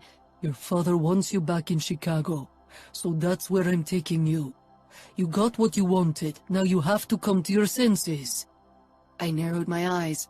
"Are you going to tie me up and kidnap me?" "Your father won't accept a no in this case, and he'll blame Adamo if you don't show up in Chicago tonight." I gritted my teeth. I didn't want to provoke my father. He'd been pissed about my vigilante quest, but had allowed me to do what I needed to do. But I had a feeling he wouldn't be as tolerant if I ignored his order this time. I didn't want to turn him against Adamo. I wanted him to like Adamo, to accept him as the man I loved, no matter how unlikely that was. "I'll have to talk to Adamo first," I said. Dima didn't bother hiding his disapproval, but I didn't care. I wouldn't sneak away. Adamo deserved to know what was going on. I turned on my heel and went in search of Adamo. I found him, as expected, at Crank's trailer, probably discussing last-minute details for tomorrow's race. He gave me a distracted smile, but his face morphed into a frown when he saw my expression. He said something to Crank, who nodded before he jogged toward me. "What's wrong?" It was strange how well Adamo knew me. I'd always prided myself on my poker face, but after everything Adamo and I had been through, we knew each other's fake expressions and the true meaning behind them. It was scary and comforting all at once. "I need to return to Chicago. Tonight." Adamo froze. "Why? You'll miss tomorrow's race." "I know, but my father insists that I'll return to talk to him. He's given me the time to do what I needed to do, but now his patience is running thin." Adamo regarded me silently for a couple of heartbeats. The hint of worry and suspicion flared up in his eyes, but disappeared so quickly I would have missed them if I didn't know him just as well as he knew me. "I'll be back as soon as possible," I said firmly. But I need to straighten things with my father first. I don't want him to send the cavalry and create more tension between our families. Adamo touched my hips, pulling me closer. Maybe he won't allow you to return. The only way he could make me stay is to lock me in, and that's something he'd never do. To me, at least. Because of what happened to me, Dad hated to force his will on me, which was why I had more freedoms than most girls I knew. If you don't return, I'll drive to Chicago and get you myself. I scoffed. Don't you dare! That would be insanity. Dad would kill you on sight. Trust me to handle my father. He won't force me to stay, I know him. Adamo still looked doubtful, but he nodded anyway. All right. I trust you. Promise me to hurry. I will. Dinara! Dima called across camp, impatience ringing in his voice. I sighed. It's time for me to leave. Adamo pressed his lips against mine and kissed me passionately. When he pulled back and released me, Dima's expression had darkened even more. Did you tell him goodbye? Dima asked when we got into the car together. It wasn't a goodbye. It was a see you later. Dima sent me an exasperated look. That's not what your father wants. It's what I want, I said sharply. Chicago felt even less like home than last time. I transformed over the last few months. I didn't bother changing into new clothes before seeing Dad. My boots, tattered jeans, and biker jacket were me, and I didn't want to pretend I was someone else.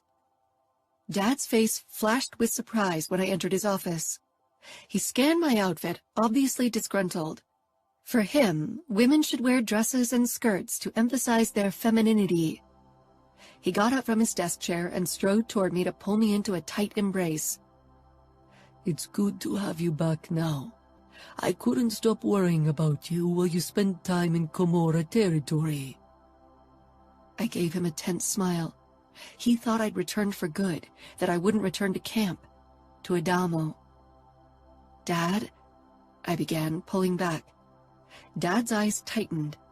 Your place is here, with your people, with your family. I'm a grown-up, and grown-ups eventually move out and live their own life. You know that I never really felt like I belonged in our circles. I don't want to schmooze the wives of oligarchs and politicians or pretend I give a damn about the newest limited edition bag from Louis Vuitton. I want to be free and do as I please. I don't want to fulfill my role as a pecan's daughter. I never did. You have Galina and the boys for that. You don't need me. Dad took a step back, his shoulders stiffening. I could tell that he was hurt by my words. I gave you all the freedom you need, more than any other girl in your position would ever be allowed. All I ask is for you to be loyal. My brows snapped together. Of course I'm loyal.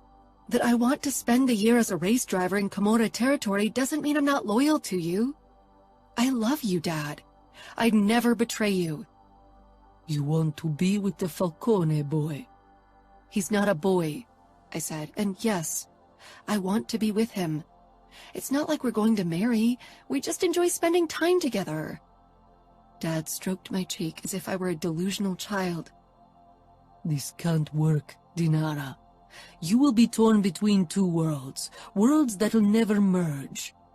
I don't want open war with Dante Cavallaro, but if I make peace with the Camorra, he's archenemy. That'll be the result. He's acquired some very important political allies these last few years, and it'll hurt my business if they start to turn their attention on me. I'm not asking you to risk war with the outfit, or to make peace with the Camorra. I'm not part of the Bratva, and if I stop doing our websites, then I won't have any involvement with our business at all. There won't be a risk of me revealing anything to Adamo, not even by accident. He and I don't even discuss business details anyway. Dinara, you are a Mikhailov, and people will judge you as one. You lived a fantasy for a few months, but now you have to face reality. A Mikhailov and a Falcone can't be together. I can't allow it. I took a step back. You can't? Or you won't? Dad smiled joylessly. It doesn't matter. The fact is that you can't see Adamo Falcone again. Anger rushed through my veins. You're asking me to stop seeing Adamo? I'm not asking you. You won't see him again, and you won't set foot on Camorra territory. You can't order me around like that. It's my life.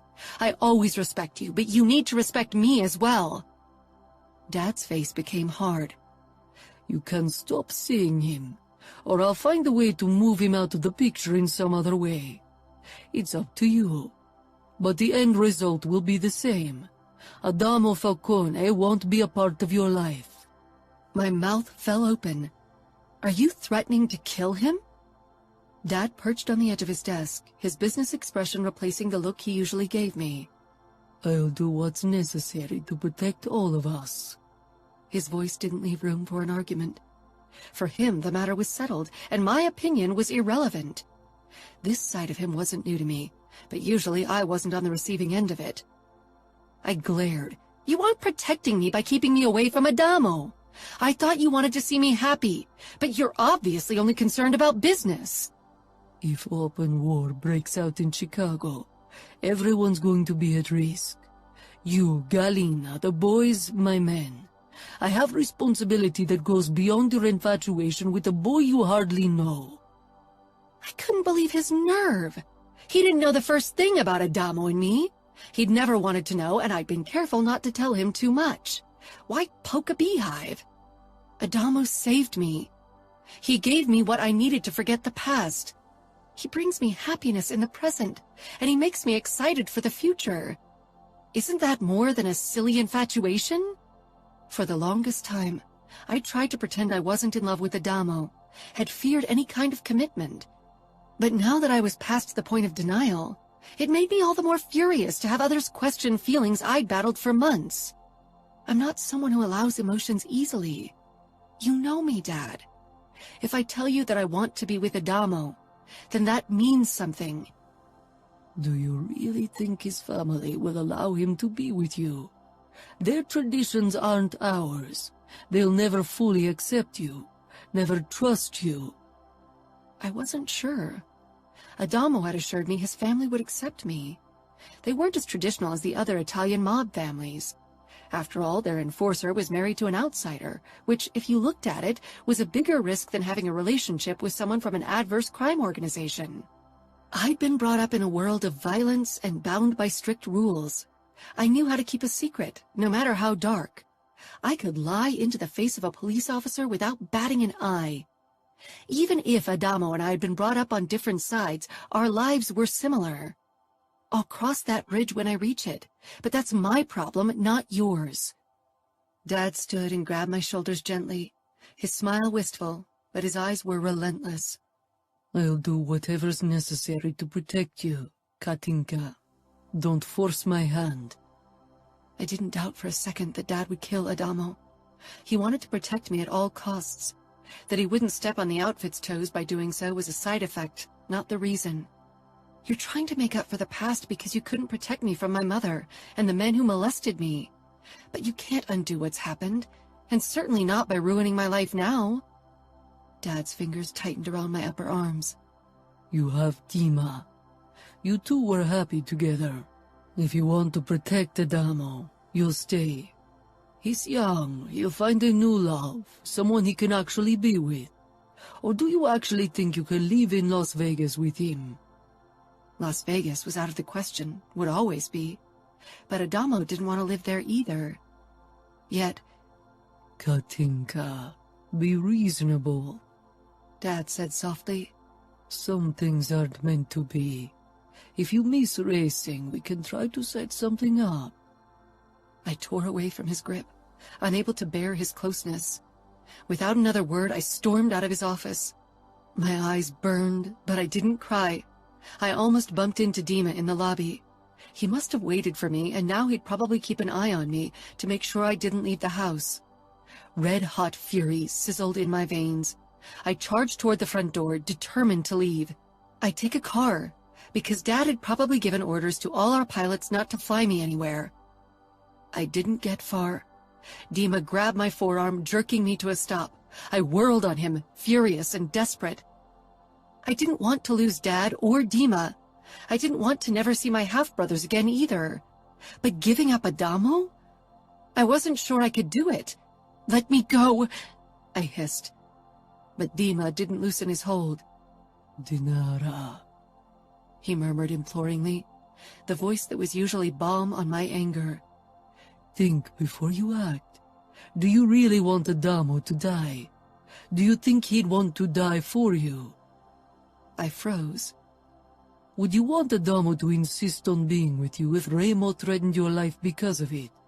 Would you die for a relationship that might not even last years? I didn't even have to think about it. The answer rang loud and clear in my heart. Yes, I would risk my life to be with Adamo, because I loved him, and because he'd already done so much for me. Dima seemed to see the answer in my face, because his expression fell, but he still didn't release me. Are you sure his answer would be the same? He might have helped you get revenge, but had never really posed a threat to his life. But if your dad puts him on his death list, his days are counted.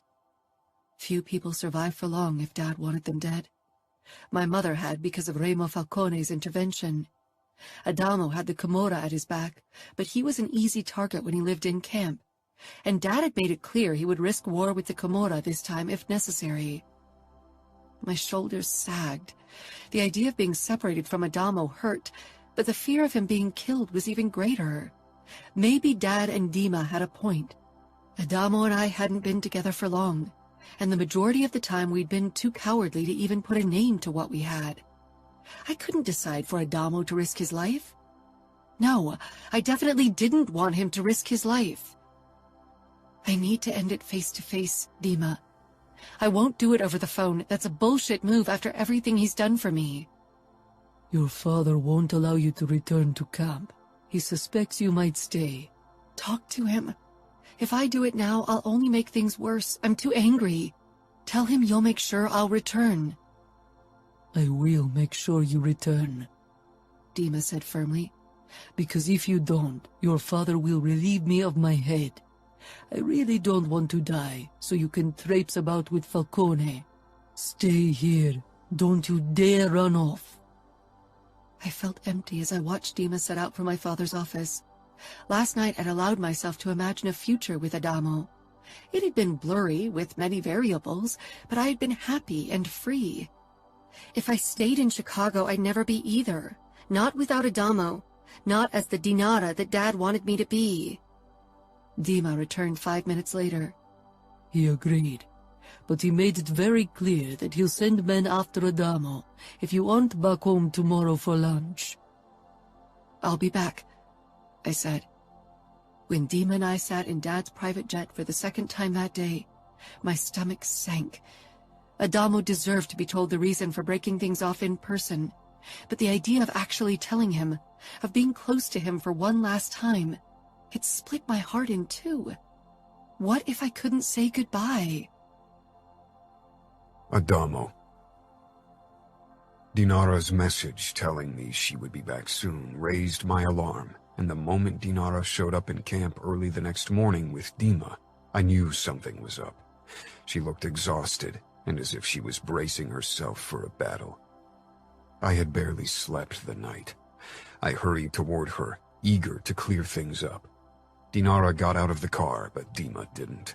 He stayed behind the steering wheel, looking stoic as usual. I grabbed Dinara and kissed her. For a moment she tensed, but then she threw herself into the kiss, oozing despair and passion. I cupped the back of her head, pulling her even closer. It felt as if we hadn't seen each other in forever. Eventually, Dinara jerked away and staggered a step back. Her cheeks were flushed. The dazed look in her eyes quickly morphed into apprehension, then determination. This wasn't good. "What's wrong?" I murmured. We were a good distance away from Dima, but the windows of the car were down, and I didn't want to risk him overhearing our conversation in case he was part of the reason for Dinara's tension. "Nothing," she said quickly, but her voice proved her answer wrong. "I didn't think you'd be back in time for the race tonight."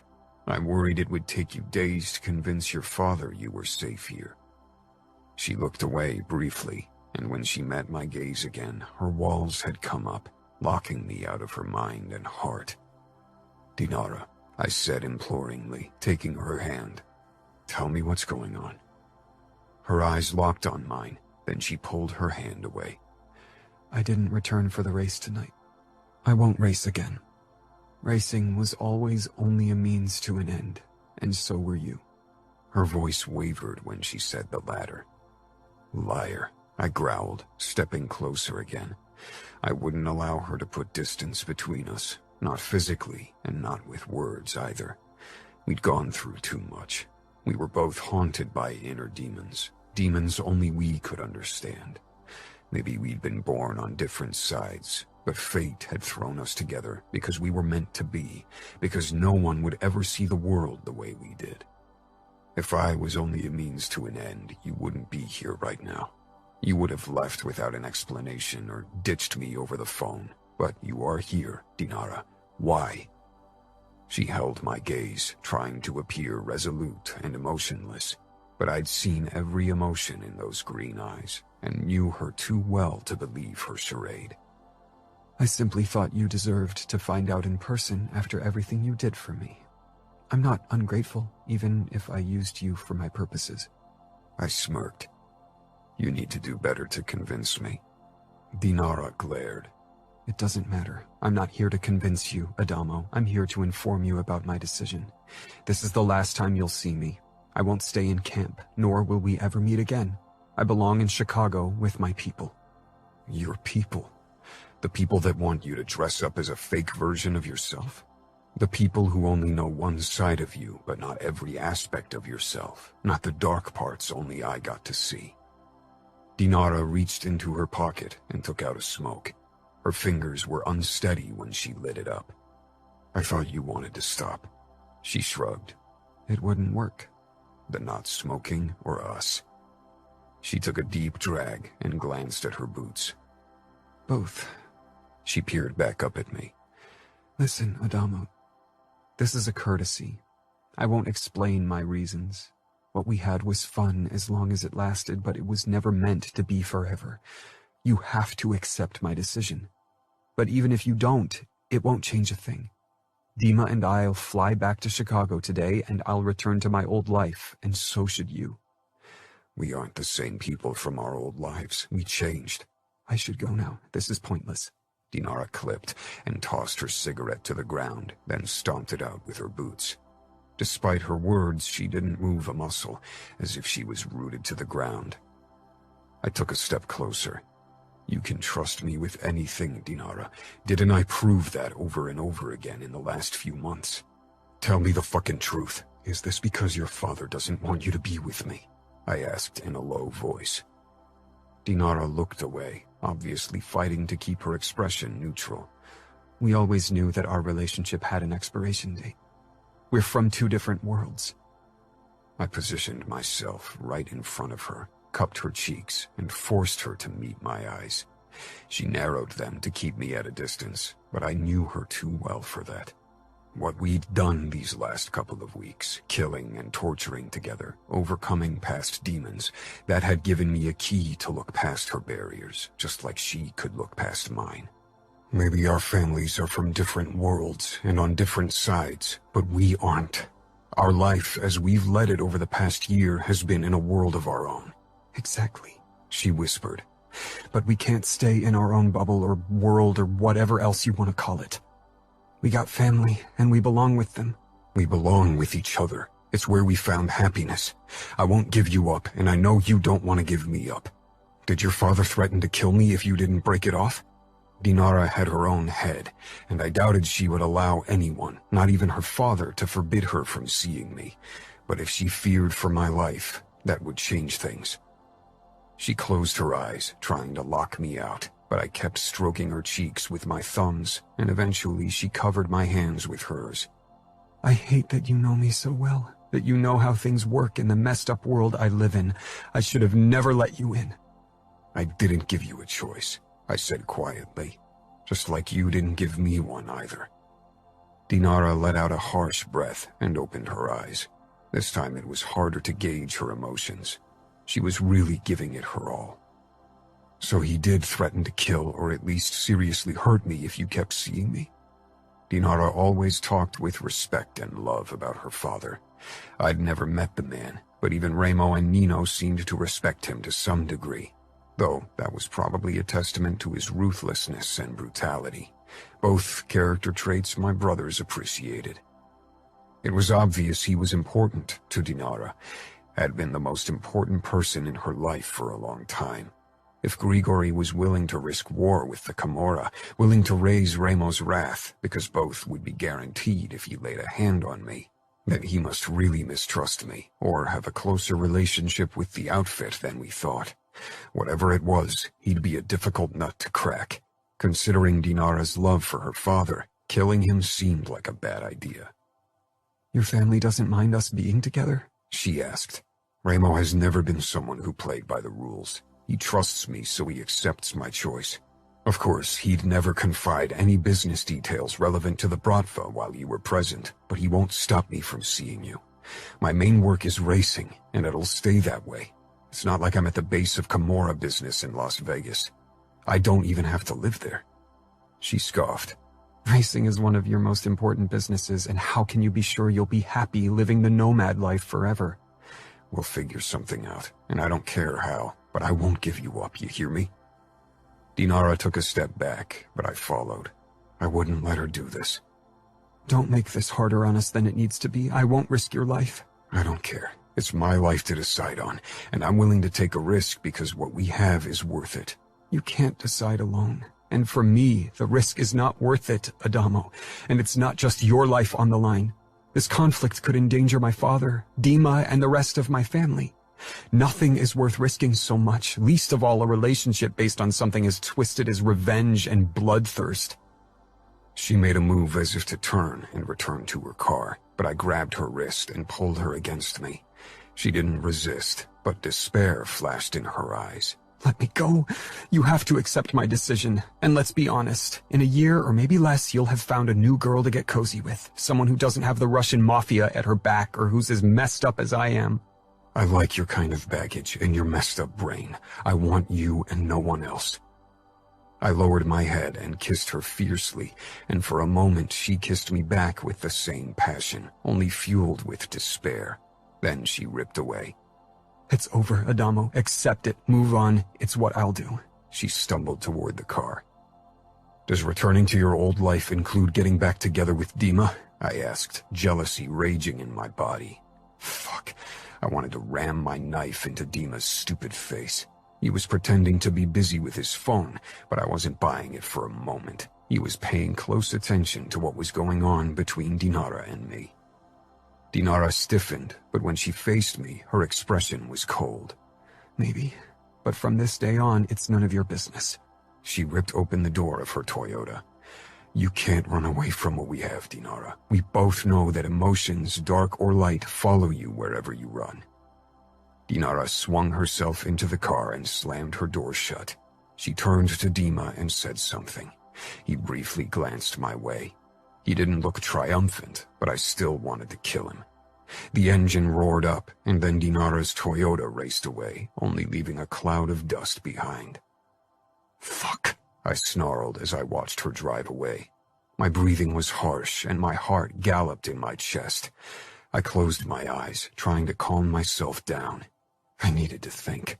Right now, my first impulse was to take our Camorra jet and fly to Chicago to put a bullet into Grigori's head, and into every fucker's head who thought he could keep me away from Dinara. After a few more deep breaths, I pulled out my phone and called Remo. Usually Nino was the person I called to ask for advice. He was the voice of reason, after all. Adamo, I need your advice, I interrupted him. I thought Nino was your advisor of choice. I didn't say anything. Of course, Remo would put his finger into the wound. That you choose me to give you advice tells me you already made up your mind and need encouragement for an irrational and emotionally charged endeavor Nino would disapprove of. I hate that you read people so well, I muttered. He was right, as usual. I assume this is about Dinara. You and her completed your list, so your reasons to be together have to be evaluated anew. That sounds like Nino. No one's been on the receiving end of Nino's logical advice more often than me. I can anticipate his advice without talking to him. And yet you always do whatever the fuck you want. Just what you have in mind, he said with dark amusement. Dinara ended things between us because her father threatened my life. I fell silent. I wasn't a kid anymore, but Ramo's protectiveness hadn't really caught up on that yet. Did he now? Ramo asked in a voice that rang my alarm bells. I don't want you to handle him. This is my problem, Ramo. Your involvement could end things with Dinara for good. I'll deal with Grigori. If Grigori lays a hand on you, he'll pay the consequences, Adamo. You are my brother, and I'll rip his Russian ass apart if he touches you. This was Ramo's way of showing he cared for me. I knew that now, but I couldn't allow it. I'll handle things. If I want to win Dinara back, I'll have to show her how serious I am. You plan to go to Chicago? Yes, I have to. If I risk my life, she'll realize I won't give her up no matter what. And you expect me to give you the okay for this suicidal bullshit? Ramo growled. You would do the same if our roles were reversed. You never cared about your life when the people you love were involved. You allowed Cavallaro to torture you for me and Serafina. A painful death was as good as certain, but you didn't care. Now it's my turn to follow in your manic footsteps. You are becoming too much like me, Adamo, Ramo said. I thought you'd be happy. You were supposed to be the good Falcone. I scoffed. We both know that would have never worked. You might have to kill Grigori, Ramo said. If I kill him, Dinara won't ever forgive me. I'll have to convince him or die. That's not the outcome I'm hoping for. It's not an outcome I can allow. You realize that? I want your promise that you won't go on a killing spree if things don't work out. I'm the one who's intruding on Grigori's territory. If he decides to kill me, he's got every right to do so. And as your brother, I have every right to seek revenge. Ramo, I gritted out. I don't want you to avenge me. If her father got killed as well, that would break Dinara. If she really loves you, she won't allow her father to kill you, and if she can't stop him, she should be happy if I kill him. For Ramo, many things were black and white, especially where loyalty was concerned. Deep down, I hoped Dinara wouldn't allow her father to kill me, but above all, I wanted to convince him of my feelings for his daughter. If Greta fell in love with an enemy, could he stop you from killing him if his love for her was true, and if he tried to prove it to you by risking his life? No, Ramo said without hesitation. Even if that meant Greta would never forgive you. Greta can't be separated from Nevio, nor should she be separated from her family. We are her safe haven. I'd never allow anyone to take that from her, not even for love. Okay, maybe Greta wasn't the best example, but Dinara doesn't have trouble adapting to new surroundings. She loved living in camp with me. But being with you still means you're taking her away from Grigori. He lost her once before, and he hasn't forgiven himself for it yet. Allowing her to be with you means putting her at risk in enemy territory, away from his power. I'll have to give it a try, I said imploringly. Do what you must. You are an adult. But tell Grigori that I'll destroy everything he holds dear if he touches you. Will do, I said, even if I had absolutely no intention to follow through. After my conversation with Ramo, I was determined to go through with my plan.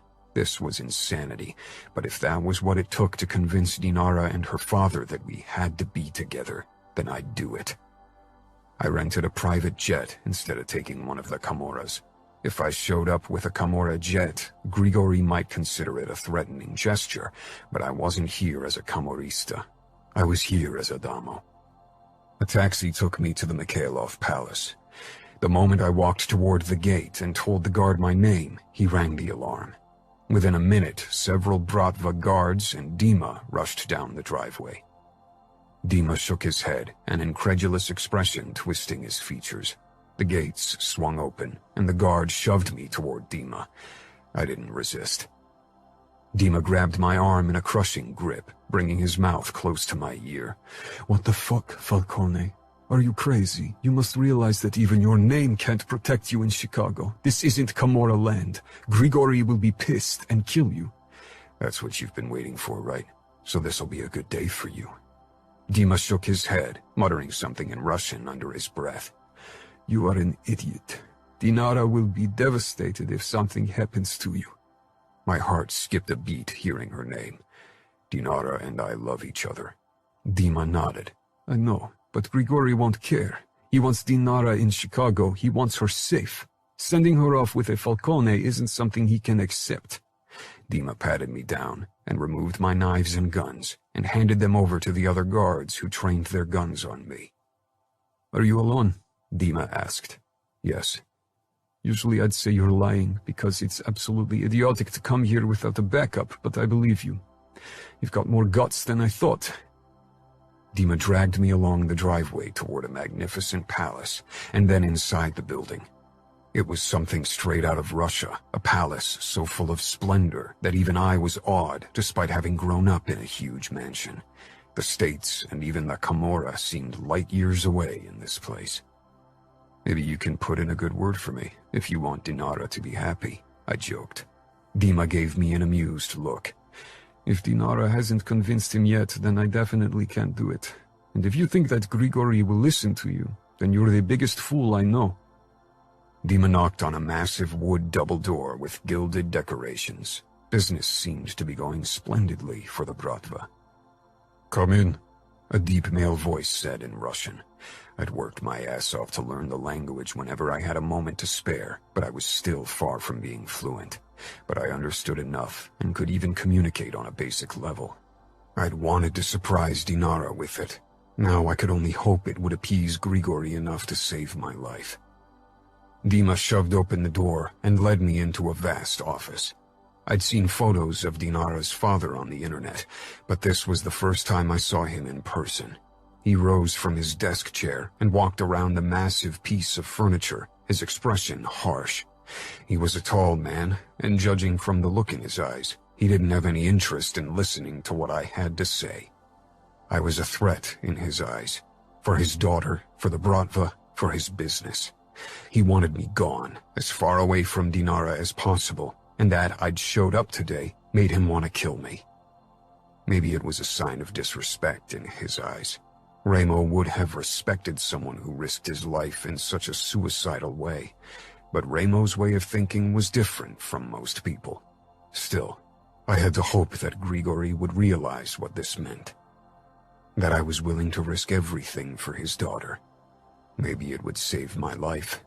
Not that saving my life was my top priority. I wouldn't leave unless I could be with Dinara. Chapter 24. Dinara. When I'd been with Adamo, time had often flown by, and I'd often wished to slow it down, had wanted to savor our moments together. Now that I'd never see him again, I wished I'd really enjoyed every second of our togetherness, without hesitation or reservation. Alone in my room, every second seemed to drag, and I just wanted to speed it up.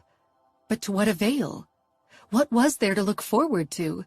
I'd returned to my life, but I wasn't the same Dinara who joined the race camp at the beginning of the year. After experiencing love and joy and passion with Adamo, my emotionally detached existence in Chicago was unbearable.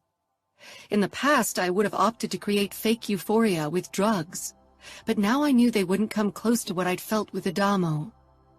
I traced the shelves with Fabergé eggs with my eyes. They always gave me a strange sense of peace. I could spend hours looking at their intricate designs.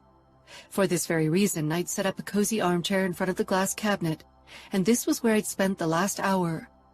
Peace didn't come, though. Even art couldn't stop my thoughts from worrying. My phone beeped. Glancing down at the screen, I saw that it was a message from Dima. Adamo is here, in your father's office. I sat up fully and stared at my screen in horror. This isn't funny. He didn't write back. What if this wasn't a joke? Dima wasn't really someone who made jokes about something like that, or at all. I rushed out of my room and stormed down the staircase. Adamo couldn't be here. Even he wouldn't be this reckless, would he? But deep down, I knew that he would. Adamo was fearless.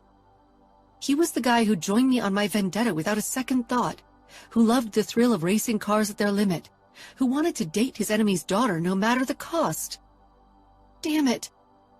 I didn't bother knocking and just burst into Dad's office, where I hoped to find Adamo. As long as Dad hadn't let the guards take Adamo down into our basement, there was still hope, no matter how small.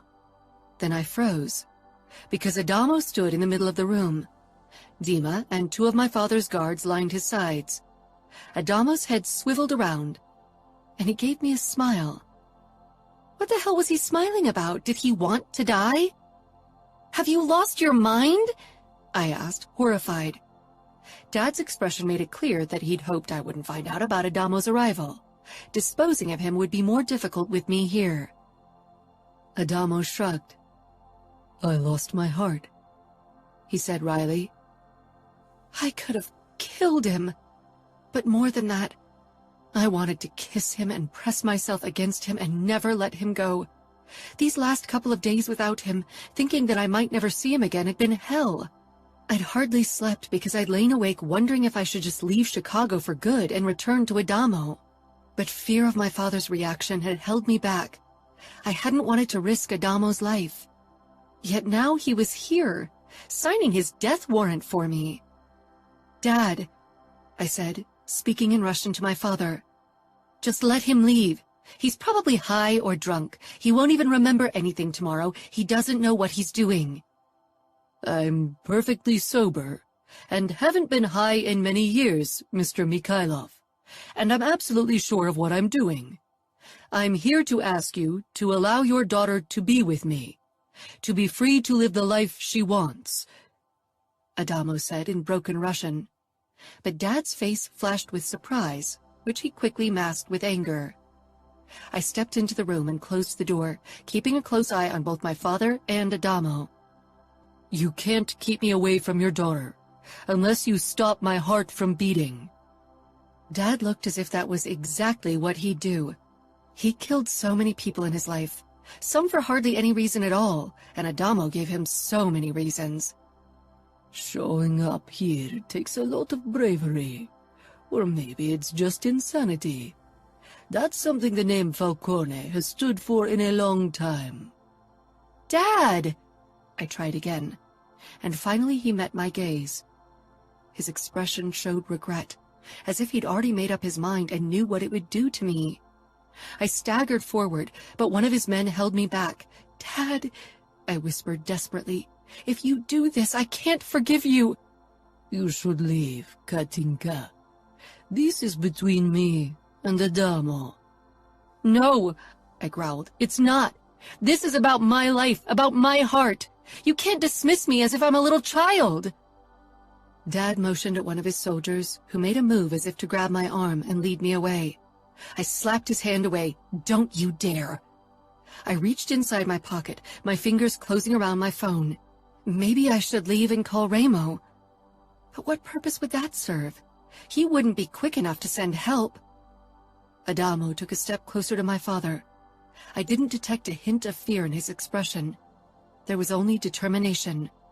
I waded through blood for your daughter, and I'll do it again, even if it's my own, because Dinara is worth shedding every last drop of my blood for. I won't give her up, no matter what you do or what you say. And if it takes torture and death to prove my feelings for your daughter, then that's what I'm willing to do. I love her, and no force on this earth can shake that. So if you don't want me to be with your daughter, if you want me to give her up, then you'll have to end my life today. I sucked in a shaky breath, unable to process the words Adamo had said. Dima had lived to protect me. He too would have died for me. But his loyalty had been for my father. And one reason, maybe even the main reason for his willingness to die for me, had stemmed from his duty toward his Pakan. But Adamo risked everything only because of me. He opposed my father in his own territory for me. He accepted death to prove his love. I tried to marginalize my feelings for the man before me, had tried to tell myself they'd wane with time. But now that Adamo showed the courage to proclaim his feelings in such a risky manner, it would have been absolutely cowardly of me to pretend I didn't love him. I didn't want to be without him, Not another day. The last few days had been hell, filled with a new kind of nightmare of losing Adamo every single night. I'd woken bathed in sweat, with my heart beating in my throat. I felt shaky under the force of my emotions, under the display of emotion on Adamo's face. He loved me, fiercely, recklessly, definitely foolishly. I slanted a look at my father, terrified of his reaction to such a forceful appearance. Dad expected respect as Pakan, and was used to people showing it to him. Of course, Adamo wasn't one of his subjects, but I wasn't sure how much that mattered to him. Instead of the dreaded fury, respect flickered in his eyes. Respect for Adamo's words. Even Dima looked less hostile toward Adamo. Surprise and relief washed through me. Maybe we could get out of this in one piece. If Dad hurt or killed Adamo, I doubted I'd heal again. You speak Russian, Dad said matter-of-factly. I could have laughed at his conversational tone, as if this wasn't a hearing determining Adamo's fate. I suppose your brother Nino taught you to handle Bratva soldiers that cross your path during your races. I learned it for Dinara, to show my respect for her heritage, and yours. Dad kept his expression cold and hard, but I knew him better than almost anyone else. He liked Adamo, as much as a Pakan could like a Falcone, and a protective father could like his daughter's lover. Dad, I said firmly as I headed toward Adamo. One of Dad's men tried to stop me, but I sent him a glare and walked past him. I took Adamo's hand and faced my father with him, as a unit. I love Adamo, and I too am willing to wade through blood for him. I won't let you kill him. If you want to protect me, if you want me to find happiness and be in the light, then you'll allow Adamo and me to be together. I can't live without him. I won't. The last was a threat Dad understood too well. The day I'd almost died of an overdose haunted him to this day, and even if I hadn't tried to kill myself, Dad never really believed that. I hated blackmailing him with something like that. I wanted to live and wouldn't try anything like that, but he didn't know. He always worried about me. Dad scowled at his soldiers. Out. No. Dima raised his eyebrows. Are you sure? One of us could stay. I'm perfectly capable of protecting myself against one enemy, Dima. Now follow my order. Dima sent me a searching look, as if he considered me another enemy for my father, but then he left. I wasn't Dad's enemy, would never be, but I'd stop him from killing Adamo. Once it was only the three of us, Dad walked around his desk and sat down in his chair. That he had turned his back toward Adamo could be a sign that he didn't consider him a threat, a game of power and testosterone, but it could also be a signal of peace. I begged for the latter. I didn't want either of the most important men in my life to get hurt, especially not by each other's hand. You're an idiot, I whispered, looking into Adamo's eyes. Adamo smiled wryly. I know. Dad tapped his fingers on the desk, his eyes lingering on my hand and Adamo's. There won't be peace with the Camorra. That ship has sailed after the last few attacks. Dad spoke in English, and my pulse slowed a bit more. Dad was trying to make Adamo feel more comfortable by talking in his mother tongue. I'm not asking for peace. I'm asking for the chance to be with your daughter. How are you going to be with my daughter if you're on different sides in a war? That could become a problem, unless you hope to take her from me and make her a part of your Falcone clan and the Camorra. Behind Dad's cold mask, I recognized his worry about losing me. Family meant everything to him, and even though he had Galina and his sons, he needed me to be part of it as well. Adamo raised his eyebrows. Dinara isn't really part of the Bratva, is she? Anger flashed in Dad's eyes, but Adamo continued unfazed. But I have absolutely no intention to take Dinara from you. Not that she would let me. She kicked my ass because she loves you and wants you in her life. Dad's gaze met mine, and for an instant, uncertainty flared up. The hint of doubt festered inside of him. I held his gaze, hoping he could see that I couldn't imagine a life without him in it. But neither could I imagine being without Adamo. I didn't have many people in my life I really cared about, and I wanted those few as close to me as possible. Dinara's happiness is, and has always been my main concern, Dad said firmly. I won't forget that you helped her bring justice to the monsters of her past. I'd do anything for her. I squeezed Adamo's hand. Words like those had always seemed a meaningless promise to me, but now I knew he meant them absolutely. Leave the Camorra? Dad asked with a cocked eyebrow. I sent him an incredulous look. He knew Adamo would never betray his brothers, not even for me. And if I asked that of him, I wouldn't deserve his love anyway. We both needed our families in our lives, even if we could never become one big family. Adamo gave my father a knowing smile. Are you suggesting I could join the Bratva? Dad didn't say anything, only scrutinized Adamo with an unreadable expression. The Bratva would never accept a former Camorra soldier in their rows. No matter how well Adamo would learn to speak Russian, he'd always be an alien, the enemy. Before I could voice my thoughts, Adamo said, I think we both know that I'd never find a home in Chicago, and I have absolutely no intention to leave my family or the Camorra. Both are part of my identity, of my very being. Leaving the Camorra would be like leaving myself behind and changing who I am. Your daughter loves the man I am today, not an alternate version of me. Adamo's dark eyes slanted to me, and I gave him a nod. I didn't want him to change. I wanted the man I'd met. Then what do you suggest? It seems we're at an impasse, stuck on different sides of a war. Dinara would be torn between us. I won't be torn. It's not like there is an open war between the Bratva in your territory and the Camorra. The Las Vegas Bratva doesn't have strong ties to your organization. We don't need a truce. We need an agreement of mutual ignorance, a simple non-aggression pact, Adamo said. The line between a truce that could bring me the wrath of the outfit and a non-aggression pact seems fleeting. Adamo shook his head. A truce often entails cooperation. We agree on coexistence. We don't help you against the outfit. You don't help us against the outfit. You can't come to Chicago as you please in that case. Outside of my home, you won't be protected from attacks. My men won't help you if the outfit tries to kidnap you again. Adamo smirked. The outfit won't capture me again.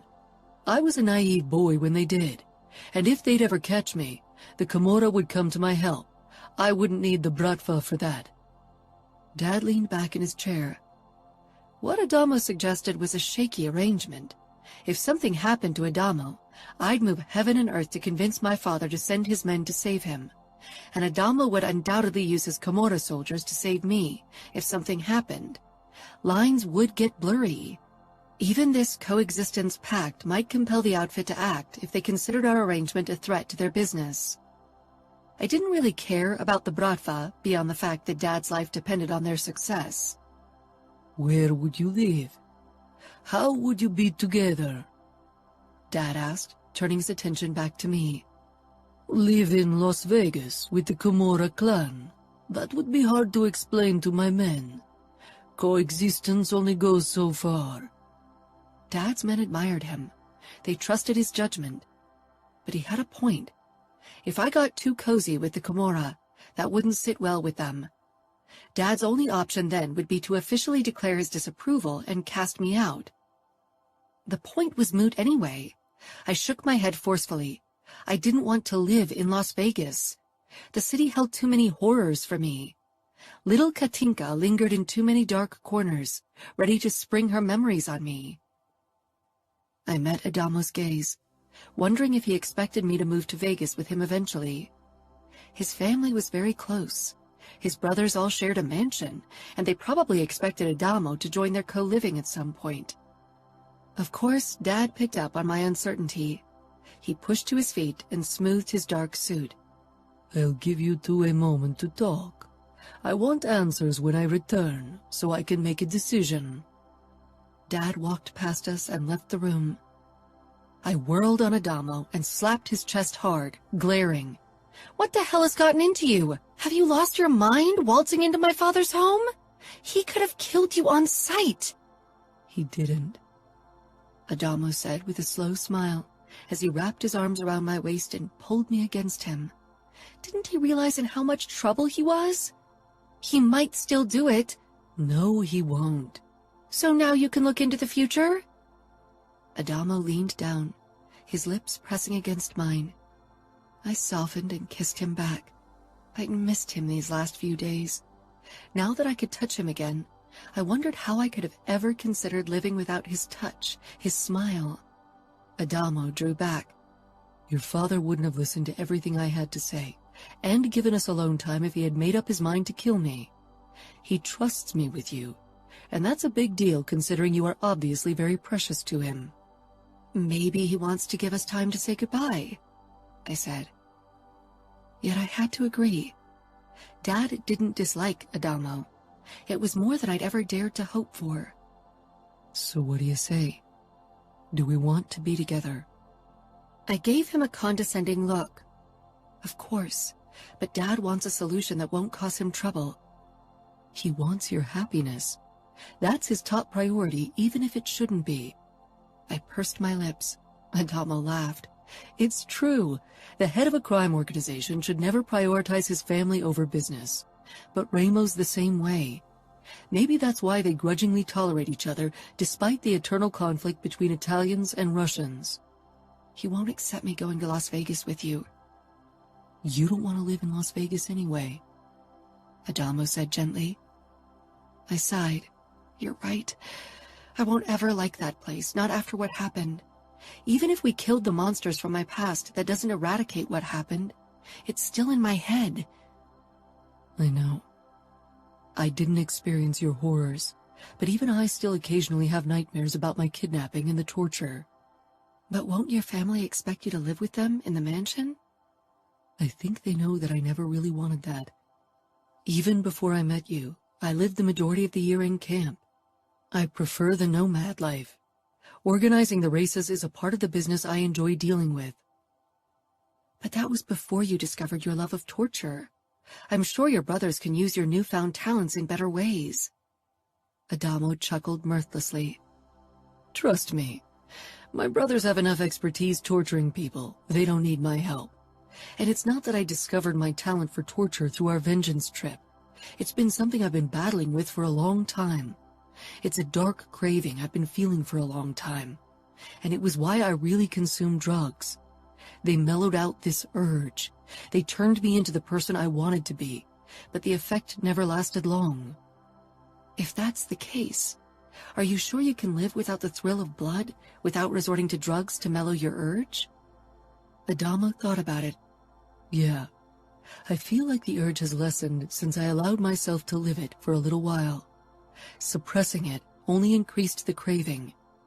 I guess I just need to allow my dark craving out to play on occasion to keep it in check.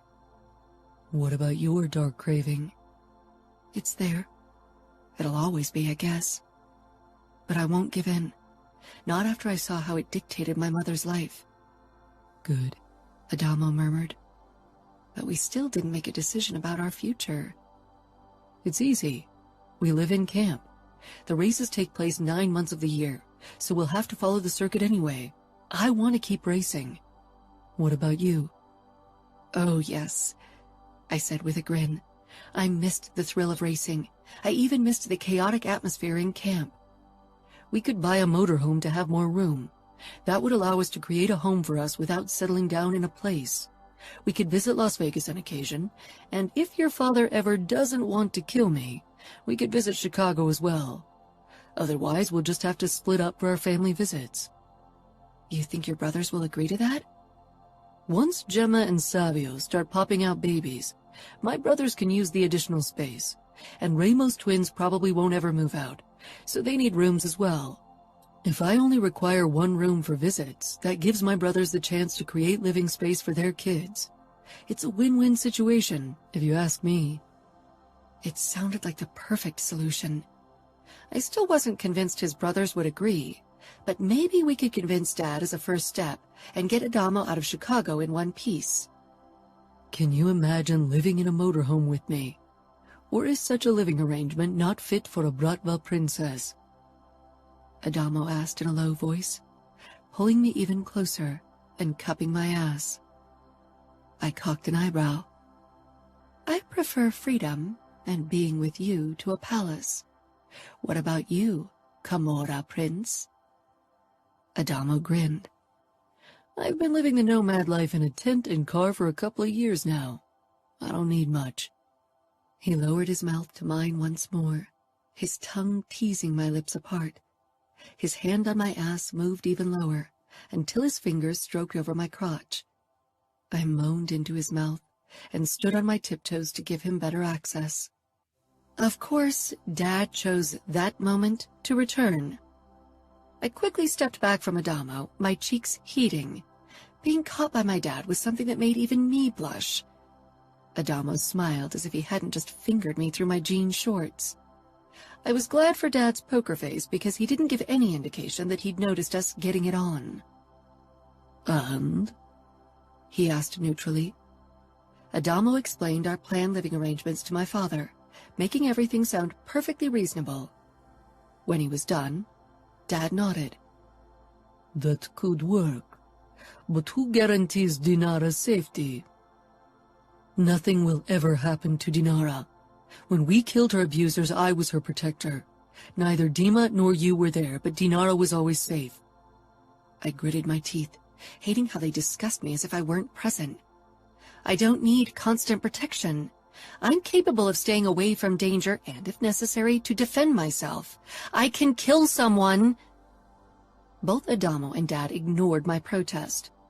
If I entrust you with my daughter's safety, you better make sure you don't disappoint me. Because if something happens to her, I'll find you and torture you to death with my own hands.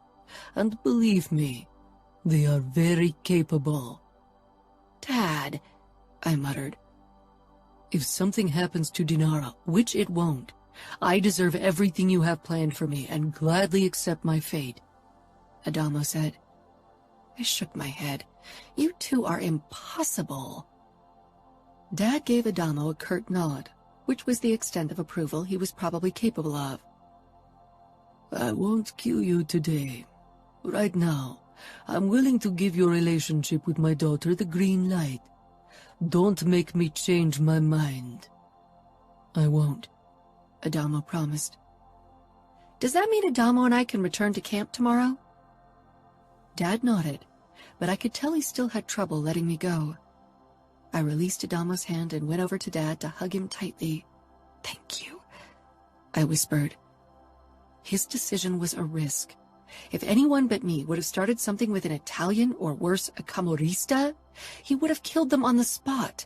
But for me, he was willing to accept even that. Everything for you, Katinka, he said in a low voice, before he kissed my temple. I suppose we'll have to live in sin forever, I said with a relieved laugh as we headed out of my father's office. Considering how conservative great parts of the Italian mob were, being together without being married would cause a scandal. But our relationship was scandalous on so many levels anyway. So you're saying you'd say no if I ever asked you to marry me? I sent Adamo a warning look as I led him through the lobby. Don't you dare pop that question. We haven't even dated for a year, and even then would be way too soon.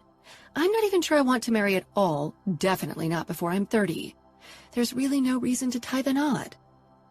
I wasn't in a hurry to marry, and had never really thought about my future in detail. I loved Adamo, but that didn't mean I wanted to marry. Adamo and I were allowed to spend the night together in my room, which obviously surprised Adamo, judging by his expression when I didn't give him a guest bedroom. Dad knows we're having sex, so keeping us apart for a night seems pointless. The moment I closed my door, Adamo pressed me against it, kissing me. I pulled away. I shouldn't reward you for almost getting killed. I'm very alive, Adamo said. I slipped past him toward the cabinet with my Fabergé eggs. Adamo followed me. You handled my father very well. Few men know what to say. I don't know your father, but I know men like him. I've grown up among my brothers, and trust me when I say no one's more homicidal than Ramo. But Ramo is your brother. He wouldn't kill you. Nothing's holding my father back. You are, Adamo said as he wrapped his arms around my waist from behind. Those eggs are beautiful, but we can't take them with us to camp. I huffed. They stay here. They are too precious and beautiful to ride around in a motorhome. You are as precious and beautiful. I nudged him with my elbow. Compliments won't get you sex. I'm still pissed that you risked so much. I would have never forgiven myself if my father had killed you. Nor would I have forgiven him. Adamo slipped his hand under my shirt, playing with my belly piercing, as he nodded toward the Fabergé egg in the center, the most expensive piece in the cabinet, and the first egg Dad had gifted to me. That's your belly piercing. It is. It's my favorite, and I love to have it close no matter where I am. Adamo nodded. Then his hand slipped lower. He popped open my button before he glided into my panties. His fingers found my clit and began rubbing small, teasing circles. I bit my lip, leaning back against him. I don't need compliments to get sex, Adamo said in a low voice, before he nibbled on my throat. His fingers stroked open my folds, scissoring my sensitive skin. My father might consider it disrespectful that you can't restrain yourself even for one night, I panted. Adamo chuckled. I won't tell him. Will you? He pushed 2 fingers into me. No, I gasped. That night, I lie awake in Adamo's arms for a long time, not haunted by worries or fears. I imagined our future together, and I was excited about it. Nothing was really holding us back now.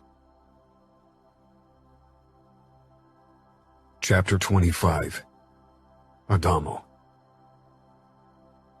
When Dinara and I returned to camp the next day, it really felt like a final homecoming.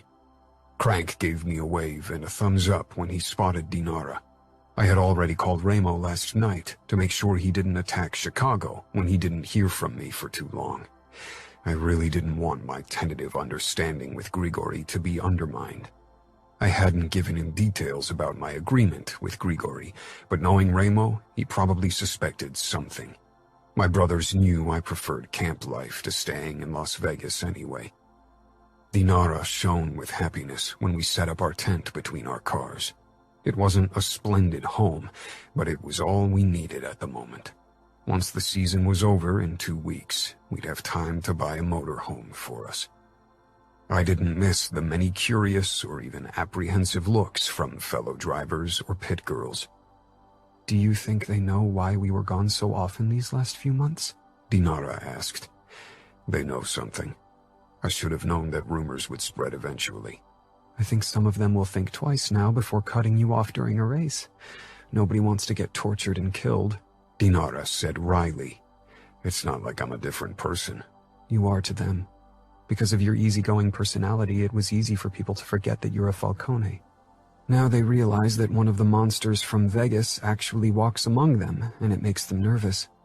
I could tell that this amused Dinara a great deal. I hate that name. But it serves its purpose. It's better to be feared than to be liked in the mob business. I laughed darkly. Indeed, that's Ramo's credo. I guess it was inevitable that I'd fulfill my family's fate at some point. People in camp will get a grip eventually, once they see that nothing has changed. Until then, you'll have an easier time to make up points. There's no way I can make up the points I lost in the last few races. Nor can you. We'll have to go through qualification races next season. Excitement flashed in Dinara's eyes. I love a challenge. I think people see you in a new light as well. The apprehensive looks aren't only for me. Dinara glanced around, and people quickly looked away. I doubt they fear me for myself. Women are always underestimated. Anyone who underestimates you is a fool. I really missed this, Dinara said when we sat on a log around the fire with the rest of the camp, drinking beer and eating chicken wings that burned my taste buds. Country music blared from the speakers set up around the perimeter. Yeah, it's a strange little world of our own where we can bend the rules. Dinara moved her legs in rhythm to the country beat. I grinned challengingly. I never took you for a country girl. She took a sip from her beer, a slow smile spreading on her gorgeous face. I'm a multi-layered personality. I chuckled. No kidding. I wrapped my arm around her shoulders, and she leaned her head against my shoulder. It's strange to think that this will be our home from now on. Dinara shrugged. We'll be free. I don't think there's anything better in the world. Yeah, I murmured. The first people started dancing around the fire as their alcohol levels rose. Did you talk to Dima? Dinara sighed. I didn't see him before we left. I suppose he avoided me. Maybe he feels that I betrayed what we had. But you weren't a couple anymore. He was your bodyguard. He's always been more than that. But Dima is loyal to my father, and he can't follow me on this new path. He'll always serve my father until he dies or gets killed doing his duty. Maybe he thinks it's my duty to stay in Chicago and be the Bratva princess my father always wanted me to be. But it's not who you want to be. If Dima ever really loved you, he must realize it. Dinara raised her head. What Dima and I had wasn't really love. I realize that now that I'm with you. Because you love me.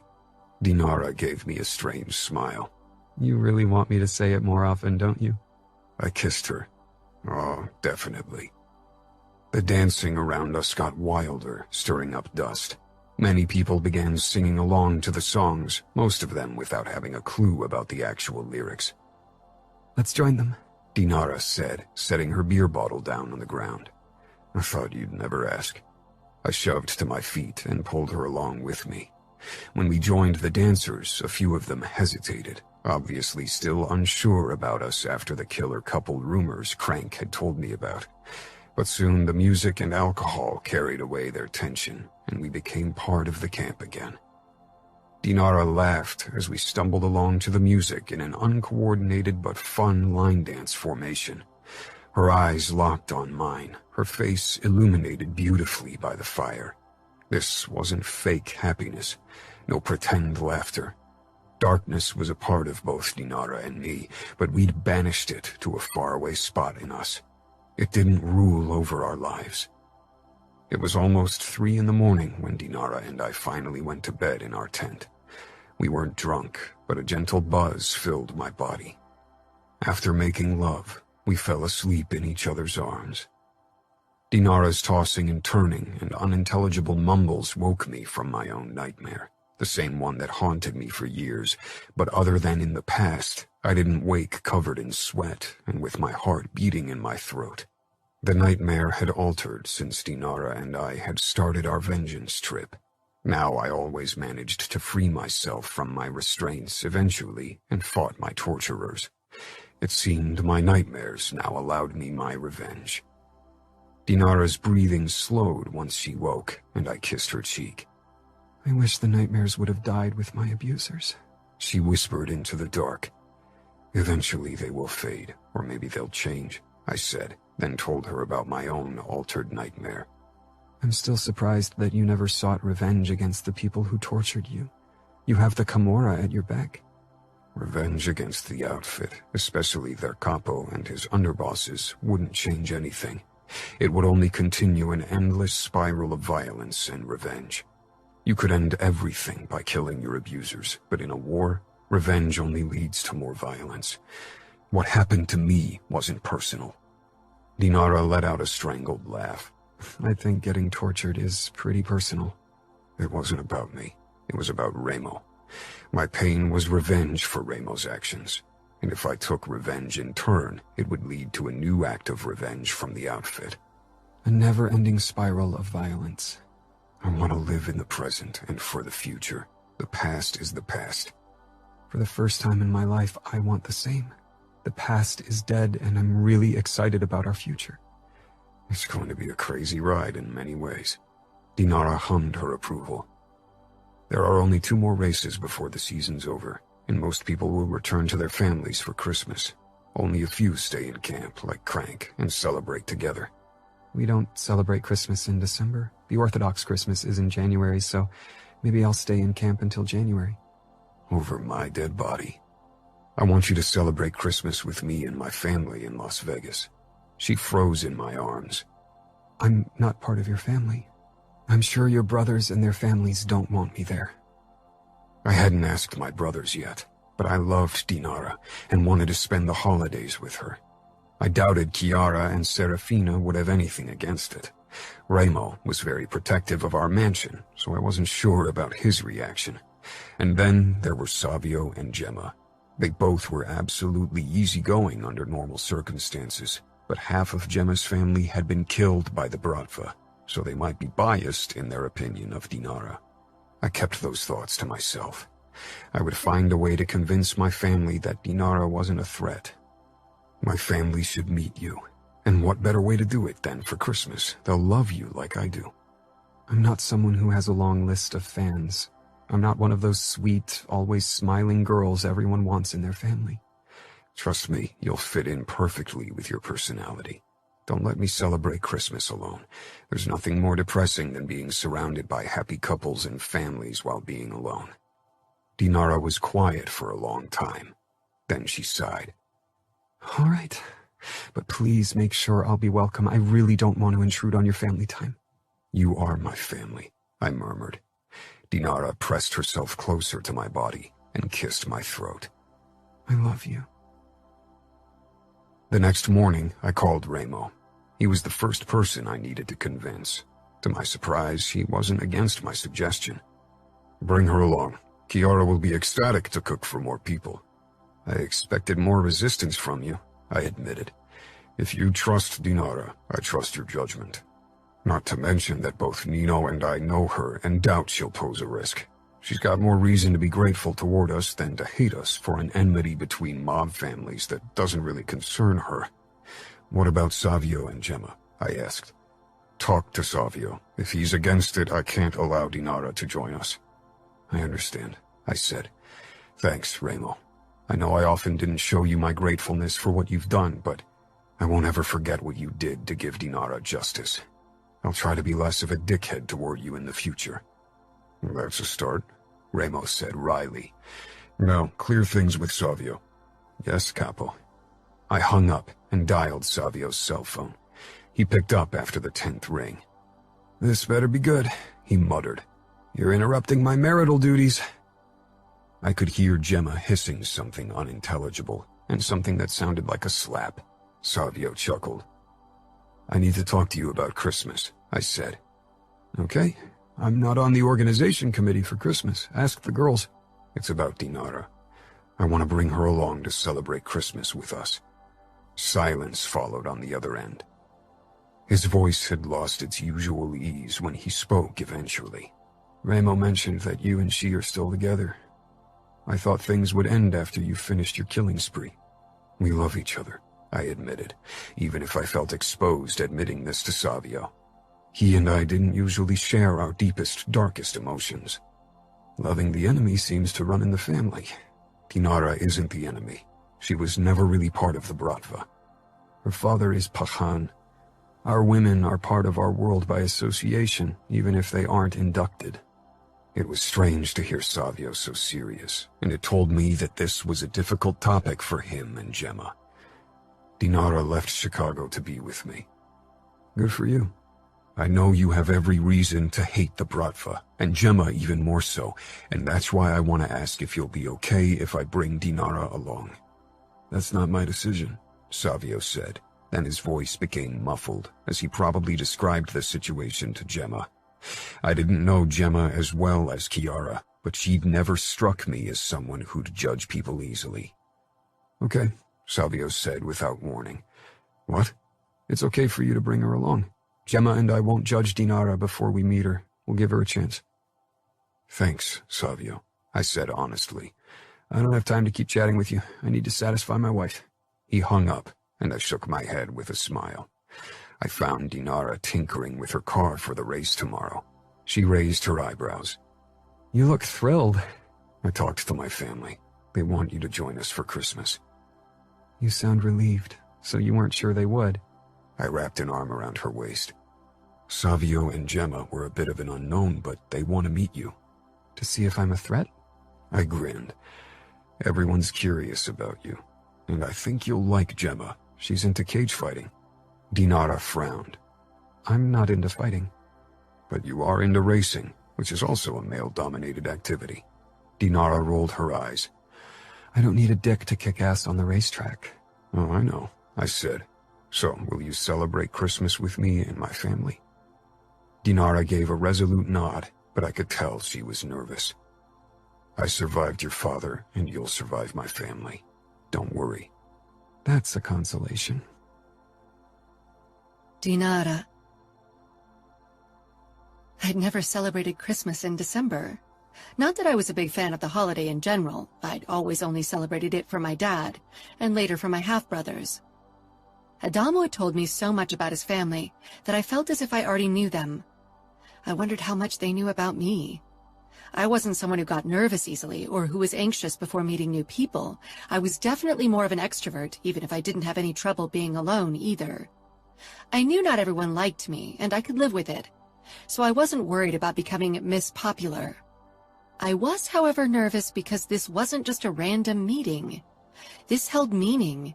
It constituted that my relationship with Adamo was serious for both of us.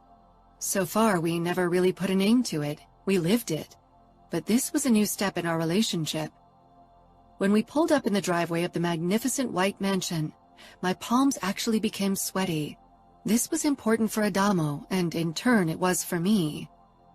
Nervous? Adamo asked with a smirk after we got out of the car. He grabbed the huge bag with presents from the trunk before he stepped up to my side. I rolled my eyes, but gladly accepted his outstretched hand as moral support. Do I have reason to be? Everyone's okay with me being here. Adamo gave me a look that made it clear he thought I was being cute. I nudged my elbow into his side. Do you think there'll ever be a chance for me to meet your father for a relaxed family meeting? Maybe celebrate your Orthodox Christmas together? That Dad hadn't killed Adamo when he'd shown up on our doorstep had been a miracle. He was very protective of Galina and his sons, so I doubted he'd allow Adamo to be in their presence anytime soon. Maybe Remo didn't consider me a risk to his family, but Adamo was a Camorrista, a Falcone, and for my father to not regard him as a threat would take a long time, if it ever happened at all. Let's take this one step at a time, okay? He didn't kill you last time, that's a good start, but we shouldn't overstrain our luck too much. Let's give him time to get used to the idea of you being a constant presence in my life. Right now, he probably still hopes our relationship fails. Adamo stopped in his tracks, eyebrows cocked and the same smirk on his face. And? Would you bet on us? We aren't a safe bet, I said with a wicked smile. But who wants safe when they can have what we have? I grabbed his collar and pulled him against me for a kiss. Adamo wrapped his arms around me. Loud kissing noises disrupted the moment. Adamo and I pulled apart. Adamo groaned and narrowed his eyes at a trio of boys who lingered in the open doorway, watching us. The tallest boy with black hair stormed toward us and gave Adamo a grin before he faced me with a cautious glint in his eyes. "Who are you?" he asked. No, demanded. Adamo nudged him forward. "That's none of your business, Navio. And you better watch your mouth or you'll be in trouble." Navio pressed his lips together, but didn't look guilty at all as he slanted me another look. The boy was maybe 8 years old, but definitely had the sass and confidence of a grown-up. Despite his rudeness, I liked the kid. If I ever had kids, I'd prefer them to have their own head and not let adults or anyone else trample all over them. I raised my eyebrows at the kid. The two other boys showed more restraint, but obviously distrusted my presence as well. They didn't resemble Navio. I assumed they were Nino's kids. Are our presents in there? Navio asked, pointing at the bag. That seemed to pique the curiosity of the two other boys as well, and they swarmed in on Adamo. Adamo shrugged. That depends on your behavior. Navio, Alessio, Massimo! A woman shouted, her impatience ringing loudly in her voice. The boys turned on their heels and dashed back inside, leaving Adamo and me alone. I let out a laugh. Will the rest of your family give me a similar welcome? Adamo linked our hands again. The kids aren't used to strangers visiting the mansion. Ramo doesn't usually allow visitors. He's very protective. I nodded, realizing what Adamo was telling me. That Ramo welcomed me into his home was a big deal. He trusts your judgment of me. Nino strolled over to us where we waited on the porch. Won't you come in?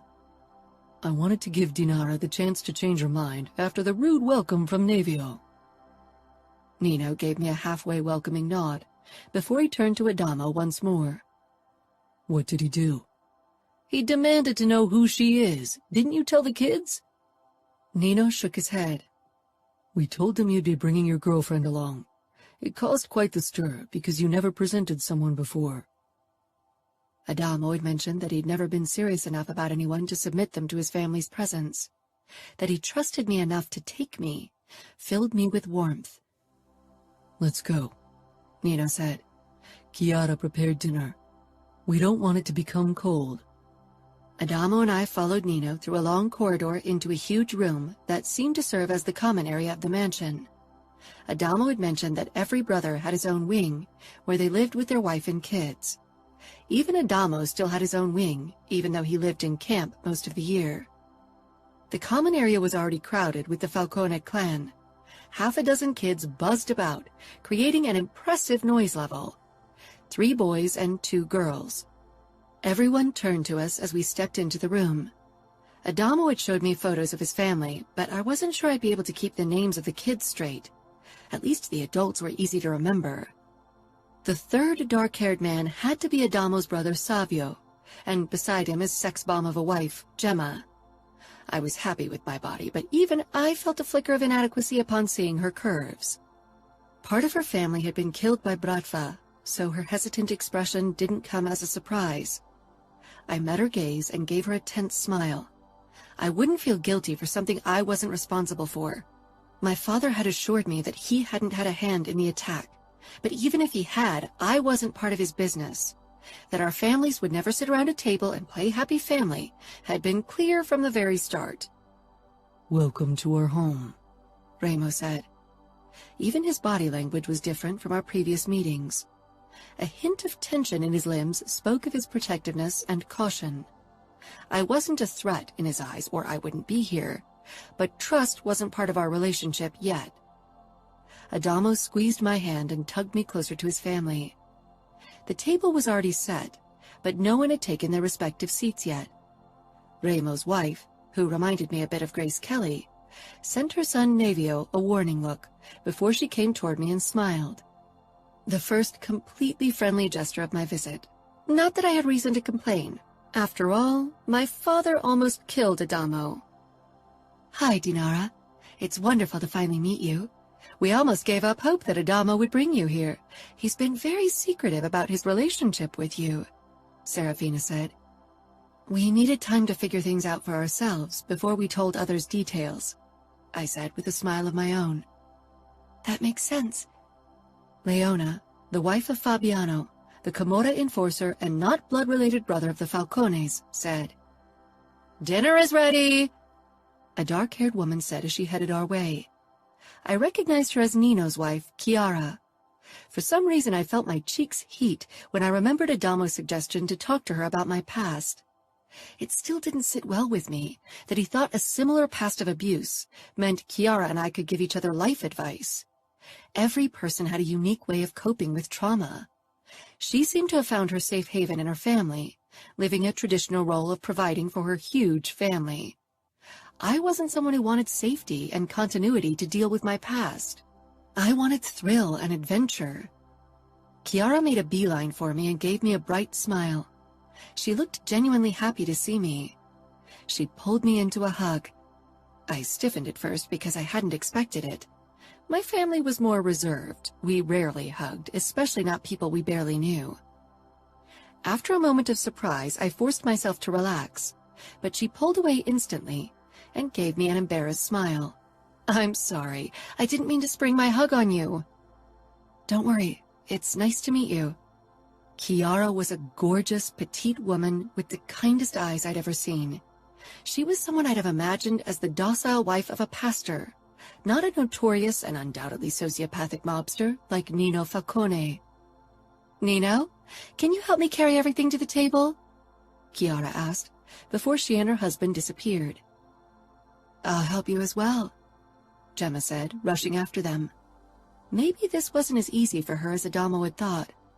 He looked at his brother Savio, but I couldn't read the look that passed between them. I greeted Leona and Serafina, who welcomed me without reservation. They too seemed honestly interested in meeting me. After greeting the women of the family, Adamo led me toward Remo and Nino, as well as Fabiano and Savio. Fabiano shook my hand with a tight smile. I hadn't expected a warmer welcome from the Camorra enforcer, but he wasn't hostile, so I took it as a good sign. My stomach tightened when I finally faced Savio. Hi, I said stupidly. I wasn't sure why I felt uncomfortable. I wasn't guilty by association. Savio scanned me from head to toe. I was in my beloved biker boots, but instead of ripped jeans or jean shorts, I'd opted for a more festive plaid skirt, black tights, and black leather jacket, over a black long-sleeved body. I should have known my emo kid brother finds himself an emo rocker chick. I blinked. The role of Ken and Barbie in the family are already taken, so we had to settle for the emo couple. I shot back, before I could think it through. Remo cocked an eyebrow with that look of dark amusement always lingering on his face. Savio actually spluttered with laughter. He clapped Adamo's shoulder hard. Now I know why you chose her. I stifled a pleased grin. Adamo gave me a shrug, but I could see the tension leaving his shoulders. It wasn't a choice. Dinara is a force to be reckoned with. I didn't have a choice but to fall for her. My face heated. I sunk my nails into his hand in warning. He wasn't supposed to embarrass me. Talking emotions in front of people really put me on the spot. After a couple of minutes, Chiara, Nino, and Gemma returned with casseroles and pans, and we settled around the table. The kids still eyed me with a mix of caution and curiosity. The presents would hopefully sway them toward me tomorrow, but I wasn't sure how to handle Gemma. She had avoided me so far. I occasionally cast a glance at her during dinner. Luckily, the rest of the Falcone clan chatted animatedly with me about racing. We avoided any mention of Russia or Bratva, until Leona asked, "How do you celebrate Christmas in Russia?" I hesitated, glancing at Gemma and Savio. I didn't want to open old wounds.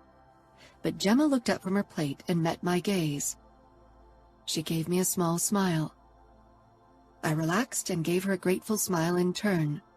We celebrate on January 7th. In my family, we cook 12 dishes that represent the disciples of Jesus, but that's not how everyone in Russia does it. We have a multitude of traditions in our country.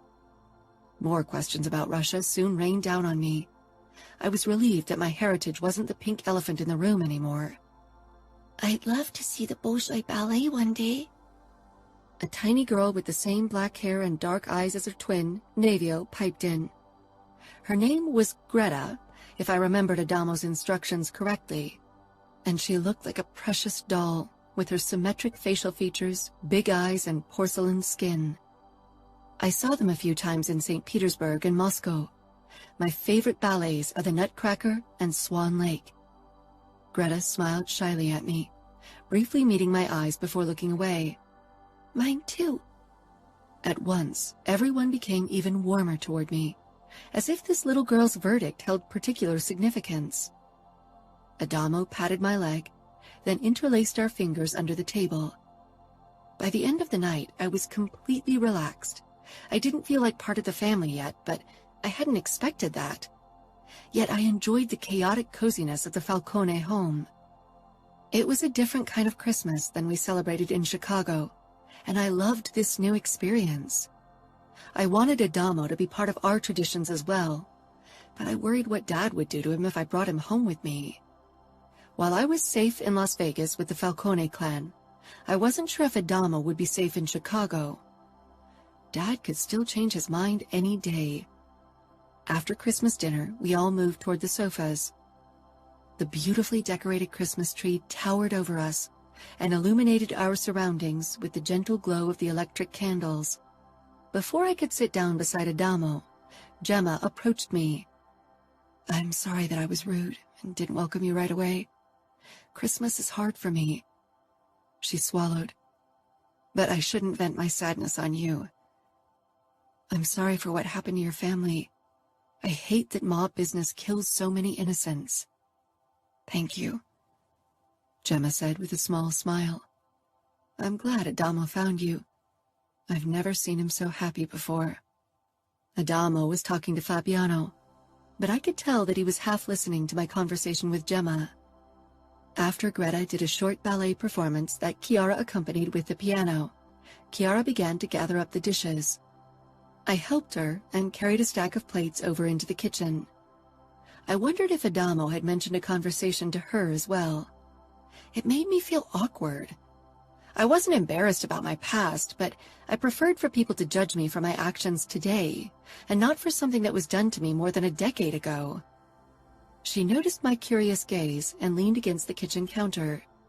Adamo always seemed so restless when he came to visit, especially during the Christmas holidays.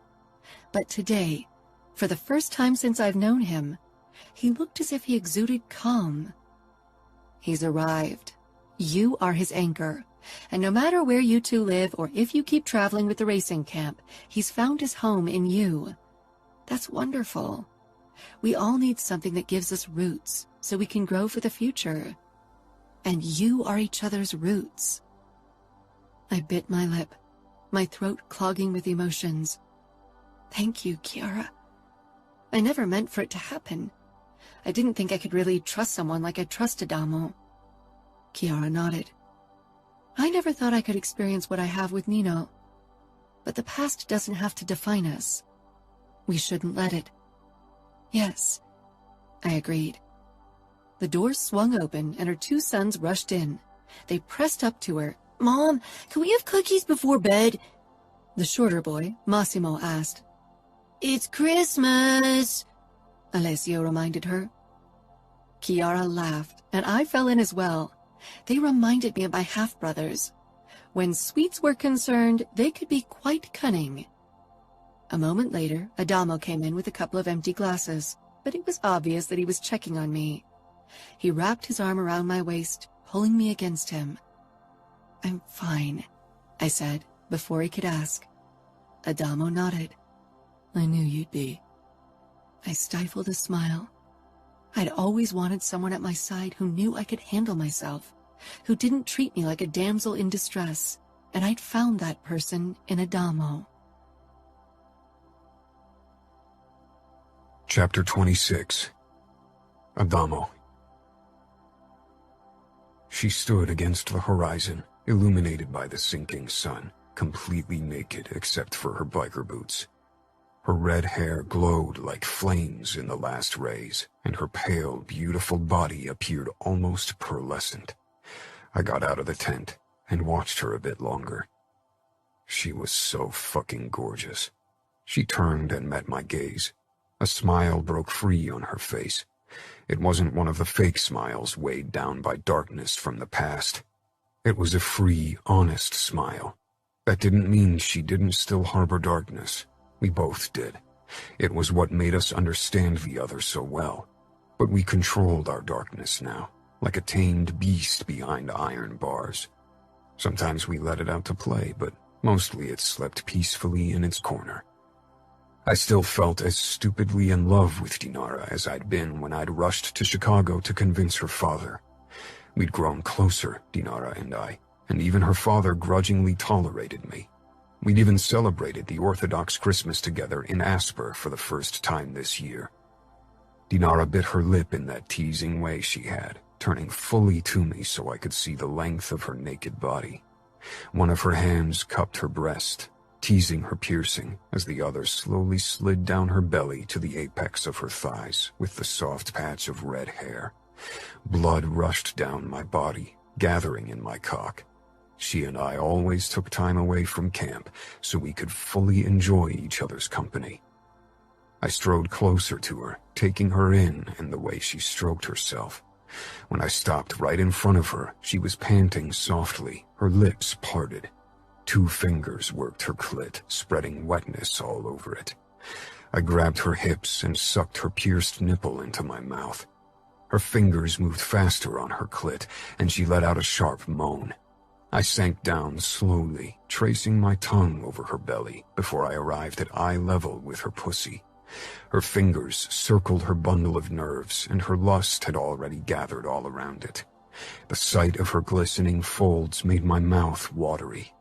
I leaned forward and teased her fingers and clit with my tongue, tasting her sweet arousal. Her fingers didn't cease the circling of her clit. Instead, they soon began to fight my tongue for dominance. After she came, I pulled her down on my lap. Making love to her still felt like a revelation every time. Afterward, we watched the night sky as we reclined on the hood of my BMW and drank ice-cold beer. In the past, I would have needed a smoke to really enjoy the moment. Dinara murmured. I don't even miss smoking anymore. Me neither. You and racing give me the highs that I need, she said with a teasing smile. I touched her cheek, unable to believe how lucky I was, how ridiculously happy. And then it hit me. This was the moment I'd been waiting for. Of course, I wasn't prepared, but it didn't matter. I didn't want to wait to get a ring. This was the right time, and I hoped Dinara would see it too. I slid off the hood and sank down on the dusty ground before Dinara. She sat up slowly, her eyes widening briefly, then disbelief took hold of her face. What are you doing? I took her hand with a grin. We made it to 5 years, even though you thought we wouldn't. I think we're still going strong. I'd bet all my money on us making it to 50 years. Dinara bit her lower lip, stifling laughter. Considering our risky lifestyle, I doubt we'll live that long. I know you aren't 30 yet, so your second requirement isn't fulfilled, but I can't wait another 5 years. I'd say we're good to go. I fumbled inside my jeans pocket and pulled out a discarded silver chewing gum wrapper. Dinara let out a disbelieving laugh, but didn't comment.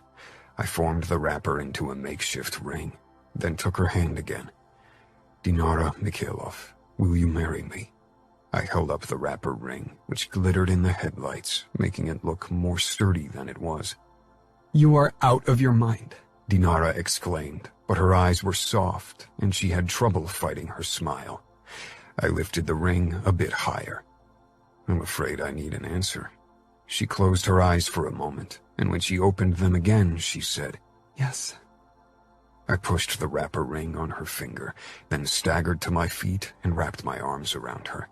I kissed her fiercely as she pressed close to me. For a second, I worried you'd say no.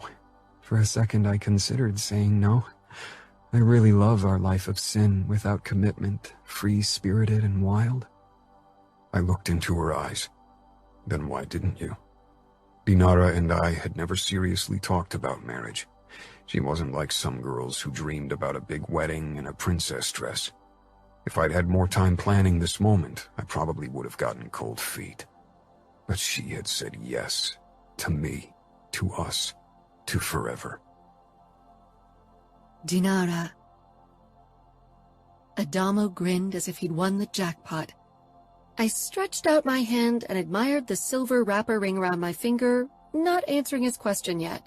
I'm glad you put so much effort into our engagement ring, I teased him. I didn't really care. I rarely wore jewelry, even though I owned a shocking amount of it, all gifted by my father or family in Russia.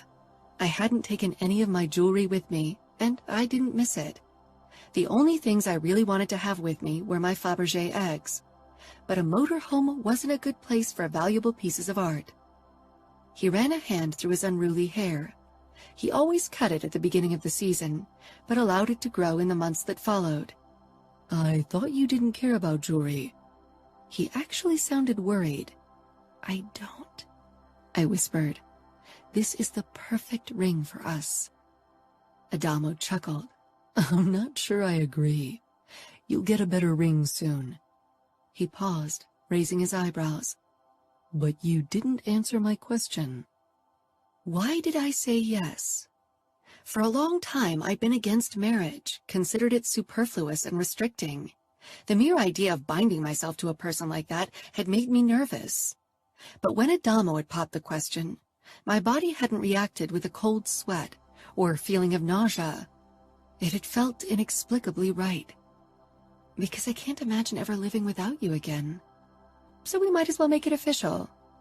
I realized we were already committed, and marriage to you doesn't mean we can't be wild and free-spirited anymore.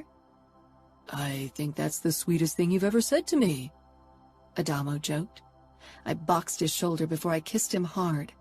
I love you, and I love being reckless with you, and I know we can keep being reckless even when we're married, and that's perfect. And I love you.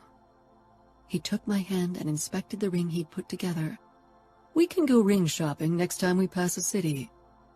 I pursed my lips in thought. I couldn't really see myself with a wedding ring. Do we have to get an actual ring?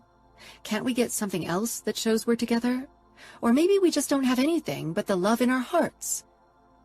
Adamo smirked. Nice try. I want a sign of you being mine for everyone to see. You'll be mine too, remember? I don't want to forget. I wrapped my arms around his neck. No ring. But if you have a better suggestion, I might be open for it. Adamo thought about it for a while, before a grin spread on his face. He still managed to look like a boyish daredevil when he gave me that look. How about we get a wedding tattoo? Nino could do the design and inking.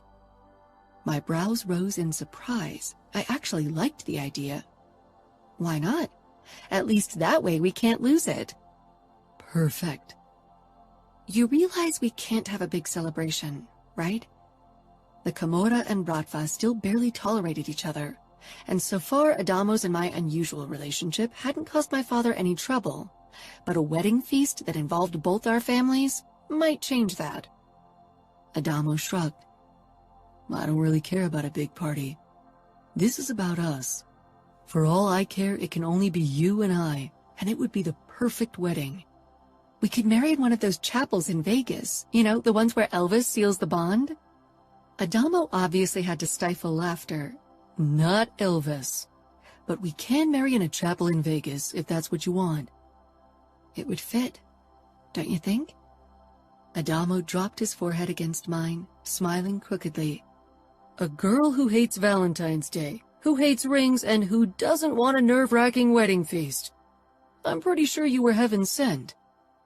I seriously doubt it. If anything, heaven dropped me on earth because I didn't behave. I like it when you don't behave, Adamo murmured. I know. I pulled him on top of me. Adamo. A week later, Dinara and I traveled to Las Vegas to spend a few days with my brothers and their families and tell them about our decision. Of course, the second we announced our plan to marry, Chiara already fantasized about planning the wedding. Dinara gave me a panicked look, so I spoke up before my sisters-in-law called a wedding planner. Dinara and I don't want to celebrate. We just want to elope in a chapel around here. No big deal.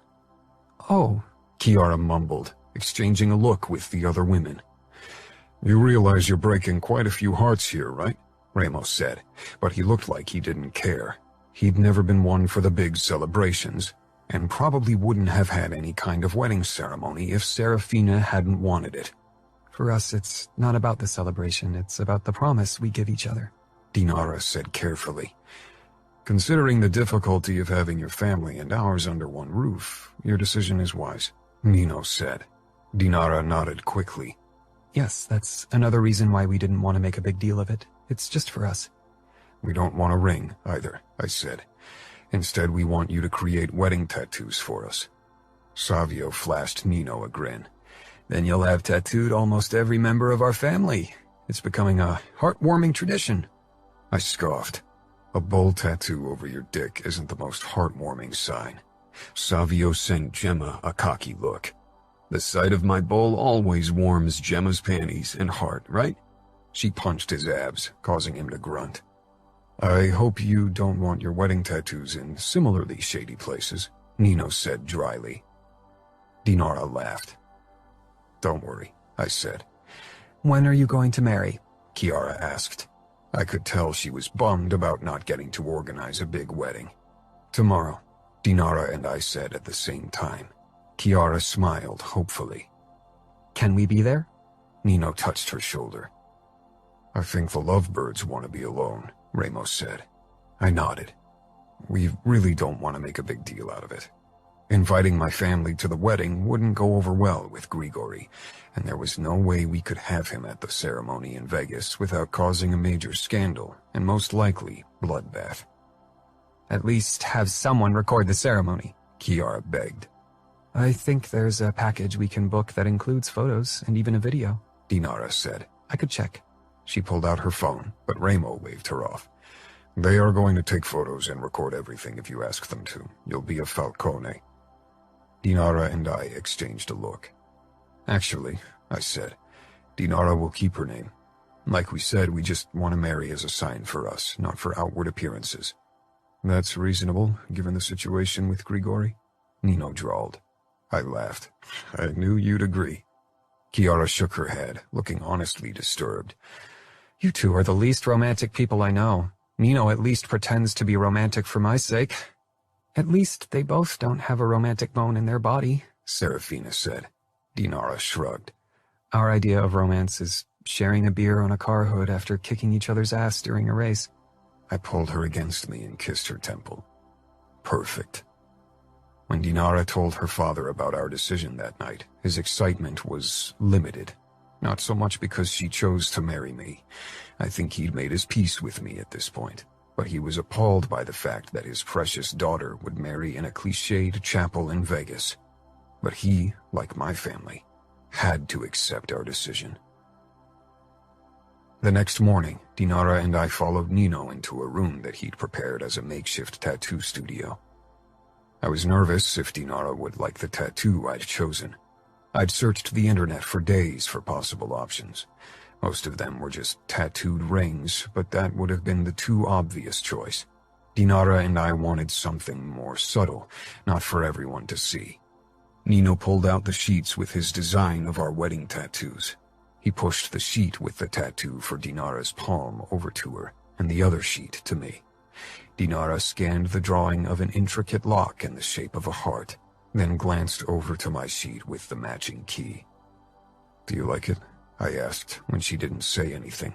She nodded with a slow smile. Can you do something this delicate on a small scale like a finger? She asked Nino, who frowned in response. I thought we could ink it into our palms. That way the key and the lock always merge when we hold hands. The downside is that tattoos in palms only last up to a year, so we'd have to redo them regularly, I said quickly. I hadn't discussed this with her yet. It was meant as a surprise. Dinara nodded immediately. That's actually perfect, because it means that we have to renew our vows every year. She paused. I feel bad that you're the romantic in our relationship. I'm glad your expectations are low when it comes to romantic gestures, trust me. Dinara and I exchanged a grin. Nino looked impatient. So I assume you are both fine with me tattooing the designs into your palms? Yes, Dinara said, and I nodded. I should warn you that the palm is a tender spot, and the tattoo is going to be at least uncomfortable, maybe even painful, depending on your level of sensitivity. I don't think either of us is very sensitive to pain anymore, I said dryly. I'd gone through torture at the hands of our enemy, and more broken bones than I cared to recount during fights or race accidents. And Dinara had lived through enough shit as well, not to mention that she had a nipple piercing, which Nino, of course, didn't know. Who wants to go first? Me, Dinara said without hesitation, and thrust her hand at Nino, who disinfected it thoroughly. He took the tattoo needle, but didn't begin right away. If you need me to stop, just say so. Dinara nodded, but she didn't say anything as Nino tattooed the intricate design into her palm. only watched with fascination. While I admired my brother's tattoo art, my gaze often wandered to Dinara's gorgeous face, unable to believe that we'd actually say yes to each other today. When Nino was done, she held up her hand between us. The skin was red, but it was obvious that my brother had created something magnificent. "Your turn," Nino told me. I held out my hand, but didn't take my eyes off Dinara, who gave me a small smile. When the needle pierced my skin, I twitched once. It was uncomfortable, like Nino had said, but nothing close to the pain I'd felt before. Only this time, the end result was worth every second of discomfort. After Nino was done with my tattoo, he nodded in satisfaction before he turned into warning mode again. "Try to keep the wounds clean, and no hand-holding or tattoo merging in the next few days. The result will suffer if you get an infection." "We'll behave," I told Nino sarcastically. He gave Dinara a look. "I hope you're the sensible of the two of you." I love racing and got my belly pierced in a dingy back alley place that also sold second-hand cell phones. Nino sighed and got up. "I think you two are a good match." "We are," I agreed. 3 hours later, we stood in front of an Elvis imitator after all. Dinara and I had chosen matching outfits of our favorite leather jackets, ripped jeans, and white tees. No fancy shit. But I'd stuffed a white rose into the pocket of my jacket, and Dinara held a bouquet of white roses in her hand. A single flower was also woven into her red hair, creating a beautiful contrast. After we'd said our vows and kissed longer than was appropriate, I carried Dinara out of the chapel and toward my BMW. I lowered her into the passenger seat, then gave her another lingering kiss before I closed the door and took my seat behind the wheel. "Ready for happily ever after with me?" "So ready," Dinara said. I hit the gas, and we shot out of the parking lot with a loud clattering. The kids had insisted we string a dozen cans to the exhaust pipe. We let the windows down, turned up the music, Highway to Hell, which seemed like the perfect ironic touch to our day, and raced through Vegas.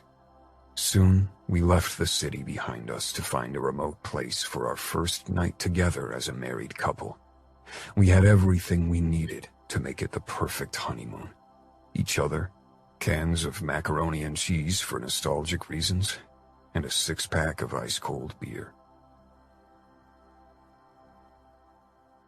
Epilogue. Adamo. Dinara sent me a challenging look, cocking one perfectly groomed red eyebrow in an exaggerated way. One corner of my mouth twitched up, and I mimicked her expression. "I'll kick your ass, Falcone," she called over the roar of the engines. I answered by letting my car howl. "Not if I kick your ass first, Mrs. Falcone." Officially, Dinara was still a Mikhailov, but she'd soon realized that everyone considered her a Falcone in camp and in Vegas. Eventually, she'd stopped correcting them. The pit girl raised the start flag. I tensed with eagerness, the thrill of the upcoming race rushing in my veins. This was the first race of the 7-day circuit, and Dinara and I stood in the first row due to our excellent results so far. When the pit girl dropped the flag, Dinara's battle cry-like laugh burst through the roar of the engines. I grinned as I slammed my foot down on the gas pedal. My heart pounded, my pulse hammered in my veins, and I felt high on freedom and adrenaline.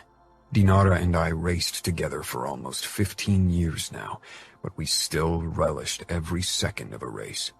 Dinara tried to push me off the road when she cut in front of me in the first bend, but I held against it. My smile widened. It was on. There was nothing better than a wife who could kick your ass in a race. Dinara won the first day, but I was right behind her so we could spend the night in the same spot. It had become a beloved ritual. "Did you wait for me?" I joked when I got out of my car. Dinara snorted. "I'm not nostalgic." She disappeared behind her trunk to relieve herself, and I hid behind an assortment of rocks to do the same. Dinara scanned the horizon when I joined her a couple of minutes later. I kissed her plump lips. "They'll be here soon, don't worry." "I know," she said, but she didn't stop searching the area. Finally, the outline of our huge motorhome appeared in the distance. It had its own shower and toilet, a kitchen, living area, and plenty of sleeping room. The horn sounded a few times as usual before the motorhome pulled up beside our cars. The door on the driver's side swung open, and Aurora hopped out of the motorhome, her blonde hair in a messy ponytail. Roman refused to take a nap. He was too eager to watch the race, she said with an apologetic expression. Don't worry, I said. He can be as stubborn as his mother. Dinara sent me a warning look before she headed for the passenger side and climbed up to free Roman from his child seat. He wrapped his short legs around her waist as she came toward me. His dark hair was all over the place. It had grown in the last few weeks and fell into his eyes, but he hated having it cut, so we just gave up. Maybe he'd eventually grow tired of it being so long. I'll cook dinner, Aurora called as she headed into the back of the motorhome. When our son was born 4 years ago, we'd wondered how we'd manage to keep racing. Dinara had paused for a year and just supported me, but then she'd missed it too much. The standard races weren't a big problem. Dinara's friend and former pit girl, Kate, could watch Roman during that time, but the 7-day circuit was a bigger problem. Luckily, Aurora, Fabiano's and Leona's daughter, was fascinated by racing and wanted to earn additional pocket money, so she played our babysitter for a few weeks during the summer holidays. This was the second year she helped us out after begging her father for over a year to allow her this job. I had to swear to him to protect her with my life, which I would have done anyway. Fabiano was like family, so Aurora was too. I set up a small fire in front of the motorhome. Dinara and I sank down in front of it with Roman between us. He'd fallen asleep the moment he was reunited with us. No surprise, considering that it was 4 a.m. His nap and sleeping routine always got messed up during this week. Aurora carried our breakfast over to us. Hash browns, bacon, and eggs sunny side up. She yawned and gave us an embarrassed smile. Go to bed, Dinara urged. She too looked exhausted. I was beyond that point. My head felt as if it was filled with cotton candy. With a wave, Aurora disappeared in the motorhome, and after a few minutes, the lights went out. I wish we could sleep in our bed, Dinara mumbled. Yeah, I stroked Roman's unruly head. We'd chosen his name because it worked in Russia and Italy, so we didn't offend either of our families. But the rules are the rules. Dinara rolled her eyes. I get it. We all have to sleep uncomfortably to have the same conditions. 15 minutes later, the 3 of us huddled together in our shared tent.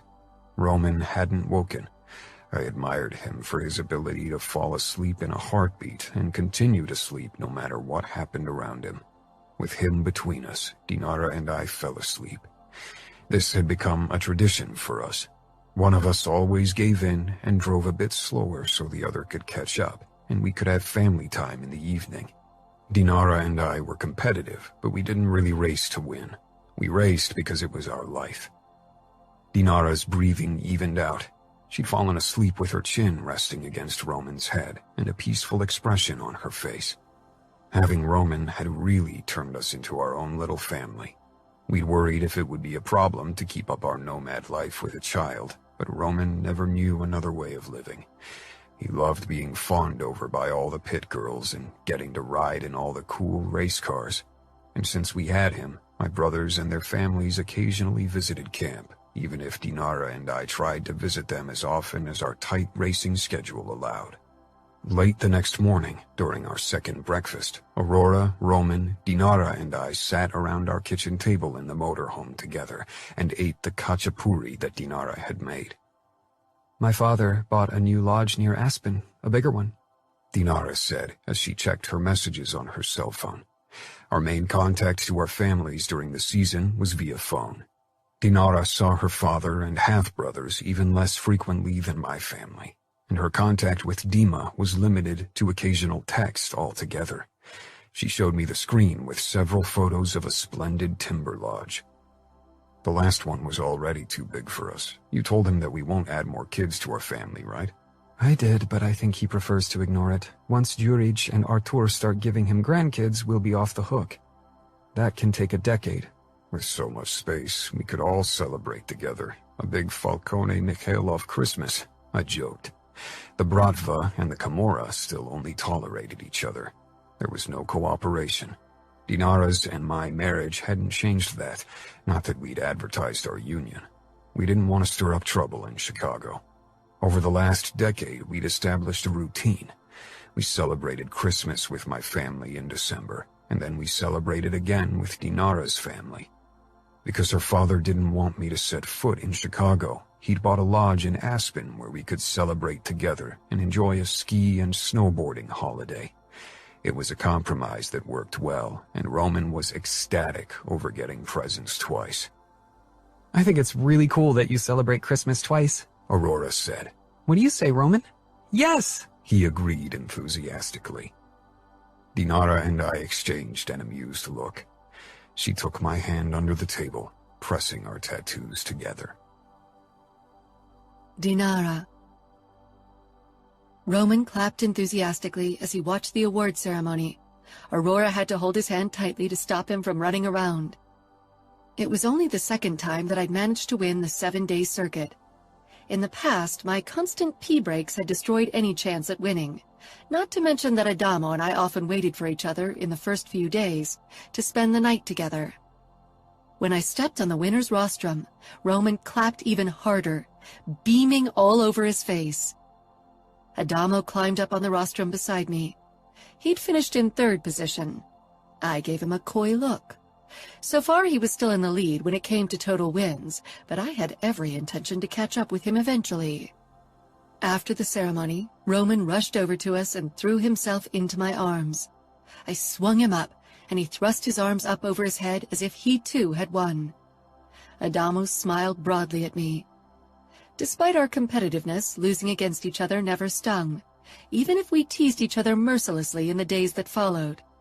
The winner always got the bragging rights, and the loser promised retribution. "You beat Dad, Mom!" Roman reminded me, before he turned to Adamo to say in a gravelly voice, "Sorry, Dad." Adamo tousled Roman's unruly hair. "Don't worry, buddy. Next time Dad will win again." I sent him a look that made it blatantly clear that wouldn't happen. "I want to race too," Roman declared. "Maybe next year," Adamo said with a wink. Over my dead body. This was one of the times where I wished Adamo and I hadn't passed on our recklessness. Adamo always joked I was being overprotective, and he was right, but I just couldn't help it. Together we climbed down the rostrum, and I accepted the congratulations of fellow racers and many pit girls. Funnily enough, these girls had become much nicer to me since I'd given birth, probably because they didn't see me as competition anymore now that I was a mom.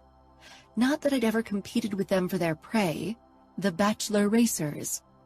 I'd only had eyes for Adamo from the beginning. I still rocked jean shorts and crop tops, even if I had to have my belly piercing removed due to an infection during pregnancy. I now wore the tiny Fabergé egg as a pendant around my neck.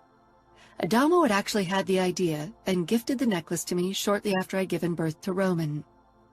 "I'm starving," I said as I followed Adamo, who cleared a path through the buzzing crowd, which was already prepping everything for the huge party that always followed the 7-day circuit. An hour later, Adamo, Aurora, Roman, and I were square in the middle of the celebrations. A fire roared up into the sky and blasted us with heat. I held Roman's hand tightly as he tugged to get closer to the raging flames. Someone was too fond of fire accelerant, Aurora mused as she sipped at her Coke. While Adamo and I weren't a stickler for rules, we'd given our word to Fabiano that we'd watch his daughter closely, so we didn't allow her to have any alcohol. A couple racers had checked Aurora out when she first appeared in camp, but one look from Adamo, and a gentle reminder from me that her father was the Camorra's enforcer, stopped any interest the male camp population might have had in her. Roman yanked even harder at my arm and pointed at the flames with his free hand. "I want to watch the fire!" "You can watch it from here," I said, then turned to Adamo. I wish he was less reckless. Adamo chuckled and wrapped an arm around my shoulders. "Did you really think a kid of ours would be the cautious type?" Aurora hid a smile behind her can of Coke. A moment later, she joined the dancing crowd. She'd borrowed one of my crop tops and combined it with baggy jeans and white sneakers covered with drawings and permanent marker, looking as if she belonged here and not in an elite high school. Adamo's vigilant gaze followed her briefly, but when he saw that she was surrounded by pit girls and that the guys kept a respectful distance, he locked eyes with me again. Roman's frustration rose as I kept him in place. His dark eyes sent me a reproachful look, as if he couldn't believe I dared to restrict his desire for freedom so shamelessly. Adamo hoisted him up over his head and positioned him on his shoulders. I used my now free hand to grab a beer from the drinks table and took a sip while Adamo began to rock to the music, moving closer to the fire, much to Roman's delight. His excited laughter made me smile, and I followed along, my body losing itself to the fast beat of the music. Adamo and I celebrated like this for 2 hours before we took our leave shortly before midnight with a sleeping Roman. He hung limply over Adamo's shoulder, his mouth slack in sleep. Our days of partying until the early morning hours, until we stumbled toward our tent in a drunk haze, were over since I'd become pregnant with Roman. Now 2 beers already created a buzz in my body that only half a bottle of vodka had done in the past. Aurora followed us, since she wasn't allowed to party by herself. "Can you get him ready for bed?" I asked. "We'd like to watch the stars for a bit." Aurora smiled affirmatively before she took Roman from us and went into the motorhome. Adamo smoothed his palm around my bare midriff. "Watch the stars, His low voice and the kiss he planted on my neck sent a pleasant shiver down my spine. I slanted a look at the motorhome, but the door was closed and Aurora wasn't anywhere near the windows. "It's a beautiful night," I said with a shrug, nodding up at the sky. "Indeed," Adamo said, as he tugged me along toward our parked cars. "How about we do a little joyride to a more secluded place to watch the stars?" Smiling, I pushed past him and slid into the driver's seat. "The winner drives." Adamo raised his hands, palms facing my way. "All right." As always, the sight of his tattooed key warmed my heart. After a few minutes of driving, the lights of the celebrations weren't visible anymore. I parked the car off to the left of the road and turned the lights off, bathing us in darkness. Stepping out into the cool night, I took a deep breath. I loved living in camp, the chaos and noise. I loved Roman, his stubbornness and recklessness. But I also loved these small slices of alone time that Adamo and I carved out for ourselves. I hopped on the hood of my car, and Adamo pushed between my legs almost right away, slinging his arms around my waist and jerking me against his body. His erection pressed against my crotch, making me moan. We hadn't had the energy to sleep with each other in the last 7 days, but the thrill of winning had awakened my libido. "You deserve a prize for winning," Adamo murmured. "Lie back." I lowered myself to the still warm hood. Adamo's lips and tongue traced my belly as his fingers opened my pants and slid them down. Peering up at the sky, the myriad of stars twinkling beautifully against its black canvas, my lips parted in a low moan as Adamo's mouth found my center. I fought the urge to close my eyes as the pleasure rose higher, tightening a knot deep in my core. I came with a cry, the stars in the sky blending with the lights bursting before my eyes as the sensations overwhelmed me. Soon Adamo wrapped his arms around me once more, pulling me up against him, and we made love. The stars became meaningless as our gazes locked. We didn't look anywhere but at each other until we came, and lay spent on the hood, wrapped up in each other, my leg thrown over Adamo's hip. "How long do you think we will continue to live this nomad life?"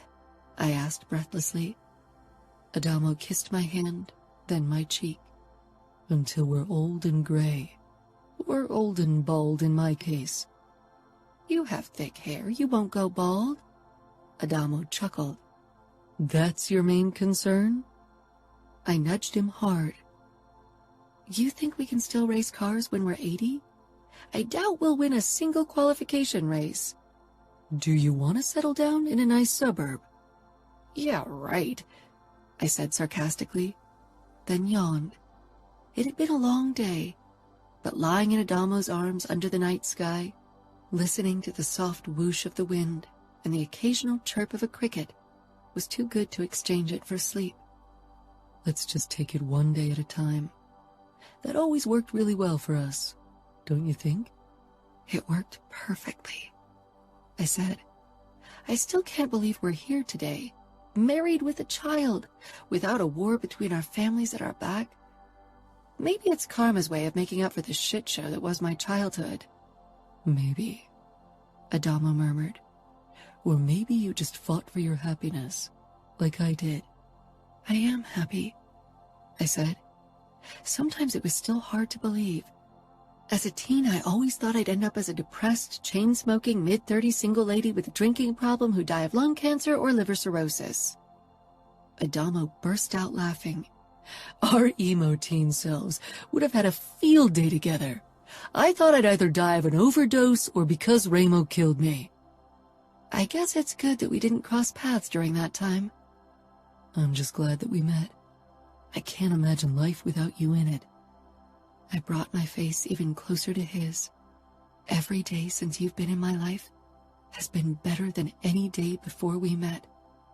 I kissed him, and he pulled me even closer until I could hardly breathe, but I clung to him.